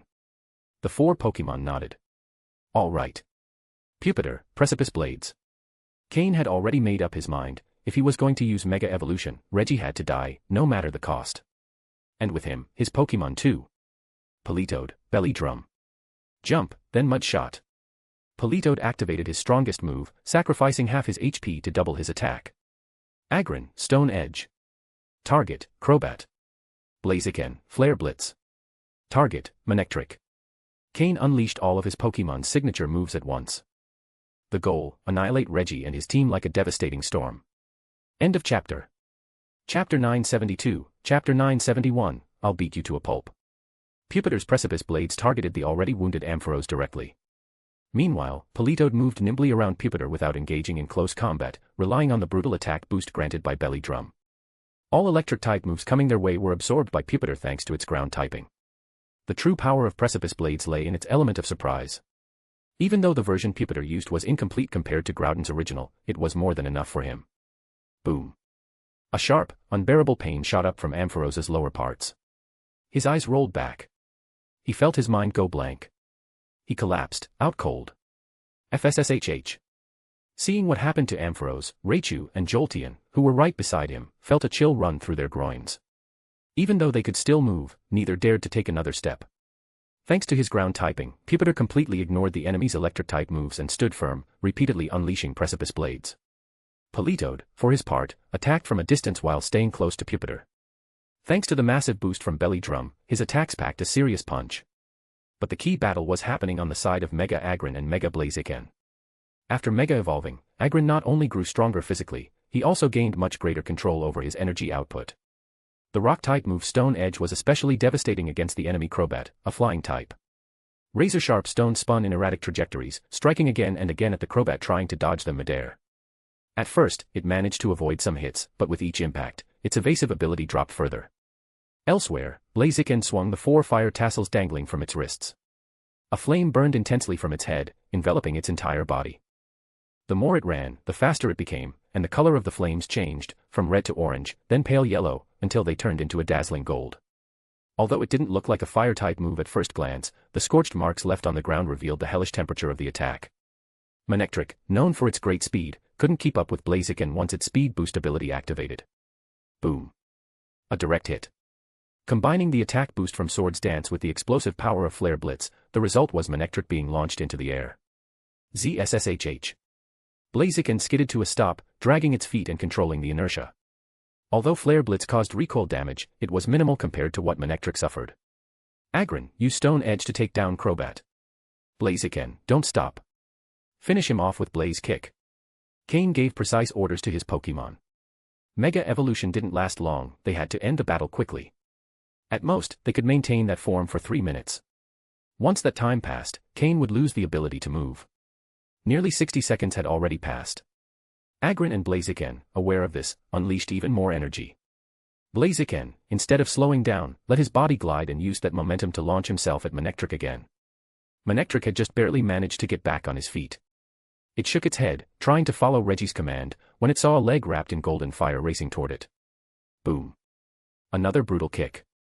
At that moment, Manectric had only one thought, is this foot even clean? Boom. Boom. Boom. It was sent flying again, crashing through 3 trees on the way. The areas where the trees had snapped were charred, clear proof that Blaziken's fire had transferred to the enemy and burned everything in its path. Manectric, knocked out. While Blaziken handled Manectric, Agron switched tactics against Crobat. For stone chains trapped the bat and slammed it into the ground. Only then could Agron make full use of his advantage. Agron, Body Slam. Combine it with Earthquake and finish with Iron Tail. Cain wanted to test a new move combo. Body Slam plus Earthquake. Boom. Boom. Boom. Boom. With each step Agron took, the ground trembled. His sheer weight caused small quakes. Crobat, trapped, struggled desperately. Seeing Agron approach, terror filled his eyes. Is he going to crush my guts? He tried to escape just in time, but Agron grabbed one of his legs with precision. Crobat flapped his wings desperately, but Agron didn't budge. Out of options, Crobat bit him. Clang. His fangs struck Agron's metallic arm, producing a sharp sound. Pure desperation filled Crobat's eyes. This is just straight-up bat abuse. Agron ignored the struggle. He slammed both fists together, producing a metallic roar. Crobat, caught in the middle, felt like even yesterday's food was about to come up. But Agron didn't forget the orders. He slammed him into the ground with full force, then used his legs and tail to launch himself into the air. Crobat, lying on the ground, barely opened his eyes, and what he saw terrified him, a steel giant falling on him like a mountain, with ground-type energy included. Boom. Boom. 2 more massive crashes. PUM. Finished with Iron Tail. Agron followed the orders to the letter. The ground beneath was completely caved in. Crobat, beneath Agron's body, was embedded in the earth, bleeding from all over. If he didn't receive immediate medical attention, he would die within a minute. The combination of Agron's weight and brute force was simply lethal. In just a minute and a half, Reggie had lost his 2 quasi-elite Pokémon. Meanwhile, the 2v4 battle between Pupitar and Politoed had now become a 2v2, Ampharos and Raichu were already down. End of chapter. Chapter 973, Chapter 972, Moltres and Articuno appear. Only a Magneton and a Jolteon remained. They couldn't stand up to even Pupitar, much less to Blaziken and Agron in their Mega Evolution state. Blaziken directly eliminated Magneton with Flamethrower. Pupitar, using Precipice Blades, also defeated the already injured Jolteon. At this point, all of Reggie's Pokémon had lost the ability to battle. At that moment, he still looked somewhat stunned. He stared in awe at Blaziken and Agron after their Mega Evolution, noticing that not only had their appearances changed, but their strength had also increased dramatically. This improvement wasn't inferior to a real evolution. In fact, it was even greater. Once the battle ended, the Mega Evolution energy dissipated from Blaziken and Agron's bodies. That energy returned to the Mega Stones. And they reverted to their original forms. Cain frowned. Even though they hadn't reached the 3-minute limit, keeping Mega Evolution active for 2 minutes was already a significant burden for him in his current state. Just as Blaziken and Agron deactivated their Mega Evolution, Cain felt a sharp pain in his head. Blaziken and Agron, for their part, had no major problems. They simply weren't fully used to losing such immense power all at once. Besides, during the battle, they hadn't suffered any major injuries. Crobat's attacks on Agron were like mosquito bites. What exactly is that? Reggie asked with a dry throat and a hint of dizziness, still staring at Blaziken and Agron, now in their normal state. Cain smiled slightly without answering right away. He used his psychic powers to pull toward him the communication device Reggie had been hiding behind his back. He saw that it had the recording function active. Although he hadn't had time to call his uncle, in the final moments of the battle, Reggie had done the only useful and correct thing he could. But he forgot that Cain, being psychic, could easily detect movements like that. The communicator had a program set up to automatically send the recording once it ended. Cain rubbed a nearby tree branch slightly, opened a crack, and tossed the communicator inside. Then, the crack closed on its own. He had thrown the communicator into alternate space, completely cutting off its connection to the Pokémon World. Reggie's face turned pale and visibly upset. This time, he had fallen completely. But what confused him was that Cain's Pokémon didn't seem particularly strong. He had only chosen to fight because he was sure he had a chance. He was mainly defeated because of that strange evolution of Blaziken and Agron. This is called Mega Evolution, Cain said with a faint smile. In Team Rocket, Cain had 3 main enemies. Xenon had already been eliminated. And now, Reggie, the one with the most potential, was also out of the picture. Only the last member remained, Lucius. That one probably didn't even remember Cain anymore. Mega Evolution. Reggie muttered. His gaze went blank, and his pupils started to lose focus. Cain appeared in front of him and, without hesitation, launched a spatial slash directly at his neck. Reggie, who once gave confident orders back on Trial Island, now died on this island of the 3 legendary birds. No ceremony, no mourning. Cain collected all valuable items from Reggie's body and also tossed him into alternate space. It couldn't be denied, this alternate space ability was perfect for erasing traces. Much better than simply destroying the bodies. Then he gathered all the fallen Pokémon. He even saved the life of the dying Crobat. After all, those Pokémon still held value. Their potential and talent weren't low, and they could be sold for good money. With Reggie out of the way, Cain was one step closer to the location of Rox and his subordinates. From this point on, he needed to act with extreme caution. Screech! A long cry echoed through the sky. Accompanied by a sky in flames, a large fire-wrapped bird appeared on the horizon. The entire sea of clouds turned red like fire, an impressive sight. Moltres. It appeared. Upon seeing Moltres appear, Cain froze. According to Umbra's intel, Moltres was the target of Rox's mission. But just from the aura it emitted at a distance, it was obvious it wouldn't be easy to deal with. No one knew just how strong Rox had truly become. Cain's thoughts spun quickly in his mind. Suddenly, he smiled. Looks like I underestimated him. With this kind of veteran, only when they show a weakness do I have a chance. For now, it's unwise to make him my main target, he thought, and felt the internal pressure ease. Even so, Slow King had already laid out his hidden cards. It wasn't that Cain lacked the power to fight. Eliminating the heir of the Nishikawa family, Reggie, already counted as a major success in the mission. He was certain Giovanni hadn't expected him to face Rox directly. Giovanni knew the difference in strength between them. Besides, the main focus remained capturing the 3 legendary birds and collecting their genetic material. If interfering too much meant they couldn't obtain Molters's, it would be a huge problem.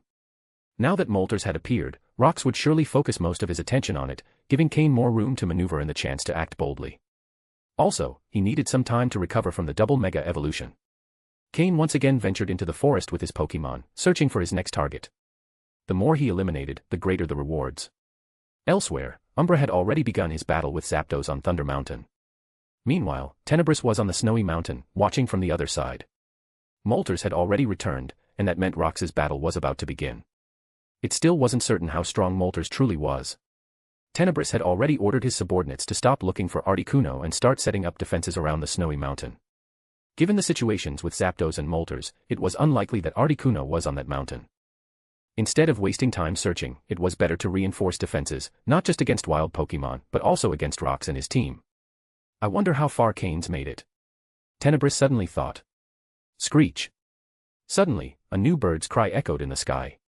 Shortly after Molters's appearance, Articuno also emerged.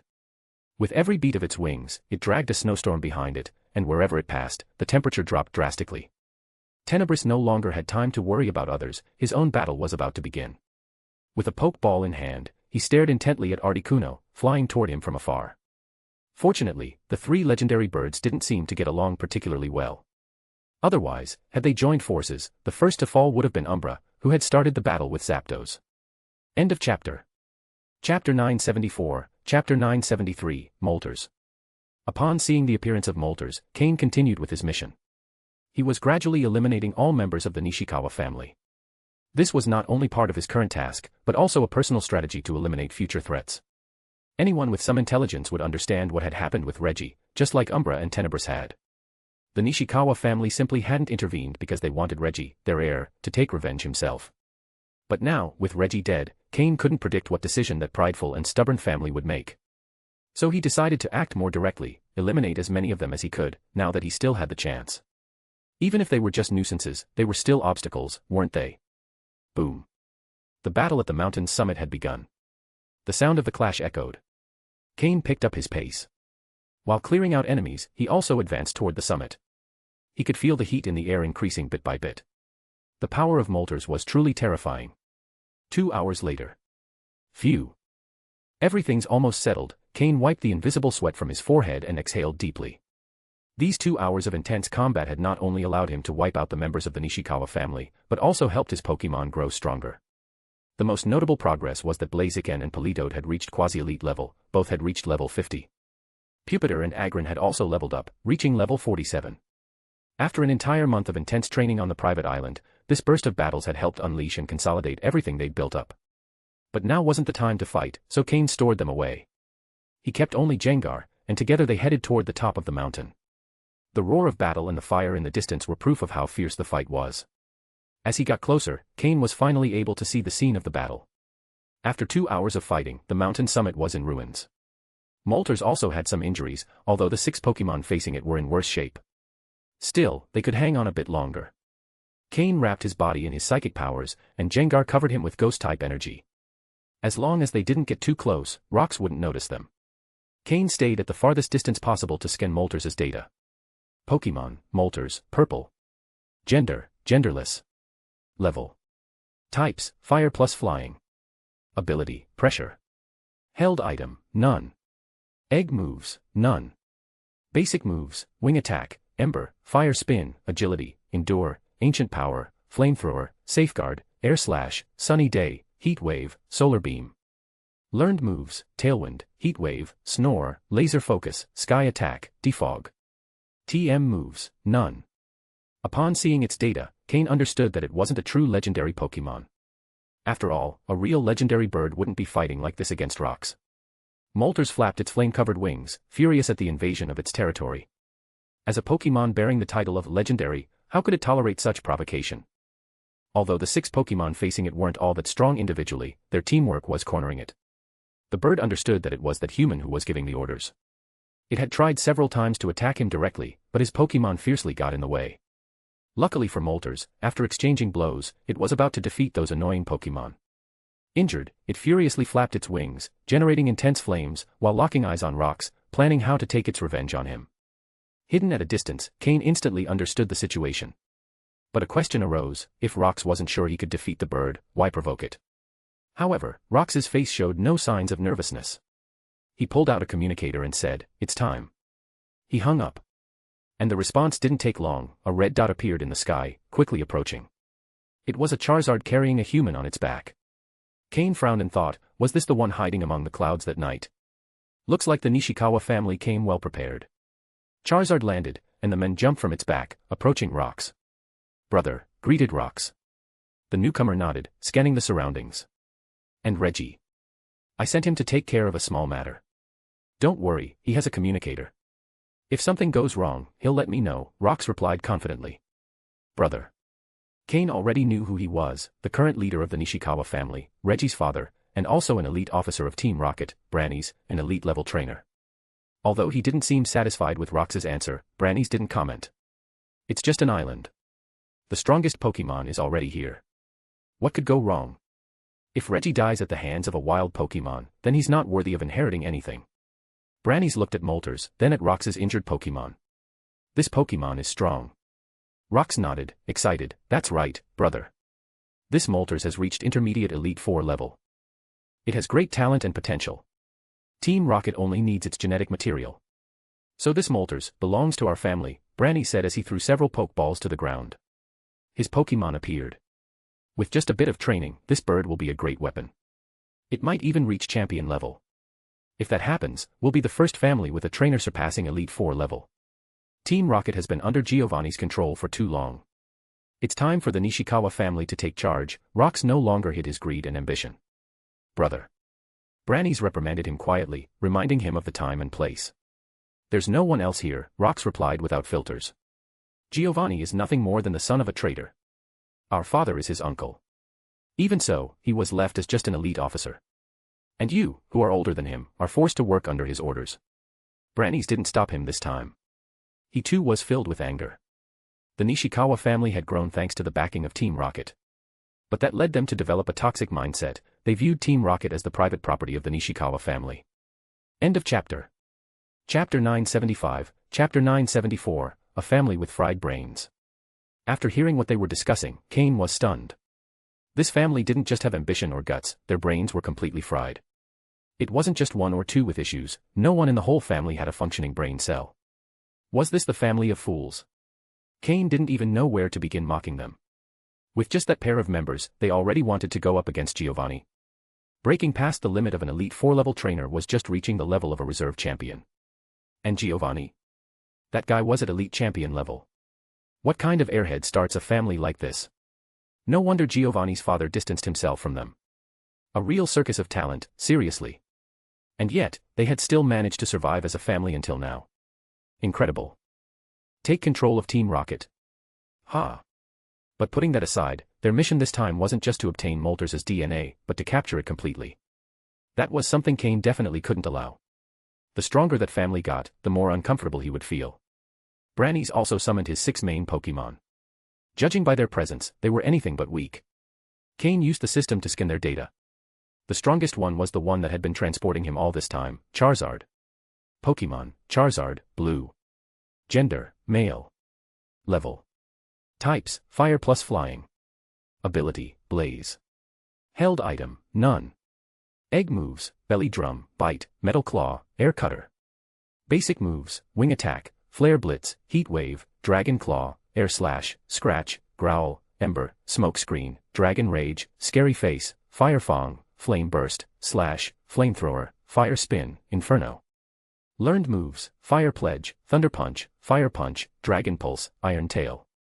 TM moves, Protect, Hyper Beam, Roost, Earthquake, Double Team, Flame Charge, Steel Wing, Swords Dance, Shadow Claw. Upon seeing the data for that Charizard, Cain's expression turned serious. Even though he despised that family, he had to admit Branny's was not weak. Aside from Charizard, Brani's other Pokémon and all 6 of Rox's were over level 60, though none exceeded level 70. Surpassing level 70 was already within Elite Four range. And Charizard had a very good moveset. If the others gave him time to use Belly Drum along with Swords Dance, it could be devastating. With 11 Elite level Pokémon plus 1 Elite Four level Pokémon on the field, Moltres was in danger. Cain remained hidden in the shadows, with no intention of getting involved just yet. If it had only been Rox, maybe he would have dared. But with Brani's, who was even stronger, he preferred to wait. He didn't know how long Moltres could hold out. Though he didn't plan to intervene, Cain didn't retreat either. The roar of battle echoed once more. There wasn't even a chance for Moltres to escape anymore. With 12 Pokémon fighting in shifts, they could wear it down little by little until it fell. 2 hours later.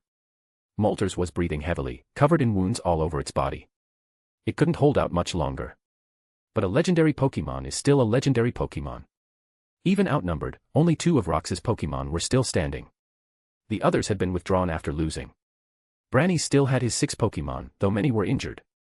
Only Charizard was in good condition. The others were creating space and time for him. Most of Moltres' wounds had been caused by that Charizard. On the volcano, the battle was burning hot, but on the nearby Thunder and Ice Mountains, the sounds of battle had weakened, a sign that those fights were in their final stages. Cain remained hidden, silently observing. "Brother, this Moltres is really strong. But it doesn't have much left, soon it'll be our family's Pokémon," said Rox, his eyes full of greed. He was clearly eager to claim Moltres for himself. Brani's responded with a tense expression. These were the moments when the most caution was needed. A wounded wild beast is the most dangerous, and if it's a legendary Pokémon on top of that. "Brother, the other 2 fronts are almost finished. Their forces must be worn down, so what if?" Rox hinted, making a throat-cutting gesture. It was clear, he wanted to eliminate Tenebris and Umbra as well, and if they happened to capture Zapdos and Articuno too, even better. He imagined Brani's keeping Moltres and himself getting Articuno, the thought alone thrilled him. Brani's considered his words. Tenebris and Umbra were Giovanni's main subordinates. If they were eliminated, it would not only take their resources but also directly weaken the boss. "Let's finish with Moltres first. Then we'll see. I'm about to make my move." "You, have your Pokémon ready," Brani's ordered. "Understood," replied Rox enthusiastically.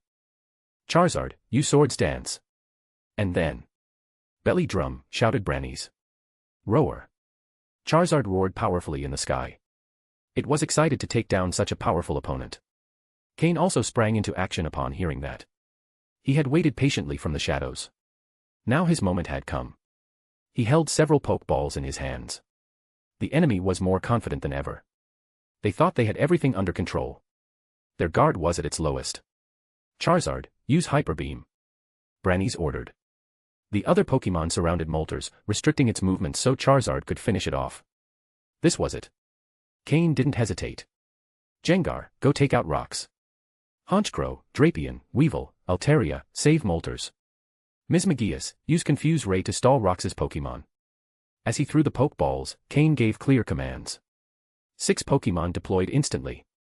"Who's there?" shouted Brani's, seeing the intrusion. It was a critical moment in the battle, and this surprise attack was hard to stop. Altaria and Honchkrow flew at full speed toward Moltres. Honchkrow knocked away the Pokémon surrounding it, and Altaria grabbed Moltres and pulled it out of Hyper Beam's range just in time. Drapion rushed in head-on, firmly holding the front line to block the enemies. Meanwhile, Mismagius's Confuse Ray caught Rox's last 2 Pokémon. Though they were stronger than Mismagius, they were seriously injured, with no energy left to resist. Now that they were confused, there was no real resistance left. Gengar, swiftly gliding along the ground, went straight for Rox. End of chapter.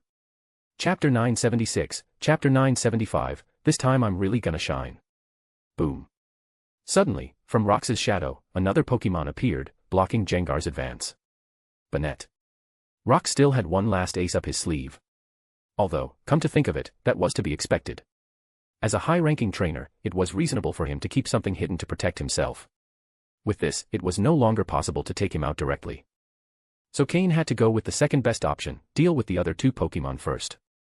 Gengar avoided getting too entangled with Banette and turned toward the other 2 Pokémon. With Cain giving precise orders, Mismagius supported him in keeping the enemies at bay. The Shadow Ball move together with Confuse Ray from Mismagius were enough to knock out the already weakened 2 enemy Pokémon. The final blow against Moltres had failed, and they lost 2 more Pokémon. Rox and Brani's looked visibly upset. Cain, wrapped in his black cloak, slowly stepped out from the shadows. Rox, recognizing the familiar silhouette, was startled and shouted, "You." Exactly. He recognized Cain. And that was exactly what Cain wanted to happen. What a coincidence, Lord Rox. "We meet again," Cain said with a smile, stepping out from the shadows with Mismagius floating at his side. Jengar, after finishing off the two opponents, floated next to Drapion. Altaria flew near the exhausted Moltres, pulling out some medicines Cain had prepared from her pouch and offering them to the bird.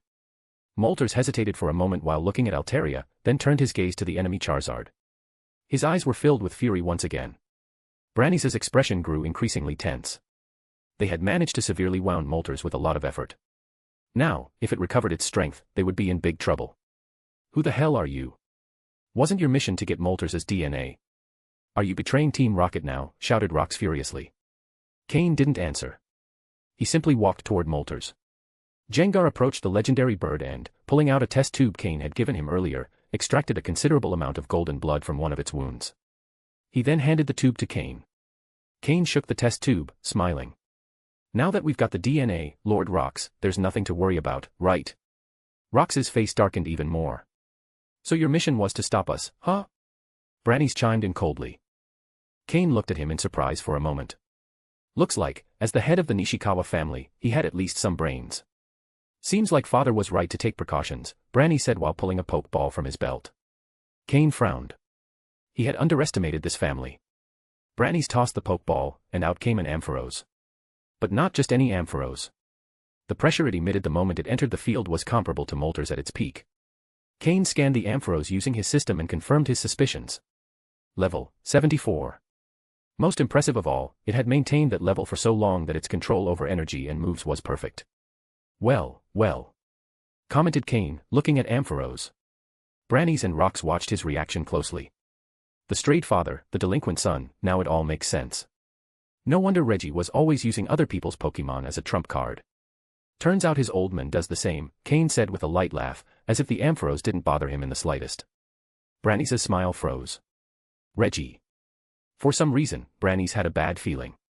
Cain deactivated the psychic concealment around his face and pulled down his hood, revealing his face. Black hair. Black eyes. "I'm not hiding anymore. It's time to shine. Everyone, out of my way. Today, I'm in the spotlight. And I won't be stopped. It's you." Branny's exclaimed upon recognizing him. And just by recognizing him, he was left speechless. If he could, he would have preferred never to have recognized him at all. "Weren't you that brat who came out of Trial Island and humiliated Reggie on Mythical Island? I think your name was Cain. Have you already reached the elite level?" asked Branny's, incredulous. No wonder he was able to defeat Reggie. Thinking of Reggie, he asked, "Reggie. What happened to him?" Cain gave a mysterious smile and didn't answer. But that only deepened Branny's unease. "You're revealing your identity just like that. Are you going to fight us to the death? Who gave you that confidence?" "That Moltres." Branny's tried to stay calm. Cain didn't answer. Instead, he looked at Moltres. He asked telepathically, "How's your energy? Can you take on Ampharos?" Moltres, with a fiery gaze, nodded. As a legendary Pokémon, it would never admit weakness. Cain smiled again. "Then there's no problem. A battle. So be it." He pulled out 2 more Pokeballs. Slowking and Florges appeared. Now that his identity was revealed, there was no point in hiding his Pokémon anymore. He had decided those 2 idiots weren't leaving this place alive. Besides, he hadn't expected Moltres to hold out for so long, otherwise, he would have intervened earlier. But in the end, the timing turned out to be perfect. Cain had cards up his sleeve. And today he was going to use them. "Let them see what we're made of." Cain shouted. 8 Pokémon in total. None of them showed fear. Even if the enemy had a level 70 Charizard and the rest were above level 60, some even above 65, as long as Cain had conviction, his Pokémon wouldn't back down. Afraid? Let's fight then. Mega Evolution, Jengar. Cain exclaimed, pulling out the keystone. Jengar nodded. His playful grin vanished. The Mega Stone had always been inside his body. Under Cain's control, the keystone and Mega Stone synchronized. A powerful psychic energy enveloped Jengar. Mega Jengar entered the battle. Cain's telepathic network activated, linking all his Pokémon. Only one Mega Evolution could be active at a time, but with a strong enough connection, he could maintain it for up to half an hour. Everything depended on how long Moltres could hold out. As long as it endured, Cain wouldn't need to reveal any more of his cards. Gengar, now at level 66 thanks to the Mega Evolution, had surpassed the entry level of Elite and stepped into mid-tier Elite level. This was Cain's trump card against Charizard. The opponent was exhausted after using Belly Drum and barely had half his energy left. The other Pokémon were also injured, and Rox only had Banette. It was a fight they could win. End of chapter. Chapter 977, Chapter 976, The Return of the Fallen Moltres. Even though Gengar completed his Mega Evolution, the core of Cain's strategy was still Slowking. Slowking floated in the air. The eyes are the window to the soul, and with just a glance into Slowking's, one could see that he had fully unleashed his psychic power. He was mainly using it to reinforce Drapion, Weavile, and Florges. They weren't as agile as Honchkrow and Altaria, but with the support of Slowking's psychic power, they were able to dodge many unnecessary attacks during battle. It was a shame that Agron and Pupitar weren't at the same level yet. If Agron could be positioned at the front, even if enemy Pokémon broke through his defense, they'd certainly pay a heavy price. Gengar dove underground, heading straight for Brannies. Attacking where the enemy is forced to defend was always the best strategy. Drapion, Weavile, and Honchkrow worked together to pin down 3 of the enemy Pokémon that had previously been surrounding Moltres. Florges and Mismagius remained close to Cain, launching ranged attacks to cover him. Altaria became locked in an aerial duel with another enemy flying-type Pokémon. Gengar, use Scary Face. Then Shadow Ball. Cain ordered. Kakik. Mega Gengar slid through the ground almost imperceptibly to most Pokémon. However, Rox's Banette, his last emergency defense, managed to detect him thanks to its affinity with Ghost-type energy. Banette, Shadow Sneak. Rox shouted. Ghost-type Pokémon have an advantage over each other. And when they clash, the outcome is usually fast. Mega Gengar's Shadow Ball struck Banette violently, though Banette managed to land a blow on Gengar's Shadow in return. The difference was that Gengar took minimal damage, while Banette was left gravely injured. Gengar, copy Honchkrow's ability. Cain commanded. Normally, Gengar would copy Drapion's ability to boost his brute force, but in this case, since Banette wasn't much of a threat, it was better to increase his Moxie stacks and make upcoming battles easier. Gengar's eyes glowed black, and he absorbed Honchkrow's ability. Fire another Shadow Ball. Banette, use Shadow Ball too.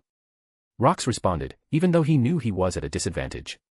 But Banette wasn't a special attack specialist.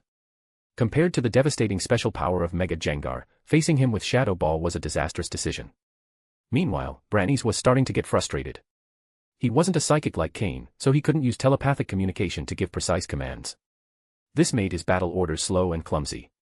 Against Moltres alone, he could manage. But with the appearance of more enemies, everything became more chaotic. Sometimes he had the right strategy in mind, but by the time he gave the order, it was already too late. That was the advantage of being a psychic trainer.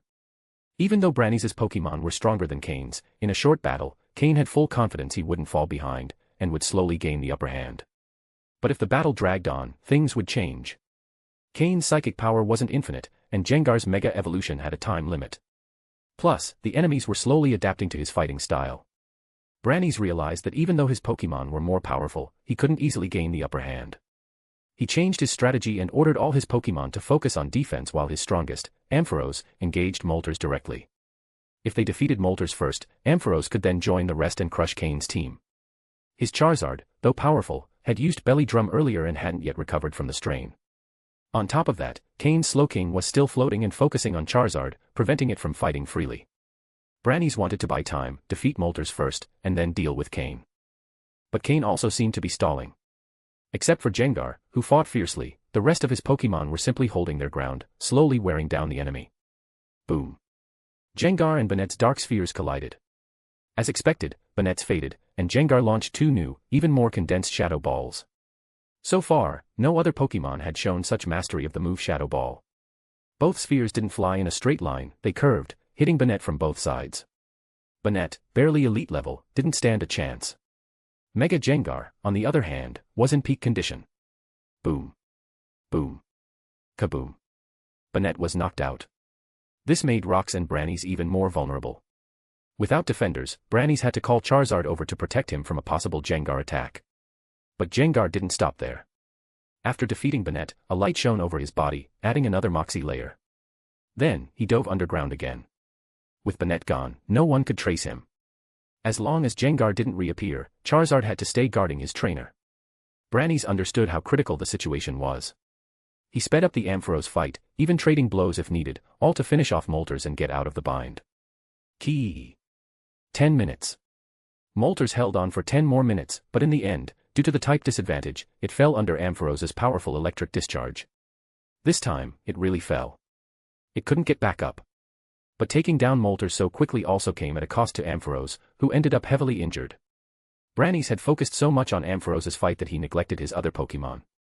2 of them were defeated by Cain's coordinated tactics, with Mega Gengar finishing them off and stacking 2 more Moxie layers. 3 stacks total. Both sides' teams separated again, staring each other down from a distance. Despite defeating 2 enemy Pokémon, Cain's were also quite injured. The most critical thing now was that Ampharos was free after defeating Moltres, and Charizard had recovered much of his energy after 10 minutes of rest. Ampharos and Charizard, 2 Elite 4 level Pokémon. Plus the 3 Brannies still had left. Cain, on the other hand, had only a group of injured Pokémon, and a Mega Gengar with 3 Moxie stacks. End of chapter. Chapter 978, Chapter 977, The Last Resort. In general terms, Cain had the advantage in the number of Pokémon. But if we looked at quality, the difference was quite significant. The last 2 Pokémon he had just defeated were below level 65, while now the enemy had no Pokémon under that level. I think in the end, we're the ones with the upper hand, said Brannies, with a much calmer expression on his face. Moltres had fallen, and now the enemy was at a disadvantage, just as he had predicted. Although there had been some unforeseen events and some unwanted losses, the final result was exactly what Brannies had envisioned. This young man in front of him could not be allowed to live. If he was allowed to grow, there was no telling how far he could go. Perhaps, the future downfall of the Nishikawa family would come at the hands of this very youth. His son, Reggie, likely no longer had much of a chance to survive. Thinking about this, the small glimmer of pride on Brannies' face began to fade. On the other hand, Cain did not show the panic that Brannies had expected to see. Instead, he looked at his communicator and smiled slightly. If it weren't for the Pokémon your family always carries, which is actually an old man's Pokémon, right now you'd be on your knees begging for your life, said Cain, with a smile on his face. Seeing Cain smile, Brannies frowned. What could be keeping Cain so calm? Was he waiting for Umbra or Tenebris? Thinking this, Brannies tensed slightly. The sound of the distant battle seemed to have faded, making him wonder if Cain had allied with those 2, which would definitely be a problem. However, those 2 had just fought against Articuno and Zapdos, so they shouldn't have much strength left. Brannies knew a bit about their abilities. They weren't stronger than his brother Rox. At most, they could reach the level of advanced elite trainers, but they couldn't match his Ampharos. Besides, if they really had more power hidden away, they would have already defeated Zapdos and Articuno. Moltres was the strongest of the 3. No, don't think that way. Tenebris and Umbra won't be coming, said Cain, as if he had guessed Brannies' thoughts. Oh. And who gives you that kind of confidence? You not only dared to save Moltres from my hands, but you also had the nerve to reveal your identity in front of me. Do you really think that even if you survive, you'll still have a place in Team Rocket? Brannies raised an eyebrow. So, when I revealed my true appearance, it meant both of you had to stay here. Otherwise, I wouldn't be able to complete the mission, Cain shrugged, with the look of someone who had no other choice. Mission. Were you sent by Giovanni? Do you have a trump card from Giovanni? Brannies' face began to show discomfort. Even though he didn't want to admit it, he had to recognize that Giovanni's skill was far above his own. His family had planned to take over Team Rocket, but they only intended to do so after Giovanni was dead, defeated, or missing. If Giovanni disappeared, then they would strike.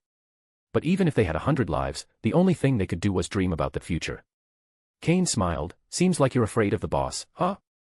I don't know who in your family came up with that stupid idea, but do you really think you can touch the boss? TSK tisk TSK. He shook his head, making a disdainful sound. Bastard. Brannies and Rox were furious, their faces alternating between green and pale. As members of the family, even though they knew the plan was flawed, they had to follow it. Besides, they still believed there was room to maneuver. Up until now, they thought they had done a good job. You'd better give up, said Brannies, losing his patience.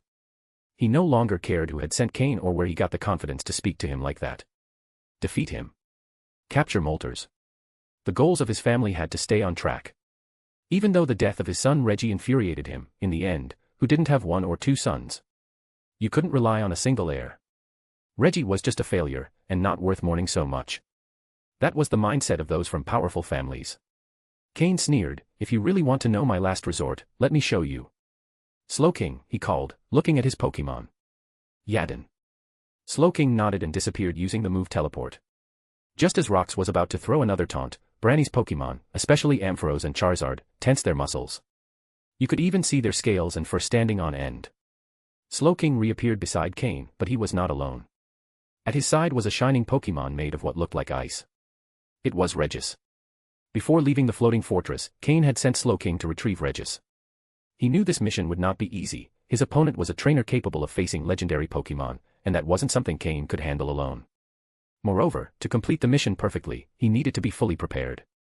Although the island where Regis resided was somewhat distant, for Slowking, who could use teleport, it wasn't a problem. Cain had left psychic coordinates on the islands in the sea. After a short while, Slowking brought Regis and left him on a nearby island. This was Cain's last resort, his final card. A Regis at Elite 4 level. Although it was also a legendary Pokémon, its power far surpassed that of Moltres, who now lay on the ground. When Regis appeared, the temperature on the mountain dropped drastically, to the point that the volcano seemed about to go dormant. Cain walked over to Regis, gave its body a pat, feeling the cold it emitted. "Now, I need your help again," he said. The small pale yellow orbs on Regis' head flashed a couple of times. That was his response. The second. This was the second of the 3 favors Cain had asked of Regis. After completing all 3, Regis would owe him nothing, but Cain would be obligated to help him find Mew. An equivalent exchange. Upon seeing Regis' appearance, both Brannies and Rox turned pale. No one had anticipated that Cain's last resort would be Regis, and even less one that surpassed the elite level. Even though Cain hadn't seen Regis in a long time, its power was still impressive. End of chapter. Chapter 979, Chapter 978, apparently, what is lost doesn't matter. Understanding what Cain meant, Regis didn't waste a second and launched directly at Ampharos and Charizard, who were standing next to Brannies. Both Pokémon were strong, but compared to Regis, there was still a clear gap. Moreover, they had already taken damage earlier, leaving them with little stamina left. With no more concerns, Cain began directing his Pokémon to aggressively attack the few remaining Pokémon under Branny's control. In truth, what Cain was most worried about was Ampharos' power. As for Charizard, he was confident he could slowly wear it down. The faces of Brannies and Rox grew darker by the moment. But Brannies was still not ready to surrender. He continued giving commands to his Pokémon, launching one final assault. Rox, for his part, could only hope his brother would be able to get them out of this dangerous situation. Cain led his Pokémon, while Mismagius, who always accompanied him, walked beside him, slowly approaching Moltres, who was still unconscious. Moltres was completely out of it, unable to recognize his surroundings. When he previously attacked Ampharos, he had already accepted death. The pride of a legendary Pokémon could not be trampled. Even if he was going to die, he would do it standing. Cain observed Moltres, whose body still emitted flames, though now they were much weaker. Some of his serious wounds were still bleeding, with golden drops of blood dripping from his body. Wow, no wonder he's a legendary Pokémon. His self-healing ability is terrifying, thought Cain, watching as the small wounds on Moltres visibly healed before his eyes. The damaged tissue was beginning to regenerate, and new reddish growth appeared on the skin's surface. This can't go to waste. This is blood from an adult Moltres. Cain thought with a malicious smile. He quickly pulled out a large glass jar from his storage space. Mias. Mismagius' expression was a mix of shock and confusion. Was Cain doing what she thought? A glass jar that big? No. It was an aquarium. He's not really going to fill that with Moltres' blood, right? Thought Mismagius, visibly unsettled. Just as she feared, Cain, acting like a professional, put on gloves and pulled out a huge syringe. He knew that to extract the DNA of the 3 legendary Pokémon, he had to be well prepared. The syringe needle had been specially designed for this kind of work. Ist. The needle pierced Moltres' artery with no difficulty. Mismagius covered her mouth, afraid the noise would wake him. However, there was nothing to fear. The noise of the surrounding battle was so loud that Moltres was completely immersed in his automatic protective state. At that moment, Moltres' body was converting all its internal energy into blood and recovery substances. You could say that, at that moment, Moltres' blood was the most nutritious substance imaginable. Shoo. I'm doing what's best for him. Don't you see how much blood is going to waste? If it hits the ground, it's lost. I collect it now and later I'll make him some blood recovery medicine, Cain explained mysteriously to Mismagius. Mias. Mismagius looked at the massive glass jar beside Cain, then at the syringe, as if asking whether he was really going to go through with this. It's just in case I don't have enough. Look at his size, a single jar of blood won't be enough. A whole tank, now that's good, Cain said, tapping the jar with a smile. A whole tank. Ms. McGeeus could only keep her thoughts to herself. Though she didn't fully understand what was happening, a strange feeling of satisfaction ran through her body. No, no. This isn't right, she scolded herself, trying to push those thoughts away. Cain said nothing more and rushed to act. The battle happening around him seemed like none of his concern. With Regis in action, Cain had no doubt that Brannies and his brother Rox would be no match. Roar. Roar. Regis showed no mercy and quickly knocked Ampharos to the ground, beaten and weakened. Though Charizard tried to stop him, he failed. When Ampharos was nearly out of combat on the ground, Regis suddenly turned toward Charizard. Charizard gulped nervously. Meanwhile, Slowking and Gengar, working together, quickly defeated the 3 remaining Pokémon Brannies had. Soon, Brannies and Rox were captured and restrained, unable to do anything. Both were kneeling, eyes filled with frustration, but not daring to speak. Everything was already decided, and the two couldn't even imagine what awaited them. Meanwhile, Cain continued drawing blood. The golden blood was about to fill the massive glass jar. But Cain didn't stop, he kept extracting more, showing no sign of ending. The speed at which he drew blood began to slow down, and Moltres' wounds were no longer healing. Even his breathing grew faint, and his body showed signs of exhaustion, as if he were trapped in a nightmare. Ms. McGeeus watched Moltres with a worried expression. All right, that's enough. I think this will do. Next time, I'll bring a bigger jar. The previous battle wasted so much blood, such a shame. Thought Cain, sighing as he finished the extraction.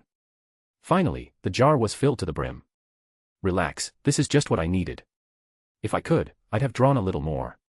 This is a legendary Pokémon, of course he has tons of life energy. Who knows how many amazing things he's consumed over the years, Cain explained with a smile, watching Ms. McGeeus' reaction. Ms. McGeeus looked at him in disbelief. Listen, you don't get it. It's not just the blood, it's the energy inside. If we turn this blood into Pokeblocks, the potency will be incredible. I know you love eating, so don't worry. It won't be long before you've eaten it all, Cain said without hesitation, with a look of total sincerity. Upon hearing that, Ms. McGeeus' expression instantly changed. She suddenly grabbed the syringe from Cain's hand and rushed back to Moltres, ready to extract every last drop of energy. Cain quickly stopped her, visibly nervous. If she kept extracting, Moltres might not survive. Thanks to his system, Cain knew Moltres' limits precisely. If Ms. McGeeus used another syringe, Moltres wouldn't live to see the dawn. After a lot of effort, Cain finally managed to calm Ms. McGeeus down. He stored the sealed jar in his storage space and gave Moltres some high-quality Pokeblocks and a dose of blood elixir. After a while, Moltres seemed a bit better. His skin regained its color, and the lost vitality began to return. He had almost killed him. Suddenly, Cain pulled out a new Pokeball from his pocket. With this opportunity, should he capture him? End of chapter. Chapter 980, Chapter 979, to capture or not. After thinking for a few seconds, Cain made a decision. The Pokeball slipped from his hand and struck Moltres directly. The Pokeball opened immediately, and a red beam absorbed Moltres inside. Since Moltres had already been defeated by Ampharos and Cain had secretly drained a large amount of his blood, he was in a deep sleep. Therefore, the capture process went smoothly. Clack. With a soft sound, Moltres was captured without resistance. Cain picked up the Pokeball and, upon seeing the legendary Pokémon inside, felt a strange sense of unreality. He had once stood before a Moltres, but he didn't value it as he should have.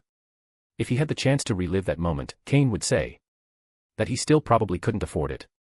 But now he had captured an adult Moltres, at its peak, a Pokémon at intermediate Elite 4 level. With a bit of training, Cain was confident it could soon surpass the Elite 4 threshold and reach champion level. He finally understood why Brannies and Rox had been so agitated. After watching with their own eyes how the Moltres they already considered theirs was captured by Cain right before them, Brannies and Rox couldn't do anything but kneel and beg for their lives.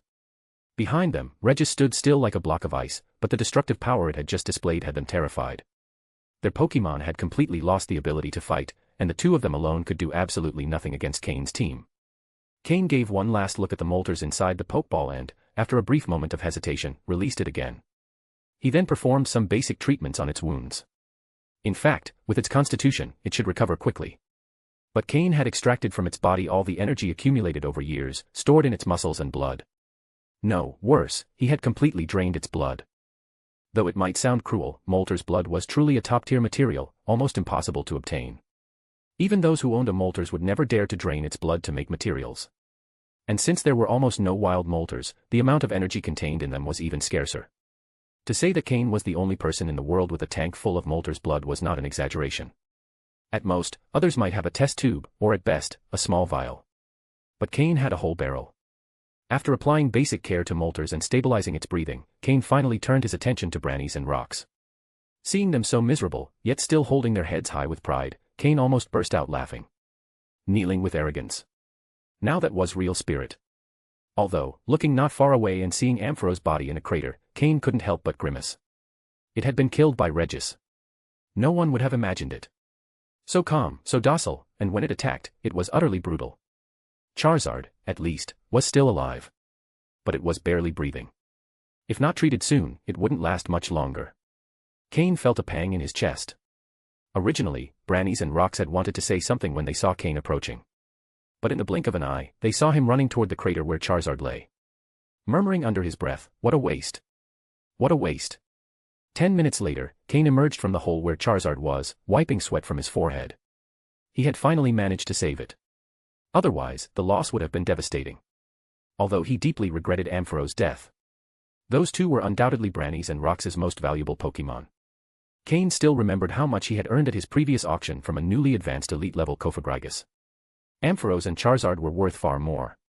Now, with Ampharos dead, Cain had lost nearly half of what he expected to gain. And isn't that a massive loss? Fortunately, at least he had managed to save Charizard. Only then did he allow himself to look at Brannies and Rocks. Poor nobles, born with silver spoons, had never knelt on solid ground for so long. They couldn't even feel their knees anymore. If not for Cain's Pokémon standing guard over them with serious expressions, they would have gotten up long ago. Well, well. Looks like there's still a bit of pride left in your hearts, Cain commented sarcastically as he approached, unable to resist seeing them still holding their noses high. The loss of Ampharos had clearly left him in a foul mood. Tell us what you want. If it's money or Pokémon, no problem. My brother's life and mine are worth quite a bit, said Brannies, still haughty. As if he knew that Cain, being a mere commoner, must be short on money. When Cain went to save Charizard, Brannies had already guessed his intention. Oh. So you know I need money, huh? Cain said as he slowly approached. His psychic power spread out, completely immobilizing Brannies and Rocks. Then he signaled to Slowking, who applied a second layer of control. Cain crouched down and began searching their bodies. They both tried to speak, but found they couldn't move their bodies or mouths. They only emitted muffled sounds, MMMGH. Found it, Cain announced, pulling out 2 badges. They were elite officer badges from Team Rocket. With these, I can report back. As for my identity, I ask both of you to kindly keep it a secret, he said with a smile. He also took all their dimensional equipment and Pokeballs, placing them carefully in front of them.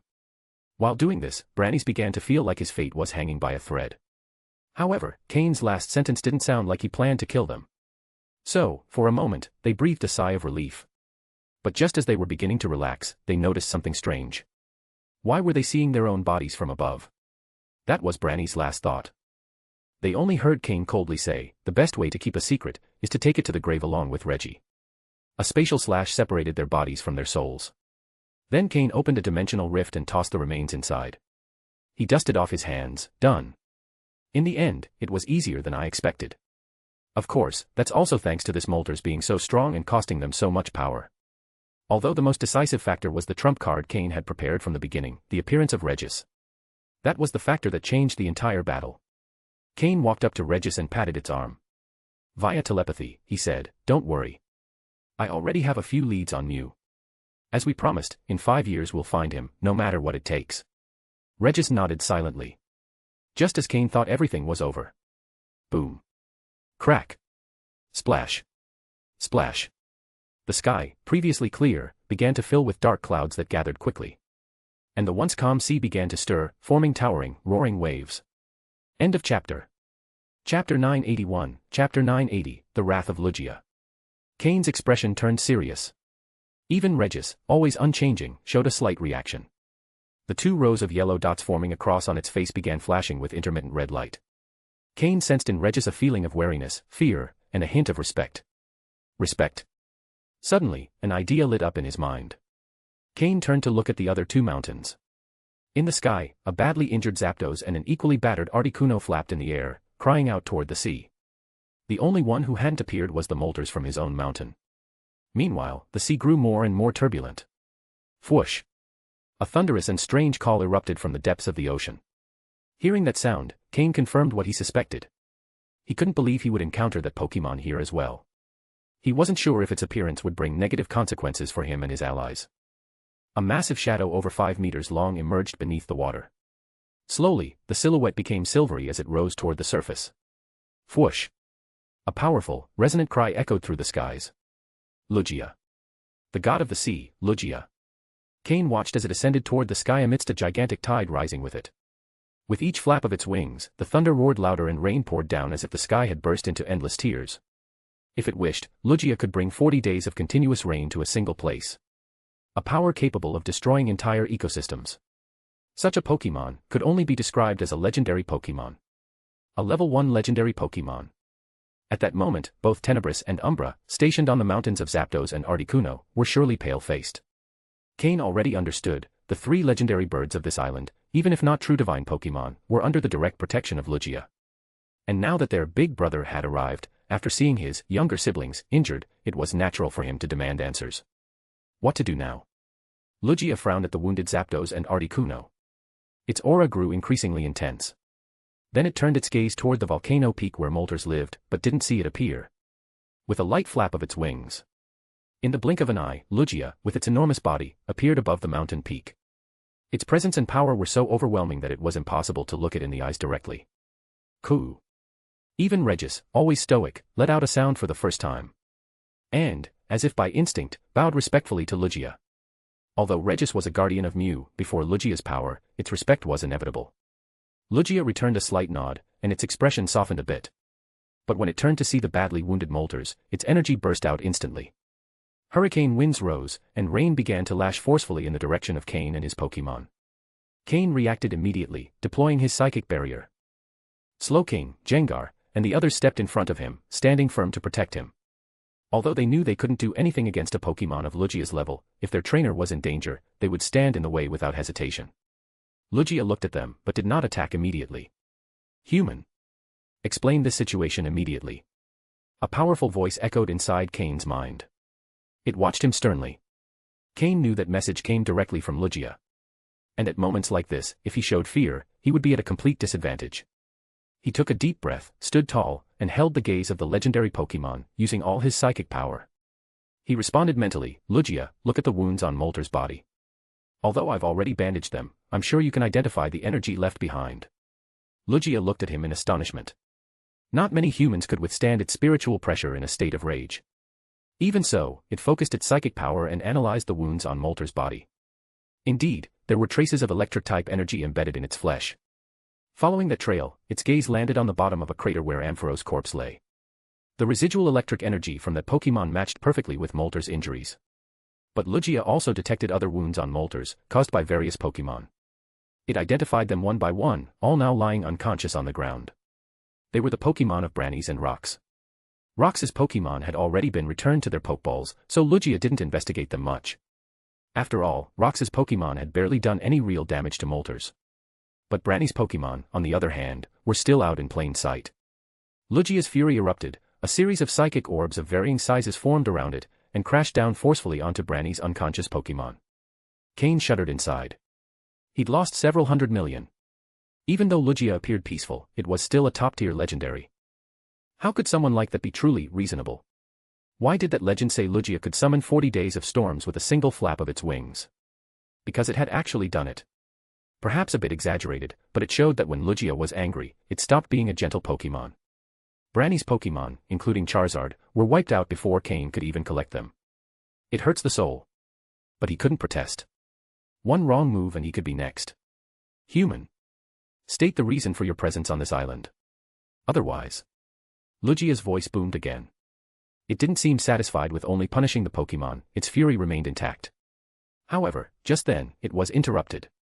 A figure appeared beside it. It was a small Lugia. And Cain recognized it. That little Lugia, who had gone exploring with the big one, immediately flew over to Cain when it saw him and greeted him cheerfully, completely ignoring its father's mood. Then it began looking around for someone. It was searching for Ralts. Fwoo. Lugia let out a deep sound.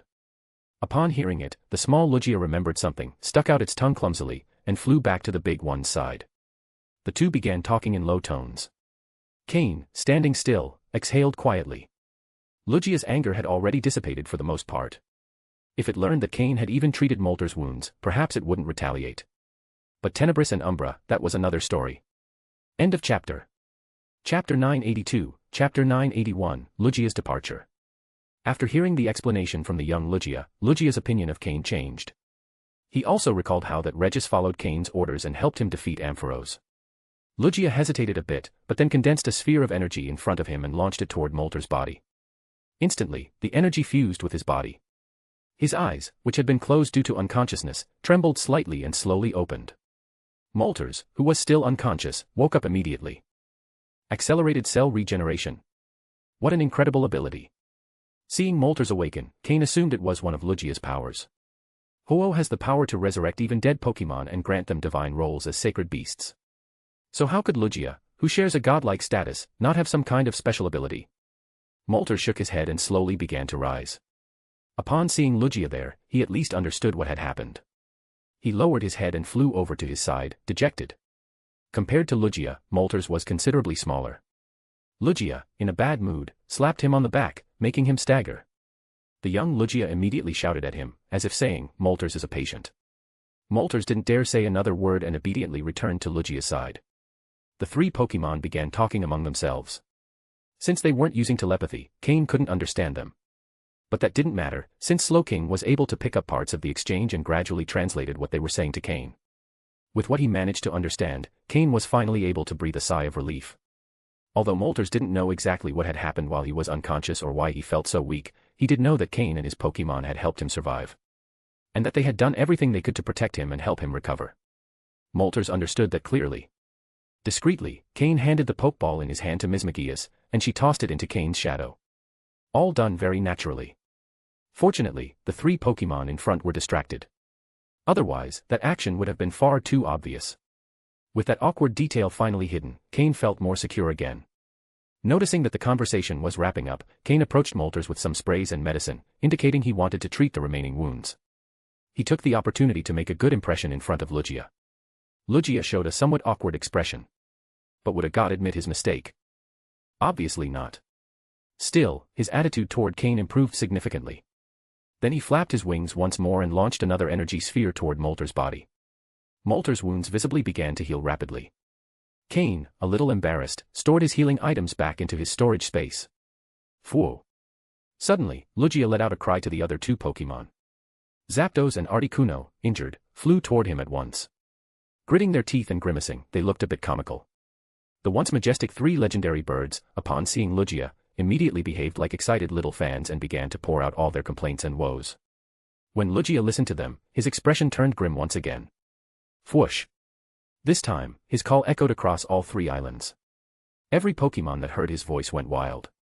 They ferociously attacked all the humans on the island. Surely, aside from Tenebris and Umbra who had enough power to resist, the rest of the people were in serious danger.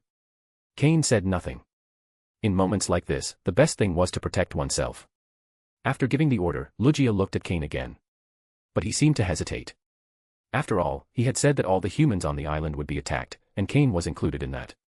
But Cain had helped Molter's, and Lugia himself had misjudged him. On top of that, the young Lugia had a good impression of him. As if having made a decision. Lugia opened his mouth and condensed within it a small sphere of entwined blue and red energy. He furrowed his brow, and once it was fully formed, he launched it straight at Cain. That two-colored energy sphere instantly fused with his mind. Human, consider this a reward for what you did. The blue energy carries my essence, as long as you don't provoke them, the Pokémon on this island, and even many others, will not attack you. The red energy is psychic. You're a rare psychic, though with little talent. Those 6 little ones aren't enough. Let me help you a bit. After saying that, Lugia spread his wings and, together with the young Lugia and the 3 legendary birds, flew off into the distance. When Lugia left, the sea calmed, the rain stopped, and the dark clouds in the sky began to dissipate. Sunbeams filtered through the clouds and lit up the island. Multiple rainbows of various shapes and sizes appeared in the sky above the island. It was a spectacular sight. Cain watched the Pokémon become tiny dots in the distance, with a lump in his throat. If Lugia hadn't appeared, he would have struck a perfect deal this time. But with Lugia's arrival, not only were Branny's 7 elite-level Pokémon annihilated, Molter's was taken away as well. He looked at the empty Pokeball in his hand, unable to say a word. That Pokeball had bonded with Molter's. When I have enough power, I will get that Moltres back.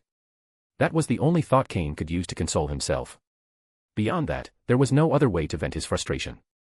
Thankfully, at least he had extracted a whole container of Moltres' blood. Who knows what effects Lugia's blood might have? Cain's thoughts began to drift. Well, at least I have the 7 elite-level Pokémon from rocks. That's still a huge fortune, though managing them will be complicated, Cain murmured. Aside from Team Rocket, only the Hunters Guild seemed trustworthy enough to handle them. As for the energy sphere Lugia gave him, Cain closed his eyes and used his psychic powers to sense it within his mind. Sure enough, the sphere was still there. The blue energy remained stable, but the red one kept releasing power. No impurities, no need for processing, it integrated directly into his psychic ability. Cain could feel his mental power steadily growing. Even though the increase wasn't drastic, the rate at which it filtered in and the size of the sphere told him that once it was fully absorbed, even if he didn't reach the advanced level, his power would still rise several levels. And that gradual growth would also allow him to adapt more smoothly. End of chapter. Chapter 983, Chapter 982, Mission completed. However, even though half of that energy sphere was psychic power, Cain didn't believe the other half, the blue part, served only the purpose Lugia had mentioned. It definitely had other functions, Lugia simply didn't say, and Cain hadn't asked, he would have to explore that on his own. Lugia had taken the 3 legendary birds, and the world had returned to calm. Just as expected from Lugia, Cain thought to himself. But with Lugia's departure, the wild Pokémon on the island had become feral and aggressive. The remaining Team Rocket members on land were about to suffer the consequences. Cain cleaned up the area and threw all the Pokémon corpses into the alternate space. Although those bodies could still be useful, Cain wasn't very interested. If not collected right away, they would soon lose effectiveness. Besides, dissecting Pokémon wasn't something Cain liked to do unless absolutely necessary, especially in front of his own Pokémon. A pity about that Ampharos and Charizard. The value of a 4 elite-level Pokémon was truly considerable. He asked Slowking to return to Regis. The distance wasn't short, but for Slowking's teleport, it would take no more than half an hour. Slowking left with Regis, and Cain also prepared to leave the volcano. However, after a moment of hesitation, he summoned Flygon and flew toward the other 2 islands. On the island where Zapdos had once resided, unless something unexpected had happened, Umbra should still be there. As he approached, Cain could see that the mountain that once housed Zapdos had been completely destroyed. Looks like Umbra's power has not only recovered, it's improved, Cain deduced from the scene. The evolution elixir had restored much of his strength, and the gains on Mythical Island hadn't just helped Umbra fully recover, they had even pushed him slightly beyond. That risky play, looks like it paid off, Cain thought. He had lost most of his power and used nearly all his resources to obtain the evolution elixir, restored his strength by force, and waited patiently for an opportunity. After multiple missions, not only had he not been hindered by using the elixir, he had even made great progress.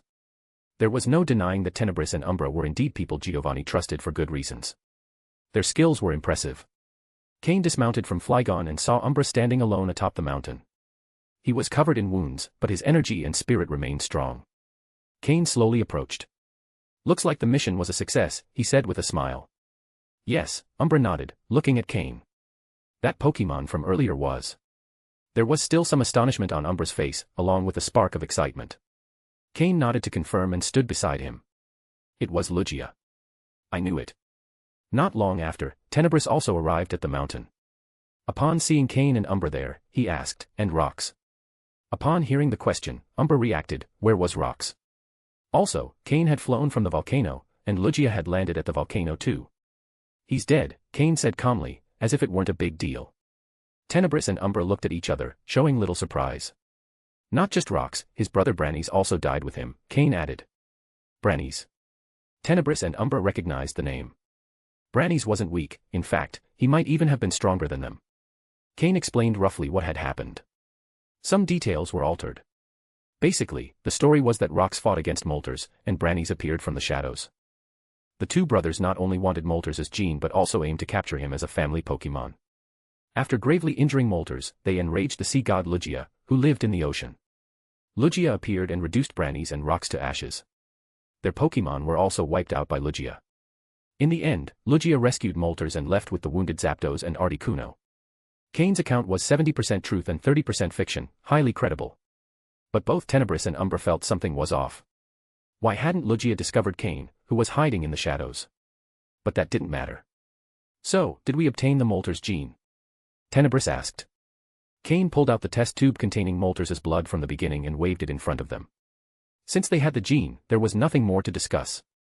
After all, no matter how Rox and Brannies died, as long as they were dead, it was a gain for them. Let's go. Our Pokémon are seriously wounded, and the wild Pokémon on this island have turned aggressive due to Lugia's presence, Tenebris proposed. Umbra and Cain nodded. It truly wasn't the time to stay. As for the other Team Rocket members, their survival depended on their own abilities. Tenebris and Umbra had sacrificed all their Pokémon just to obtain a small blood sample from Articuno and Zapdos. Now, the Pokémon they still had left that could fight were few. In that state, they could barely protect themselves and wouldn't concern themselves with subordinates. With that, Tenebris tossed a Pokeball and summoned a Crobat, while Umbra called out a Pidgeot. Both Pokémon were injured, a sign of how intense the battles with the legendary birds had been. With the help of their Pokémon, the three began flying into the sky. At that moment, the airborne fortress was still in invisible mode. And due to Lugia's appearance, it had drifted a bit farther away. As the three flew toward the fortress, others also summoned their flying Pokémon and took to the skies. But at the same time, many lost their lives, hunted down by the crazed wild Pokémon. After reaching the airborne fortress, Cain and the others went straight to the control room at the top. Originally, there had been 4 people there, but now only the 3 of them remained. Previously, Cain had been hiding his identity, but with just the 3 of them left, it was no longer necessary. In the center of the room was a small table with a test tube holder. It held 3 tubes. One contained a golden-red liquid that gave off warmth, another a white-golden liquid with tiny electric sparks, and the last a bluish-white liquid that emitted cold. These 3 tubes contained the blood of the 3 legendary birds, and from them, their genes could be fully extracted. The mission had been completed perfectly. The 3 stood in the center of the room, ready to contact Giovanni. End of chapter. Chapter 984, Chapter 983, Return. A moment later. Giovanni's image appeared before the 3 of them. "Boss," said Cain, Tenebris, and Umbra in unison. Now that Cain was already an elite officer, with Giovanni's permission, he no longer needed to kneel in reverence as before. Giovanni observed them in silence while stroking the soft fur of his Persian. He didn't speak right away. In front of the 3 of them were 3 test tubes. Giovanni saw them immediately and knew they had obtained the genetic material of the 3 legendary birds. The reason for his silence was something else. In front of him, there were only 3 people. Very well. Giovanni nodded slightly. Hearing his words, the 3 felt a slight sense of relief. "And Rox?" Giovanni asked. Cain, Tenebris, and Umbra exchanged glances. Finally, Cain stepped forward to explain. He repeated the same version he had given earlier to Tenebris and Umbra. Brannies and Rox's intentions, Lugia's appearance, their deaths. Cain recounted everything he had witnessed. Giovanni nodded as he listened. He gave Cain a meaningful look, but just like Tenebris and Umbra, he didn't delve any deeper into the matter. "I see. Then return with the material. Don't reveal any information about Brannies for now," Giovanni ordered. "Yes," they responded. "Boss, I have a request," Cain added, stepping forward. "Speak. I wish to stay in this archipelago for some time to train. Some of my Pokémon benefit especially from this environment. I'd like to train here a while longer before reporting back," Cain said respectfully. Giovanni looked at him and gave a slight nod. "Minor matters like this, you can decide on your own. You don't need to report everything." And with that, the communication was cut. Cain turned to Tenebris and Umbra, smiling. "Then I'll leave the genetic material to you. I'll be staying in the archipelago a while longer." Umbra smiled and shook his head, saying nothing more. Giovanni's attitude had made everything clear. The mission was a success, but Cain's hidden objective had been achieved with even greater brilliance. With the direct loss of the 2 main forces of the Nishikawa family, their influence within Team Rocket would plummet considerably. The faction allied with the Nishikawa family would also suffer a severe blow. Tenebris and Umbra were already preparing to coordinate a counteroffensive. Now it remained to be seen whether the old men from the Nishikawa family dared to make a move. If those close to the Nishikawa family within Team Rocket showed anything at this critical moment, Giovanni's methods would be enough to eradicate them from the root. At this stage, the wisest move was to keep a low profile and show their own value. Otherwise, Giovanni would have no reason to hold back. After all, the leader of Team Rocket was not a softman. That said, Cain turned around without hesitation and left the control room, returning to the archipelago of the legendary birds. Although the wild Pokémon on the islands were still in a frenzy, even if Cain didn't have a single Pokémon by his side, they wouldn't actively attack him. It really works. Lugia's orders are impressive, Cain thought silently. He tossed several Pokeballs, summoning Pupitar, Agron, Blaziken, and Politoed. The levels of the wild Pokémon were fairly decent, ideal for his team. Cain discovered that if he initiated the battle, the wild Pokémon would indeed react. After all, if you attack first, how wouldn't they defend themselves?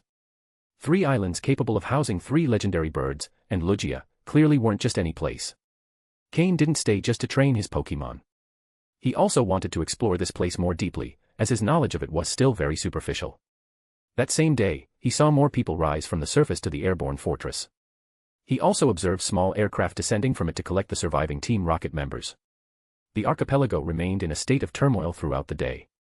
Until midnight, when the wild Pokémon finally calmed down.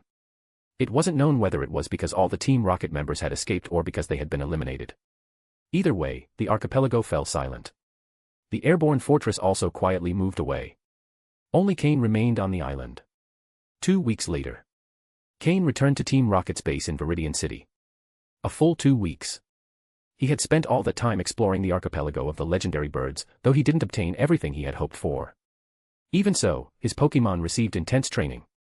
And not just Pupitar and the others. After some time training with them, Cain also summoned his Bagon, Ralts, Horsia, and Carbink. He gave them an intensive training phase.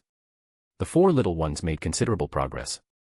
Bagon and Horsia reached level 24, Ralts reached level 19, and Carbink reached level 32.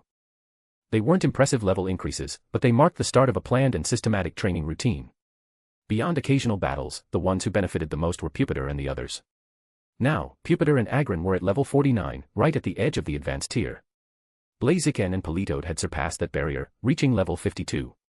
Later, Swampert also joined the battles. With 3 Pokémon at the quasi-elite level and 2 on the verge of it, Cain already considered himself a supreme force within the island. When Pupitar reached level 49, Cain decided it was time to leave. Only 6 more levels were needed for its evolution. And since it was his first pseudo-legendary Pokémon, Cain was paying it special attention. He needed to fully prepare for its evolution, the time had not yet come. He still had things to prepare for it. Once Pupitar completed its evolution, with its Mega Stone in hand, it could become the most powerful Pokémon on his team. The closer that key moment came, the more important it was not to rush it. Pupitar's current form was that of a cocoon. It wasn't meant for combat, but for accumulating energy. In the wild, Pupitars bury themselves deep underground to absorb the Earth's energy, adjusting their state to the maximum for an optimal evolution. Cain's Pupitar, thanks to constant training, had reduced the time required for that accumulation. But that didn't mean it no longer needed to accumulate energy. The more it accumulated, the more terrifying its final form would be. Cain had high hopes for it and wouldn't allow its evolution to be rushed. That's why, 2 weeks later, Cain returned. He still had 100 million in Team Rocket. He planned to convert the entire 100 million into materials to help Pupitar accumulate energy under the best possible conditions. But before that, the first thing he had to do after returning to Team Rocket was to see Giovanni. End of chapter. My bros, sorry for the delay. These past few days have been crazy. It was the last days of my university's cultural week, and early this morning my mom got sick. She spent the whole day in the hospital. Don't worry, she's fine now. I haven't had time to upload chapters. Chapter 985, Chapter 984, Is He a Real Man? This time, the meeting with Giovanni wasn't too long. Because everything Cain had done, neither Giovanni nor Cain themselves said it outright. They simply understood each other with a glance. The benefits that Cain would receive would be delivered little by Giovanni, from different fronts. Tangible and immediate things couldn't be shown. After all, Giovanni couldn't allow others to find out he wanted to take action against the Nishikawa family. However, after this incident, combined with 2 weeks of silence, the Nishikawa family had completely calmed down. Cain thought that, with how foolish they were, it wouldn't be surprising if they ended up destroying themselves one day. In any case, no one knew he had been responsible. There was no evidence, and the only ones who knew Cain had participated in that mission were just 3 people. In reality, Giovanni had given Cain a benefit.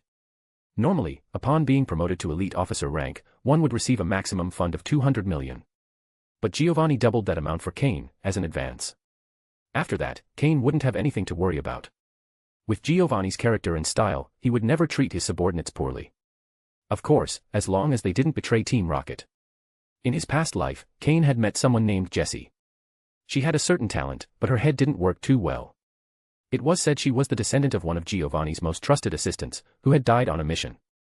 Giovanni personally took care of her daughter. And even though Jessie was a bit clumsy, Giovanni never abandoned her. He was always patient with her. All because of the great merits her mother had contributed to Team Rocket. That's why so many people were willing to risk their lives for Giovanni. without fear for their future, and without fear of standing out too much. After meeting with Giovanni and receiving his recognition, Cain went straight to the exchange center to spend the 100 million from his fund. He spent all of it on materials to help Pupitar during its final accumulation phase. This time, it was a truly massive expense. At the moment, Pupitar was in a situation very similar to what Agron had gone through. Suppress. Suppress. And suppress even more. Suppress everything to the limit of what one can endure, and then evolve at that breaking point. The time spent suppressing and the energy accumulated were not wasted. It would all explode the moment it evolved, also reinforcing the Pokémon's foundation. Cain left Viridian City. At first, he planned to head to Pewter City, but recalling the image of Brock's father, he subconsciously changed direction and set his sights on Celadon City. Besides, Celadon City better fit the goals of his trip. As one of the largest cities in Kanto, second only to Saffron City, if Cain wanted to sell the Pokémon in his possession, it was the ideal location. And on top of that, Celadon City was situated between Viridian City and Saffron City, two major Team Rocket bases. Even if it appeared to be under League control, in reality, Team Rocket had already taken deep root there. The Team Rocket base in Celadon City was quite large. So was the black market. Aside from the Celadon Gym, the city hosted other famous locations, like the Celadon Department Store, Celadon Condominiums, and the Celadon Game Corner, among others. So Celadon City didn't live in Saffron City's shadow, it had its own industry. Cain entered the city without drawing anyone's attention. Without wandering, he went directly to the black market. There he sought out the headquarters of the Hunters Guild. Truthfully, it had been a long time since he had set foot in one. Mainly because in this life he hadn't lacked money, so he didn't need to catch Pokémon to exchange them for resources. Except for the early stage, right after returning from Trial Island, when he did use the Hunters Guild to earn some money for his Pokémon. After that, he set aside the Hunter title. In truth, the income pace as a hunter was too slow. In this life, Cain's Hunter rank was even lower than in the previous one, but his strength was more than double. The Pokémon he intended to sell this time weren't things the guild could handle through regular missions. If he wanted to sell them, he had to speak to those in charge. As usual, Cain entered cloaked in black. He didn't wear his Hunter rank badge. He only had 4 stars, and that embarrassed him a bit. He went straight to the counter. "I want to speak to the person in charge of Celadon City," Cain told the staff. The employee was very polite. They didn't get upset that he wasn't wearing a badge, since not everyone who came in was a hunter. "Excuse me, sir. May I have your name?" the worker asked kindly. Cain then took out an elite officer badge from Team Rocket, though it wasn't his, it had belonged to Brownies. However, these badges didn't display their owner unless scanned, so even if he'd shown his own, it wouldn't have mattered. The Hunters Guild had strong ties with Team Rocket. Even if the staff couldn't recognize the badge, they had been instructed to report immediately upon seeing one. With a nervous expression, the worker led Cain to the VIP room at the Celadon City branch. Cain waited silently for the person in charge. The room was decorated in the usual style of the Hunters Guild. He didn't have to wait long. A few minutes later, the door opened. In walked a striking woman, wearing such heavy makeup that her face was indistinguishable, and with a very attractive figure, swaying her hips as she moved. Upon seeing who it was, Cain's eyes narrowed. He hadn't expected to run into an old acquaintance here, in Celadon City. It was someone who had caused him a few problems in the past. Back then, she was much stronger than him, and he hadn't even been able to resist. But now, the tables had turned. Her strength hadn't changed much, but Cain was no longer the same as before. The woman was Rose, a Hunters Guild employee he had first met over a year ago in Saffron City. Cain had already known her from his past life, so he'd been quite courteous with her at the time. What he didn't know was why she had moved from Saffron City to Celadon City. Rose also saw the man seated on the couch, hidden under a black cloak. She couldn't recognize him. With a smile on her face, she said, "I wonder what an honorable elite officer from Team Rocket could possibly need from our Celadon City branch of the Hunters Association." With that, she sat next to Cain on the couch. But with that heavy perfume, Cain immediately frowned. That thorny rose smelled more and more artificial. But that was just part of her disguise. The stronger the perfume, the worse her situation must have been. "Miss Rose, your perfume is too strong. Please sit farther away," Cain said coldly. Hearing the cloakman say her name, Rose was slightly surprised. Then she laughed awkwardly and moved to the couch across from him. That a man would reject her carefully crafted image left her a little uncomfortable, and in her mind, she labeled Cain as, not a real man. End of chapter. My bros, sorry for the delay. These past few days have been crazy. It was the last days of my university's cultural week, and early this morning my mom got sick. She spent the whole day in the hospital. Don't worry, she's fine now. I haven't had time to upload chapters. Chapter 986, Chapter 985, Reunion with Rose. Upon seeing Rose, Cain remembered that solar dog who had once tried to kill him. Facing that person now shouldn't be a problem for him anymore. Though, of course, he didn't know if the other had progressed in strength. Why is Miss Rose working in Celadon City? I remember you used to be in Saffron City, Cain asked, without yet mentioning the reason for his visit. Rose was stunned again upon hearing the question. Her expression turned somewhat unpleasant, but she soon replaced it with a forced smile. That natural smile she used to maintain so easily was now starting to crack. Excuse me, sir, who are you? Why do you know so much about me? Rose asked. Her time in Saffron City hadn't been long, and not many strong trainers knew she had worked there. As for why she ended up in Celadon City, it was simply out of necessity. After all, the solar dog was someone truly close to the core of the Hunter Guild. Rose, who had joined later, had no chance of accessing the guild's inner circle. A coveted position in Saffron City had ultimately been snatched away by a pure-blooded member of the guild. Although Celadon City wasn't bad, when it came to juicy profits, it couldn't compare to Saffron. Most people only remembered the most important city, no one cared about which one was the second largest. It's like knowing the highest mountain in Kanto is MT Silver, but who pays attention to which one is the second highest? Cain didn't answer. He simply leaned back on the sofa as a Jengar emerged from his shadow, gave him a confirming look, and sank back into the floor. Upon seeing Jengar, Rose felt a chill run down her spine, and her skin immediately broke into goosebumps. With just a glance, as an experienced hunter, she knew her Pokémon were no match for that Jengar. This man is terrifying. That was her first impression. Though she already knew that elite officers from Team Rocket were elite-level trainers, seeing one in person was a whole different story. Rose didn't dare to keep asking questions. Shortly after, Jengar emerged from the ceiling, nodded again at Cain, and vanished. Clearly, he had confirmed the room was free of listening devices. Rose understood his intent, to ensure they were in a secure environment. But for some reason, that only deepened her unease. Cain said nothing more. He pulled a Pokeball from beneath his black cloak and placed it in front of Rose. When she saw his hand uncovered, she immediately noticed he wasn't someone older. He couldn't be older than 25. Can you handle this Pokémon? Cain asked, no longer hiding his hands. A rosary of shimmering beads floated between his fingers, psychic blocking beads, a common item among psychics. Rose frowned slightly. Is he also a psychic? No matter how hard she tried, she couldn't recall any trainer this powerful. Suppressing her unease and curiosity, she picked up the Pokeball Cain had offered. Then, she pulled out a small handheld scanner from her storage space, placed the Pokeball on top, and pressed the scan button. It was a portable Pokémon scanner. It didn't show detailed info, but it revealed the essentials. Inside that Pokeball was one of the 7 remaining Pokémon Cain had obtained from the defeated rocks. An elite-level pincer. Is this a tamed elite-level Pokémon? Rose was stunned as she saw the scan results. As an external manager of the Hunter Guild, she had never had to handle a sale of this level. These kinds of deals were typically reserved for pure-blooded guild members. She, despite the title of manager, was practically just support staff. Tasks that the inner members didn't want to do or were too lazy for were passed to external managers like her. By pure chance, all the internal members were out at a meeting that day, so Rose had to personally attend. She never expected the first client of the day would present such a surprising offer. While the Hunter Guild preferred untamed wild Pokémon, that didn't mean they completely ignored tamed ones. It all depended on the level. The guild usually accepted tamed Pokémon only if they were pseudo-elite or elite level. This was because those Pokémon, although trained under a different style, held tangible value and immediate power.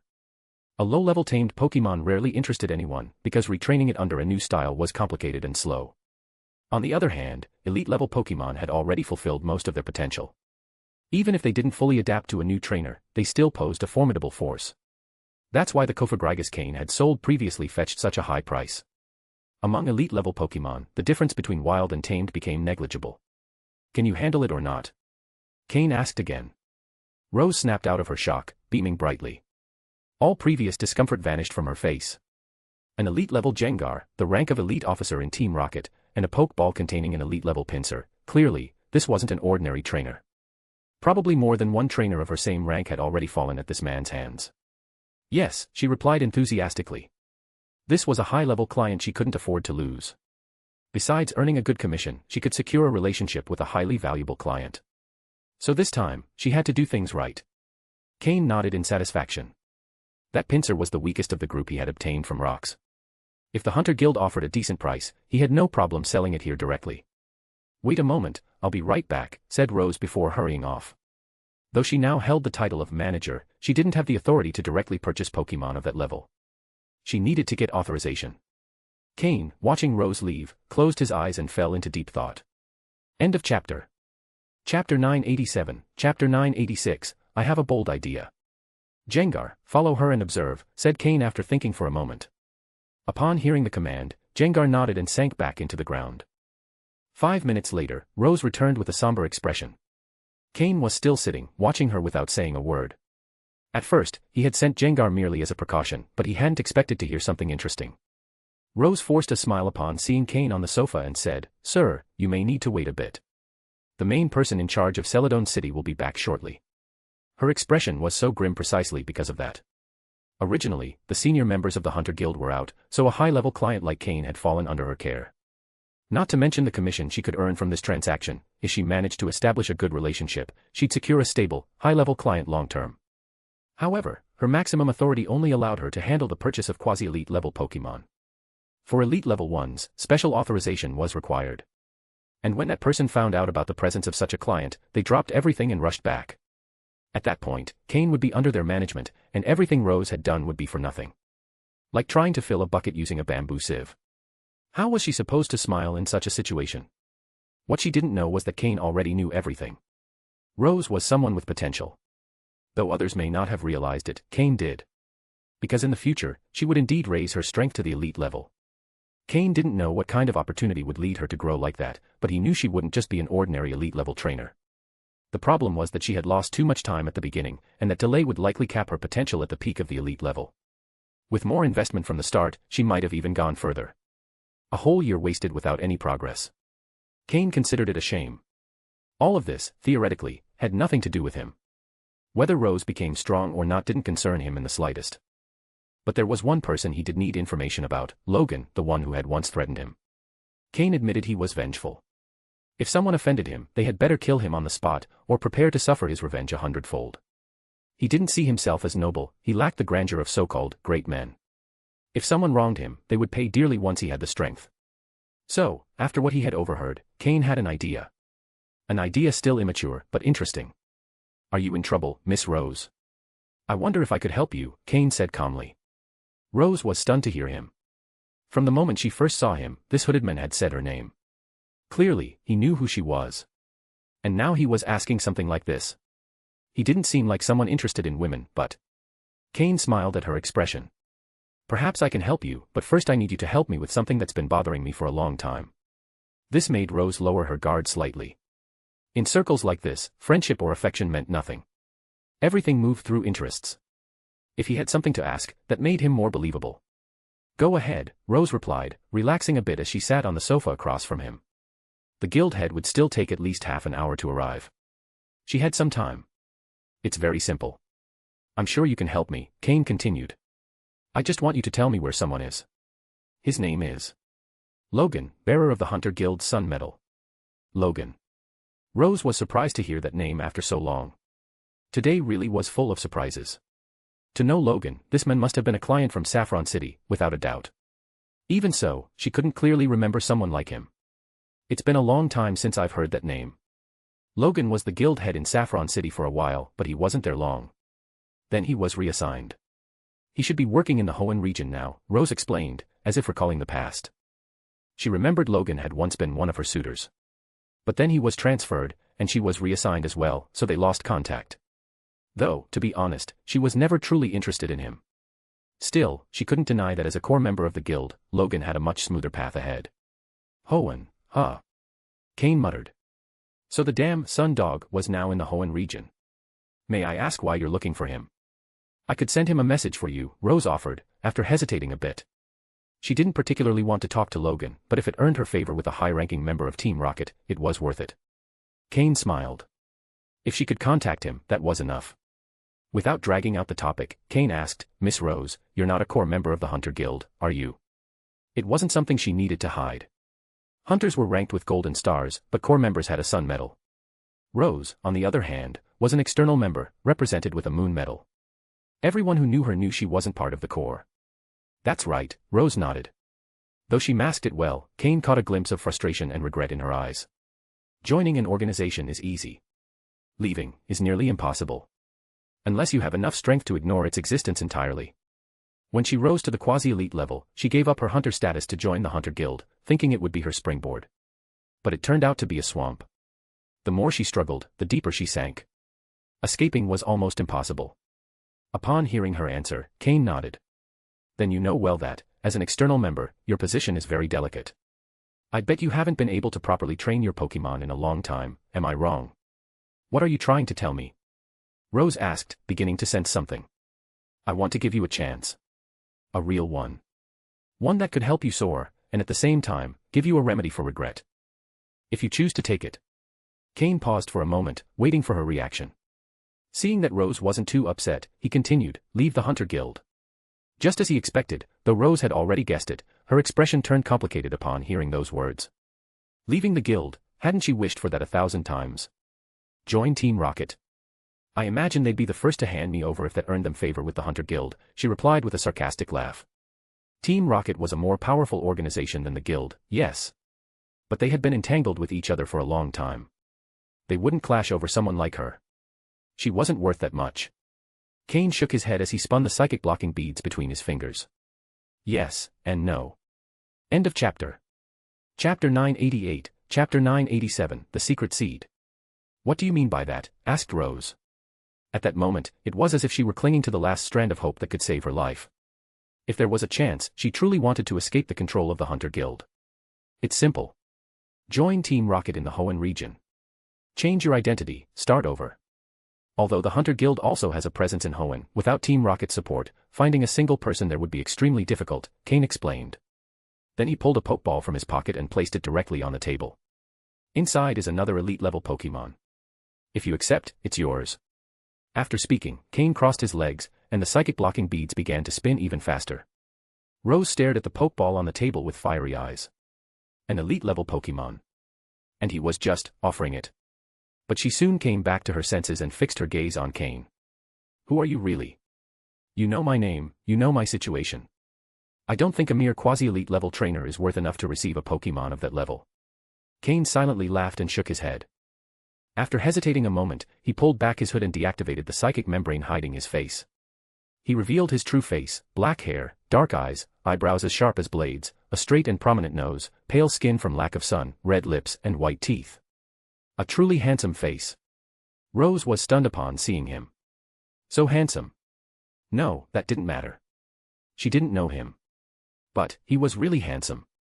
Even under her heavy makeup, a slight blush appeared on her cheeks. It was then that Cain realized, looks like she's never seen me as I truly am. And he let out a low chuckle.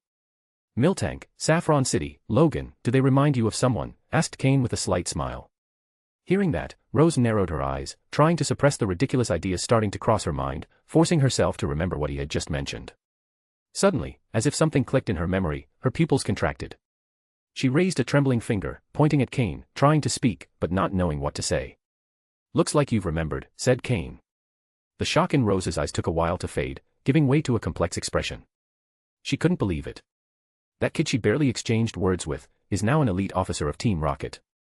A trainer who can offer an elite-level Pokemon just like that.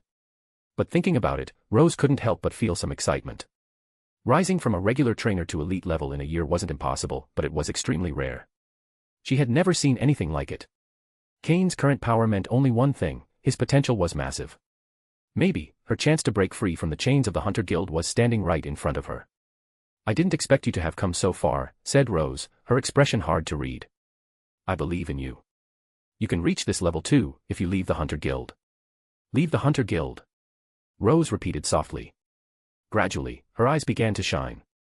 She looked at Cain again and asked, what do I have to give in return? Very simple, loyalty, and more loyalty, Cain replied with a smile. Loyalty. Many said that word easily, but how many truly meant it? Rose gave a soft laugh, not hiding the bitterness in her expression. Who would trust someone who's only thinking about escaping their current organization? Leaving the Hunter Guild, was it truly impossible? Not necessarily. There's always a chance.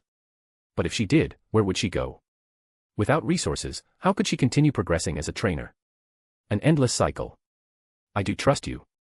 But for your peace of mind and mine, I need to leave a safety measure in your mind. "There's no need to explain what it does," said Cain. Then he looked at the watch on his communicator and added, "You have 10 minutes to decide. After that, the main leader of the guild will be back." Rose wasn't even wondering how Cain knew all this anymore. She was fighting a mental battle. Cain's potential was what she valued the most. But the Hunter Guild wasn't a force to be taken lightly. Several minutes passed. Cain remained calmly seated on the sofa, spinning the psychic blocking beads. Then suddenly, Rose seemed to understand everything. She looked at him with resignation and said, "From the moment you showed your face, I didn't really have a choice, did I?" At last, she understood. What seemed like a choice was nothing more than a disguised option. If she refused, there'd probably be another anonymous corpse in the black market soon. Cain smiled without denying it. That was right. In his current position, he had no reason to go against the Hunter Guild for someone like her. It just wasn't worth it. This had simply been a spontaneous whim. If it worked out, he'd gain a future elite-level trainer as an ally. His current subordinates, while promising, could no longer keep up with him. Maybe only Karen had a decent level, but even she was falling behind. "All right. I accept. Do what you have to do," Rose finally said with resolve, closing her eyes. Cain was quite satisfied with today's spontaneous decision. He summoned Ms. McGeeus, who plunged Rose into a world of dreams, and then placed his right hand on her head. It was a technique he had developed after improving his control over his psychic powers. Planting a psychic power seed in someone's mind, one that could detonate whenever he chose. Generally, these seeds didn't last long, but Cain was different. He possessed the secret power of the unknown. Using that power as a core, he wrapped his psychic power and implanted it into another person's mind. That way, it could last up to 3 years without fading. After that time, he only needed to reactivate the power with a small additional amount. Otherwise, the secret power would explode uncontrollably. This technique, even Sabrina wouldn't be able to deactivate. She could neutralize psychic power, but not secret power. Cain called it the secret seed. It couldn't be used at just any time. Only when the person fully accepted it could it be planted. The explosion wasn't especially powerful. At most, it would cause the target's brain to be pulverized. But it was very useful for ensuring the loyalty of his subordinates. On the other hand, the dream induced by Ms. McGeeus caused a subtle hypnotic state, like what Cain once did with Lysandra. However, that only worked when the target completely lowered their guard. By combining both techniques, his subordinates wouldn't just be loyal, they'd become increasingly devoted. End of chapter. Chapter 989, Chapter 988, Test of Loyalty. 3 minutes later. It was all over. Upon waking from the dream, Rose felt as if she had dreamed something very long. When she saw Cain again, for some reason, an inexplicable feeling of respect and admiration surged from deep within her heart. "My lord," said Rose reverently. She accepted, without hesitation, the fact that she had become someone else's subordinate. Cain nodded and pointed at the Pokeball on the table. "This Pokemon is yours. Although at first it might feel uncomfortable using a Pokemon you didn't raise yourself, with some time and training, I'm sure it will surpass any of your own Pokemon." This Pokemon had belonged to Rox. Cain had initially planned to sell Pinsir, but this one in particular was a Houndoom. Both Pinsir and Houndoom were at level 61, the weakest under Rox's command, but now the most suitable for Rose. After all, she was only a quasi-elite level trainer. If she received a Pokemon that was too strong, she might not be able to control it. "Yes, sir," Rose took the Pokeball with excitement. If others knew that pledging loyalty to Cain was all it took to receive an elite-level Pokemon, they'd surely go crazy. So many trainers get stuck at the quasi-elite level and never move beyond it in their lifetime, and how many would be willing to do what she did? Just interacting with an elite-level Pokemon can make the difference in personal growth obvious. Cain had originally planned to sell these Pokemon in exchange for resources, but now he saw that even if he kept them, they wouldn't lose their value. He could even distribute them to other subordinates in the future. In the Pokémon world, becoming strong on your own is possible, but reaching the top, that's no longer a solo effort. Even someone as powerful as Giovanni needed to lead a massive team like Team Rocket to keep rising. "Send it out. I'll help you take the first step," Cain said. Rose smiled brightly again. She immediately opened the Pokeball and released the Houndoom inside. This Houndoom, during the incident in the legendary Birds Archipelago, had already been thoroughly intimidated by Cain. His Pokemon knew exactly how to deal with a Houndoom, they knew where to strike to cause pain without actually injuring it. Auu. Houndoom began to howl as it emerged, but the moment it saw Cain, its voice instantly died. With its tail between its legs, it lowered its head and crawled over next to Cain, wagging its tail submissively. Jengar emerged from the ground, shooting a cold glare at the Houndoom. It immediately shuddered and obediently stayed still without making a sound. Rose watched the entire scene. Was this really an elite-level Pokémon? Was this a joke? Hound him, from now on, she will be your new trainer. You know what happens if you don't obey, said Cain. At the same time, Gengar and Ms. McGeeus both fixed their gazes on it. Houndem obeyed without hesitation, running over to Rose and gently rubbing against her leg. Taming an elite-level Pokémon was this easy. Rose had mentally prepared for a long process. Just as she was about to say something, the door was abruptly pushed open. A woman in the Guild of Hunters director's uniform, with a sun badge on her chest, walked into the room. Upon seeing the scene inside, she was stunned. Cain frowned. You are the commander of Team Rocket, aren't you? I am. She didn't even get to finish her sentence before falling silent. Miss Magius's eyes glowed with psychic energy, and the psychic beam left her completely controlled. Cain, sitting on the sofa, looked at the woman coldly. Then he turned to Rose. Is she one of the ones who exploited you so cruelly? Yes, Rose hesitated a moment, but nodded. The woman's eyes were filled only with confusion and fear. She had no idea what was happening. She's all yours. Consider this your test of loyalty. You know what to do. I'll wait for you at the entrance of the black market in 10 minutes, said Cain, then stood up and left with Gengar and Ms. McGeeus. He left the Guild of Hunters. This was Rose's final test. If she could take care of that direct member of the guild, it would mean she had truly severed her ties with them. From then on, she would have only Cain to serve. At least with him, she would receive the rewards she deserved. Rose, of course, knew what had to be done. Gengar and Ms. McGeeus could turn invisible at will. No one would know whether they were still there or not. And as a woman who had survived in the guild's underground, and with good looks to boot, words like compassion weren't part of her vocabulary. She had already betrayed the guild. The best way to prove her resolve was to eliminate a direct member. Cain pulled up his hood and left the building. What happened next no longer had anything to do with him. The Team Rocket badge he had shown upon entering wasn't even his, and no one could trace it back to him. 10 minutes later, Cain waited at the entrance to Celadon City's black market. In front of him, Rose appeared, her face filled with cold determination. My lord, she greeted respectfully. Then, she pulled a blood-stained sun badge from her pocket and showed it to Cain. Cain nodded and led her out of Celadon City's black market. From now on, Rose had no way back. It had to be admitted, in crucial moments, this woman had guts. She was able to eliminate a key guild member without hesitation. That showed her resolve. Oh, and one more thing.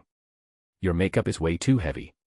Don't wear it like that again, Cain said as they walked. Rose smiled and nodded. Makeup wasn't just for looking attractive or drawing certain men's attention. In reality, very few people had ever seen her real face. It was an even simpler way to change one's appearance than disguising oneself. While waiting for Rose, Cain had already instructed Team Rocket's administrative team to register a new league identity under Rose's name. That would make her work in the Hoenn region easier. Although she wouldn't have the same level of confidentiality Cain did, it was still a pretty useful status, so long as she didn't get involved with the league's core. After leaving Celadon City, Cain took Rose to Saffron City, where they boarded a plane bound for the Hoenn region. During the flight, Cain once again confirmed with Rose the identity of Logan and his activities in Hoenn. Hoenn. Rustboro City.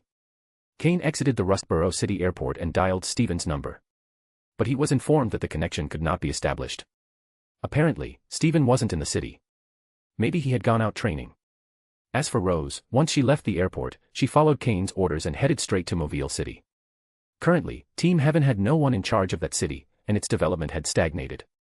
By sending Rose there, Cain hoped to revive its growth. At the same time, it would put pressure on Miyamoto, Alec, and Karen. If they didn't work harder, they would soon fall behind Cain's pace. End of chapter.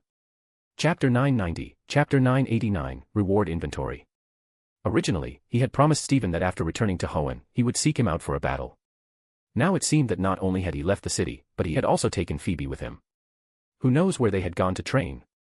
But well, in truth, Cain still had several important matters to resolve. Thanks to Rose, he had obtained detailed information about Logan. The reason Logan was a direct line member of the Hunter Guild was that his grandfather was one of the guild's founders and is currently one of the 6 most influential elders. The reason he was transferred to the Hoenn region was to groom him as the future top leader of the Hunter Guild in that region. The guild does not participate directly in battles, but it maintains relations with all organizations. Mainly with Team Rocket, of course. However, Team Rocket's influence in other regions is limited, so in Hoenn, the Hunter Guild also sought to ally with other powerful organizations. Team Magma was one of them. And Logan, at this moment, is the liaison between the guild and Team Magma, maintaining an extremely close relationship. All of this information was obtained by Cain thanks to Rose. He also received a not yet confirmed report that Logan may have already reached the rank of an elite-level trainer. With the backing of a powerful elder and the support of a local organization, even if he hasn't reached it yet, he's probably not far from it. After leaving the airport, Cain took a taxi. This trip to Kanto had brought him great benefits, obtaining the genetic material of the 3 legendary birds, eliminating the threat posed by Reggie, as well as taking out 2 elite-level trainers, Rox and Brannies, and a large portion of the regular members who participated in the mission. Although he had not yet received direct rewards from Giovanni, Cain was sure that those would come little by little. However, not gaining access to the team researching the Mu gene was something he regretted. Even so, having been promoted to elite officer of Team Rocket and having closely touched part of the Mu gene research project was already a big step. That project is of utmost importance both to Giovanni and to Team Rocket. What Cain needed was a huge amount of related data. All of this is what he achieved during his mission in the Kanto region. Now let's move on to the tangible gains. The simplest, the materials obtained. The 400 million from Team Rocket's exchange quota were entirely traded for physical items. Among them, a large number of materials and many TM moves. This secured the materials for the quality-enhancing potion for Ralts after evolving into Curlia, the materials to repair Riolu's egg and its aura energy, and the rare ingredients for Pupitar's evolution. As for the moves, there's no need to go into detail, they were extremely rare and difficult to obtain. And the most valuable, the 7 elite-level Pokémon that had belonged to Rox. The weakest, Houndoom, was given to Rose as a trump card and reward for her loyalty. As for the remaining 6, Cain had no intention of using them himself. Whether to sell them or give them to trusted subordinates, both were good options. He even considered sending them to Lysandra and Kalos to accelerate the development of Team Flare. After all, half the credit for Lysandra's growth belonged to Cain. Beyond the material, there was also the improvement in the strength of his own Pokémon. Cain remained in the legendary birds archipelago for 2 more weeks. Although he had originally hoped to find hidden secrets on the islands, after 2 weeks of searching, he found nothing. However, the strength of his Pokémon did improve. Now all his Pokémon were following an extremely positive growth cycle. Whether it was the first, second, or third training group, they were all advancing steadily and in good order. Elite and quasi-elite levels were no longer out of reach for him. Once the team reached its optimal point, both his Rain team and Sandstorm team would be fully formed. Another thing that caught Cain's attention was the mutation that Carbink was undergoing. The diamonds that the Carbink were eating were almost depleted, at most they would last another 2 weeks. Increasing diamond production in such a short time was unrealistic. But the mutation process of Carbink was still something he watched closely, especially because both the future Tyranitar and the already evolved Agron relied heavily on those diamonds. With just a small group of Carbink, it was impossible to supply them completely. Even so, the mutated Carbink was carrying Xerneas's horn, and its appearance was changing day by day. Although it still had Carbink's form, the gem on its forehead had already turned completely pink, and its eyes, once blue, were now red. The diamonds on its body were also shifting to a pink hue. The system calculated a new estimated time for full mutation each day. And the more traits it acquired from Diancie, the faster the process progressed. If it was previously believed it would take at least a year, now the projection was under a year. This was something that pleased Cain. The taxi moved northward from Rustboro City. According to Rose's information, Logan had no fixed location. Cain deduced that, since he had to maintain contact with Team Magma, the most likely location was in a northern city. And the most likely candidate was Lavaridge Town, at the foot of MT Chimney. Few knew where Team Magma's secret base was, but Cain had a pretty good idea. So Lavaridge Town was the most logical destination.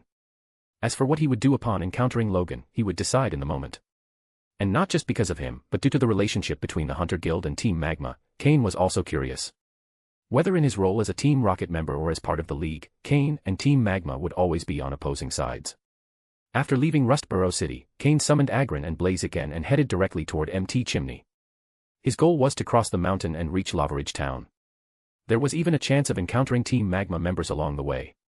Lately, Team Magma had been acting more and more suspiciously. Although they hadn't revealed themselves openly, it seemed they were leaving traces everywhere. Cain felt he was destined to clash with them. On the mountain, the levels of the wild Pokémon were relatively low, ideal for Ralts and other younger ones to train. As soon as he summoned it, Ralts leapt straight into Cain's arms. If it weren't for the fact that through telepathy it constantly called him Dad, Cain wouldn't have gotten used to it. There were also Bagon and Horsia. Bagon's competitive personality made it stand out from the rest. While other Pokémon stopped when they reached their limit, Bagon insisted on pushing forward. That's why, if Cain wasn't present during its training or battles, he would never allow it to train alone. End of chapter.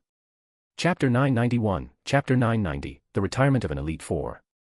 The battle didn't last long. Night fell. Cain camped alongside his Pokémon not far from the base of MT Chimney. Many of his Pokémon had been temporarily sent back to his private island. Now, thanks to Cain's deliberate development, the island had already grown to a considerable scale. Living there was like dwelling in a hidden paradise, completely detached from the world. At his side remained Pupitar, Aggron, Blaziken, Swampert, Ralts, Bagon, and Horsia, a total of 7 Pokémon. Besides Gengar, who stayed hidden in the shadows as a final line of defense, only Flygon remained as his aerial mount. Pupitar had already entered a complete state of meditation. When summoned, it stood with eyes closed, completely motionless. That restless nature it once had now seemed completely suppressed. However, this kind of silent, forced training was ideal to strengthen its resolve and mindset. If it could overcome this stage, its future evolution into Tyranitar would be completely natural. Currently at level 49, Pupitar was close to evolving. It only lacked 6 more levels, and Cain hoped it would take that step steadily. Aggron, on the other hand, was in a completely opposite state. It ate and trained with full effort every day. That was something Cain had directly instructed it to do. Due to its metallic structure, Aggron's mobility had always been a limitation. Completely changing that was impossible, but it could gradually adjust it through training and routine. Even so, Aggron's body remained its most powerful weapon. To support that heavy metallic armor, every muscle had to be perfected. Hence, Cain asked it to eat a lot and exercise constantly. As for Blaziken, its training focus had changed entirely. Previously, as a fighting-type Pokémon, it mainly focused on physical strengthening, but lately it could be seen sitting on tree branches, eyes closed, as if meditating. This was thanks to Cain's guidance. Sometimes, strength isn't everything, especially for a Pokémon like Blaziken, which excels in speed. If it increased its strength to the point of losing its speed, its greatest advantage, it would be a loss. What mattered was how to generate the greatest possible damage with limited strength, and how to unleash moves with maximum effect. Cain had taught it basic concepts of techniques like Tai Chi, using softness to overcome hardness, or the famous 4 ounces move 1,000 pounds. Although Cain didn't fully understand it, he passed the theory to Blaziken, and it would have to find its own style based on its talent and dedication. Swampert was the first among Cain's second group of Pokémon to reach the quasi-elite level, though it had been kept hidden for quite a while. Not due to lack of power, but because its level was rising too fast and Cain had to hold it back.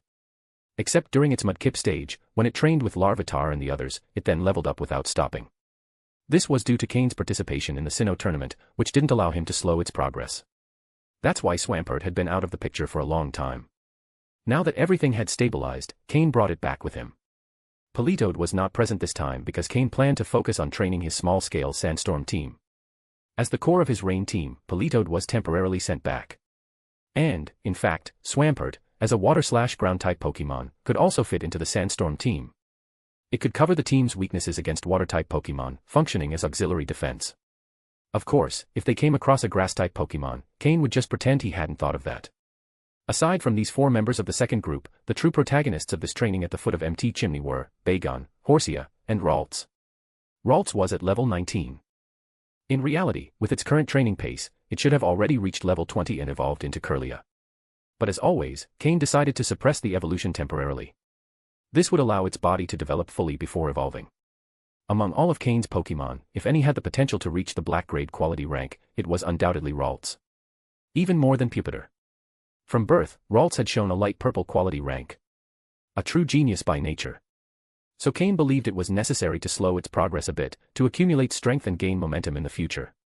In contrast, Bagon had always been a Pokémon Cain didn't need to worry about. The only thing that concerned him was that Bagon might be so stubborn it would harm its foundation by overdoing it. But Cain had underestimated both the constitution of a pure dragon-type Pokémon and Drake's research on Bagon. In fact, if Cain found high-quality material suited for Bagon, its future would be extraordinary, given its dedication. Comparing Bagon and Ralts was like comparing a hard-working genius with a natural genius. Cain believed Bagon's potential wouldn't be less than Ralts's. At least in battle, they'd be on the same level. And lastly, Horsia. Originally captured to complete his Rain team, it now fit perfectly into the team. Its growth speed was so fast it was already catching up to Bagon. Perhaps due to the constant stimulus from the latter. Cain was pleased to see this. After placing each Pokémon in their respective training tasks, Cain sat cross-legged on the ground and pulled out a large number of materials from his storage space. Now that he had all the necessary ingredients, he could prepare the quality enhancement potion for Kirlia. He had also gathered the materials to restore Riolu's egg. According to the system, it was ready to hatch. But Cain didn't have time at the moment to care for a newborn Pokémon, so he would wait until he had resolved current matters to fully dedicate himself. A Pokémon like Riolu must be treated sincerely from the beginning. Just as Cain finished preparing both items, the League communicator began to ring non-stop. When he picked it up and read the message, he couldn't take his eyes off it for quite a while. The Electric-type Elite Four member, Watson, resigns from his post as a member of the Elite Four of the Hoenn region. The Hoenn region was about to become turbulent. End of chapter. Chapter 992, Chapter 991, There's a Spy. The deal is cancelled. Did Cain see that correctly? The Electric-type Elite Four, Watson, was going to resign. Upon seeing the message, a surge of thoughts flooded his mind. Currently, in the Hoenn region, the only Elite Four member who might step down was the elderly Watson. His strength certainly no longer matched the standard of an Elite Four member. On the other hand, the veteran Drake, despite his age, seemed to grow stronger with each passing year. This highlighted the importance of choosing the right Pokémon. Aside from Watson and Drake, the other two members of the Elite Four were Sydney, a Dark-type specialist, and Glacia, who specialized in Ice types. Both were relatively new to the position. Although not as strong as Drake, they had a different profile. Besides their roles as Hoenn's Elite Four, they were also involved in the administrative management of the league. Their strength was solid, though not dazzling, which seemed like a move forced by Juan, who pushed them into the spotlight prematurely. However, in retrospect, the result wasn't bad. Watson's resignation from the Elite Four position would undoubtedly stir major upheaval within the Hoenn League. But what puzzled Cain was that when Juan had spoken to him previously, his words clearly conveyed that he wanted Watson to hold on for a few more years, at least until the new generation was ready to take over. This situation had clearly taken him by surprise. According to the original plan, Phoebe was to eventually replace Watson as an Elite Four, but the timeline had clearly been accelerated by several years. Not even Steven or Cain himself were currently in a position to assume that role. Precisely due to the lack of a clear successor, Hoenn was beginning to tremble. Anyone with power and backing would now try to compete for the Elite Four position. Cain directly called his master, Matsuda Takashi, who was the one who had sent him the message. The call connected quickly. Cain. Hold on a second, old Matsuda's voice sounded tired, and there were many voices in the background, as if something was being heatedly discussed or urgent reports were being given. After a while, old Matsuda moved to a quieter place, and his voice became clearer. Master, what's going on? Why is Elite Four Watson resigning so suddenly? Cain asked urgently. Although he already had the strength of an elite-level trainer, he had no direct connection to the role yet. Still, it was part of his future plans. Such an abrupt change had caught him off guard. Upon hearing the question, old Matsuda remained silent. Cain frowned at his master's unusual behavior. This was more serious than it appeared. Old Watson didn't resign of his own will, sighed old Matsuda with regret. In fact, he had agreed to Juan's request to remain in the position for a couple more years, but now he had no other choice. A forced resignation. Did something happen to him? What exactly happened? Cain fired 3 questions in quick succession. Finally, old Matsuda began to explain. As you know, Watson, although still officially an Elite Four member, no longer participated actively due to his age. But recently, a League patrol discovered a secret location. There wasn't enough staff, so they asked Watson to lead the expedition. Old Matsuda suddenly stopped. Was he injured? Was it an ambush? Cain felt he could hardly believe what he was hearing. Seriously injured. He's still unconscious. He also lost more than half of his Pokémon, old Matsuda said gravely. That's why his resignation had to be announced that same night. Not many people know yet, but it's only a matter of time. For an Elite Four member from any region to suffer such a devastating attack and lose multiple Pokémon was a tragedy that directly affected the League's credibility. If even an Elite Four couldn't guarantee his own safety, what hope was there for ordinary citizens? Events like this could lead to social chaos. That's why, even if Watson resigned, it couldn't look like a forced resignation. The League must now be debating how to handle the situation. Gravely injured. Cain fell silent. Even though Watson's role in recent years had been mostly symbolic, the fact that he remained a member of the Elite Four meant there was still no one better suited for the role. Who did it? Cain asked after a few seconds. We don't know. But based on the wounds, it was clearly an ambush. When Watson barely managed to return to the city, he said one sentence before falling unconscious. He hasn't woken up since, old Matsuda explained. And what did he say? There's a spy in the League, said old Matsuda, his voice strained. That sentence hit Cain like a hammer. A spy in the League. The deal is cancelled. TSK. A spy. Collaborating with outside forces to trap Elite Four Watson, leaving him nearly dead. Then who benefited most from Watson stepping down? Looking at it from that angle, some clues began to appear, though it could also be a deliberate distraction from the enemy. An Elite Four member wounded, forced to resign, plus the revelation of a traitor within the League. No wonder old Matsuda's surroundings were so turbulent. But for Cain, the revelation of a spy was terrible news. If internal investigations began, he would inevitably be examined as well. Cain knew exactly who he was. And although his connection with Team Rocket was confidential, would that information survive a serious probe? There was only one way out. "Master, where are you now?" "I'll come right away," said Cain with determination. "We're in Slateport City. If you can come, that would be good. All the League's top brass are gathering." "Maybe you can contribute something," replied old Matsuda. "I'm heading there immediately," Cain said, ending the call. He quickly gathered all the materials on the ground and also called back his Pokémon who were training. Even though he didn't yet know who had injured Watson or how important that secret location was, none of that mattered now. The only thing that mattered was that the internal investigation hadn't begun yet. Though it was unlikely to start so soon. The first priority would be stabilizing the situation. Otherwise, the entire Hoenn region would panic, both the population and the League leadership. Whether he was guilty or not, the normal functioning of the region would be compromised. After returning all his Pokémon, Cain took out Flygon's Pokeball, but after a brief hesitation, he returned it as well. Using his portable teleportation system, he swapped out one of his Pokeballs. "Altaria. I'll be counting on you this time." End of chapter. Chapter 993, Chapter 992, Steven and Phoebe have disappeared. Flygon's speed couldn't meet Cain's requirements. Altaria was faster. Everything Cain had originally planned to do would have to be postponed. After all, this unexpected incident affected the entire Hoenn region. After flying at full speed for a day and a night, he finally arrived at Slateport City just before sunset. Ignoring the no-fly zone within the city, he headed straight for the temporary camp the League had set up in the backyard of the Pokémon Center.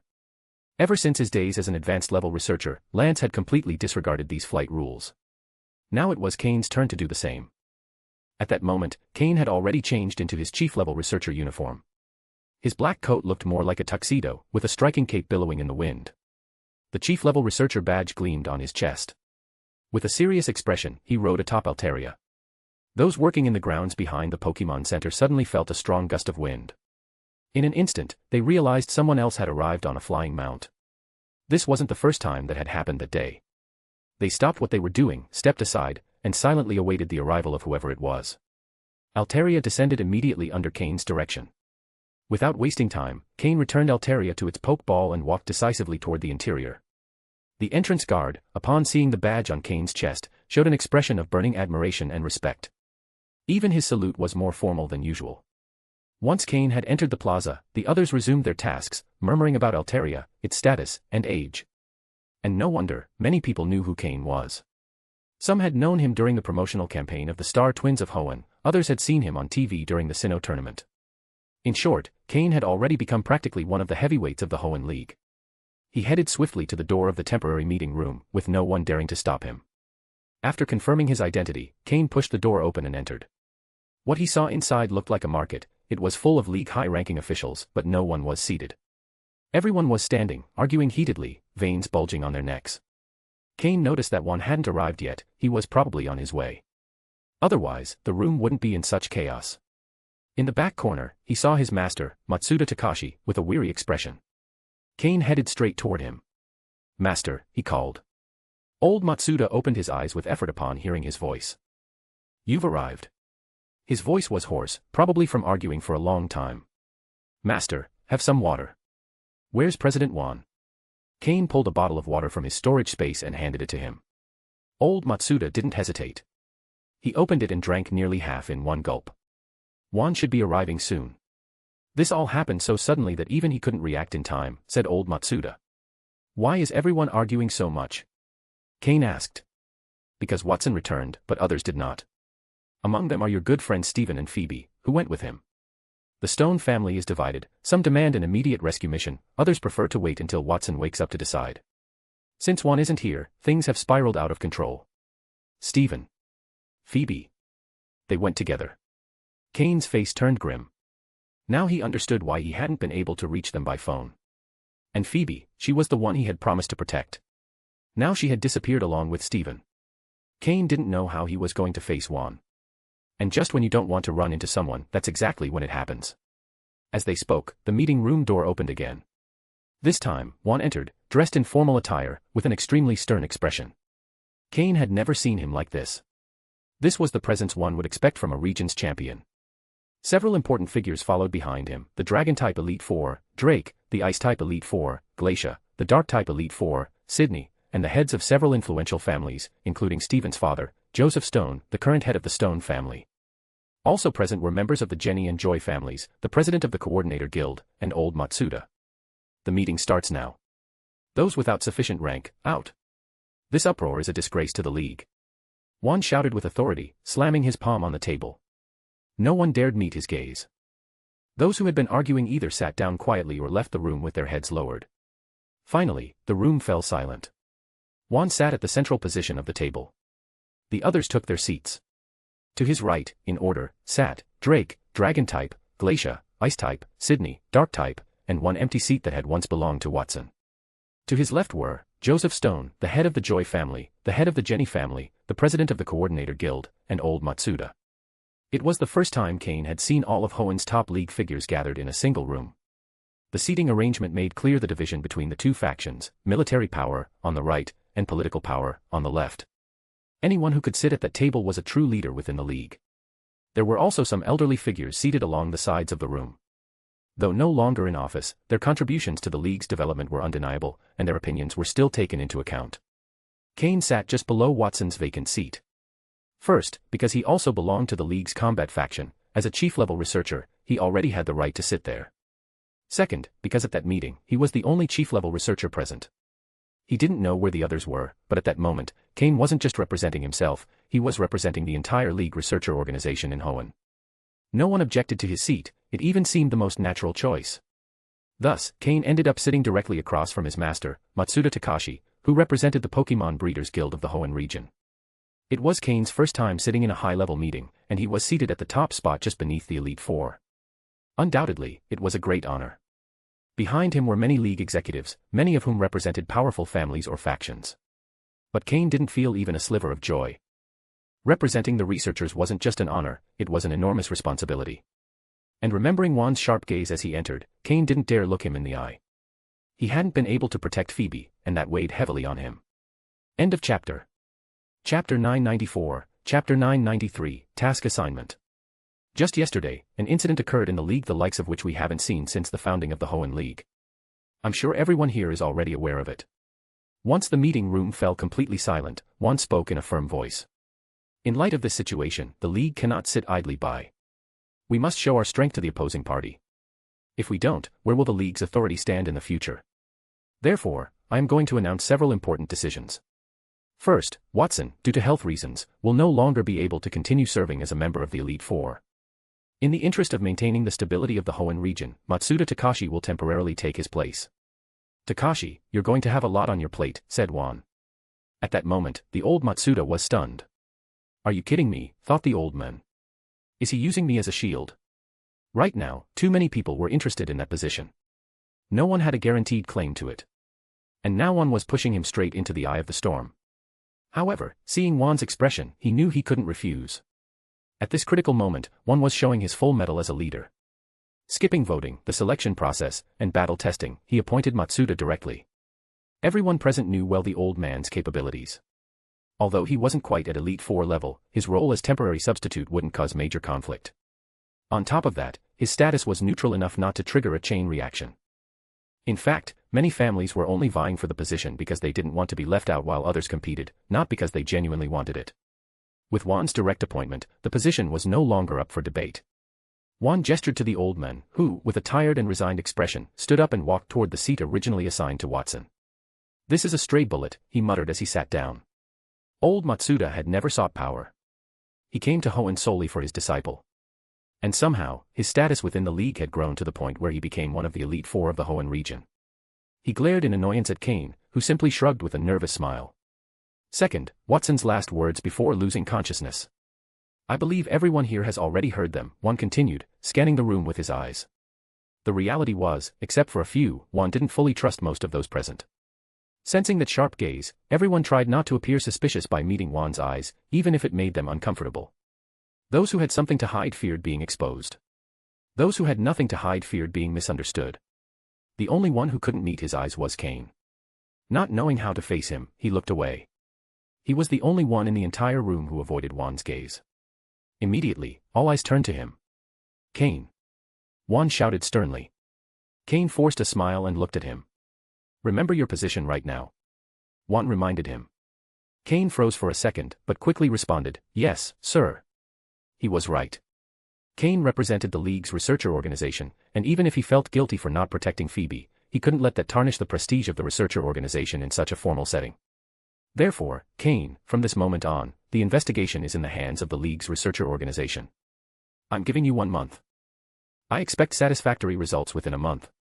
During that time, everyone will be required to cooperate with you. If anyone refuses, report them to me directly. By saying this in front of everyone, it was clear that no one would dare disobey Juan. It also demonstrated Juan's strong confidence in the League's researcher organization. After all, every chief-level researcher was personally appointed by him. If one doubts their own selections, what's the point in making them? And Cain was one of the few he trusted completely. Understood. Cain replied firmly. 1 month wasn't much, but if he could find a solid lead, it should be enough to catch those responsible. Third, and final point. Even though many people entered the mysterious cave with Watson, only he returned. We still don't know the status of the others, but unless we have clear evidence to the contrary, we will assume there is still hope. We must immediately send a rescue team. This was the third and final matter to address. Among the missing were the direct heir of the Stone family, probably the only one, and Phoebe, whom Juan considered a granddaughter. There was no way the rescue could be anything but top priority. If he could go himself, he would without hesitation. But as champion and president of the region, he had to stay and manage the broader situation. Drake, this task can only be entrusted to you, said Juan, looking at the Dragon-type Elite Four member. Drake, one of the few Juan trusted completely. They had known each other since youth and had grown up together in the League, dedicating their lives to the development of the Hoenn region. On top of that, Drake was one of the most powerful. Perhaps only Juan truly knew the extent of his strength. Even though the Fairy type had weakened the Dragon-type Pokémon still remained a dominant force. Understood, Drake accepted without hesitation. Just then, Cain stood up. What I say next, I say in a personal capacity, he said. I request to join the rescue mission. Juan looked at him intently. Stephen and Phoebe are close friends of mine. I'm convinced they're still alive. I want to find them. Cain's eyes burned with determination. This time, he didn't avoid Juan's gaze. Furthermore, he continued, if we want to find out who's behind all this, Stephen and the others may have crucial information. This will also benefit the investigation. Juan remained silent for a few seconds, but finally nodded. Beside him, some tried to dissuade him from accepting Cain's proposal. After all, the 4 young people with the most potential in Hoenn were Cain, Stephen, Phoebe, and Wallace. Now, Stephen and Phoebe were missing inside the mysterious cave, leaving only Cain and Wallace to represent the region's future. In theory, Cain should remain somewhere safe. But Juan understood, great trees don't grow in greenhouses. They must face storms if they wish to reach the skies. So even though he had initially been angry about Phoebe's disappearance and disappointed in Cain, now he accepted it. If they returned safe and sound, he was determined to let Phoebe make her own choices from then on. End of chapter. Chapter 995, Chapter 994, Drake's Power. The meeting ended quickly. Everything others had been endlessly arguing about was resolved immediately once one appeared and dictated the results without even giving them the chance to participate in the discussion. This alone made it clear that his authority remained absolutely solid. Staying in the position of champion and president until now wasn't just due to his complete dedication to the Hoenn League, but also to his overwhelming power and decisive nature. In key moments, what he says, goes. That Cain's master, Matsuda Takashi, would temporarily take on the position of Elite Four was something Cain hadn't expected. However, after thinking it over, he realized it was a brilliant move that instantly dissolved half of the internal conflicts within the Hoenn League. First, old Matsuda was strong enough, on par with Watson, so his appointment was more than reasonable. Second, he hadn't been in the Hoenn League for long. Although he was connected to Juan, he wasn't affiliated with any faction or powerful family, which minimized his political impact. Lastly, old Matsuda was no longer young. In 3 to 5 years, he'd likely retire. By then, Cain and the others would have matured, and a new Elite Four could be selected among them with far fewer disputes, since no other candidate could compare. This appointment clearly showed Juan had a solid vision, to pave the way for the region's 4 promising young trainers, one of the reasons he trusted Cain so much. This meeting had revealed many things, some of which could only be understood upon careful reflection. As for the investigation of the traitor, a 1-month deadline had been set. Whatever the outcome, after that period, the matter would no longer be addressed in high-level meetings. It would be investigated in secret. Perhaps when Watson awoke, or when Stephen and Phoebe returned, they could directly identify the traitor. An internal crisis within the League had been resolved with absolute determination by Juan. Now, within the Hoenn League, everyone was eager to confront their enemies with force and restore the organization's prestige. After the meeting, Juan asked only the Elite Four and the heads of major families to remain. These people were deeply tied to the fate of the League. If they ever betrayed it, their own wealth and power would be more than halved. Only Drake, the Dragon-type Elite Four, did not stay. Because he had already left with Cain for the mysterious cave.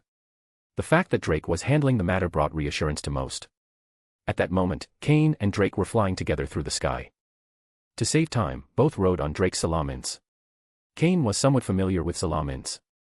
Under normal circumstances, these Pokémon wouldn't allow anyone other than their trainer to ride them. But Drake's knowledge of Dragon-type Pokémon was something Cain couldn't match. After a few calming words, Salamence accepted his presence. And so, the two flew over the sea. Mr. Drake, where exactly is that mysterious cave? What's so important there that Mr. Watson himself led the expedition? Cain asked from behind. Drake, standing on Salamance's back, gazed into the distant sea. To be honest, I don't fully know. I've only heard that the cave is extremely important and could affect Hoenn's future development. That's why Juan sent Watson, who had fewer responsibilities, to investigate. Actually, maritime matters used to be mine, but that day I just couldn't get away, he replied with a hint of regret. If he had gone, maybe Watson wouldn't have gotten hurt. Don't take it so hard. Maybe this is an opportunity for Mr. Watson. He'd been wanting to retire for some time now. Cain tried to comfort him. Upon hearing this, Drake's expression softened a bit and he gave a slight smile. You're right. That old man used to fear nothing and talk non-stop about retiring. Now he finally can, in peace. But Stephen, Phoebe, and the others who went with him, we have to bring them back. They're the future of the League. We, of our generation, didn't work this hard just to leave Hoenn to a bunch of losers. As he spoke, Drake's face grew more serious. One reason Juan sent him was precisely because Drake had always cared about the League's young talent. Especially Cain, to whom he'd even passed down knowledge of training Dragon-type Pokémon. Drake gently stroked Salamance's neck and murmured, "Let's go, old friend. This mission is urgent." Ruhar. Salamence let out a mighty roar in the air. Its crimson wings began flapping more powerfully, increasing their flight speed by 30%. It was now flying at full strength. This was one of the reasons Drake had allowed Cain to travel with him. None of Cain's Pokémon, neither Flygon nor Altaria, could match Salamence. Cain placed his hand on Salamance's back, feeling the hardness of its dragon scales, while commanding the system to scan its data. This was one of the main Pokémon of Hoenn's strongest Elite Four member. Though Cain didn't know if it was Drake's most powerful one. Unlike others, Drake had several Salamence, a species many trainers could only dream of acquiring. Pokémon, Salamence, purple. Gender, male. Level. Types, dragon plus flying. Ability, intimidate. Held item, none. Egg moves, Hydro Pump, Dragon Rage, Dragon Dance, Dragon Rush. Basic moves, Fly, Protect, Dragon Tail, Fire Fang, Thunder Fang, Rage, Ember, Leer, Bite, Dragon Breath, Headbutt, Focus Energy, Crunch, Dragon Claw, Zen Headbutt, Scary Face, Flamethrower, Double Edge. Learned moves, Draco Meteor, Dragon Pulse, Aqua Tail, Outrage, Tailwind, Hyper Voice, Defog. TM moves, Hyper Beam, Roost, Earthquake, Double Team, Fire Blast, Rock Tomb, Aerial Ace, Steel Wing, Giga Impact, Stone Edge, Rock Slide. Upon seeing all this data, Cain understood why everyone trusted Drake so much. Whether or not this was his strongest Salamence, its power was already tremendous. At level 82, this was already within the champion level range. Strictly speaking, having more than 3 Pokémon at champion level meant a trainer could be considered a true champion level trainer, someone fit to lead a region. Of course, that was only in theory. With the League's evolution, being Elite Four level was no longer enough to be Elite Four. These days, a true Elite Four had to surpass that category. As for whether someone reached champion level, it depended on the overall power of the region. To be a real champion, simply reaching that level wasn't enough. But getting to this point already meant there weren't many rules left about who could hold which position. End of chapter. Chapter 996, Chapter 995, turned into a child detective. Mr. Drake, I have a few questions I'd like to ask you, said Cain as he finished scanning Salamance's data with his system. His doubts revolved around raising Bagon. Upon hearing the questions, and since there was nothing urgent at the moment, Drake took the time to answer patiently. When he finished answering the third question, he looked at Cain in surprise. Cain, do you happen to have a Bagon? Because someone asking questions of that level definitely had direct experience with one, or at least had raised one before. Cain had no intention of hiding it. At this point, as an elite-level trainer, chief-level league researcher, and elite officer of Team Rocket, having a pseudo-legendary Pokémon wasn't anything out of the ordinary. That's right, he replied frankly. I found it deep within Meteor Falls. He then gave a general account of the encounter, although he left out the detail that he had already known beforehand that a Bagon lived there. No wonder you had those kinds of questions. But, he really is a rather unfortunate little one, Drake commented with a nostalgic expression, as if recalling how he met his own Salamence. When this mission is over, bring that little one to my ship to play for a while. I want to see with my own eyes how hard he's working, he added with a smile. Cain looked at him with an expression of surprise and joy. Although Drake said to bring him over to play, it didn't take a genius to understand that what he really wanted was to personally instruct him in raising a Bagon until it evolved into Salamence. With a true Dragon-type master as a mentor, Bagon would avoid many mistakes on his growth journey. He might even bring along his two Swablu. After all, besides Salamence, the Pokemon Drake knew best were Altaria and Flygon, and Cain just happened to have both species. That visit to his ship would undoubtedly bring great unexpected benefits. Thus, the two of them began discussing Bagon's training as they soared through the sky on Salamance's back. Time flew by. They finally reached the mysterious sea trench. From atop Salamence, they looked down. A small island stood solitary in the ocean. It was much smaller than the island Cain owned. There was barely any vegetation, just a rocky hill rising from the sea, with very little walkable space around it. And at the top of that hill, a deep, dark cave opened. We've arrived. This must be it, said Drake as Salamence descended toward the island. Cain and Drake jumped from Salamence back to the ground. Upon landing, they noticed the soil was somewhat soft, almost muddy. Cain crouched down, rubbed the earth between his fingers, and then smelled it. Though it seemed like he was doing it with great expertise, in reality he was ordering the system to analyze the terrain. Well. Any findings? Asked Drake, standing next to him. When it came to research expertise, Cain, as a chief-level researcher, was without doubt the most reliable. The reason only the two of them had come was twofold: they were more discreet, and Drake represented brute force, while Cain represented analytical capability. Both were already at the top of their respective fields, there was no need for anyone else. Upon hearing the question, Cain didn't respond immediately. He stood up and looked around.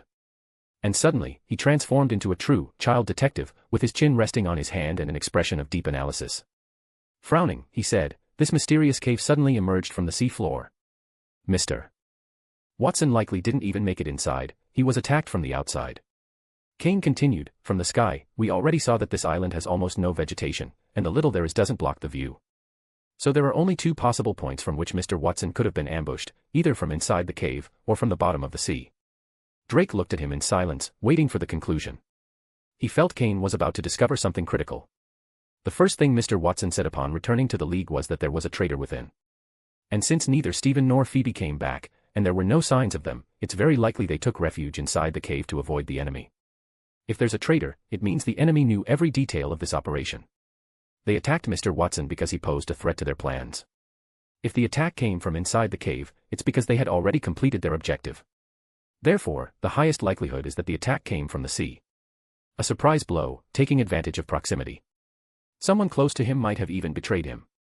Also, the interior of the cave seems organized, which indicates the group that entered is disciplined and coordinated. Cain looked up at Drake with determination. Considering all this, what's the first organization that comes to your mind, with that kind of strength in the sea? Team Aqua. Drake frowned. A flame of anger lit up in his tired eyes. Was it them? He asked again. But his expression already revealed he was nearly certain. Cain, however, didn't give a definitive answer. Team Aqua is the main suspect. But they also know that if they act like this, they'll be the first to be blamed. Are they really prepared to strike a League Elite Four member when they're not yet ready to act openly? Or was there something that forced their hand?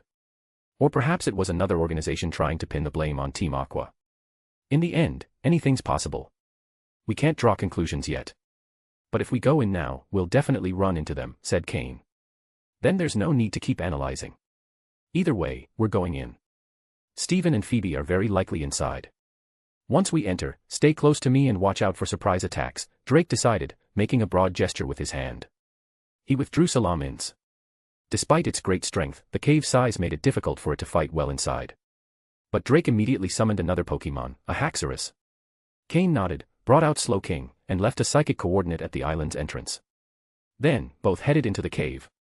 No matter what enemies they might face, this place had to be explored. Cain couldn't help but feel a certain curiosity. What was inside that mysterious hole? What could be so valuable that an organization would dare to directly attack a League Elite Four? And were they prepared to face the wrath of the entire League? End of chapter. Chapter 997, Chapter 996, Haxorus. Haxorus. A Dragon-type Pokémon registered in the Unova region. As a pure Dragon-type Pokémon, it possesses all the typical characteristics of the type: a robust body, outstanding physical capabilities, great speed, and explosive physical attack power. Among Drake's Dragon-type Pokémon, many are also Flying-type, which complicates their use in narrow caves like this. However, Haxorus is not limited by that kind of terrain. It's possible the cave's interior topography may change, but at this moment, the most suitable for the terrain is clearly this Haxorus. Cain immediately activated the system to scan Haxorus's information. Pokémon, Haxorus, light purple. Gender, male. Level. Type, Dragon. Ability, Mold Breaker. Held item, none. Egg moves, Reversal, Night Slash, Endeavor, Iron Tail. Basic moves, Outrage, Scratch, Leer, Assurance, Dragon Rage, Dual Chop, Scary Face, Slash, False Swipe, Dragon Dance, Taunt, Swords Dance, Guillotine, Giga Impact. Learned moves, Draco Meteor, Low Kick, Dragon Pulse, Aqua Tail, Thunder Wave. TM moves, Protect, Dragon Claw, Hyper Beam, Earthquake, Double Team, Rock Tomb, Shadow Claw, Rock Slide, X-Scissor, Substitute. Another champion-level Pokémon. Although it had clearly just reached that level, even if it had only recently crossed the threshold, a champion-level Pokémon was still far above an Elite Four Level 1. Moreover, although Haxorus doesn't have base stats as high as pseudo-legendaries, the distribution of its stats is extremely efficient. As such, its actual performance is nothing to envy compared to other Dragon-type Pokémon. With a total of 540 base stat points, it's by no means weak, it's even above most starter Pokémon. And most importantly, as a pure Dragon-type, Haxorus can learn most powerful Dragon-type moves. Many of them are learned simply by leveling up. For example, Dragon Dance and Outrage, two extremely powerful moves. Furthermore, Haxorus can learn Swords Dance, a move Cain had obtained at a high price during an internal Team Rocket auction, but which this Pokémon can naturally master. With 147 base physical attack and 97 base speed, this Pokémon could only be described as an exceptional Dragon-type choice. And with the Mold Breaker ability, the chances of its offense being hindered are greatly reduced. Cain's Slowking, though similar in size to Haxorus, couldn't help but project a noticeably weaker pressure beside it. However, Drake seemed very interested in Cain's Slowking. "Is this your shiny Slowking?" "I'd only seen it on TV, this is the first time I've seen it up close," he said with a smile. Cain patted Slowking's back and replied, "He's one of my most trusted companions. We've been through many life-or-death situations together." Upon hearing this, Drake's eyes lit up slightly. "Companion, huh?" The two of them advanced through the cave with torches in hand, exchanging occasional words. To be honest, if one didn't pay close attention, the difference between a normal Slowking and a shiny one wasn't very obvious. The shiny had a darker tone, while the normal one was more pinkish. The whole cave was very damp. Each step echoed clearly in the puddles. To avoid alerting possible enemies with the sound of their footsteps, Cain suggested Slowking use his psychic powers to wrap both his and Drake's feet in a thin layer of energy. That way they wouldn't make noise, preventing ambushes. In addition, Slowking had completely adopted the role of living radar, extending his psychic powers throughout the area to detect any sudden attack. However, for some reason, after walking for quite a while, they hadn't even run into a single wild Pokémon. Gradually, Cain was the first to notice something strange. "Wait," he suddenly exclaimed. "What is it?" asked Drake, stopping immediately. Although Drake was leading the operation, he fully trusted Cain. He saw him almost like a nephew or apprentice, especially since he had already taught him much of his knowledge about Dragon-type Pokémon. Narrator's hidden note: in fact, Drake was even more like a master to Cain than Matsuda Takashi. "Mr. Drake, check your communicator." "I bet you no longer have signal," said Cain with a serious expression. Drake pulled out his communicator instantly. Indeed, there was no signal. He nodded. "So that's why they couldn't contact Steven or Phoebe," Cain said. "What does this mean?" asked Drake. Although he didn't sense anything unusual, he knew that Cain, being a psychic, was much more perceptive about this sort of thing. This mysterious tunnel is actually just a facade. We're walking toward a space that doesn't belong to the Pokémon world. We've already reached the boundary between that space and our world, that's why the signals are becoming unstable, explained Cain. In truth, Cain hadn't noticed it immediately either. It was the system in his head that warned him the connection with Porygon 2 on the island was weakening, and that's how he realized. Drake furrowed his brow. Southwest, this place has more to it than it seemed. In the Pokémon world, there are some mysterious spaces, but all of them are relics from ancient times, even older than recorded history. Spaces either created by legendary Pokémon or ones that have simply existed since time immemorial. The ancients may have had methods to open those spaces, but even with current technology, the League hasn't discovered how to replicate it. Knowing they were about to enter an unknown space, Cain used the remaining connection between the system and Porygon 2 to use his portable transport device and bring all of his Pokémon with him. Once inside, the system and Porygon 2 would lose contact. And no one knew how long they would remain there. Having all his Pokémon with him gave him peace of mind. If they ended up trapped, at least they'd be trapped together. In addition to having a Dragon-type Elite Four member by his side, Cain had 6 ready Pokémon. He was far better prepared than any other researcher. And those little companions were his greatest guarantee to explore the unknown. "Cain," said Drake. "I see you're quite familiar with these mysterious spaces. Once we enter, we don't know what might happen. We might even be transported to different locations. So let's establish a common signal now, so we can regroup later. And if something truly unexpected happens, let's use the communicator's time as a reference. If we haven't come out after a week, then escape if you can." Drake gave Cain his final instructions. End of chapter. Chapter 998, Chapter 997, Mysterious Space. Then, the two continued deeper into the interior. As they moved forward, the system completely lost connection with Porygon 2. That meant that at that moment, the Porygon 2 on the island must have entered standby mode.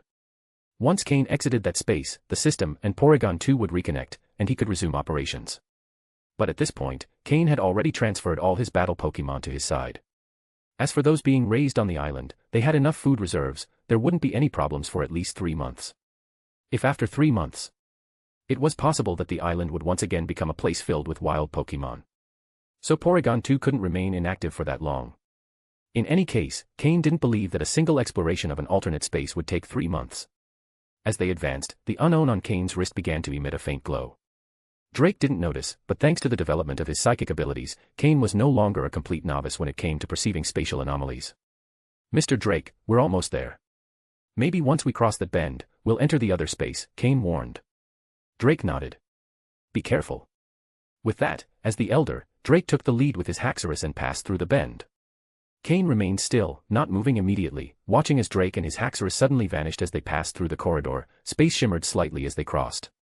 Once he confirmed there was no danger, Cain entered alongside Slowking. He was quite experienced in crossing these spatial barriers. In the blink of an eye, without feeling any resistance, Cain appeared in another world. He was in the middle of a dense jungle. He quickly threw 2 Pokeballs, summoning Blaziken and Agron. Only then did he take a moment to observe his surroundings.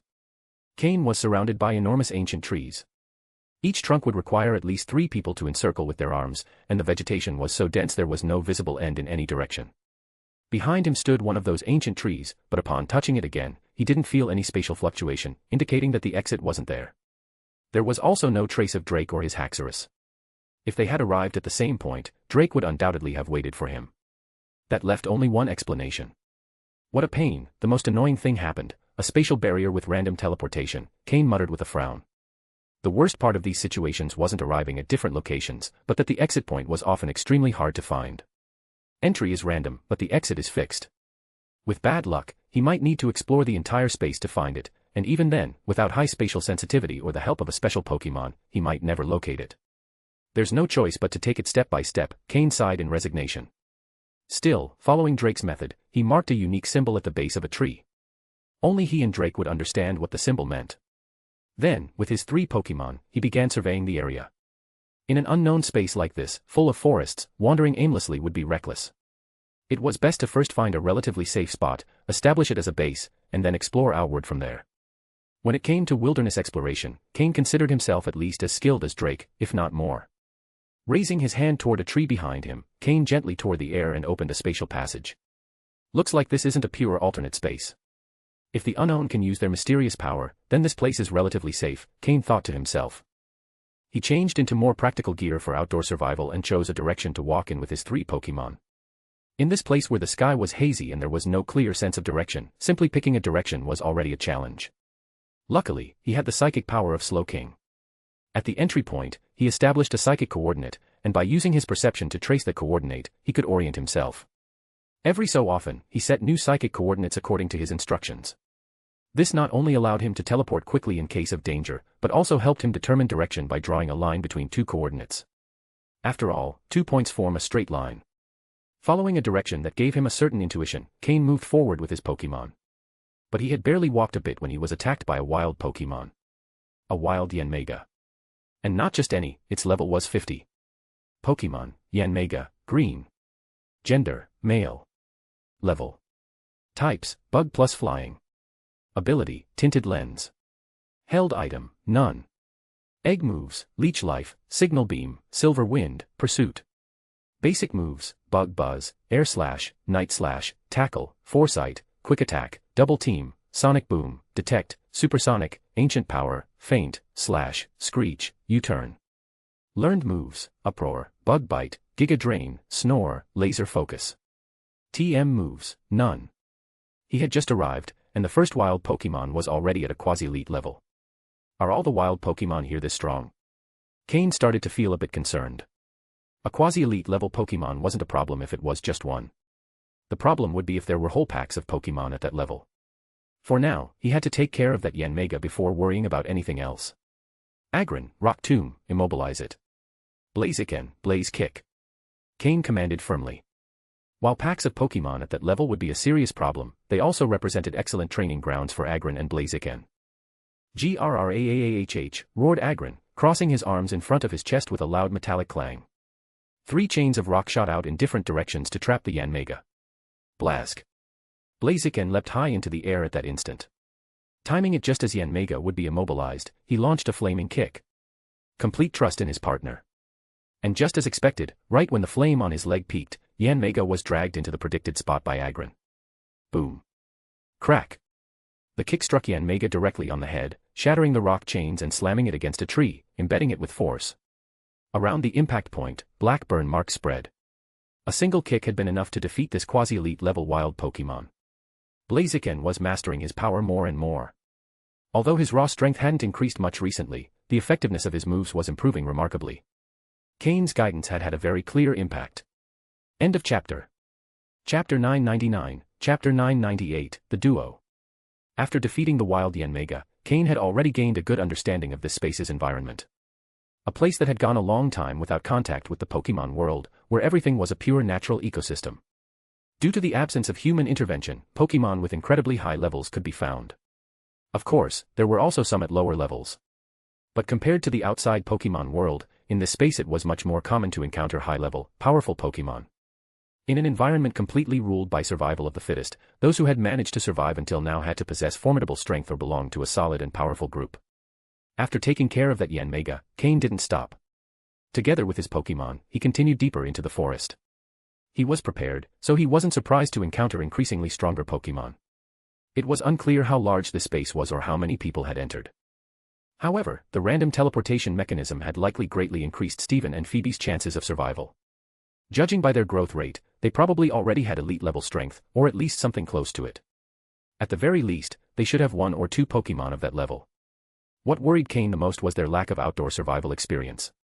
Steven might be better, he didn't go out much, but he wasn't a total novice. He had basic skills for surviving in the wild. The one who truly concerned him was Phoebe, a complete beginner. If by bad luck she were to fall into a trap or enemy ambush at a critical moment, her life could be in danger. Thinking about that, Cain picked up the pace. He didn't expect to find them immediately, but he did want to explore more ground and better understand this space. Or even run into an enemy. That way, he could confirm which faction had attacked Watson and begin preparing with a stronger foundation. However, after an entire day of walking, Cain saw no signs of other humans. All he encountered were wild Pokémon. He defeated countless of them. In the end, he even had to call on Politoed and Swampert to join the fights. With 4 Pokémon battling, they could barely hold back the waves. Even so, the intense battles were bearing fruit. Agron, who had been stuck at the peak of the advanced level, finally broke through that barrier and ascended to the quasi-elite level after a day of combat. Although it appeared he had only gained 1 level, his power increased drastically. With that, all the Pokémon on his second team, except for Pupitar, whom Cain had ordered to stay put and consolidate his power, had now reached the quasi-elite level. That meant the plan he had set in motion was progressing perfectly. As night fell, since it was his first day inside the forest, he decided to look for a relatively safe place to camp. But since the mysterious space still allowed him to use the unknown secret power, he chose to directly open an entrance to a subspace high up in a tree. Currently, Cain was carrying too many Pokémon with him, so preparing dinner wasn't easy. Aside from some emergency rations he carried for direct consumption, he had to improvise, gather ingredients, and cook on the spot. And it wasn't like his Pokémon minded. It had been a while since they had all gathered to share a meal. From veterans like Honchkrow, Slowking, and Jengar, to the newer ones like Bagon, Horsia, and Ralts. It was rare to have them all together. That's why, even while exploring an unknown place, Cain didn't feel alone. He had his Pokémon, and that gave him great confidence. After eating, no training was done. It was the first day in this mysterious space, so he chose to conserve energy. Who knew what might happen tomorrow? Both the elite-level Pokémon like Honchkrow and the younger ones like Ralts received the same order, to rest for the night. Cain took all his Pokémon into the subspace created by the Unknown and completely sealed the entrance. Unless someone also had the Unknown's secret power, it would be impossible to locate their hiding place. However, shortly after Cain and his Pokémon disappeared into the tree, two people arrived at the place where they had dined. A man and a woman. One of them approached the spot where Cain had buried the fire's embers and stuck a finger into the ground. He felt the residual heat of the ashes. The scent of grilled meat still lingered in the air. "Looks like the smoke we saw earlier was real," the man said. "Someone was here recently." "But who?" "One of ours." "One of them." "Or maybe someone from the League." The woman, with a serious expression, scanned the area in every direction. "I never imagined that upon entering this space we'd all end up separated. Just finding you was already extremely difficult. And we still have no idea how big this place is," the woman said gravely. "This space involves too many things. Who knows how many years it's been sealed? It's normal that we have no information," added the man. "We only came in here to retrieve that item the other group has." The woman frowned, a trace of regret on her face. "What happened with Watson? I imagine the Hoenn League must be completely enraged right now. I don't know if it was really worth causing all this over a single item." "We don't have decision-making power," the men replied. "Whatever the outcome, those at the top will take responsibility. We just need to regroup with our people as soon as possible and eliminate all the League rats hiding in here. If we don't, it'll be a huge problem. Do you think the League has already sent people? If they block the exit, we really will become savages. Don't think about that. Better scan the area. The fire's still warm, and the smell of food hasn't faded. They can't have gone far," the men said, scanning the surroundings again. "Understood," the woman replied with a slight nod. Both disappeared without a trace. Meanwhile, inside the subspace, Cain had no idea what was happening outside. He hadn't slept at all the previous night in order to reach Slateport City quickly. 2 days and 1 night had already passed. Even someone with psychic powers would be exhausted after going through something so intense. So now, together with his Pokémon, Cain slept deeply. The absolute safety of the subspace allowed them to fully relax and rest. End of chapter. Chapter 1000, Chapter 999, The Tree of Life. Second day. Morning. Cain emerged from the alternate space accompanied by his Pokémon. "Something's not right," he said after just a glance around. He immediately noticed something different. The night before, he had completely buried the remains of the campfire, and yet now there was a small hole in that spot. Judging by the size of the hole, it was very likely someone had stuck a human finger in there. In addition, there were human footprints on the ground with no attempt to hide them. "They must have thought I'd already left and didn't bother covering their tracks." Cain narrowed his eyes, a dangerous glint flashing in them. He crouched down and carefully examined the depth and size of the footprints. Interesting. 2 people. A man and a woman. Did they meet by chance, or do they have some special way of reuniting quickly?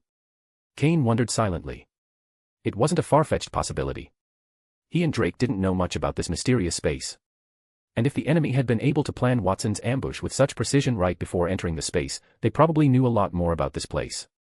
Cain slowly stood back up. They couldn't have gone far in just 1 night. I might still be able to catch up to them, Cain decided. After a quick breakfast with his Pokémon, he set out in pursuit. Whether ally or enemy, running into someone would help him better understand this space. Suddenly, not long after he had started moving, the ground began to shake. Not just the ground, the entire space seemed to tremble. And then something completely abnormal happened. A gigantic tree of an unknown species emerged on the horizon, as if rising from the very bowels of the earth, and it kept growing at an alarming rate. Cain froze, watching the tree as it continued to rise. He had previously flown above the canopy of this vast primeval forest, and even from the air, he hadn't been able to see its end. It seemed to stretch on infinitely. And the ancient trees that grew here were already enormous. That's why he had assumed this entire space was just one vast jungle. But that tree, that single tree, kept growing without pause. From his location, Cain felt it was as distant as empty chimney looks from Leafy Town, clearly visible but unreachable. What kind of tree is that? It's already over 3,000 meters tall, and it's done that in just half an hour. And it doesn't seem to be stopping anytime soon, Cain muttered in awe. Could it be the legendary tree of life? The appearance of that tree was a clear message. Whatever secret was hidden in this space, everyone inside was surely now heading toward that natural colossus. But Cain couldn't do that. According to his judgment, Stephen and Phoebe, aware of their situation, wouldn't rush toward the tree, but rather approach it cautiously. If he charged in headfirst, he might fall directly into an ambush. So he decided to temporarily ignore the giant tree, which was finally starting to slow its growth a bit, though still showing no clear sign of stopping. Cain continued tracking the two people who had found his camp, hoping they hadn't strayed too far yet. Somewhere in the mysterious space, an old man with a white beard stood on a branch, chewing jerky and drinking liquor as he looked at the colossal figure of the tree in the distance. Beside him, a light blue Pokémon flapped its scarlet wings. It was Drake, who had been separated from Cain when entering the space. After swallowing the dried meat and a big gulp of liquor, he wiped the alcohol from his beard. That tree must be the central secret of this space. I don't know if Stephen, Cain, or those other brats are heading toward it, but I need to go first. If there's a secret there, we can't let their side get it first. And if there's nothing there, at least staying near the tree is better than wandering around blindly, Drake thought. He stored away his canteen. Who knows how long I'll be stuck here? I better ration the liquor, he said as he mounted his salamence. He had complete confidence in his strength, so he flew straight toward the tree. Although there were many powerful wild Pokémon in this space, few could pose a real threat to him. In fact, they were nearly non-existent. Among wild Pokémon, reaching the elite level was already a rarity. And to reach champion level, well, most would never even see one in their lives. Aside from Drake, others scattered throughout the space also began heading toward the tree. Whether it held secrets or not, that tree now pointed the way forward. Cain, however, was an exception. He continued following the trail of the two people who had been at his campsite. But in the middle of his search, the footprints simply vanished. As if, just like him, they had hidden themselves in an alternate space. Or perhaps above. Cain looked up sharply. And there he saw it, a Pidgeot soaring through the sky, with a woman standing on its back. She was staring down at him with a cold expression. Only one person. Cain frowned. That didn't make sense. Where was the other one? Hiding. Or did he head straight for the tree? In that situation, if they had reunited, it would have made the most sense to move together for safety. Soon, Cain shifted his attention to the woman. She was dressed in red, with an Omega symbol on her clothing. The emblem of her organization was unmistakable, Team Magma. Cain watched her closely as she descended on her Pidgeot. So he was right, someone was trying to pin the blame on Team Aqua. And who better to do that than Team Magma themselves? Water and fire don't mix. The woman also stared at him intently as she ordered her Pidgeot to descend slowly. Team Magma, huh? And your partner? Cain asked coldly. TCH, I thought I felt someone following us. Turned out I was right. Hey, little league boy, haven't they told you it's dangerous to follow a lady without her permission? The woman jumped off her Pidgeot and stood in front of Cain with a flirtatious smile. Was she flirting? Seriously? Cain frowned even more. If her partner had gone to the tree, that was fine. But if he was hiding nearby and Cain hadn't noticed, then there was definitely a problem.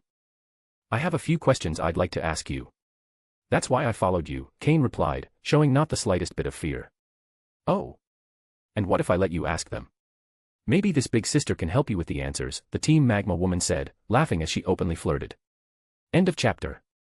Chapter 1001, Chapter 1000, The Three Onslaughts. Aren't you people in Team Magma afraid that by attacking Mr. Watson, you'll lose any chance of ever resurfacing again, said Cain. The Team Magma woman remained silent for a brief moment after Cain's question.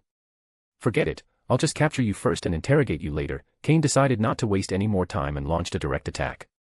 As for her partner, whether he had left or was hiding, nothing at that moment could make Cain change his mind. It was even possible that this woman was just stalling for time, so Cain had no intention of waiting any longer. He immediately threw 4 Pokeballs. Aggron, Blaziken, Politoed, and Swampert appeared on the battlefield. Grah. Swamp. Of the 4, Aggron and Swampert showed the most excitement upon appearing. The Drizzle ability didn't activate. Politoed had gained increasingly precise control over his Drizzle ability. Upon seeing Cain's Pokémon, his opponent's expression turned serious. She threw out 3 more Pokeballs, bringing her total to 4 Pokémon, including the Pidgeot she had previously been riding. The 4 Pokémon were Pidgeot, Magcargo, Cain, and Mytiana. The system scanned the data of these Pokémon. Pokémon, Cain, light blue. Gender, male. Level. Types, fire plus ground. Ability, magma armor. Held item, none. Egg moves, body slam, ancient power, heat wave. Basic moves, rock slide, fissure, eruption, growl, tackle, ember, focus energy, magnitude, flame burst, amnesia, lava plume, curse, take down, yawn, earthquake, eruption. Learned moves, iron head, earth power, stomping tantrum, snore. TM moves, protect, flamethrower, rock tomb, stone edge. This Cain was the Team Magma Woman's strongest Pokémon. A quasi-elite level Pokémon. The others were also around that level, though slightly below Cain. Cain narrowed his eyes. A member of Team Magma with quasi-elite level strength was already a significant figure, just below the high-ranking officers. That meant this woman likely knew a lot about what was going on. He had to capture her alive. For Cain, who had already mastered this level of combat, such an opponent posed no pressure at all. In fact, he saw her as a perfect trial run for Agron and the others. After all, Agron still had a disadvantage against fire-type Pokémon. Agron, head smash. Blaziken, swords dance then high jump kick. Politoed, water pulse. Swampert, earth hammer. Cain commanded his 4 Pokémon to attack with their favorite and most powerful moves. Agron charged ahead without hesitation, heading straight for Cain and Magcargo, showing no fear of the fire types. Though steel is weak to fire, the prolonged exposure to mineral supplements inside diamonds had coated Agron with a thin non-metallic substance, not quite diamond, but something Cain discovered was surprisingly fire-resistant. Agron raised one of his arms to block Camerup's flamethrower, and when the metal began to turn red from the heat, he switched arms. Politoed followed close behind, firing water pulse at the flames to relieve the pressure on Agron. Swampert stomped the ground hard, cracking it, and then brought both hands together to deliver a powerful earth hammer against Magcargo. Blaziken moved last, but his strike was the first to land. The speed he displayed after Sword's Dance was inhuman. Boom.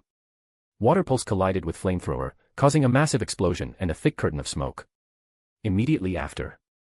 Boom. As Cain launched his attack, the ground beneath him was already shaking. Not far away, part of the terrain collapsed. But that was only the beginning. From above, Blaziken launched himself in a perfect arc, his body completely curved like a drawn bow, seemingly weightless, but hiding terrifying explosive power. He moved so fast that he left visible trails in the smoke. Bang. A devastating kick struck Cain square in the face, who was still firing his flames without understanding what was happening. That usually stable and robust body was launched like a giant missile. It flew out of the smoke like a projectile. Like someone waving their sleeve and leaving not even a cloud. Boom. Crack. It crashed into a tree so large it would take 3 people to wrap around it, snapping it in half, and only stopped after colliding with another tree behind it. Cain fell to the ground and, though he tried to stand multiple times, failed to do so. With Camerup's flames gone, Agron became an unstoppable tank. Politoed used Agron as a springboard, leveraging his frog-like jumping ability to launch himself skyward. His ice-covered fist struck Pidgeot, who was trying to flap its wings to disperse the smoke. Crack! The icy coating on his fist shattered on impact. Pidgeot plummeted straight down. Still airborne, Politoed fired a stream of water at Magcargo, whom Swampert had already pinned down, to slow his own fall. And the falling Pidgeot turned into a ball. Agron, charging full speed, was like a professional striker. The head smash blades on his head gleamed. The impact, combined with Agron's speed and weight, was devastating. Pidgeot, still trying to react, didn't even have time to defend. Boom. Crack. Crack. The sound of bones breaking was crystal clear. Whoosh. It was sent flying even faster than Cain, as if kicked out of the field. It rolled across the ground dozens of times and ended up curled into a ball. Goal. Pidgeot's skeleton had been completely shattered. Ice Punch, followed by a 150 power head smash, both rock type, and the bird had no time to defend. The result was obvious. When this first wave of attacks ended, the effect of Pidgeot's wing flaps to clear the smoke had just started to show. At that moment, the battlefield had no intact spot left. Swampert had Magcargo pinned to the ground, surrounded by rocks and cracks. Agron had flattened the terrain like a steamroller, leaving it full of craters. The 3 extreme assaults had been a total success. Gulp. The only one who hadn't been hit was Mytiana, standing in the middle of Cain's 4 Pokémon, trembling and drooling. At that point, it was the only one still standing. but it looked utterly defeated mentally. The combined force of Cain's 4 Pokémon, at full power, far exceeded other Pokémon of similar level. Meanwhile, the battered Cain, who had rolled an unknown number of times, finally managed to stand up shakily.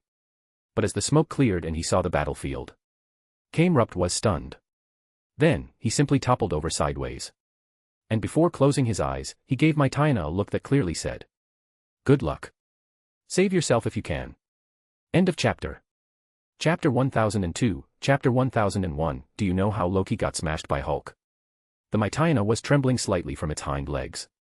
4 burly men stared at it. Although the battle hadn't technically started yet, the outcome was already decided. And its trainer, that woman from Team Magma, wore an expression even more stunned than its own. She was completely paralyzed. She had considered the possibility of not being a match for that man, but she wasn't truly worried. Her partner had only stepped away briefly. Once the battle started, he would return immediately. With 2 trainers against 1 and a numerical advantage in Pokemon, she thought there'd be no problem. That's why, when she saw Cain, she didn't feel too nervous. She even cracked a little joke. A quasi-elite level trainer is weak. Not at all. Even within this mysterious space, her strength was above average. But even with the same number of Pokemon and similar levels, she was completely crushed. That shows the difference in Pokemon training and coordination. Or, put simply, the difference between trainers. Even if Mytiana gave its best pleading look, Agron and the others had no intention of letting it go. In the end, it was Agron who personally took care of it. He grabbed it directly by the tail. Do you know how Loki got smashed by Hulk? It was that brutal. Literally. If Mytiana had counterattacked with everything it had, maybe it would have had a slim chance. After all, Cain had ordered all his Pokemon to unleash their most powerful moves simultaneously. But that was a momentary explosion. If they managed to endure that first wave, they could have taken control of the battle later on. What they didn't expect was that Cain's Pokemon would terrify the enemy with the very first blow. It wasn't their fault. Agron and Blaziken attacked with overwhelming force. Just look at Pidgeot and Magcargo now. The most unfortunate was Pidgeot. Do you know what it feels like to get run over by a war tank? Ask Pidgeot. And Magcargo, with its body covered in extreme temperatures, didn't even get the chance to show its power. Facing a completely unrestrained Swampert, its flames couldn't even tickle him. Cain wasn't lucky either. Blaziken kicked it so many times it couldn't even get up. And when it finally managed to stand, it saw all its teammates lying defeated. Its soul froze, it lost all will to fight, and with it, any ability to continue battling. The last one left was Mytiana. Part of its defeat was due to fear, and part because its trainer had been completely shocked into silence, unable to give any orders. This is what's known as the triple strike, a surprise attack so brutal that it leaves the enemy unable to respond. If you're not prepared, you lose several Pokemon in one blow, and then there's no point in continuing the fight. But if you can survive those first attacks, then there's a chance to recover. Once all the enemy Pokemon were defeated, Agron approached the Team Magma woman, who still hadn't snapped out of it. He chained her up completely using Rock-type energy. Cain walked toward her. He observed how Agron had used 4 stone chains to restrain her. With well-defined curves. An Agron with a technique that was far too refined. Who would have thought? Cain met the gaze of the Team Magma woman. In her eyes was astonishment and deep humiliation.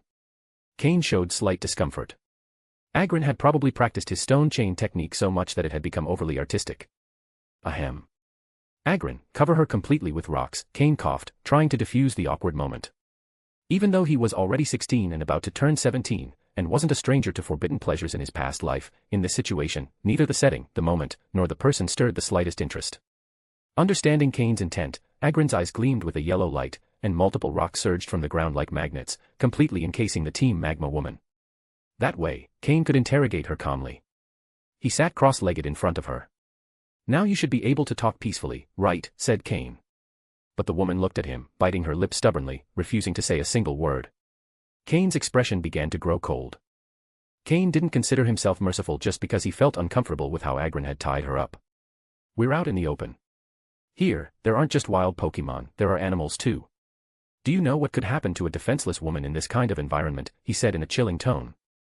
The woman immediately turned pale and trembled slightly. She looked at him in disbelief. Wasn't this guy a member of the League? Since when did the League do things like this? That was typical of underground organizations like Team Magma, not them. When she saw the change in Cain's eyes, she understood what he was truly capable of. This League man hadn't just killed before. He had killed more than one. In the end, When Cain left the area, there wasn't a single trace left behind. But his expression was grim. That Team Magma woman was a quasi-elite level trainer, so she was well informed about recent events. And it was only after getting all the information he needed from her that Cain's expression became so dark. Because his previous suspicions were correct. In this incident, Team Magma had been involved, but so had Team Aqua. Yes, the two largest underground organizations in the Hoenn region were implicated, which gave them the confidence to dare attack even someone like Watson. But what surprised Cain the most was the appearance of a third force. Besides Team Magma and Team Aqua, there was a third group involved. And it was precisely because of this third force that the other two were able to set aside their differences and collaborate in this event. And who was this third force? None other than the supposedly neutral Hunter Guild, the very ones who swore never to get involved in conflicts. When he heard this, Cain didn't want to believe it at first. But when faced with someone on the brink of death, whose words are usually sincere, that woman had no reason to lie. Moreover, only an organization of the Hunter Guild's caliber could unite Team Magma and Team Aqua. The true organizers of this incident were the members of the Hunter Guild. Team Magma was only participating because they wanted to obtain a certain item from them. And Team Aqua, most likely for the same reason. As for what the item was, the woman wasn't high-ranking enough to know. The leaders of this operation were Tabitha, one of the 3 Team Magma executives, Shelley, one of the 3 Team Aqua executives, and the leader of the Hunter Guild. Those 3, together, were the ones who attacked Watson. End of chapter. Chapter 1003, Chapter 1002, Bulbasaur. As for the mole within the league. With her rank, she still hadn't gained access to that kind of information. By the time she appeared, Watson had already been defeated. She didn't even know for sure who was responsible, it was all just speculation.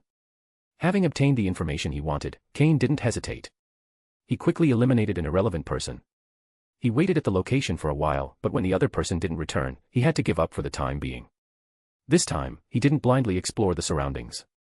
He moved directly toward the center, where the ancient tree of life stood. Based on what he knew about Drake, that was definitely where he would head as soon as he entered. And if what that woman said was true, that both Team Magma and Team Aqua, along with the Hunter Guild, were involved, then even if Drake possessed supreme strength in this space, a war of attrition based on sheer numbers could pose a huge risk for him. However, flying directly toward the center wasn't viable. Without absolute control of the airspace, he could even be ambushed from above. So the only option was to proceed on foot. Cain tossed a Pokeball and summoned Drapion. Ka-ia. Drapion roared excitedly upon emerging. Cain immediately climbed onto its back. Once again, his land mount proved useful. In this pathless forest, Drapion's many-jointed legs made any terrain a non-issue. The other Pokémon on his team were also more than prepared to navigate environments like this. Cain picked up his pace toward the heart of the space. But although he walked for quite a while, the distance covered seemed minimal. The classic case of, the mountain looks close, but you never get there. Along the way, he encountered a good number of wild Pokémon.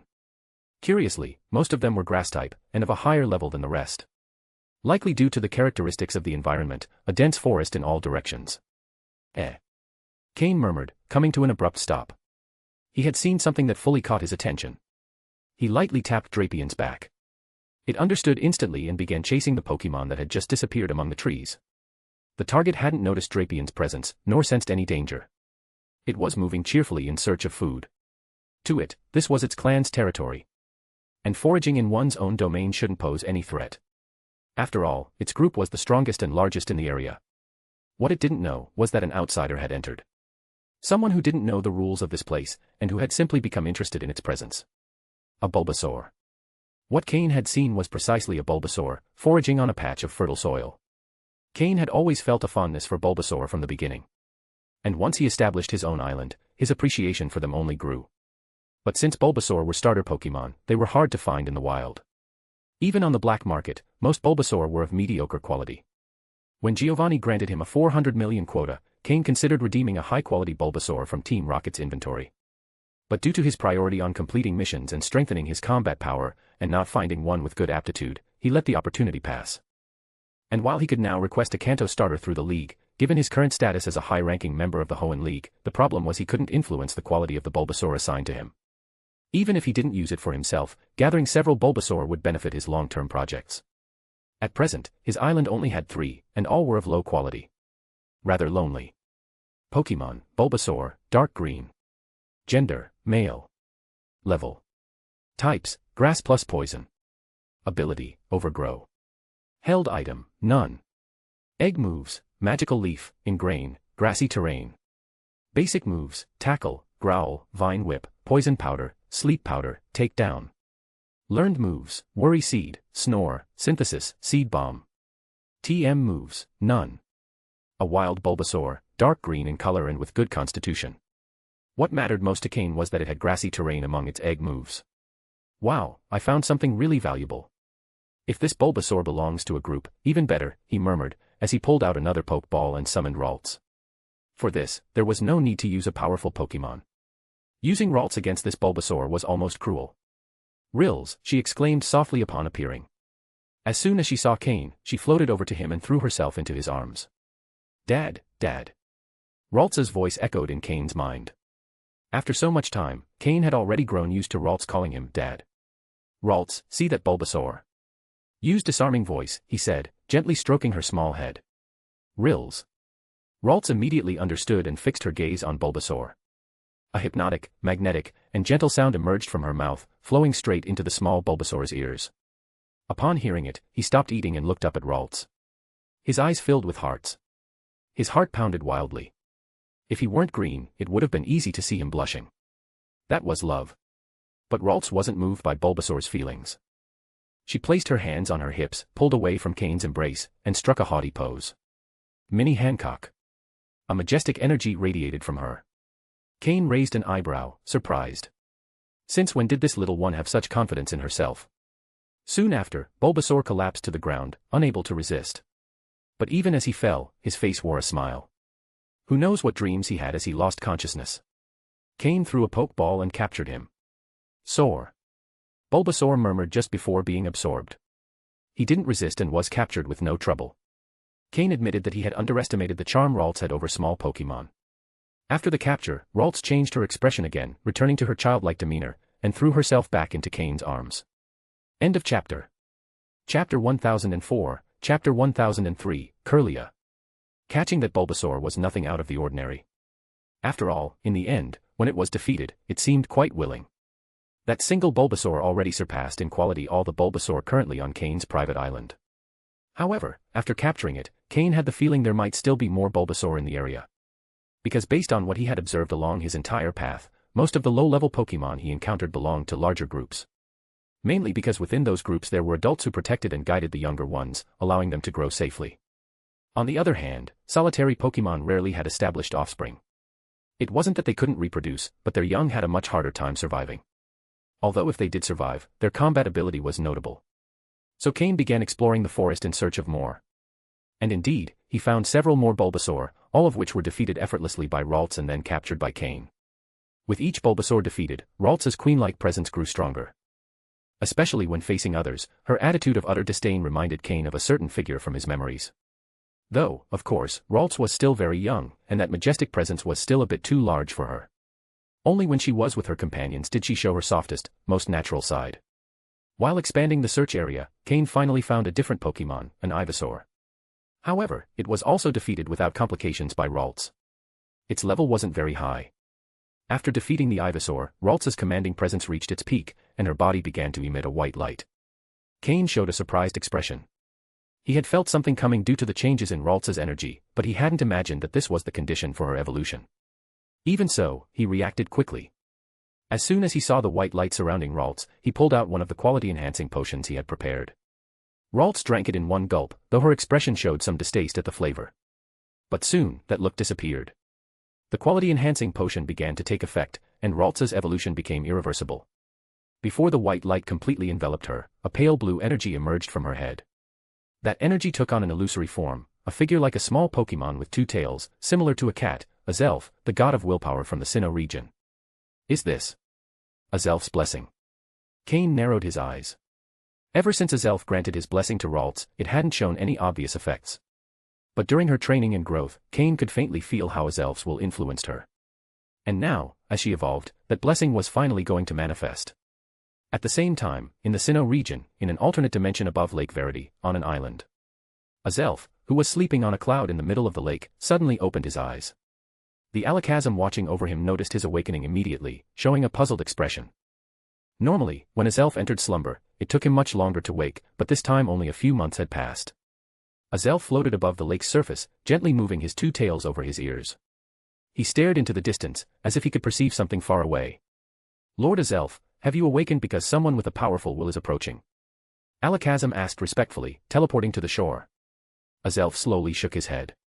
His eyes glowed with unknown psychic energy, as if peering through countless layers of space to gaze directly at the evolving Ralts. The little one is evolving. She's grown quite well. But, why is she in that man's space? That figure hasn't appeared in a long time. Azelf murmured.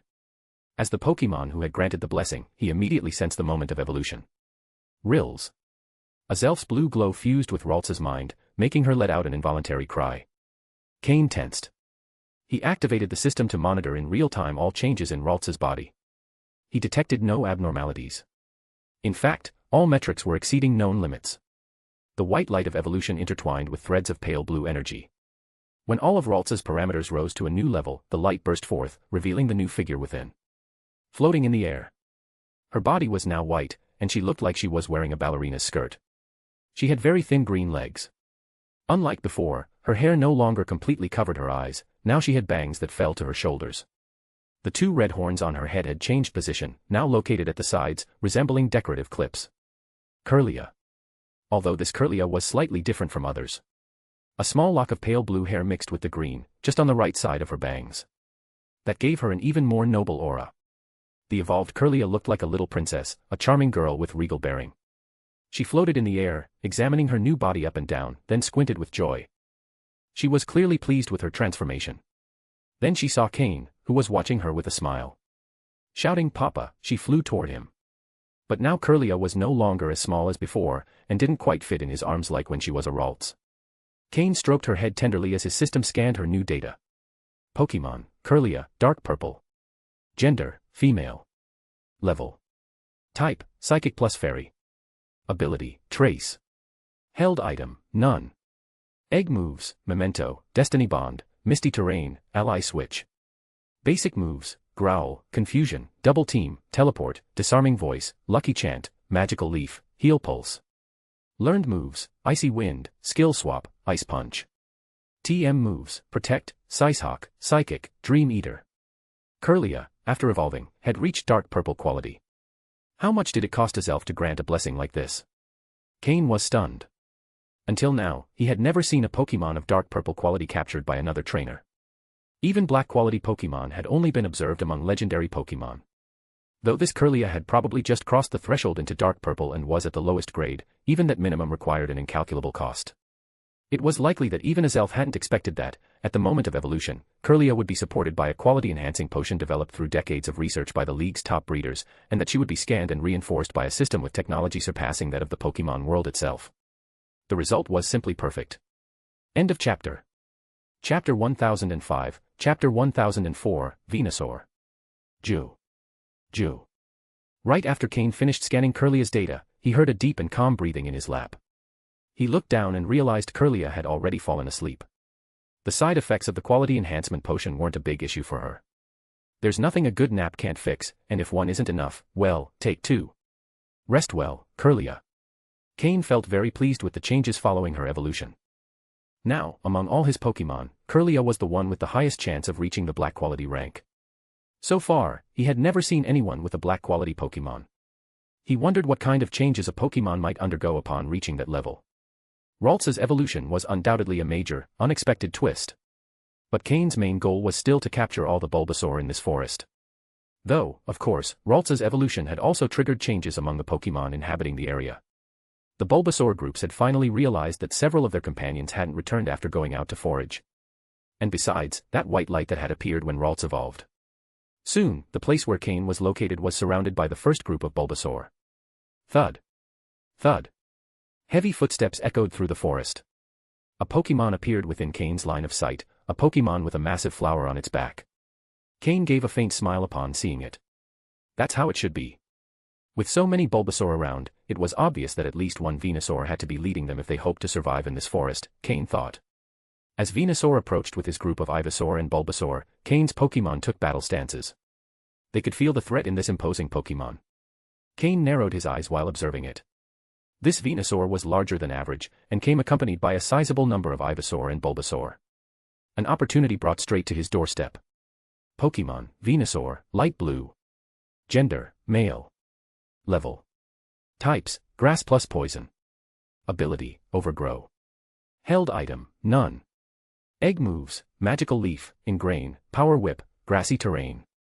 Basic moves, petal dance, tackle, growl, leech seed, vine whip, poison powder, sleep powder, take down, razor leaf, sweet scent, growth, double edge, worry seed, synthesis, petal blizzard, solar beam. Learned moves, worry seed, snore, synthesis, seed bomb, giga drain, stomping tantrum. TM moves, none. A quasi-elite level Venusaur. And judging by its appearance, it also seemed to possess special qualities. Moreover, all of the previously captured Bulbasaur and Ivysaur, along with this Venusaur now before him, shared the egg move grassy terrain. That left Cain quite satisfied. Soar. Soar. A Bulbasaur beside Venusaur cried out, looking at Cain, as if saying, "Yes, I saw that white light coming from that group." Soar. Venusaur replied with a deep growl upon hearing Bulbasaur. His presence became even more imposing. From his legs, as thick as pillars, thin roots emerged and dug deep into the ground. A burst of sunlight pierced through the dense trees and shone directly on Venusaur. Even though the sky in this space was overcast and gray, there seemed to be an orb of light resembling the sun, hanging high in the atmosphere. Perhaps that was the reason grass-type Pokémon could thrive southwest well in this place. The light concentrated on the flower on Venusaur's back, transforming into a crystalline, radiant energy. Seriously? Not even gonna try to talk first? You're opening with your strongest move. What an arrogant way of doing things. Cain smirked mockingly. But Venusaur ignored him completely. The move Solar Beam was ready. Venusaur slightly shifted his body, aiming his massive flower directly at Cain's Pokémon. Cha! Drapion frowned, irritated by Venusaur's arrogant stance. Cain patted his head gently, signaling him to stay calm. A quasi-elite Pokémon was no big deal. It wasn't Drapion's turn. Agron. Cain called. Gra. Agron nodded and stepped forward boldly, taking position at the front with a dominant presence. Although Solar Beam is a special attack and Agron shines more in physical defense, he couldn't lose in sheer presence. Cain pulled a small stone from his storage space and shouted without hesitation. Mega Evolution. Gra. Agron roared as a massive amount of Mega Evolution energy enveloped him, transforming his form. His body became fully covered in silver armor. Mega Agron had arrived. After Mega Evolution, Agron became a pure Steel-type Pokémon, thus eliminating the disadvantage against Grass-type moves. Although special attacks were still a risk. Blaziken. You too, said Cain, as the ring on his finger emitted a multicolored flash. It synchronized with the Mega Stone hidden beneath Blaziken's feathers. The Pokémon's plumage flared as if blown by the wind. The flames on his wrists and ankles condensed, and 4 energy ribbons floated around him, dancing in the air. Blazisk. Mega Blaziken had entered the battle. Both Pokémon Mega evolved just as Venusaur unleashed Solar Beam. Gra. Gra. Mega Agron roared and charged forward, one arm raised in front. A thin layer of light green energy enveloped him. Protect. The best way to face such a charge technique was full defense. Meanwhile, Mega Blaziken's long legs started running. In an instant, he overtook Mega Agron, who was blocking Solar Beam, and launched himself straight at Venusaur. Venusaur, surprised to see his most powerful move blocked by that silver behemoth, growled in frustration. The Bulbasaur and Ivysaur beside him showed disbelief and sorrow. But with another mighty roar from Venusaur, all of them turned away reluctantly and ran deeper into the forest. Mega Blaziken paid no mind to the little ones. He was already face to face with Venusaur. From the back of the Colossus, 2 massive vine whips lashed forward. Power Whip. Their target, the Mega Blaziken who had reached him. Who told you to be that handsome? Take this. End of chapter. Chapter 1006, Chapter 1005, The Powerful Venusaur Group. Faced with Venusaur's powerful Power Whip move, Blaziken showed not the slightest intention of dodging it. Once before, during a gym battle against Mr. Ramos's Gogoat, Blaziken had been in a similar situation. But this time, the opponent's strength and the power of the attack were completely different. Blaziken didn't face it head-on like he did against Gogoat. Instead, he spun his body and used the momentum of the whip to accelerate toward Venusaur. Flames began to erupt from every corner of his body.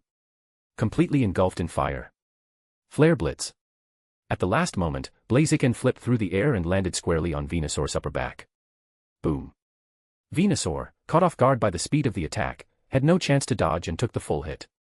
The double fire-type damage, combined with the sheer power of Flare Blitz, nearly caused Venusaur to collapse then and there. The only reason he didn't fall instantly was his extraordinary physical endurance and vigor, which allowed him to remain standing. But the assault wasn't over yet. Agron, who had started running from the beginning, reached Venusaur's front at that moment. The attacks didn't stop. Despite his imposing size, Venusaur had no physical advantage over Mega Agron. Agron's gleaming metallic claws shone with a dangerously sharp edge. Metal Claw. He crossed both claws and slashed directly at Venusaur's face. Slash. Slash. The sharp steel claws wreaked havoc on Venusaur's face. But that was just the beginning. Agron spun sharply. With that spin, his armored tail, glowing with metallic energy, slammed violently into Venusaur's body. Bang. Venusaur's massive body was launched through the air, a testament to Agron's colossal strength. Agron had learned power usage techniques from Blaziken. By rotating his body and striking with the tail using momentum, the impact became far stronger. The fact that such a heavy Pokémon as Venusaur went flying from the blow proved the effectiveness of this technique. Venusaur was thrown and crashed against a tree. Still, he wasn't out of the fight yet. Cain was surprised by this Venusaur's resilience. That endurance. Incredible. Finish it off. Blaziken, use Fire Punch. Cain ordered. The outcome wouldn't change. While running, Blaziken stomped hard on the ground, kicking up dust. His flame ribbons wrapped around his arm, forming a fist engulfed in golden fire. A fist with extremely high-temperature flames. Bang. The punch landed directly on Venusaur's body, just before he hit the ground. Boom. Venusaur didn't move, but the tree behind him exploded into pieces. Reduced to ashes. Finally, Venusaur collapsed to the ground, unable to continue battling. Since the battle began, barely a minute had passed. Venusaur had only managed to launch Solar Beam before being taken down by the combined assault from Blaziken and Agron. Both Pokémon shimmered briefly as their Mega Evolutions wore off. Cain wiped a bit of sweat from his forehead. This time, the double use of Mega Evolution hadn't lasted as long as the previous time, so he only felt slight fatigue, far from his limit. Without hesitation, Cain threw a Pokeball at the weakened Venusaur. A Pokémon like that was worth more than 10 Bulbasaur. Both for the construction of his island and his starter breeding plans, it held enormous value. Besides, the Ivysaur and Bulbasaur that followed it were also numerous. All of them now became part of Cain's plans. With Venusaur captured, Cain mounted Drapion and headed toward the direction where the Ivysaur and Bulbasaur had fled. Drapion, who hadn't participated in the fight, felt a bit frustrated. But there was nothing he could do. That battle wasn't meant for him. An advanced-level Pokémon might still, with an advantage, defeat a quasi-elite. But for a quasi-elite to beat an elite-level Pokémon is extremely difficult. So Drapion could only gather his energy, waiting for a worthy battle. It had been a while since he'd had a full-power fight. But soon his wish would come true. Because while chasing the Bulbasaur, Cain entered the heart of the territory, and there he found the true leader of the group. The previously defeated Venusaur wasn't the group's chief. This surprised Cain. Before him now stood two Venusaur with fierce expressions. A male and a female. Both at elite level. It was very rare to find a wild group with two elite-level Pokémon. Most likely, this Bulbasaur group had formed from these two. Moreover, the Venusaur blocking the Ivysaur and Bulbasaur's path had an even larger body than the one before. A true beast over 3 meters tall. A giant Venusaur. Pokémon, Venusaur, blue. Gender, male. Level. Type, grass plus poison. Ability, overgrow. Held item, none. Egg moves, magical leaf, sludge, power whip, grassy terrain. Basic moves, petal dance, tackle, growl, leech seed, vine whip, poison powder, sleep powder, take down, razor leaf, sweet scent, growth, double edge, worry seed, synthesis, petal blizzard, solar beam. Learned moves, frenzy plant, grass pledge, worry seed, snore, bind, synthesis, seed bomb, giga drain, outrage, stomping tantrum. TM moves, none. These were the data scanned by the system on the male leader Venusaur. The female, for her part, was level 63 and not very different. A Venusaur that can use outrage. That's surprising. Cain muttered. But right after scanning both, Cain noticed something at the female Venusaur's feet. A small figure peeked timidly, watching Cain from behind her legs. What caught his attention was that this little Bulbasaur had a different color from the rest of its companions. Cain narrowed his eyes. It seemed the female Venusaur noticed his gaze, and with a slight flick of her hind leg, she hid the little one by tossing it behind her. At the same time, several Ivysaur emerged from the bushes to block the little Bulbasaur's path. End of chapter. Chapter 1007, Chapter 1006, Roasted Scorpion. It was no wonder that previous Venusaur had behaved with such arrogance. Turns out, he had the backing of two incredibly powerful allies.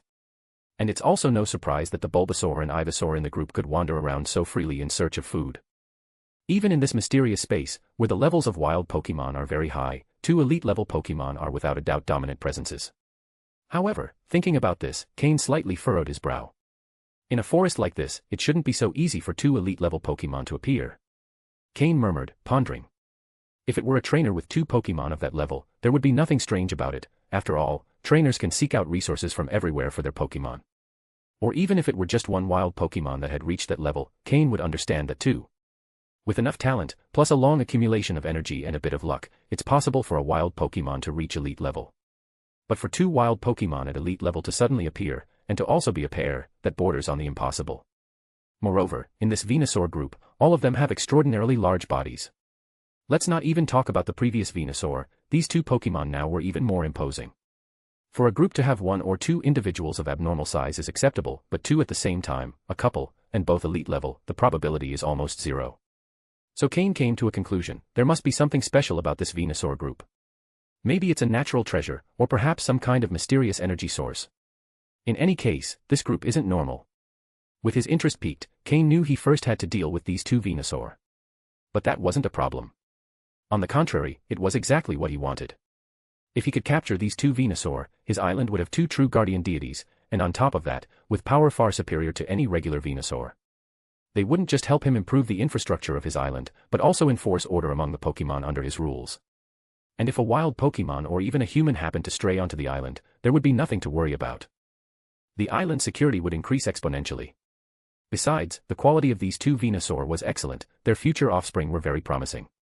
With Cain's intervention, he could even achieve efficient and stable Bulbasaur production. That way, he wouldn't have to invest as much time in initial breeding. Even if he didn't sell the Bulbasaur, they would still serve to optimize the island. Both Venusaur had mastered the move grassy terrain, so their descendants had a high probability of inheriting that move. They were the perfect puzzle piece for Cain's island. Though, looking at their faces now, it seemed neither Venusaur had a particularly good temperament. Probably, the impression Cain gave them wasn't very positive. But that didn't matter. Once subdued, there are always ways to train them. Looks like the battle you've been waiting for has finally arrived, Cain said to the Drapion beneath his feet. With that, he leapt off Drapion's back. Drapion looked excited. Finally, the long-awaited confrontation had come. Agron and Blaziken also showed some excitement, although they knew that in their current state, they were no match for those two Venusaur.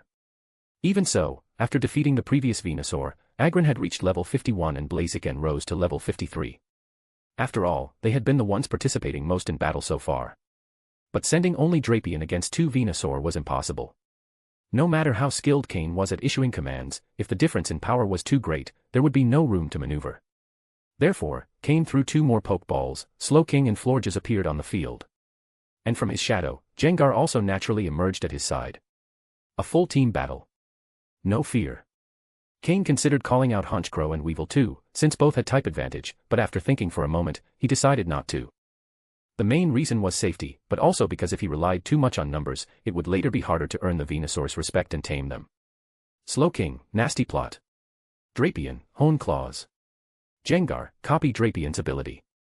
Florges, Lucky Chant. Cain ordered calmly.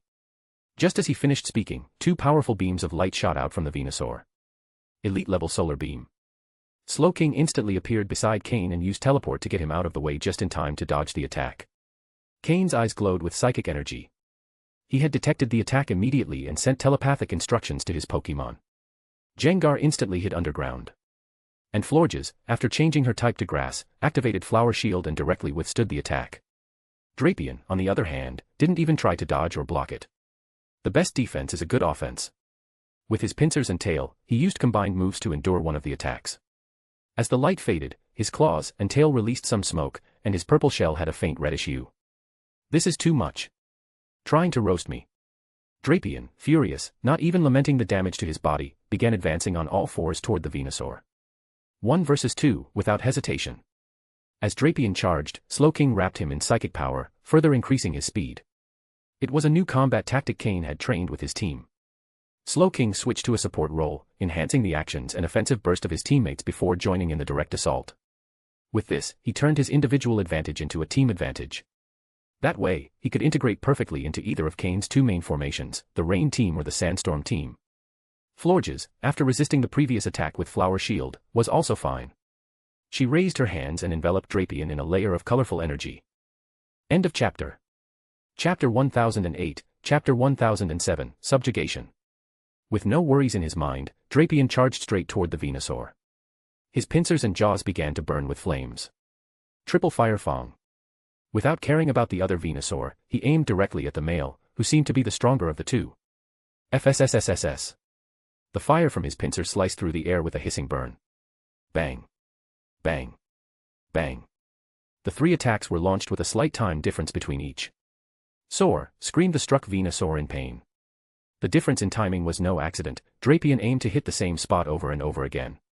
Although Drapion already had an imposing body, he still looked much smaller next to this gigantic Venusaur. All the attacks landed on his legs, thick as pillars. While they weren't critical hits, they drastically reduced Venusaur's mobility. The female, upon seeing her partner being attacked, quickly lashed out with her thick vine whips, as wide as thighs, at Drapion. But she didn't notice that, at the moment of the attack, a dark shadow silently appeared behind her. And without knowing why, her vines began to move with great difficulty, as if trapped in a swamp. In midair, Slowking unleashed his psychic power, clearly blocking the female's attacks with telekinesis. Behind her, Jengar let out a sinister laugh. His fists were covered in fine frost as he struck Venusaur's legs. The ice, as if infectious, spread along her limbs. The Venusaur let out a shriek of pain and turned sharply.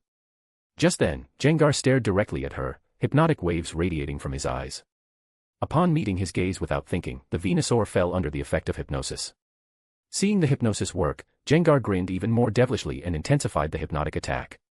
The Venusaur began to stagger, her heavy eyelids slowly closing. Then, from above, Slowking delivered the finishing touch. A small, slow-moving bubble floated gently toward her face. Yawn, in combination with Jengar's hypnosis. POF. The massive body of the Venusaur gently collapsed to the ground.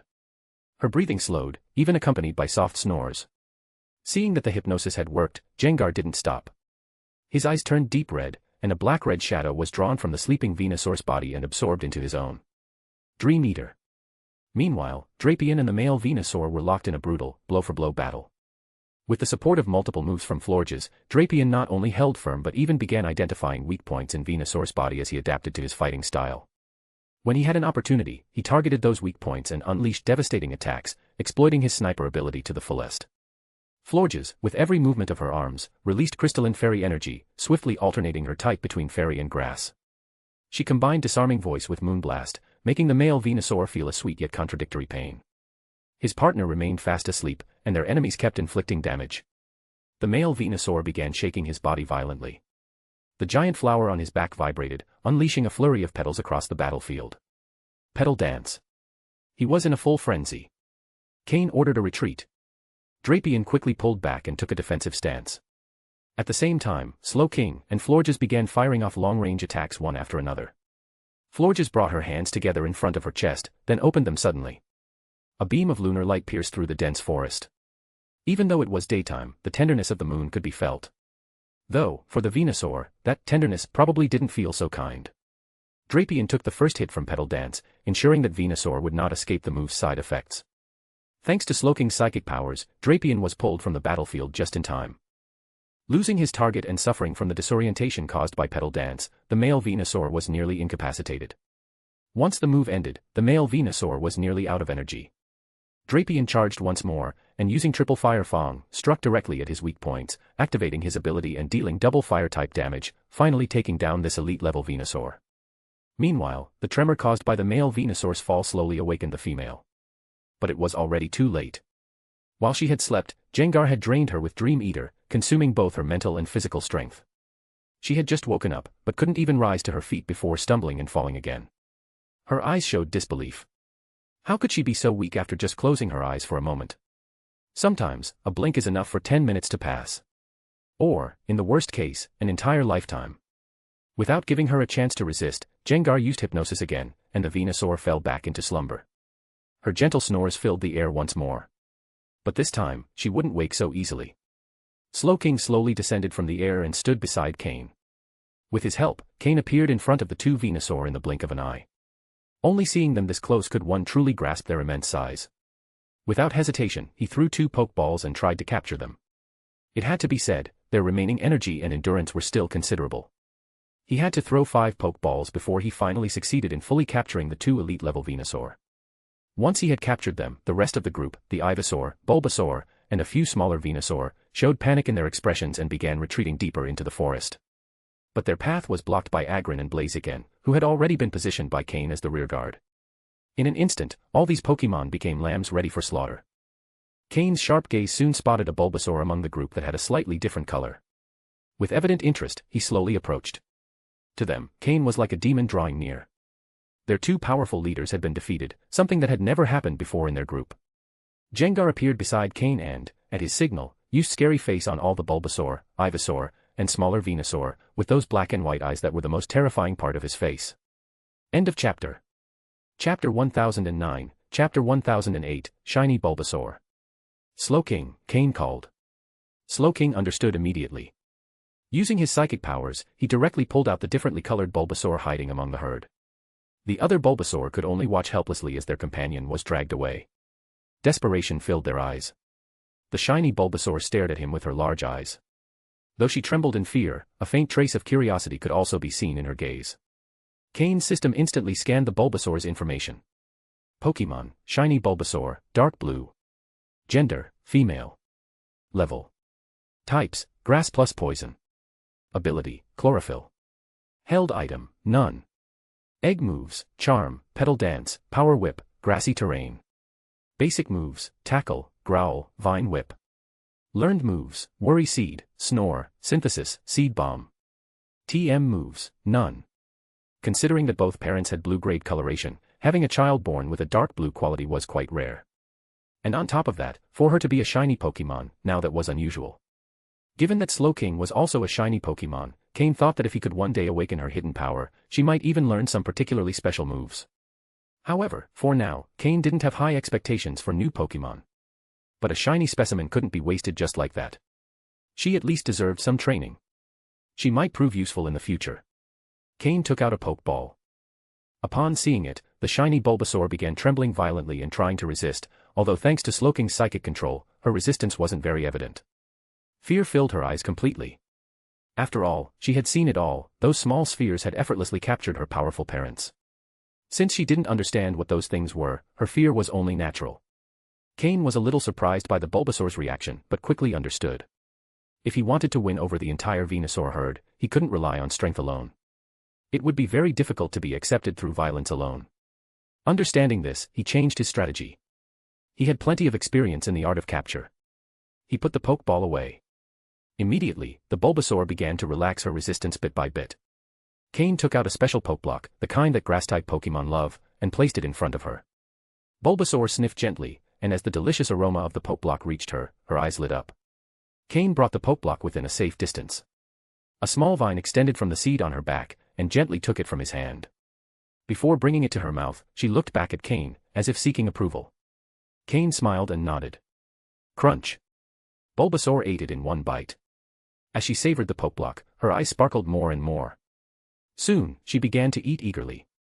Afterward, Cain instructed Slowking to release her.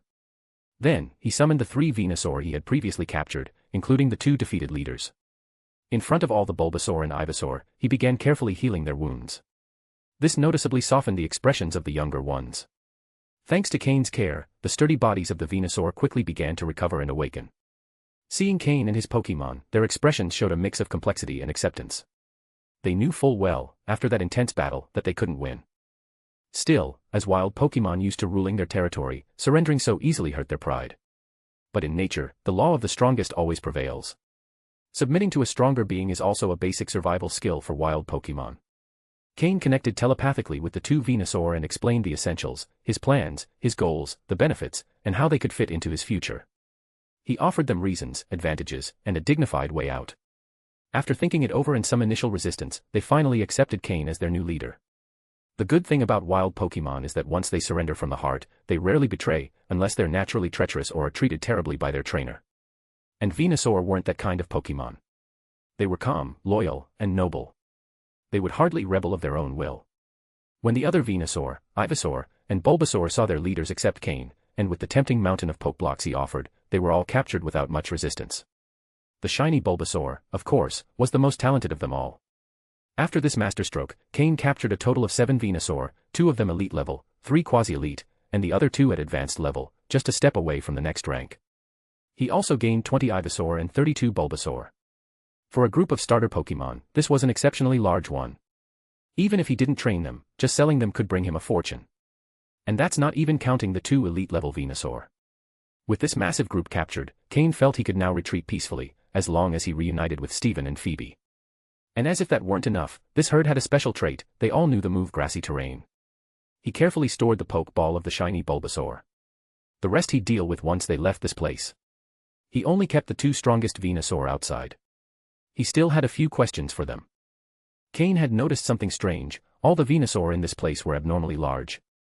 All of them. Not just 1 or 2. Which meant there had to be something unusual in their territory that was constantly providing them with energy. He connected his mind to the Venusaur. Is there some kind of special resource in your territory that constantly gives you energy?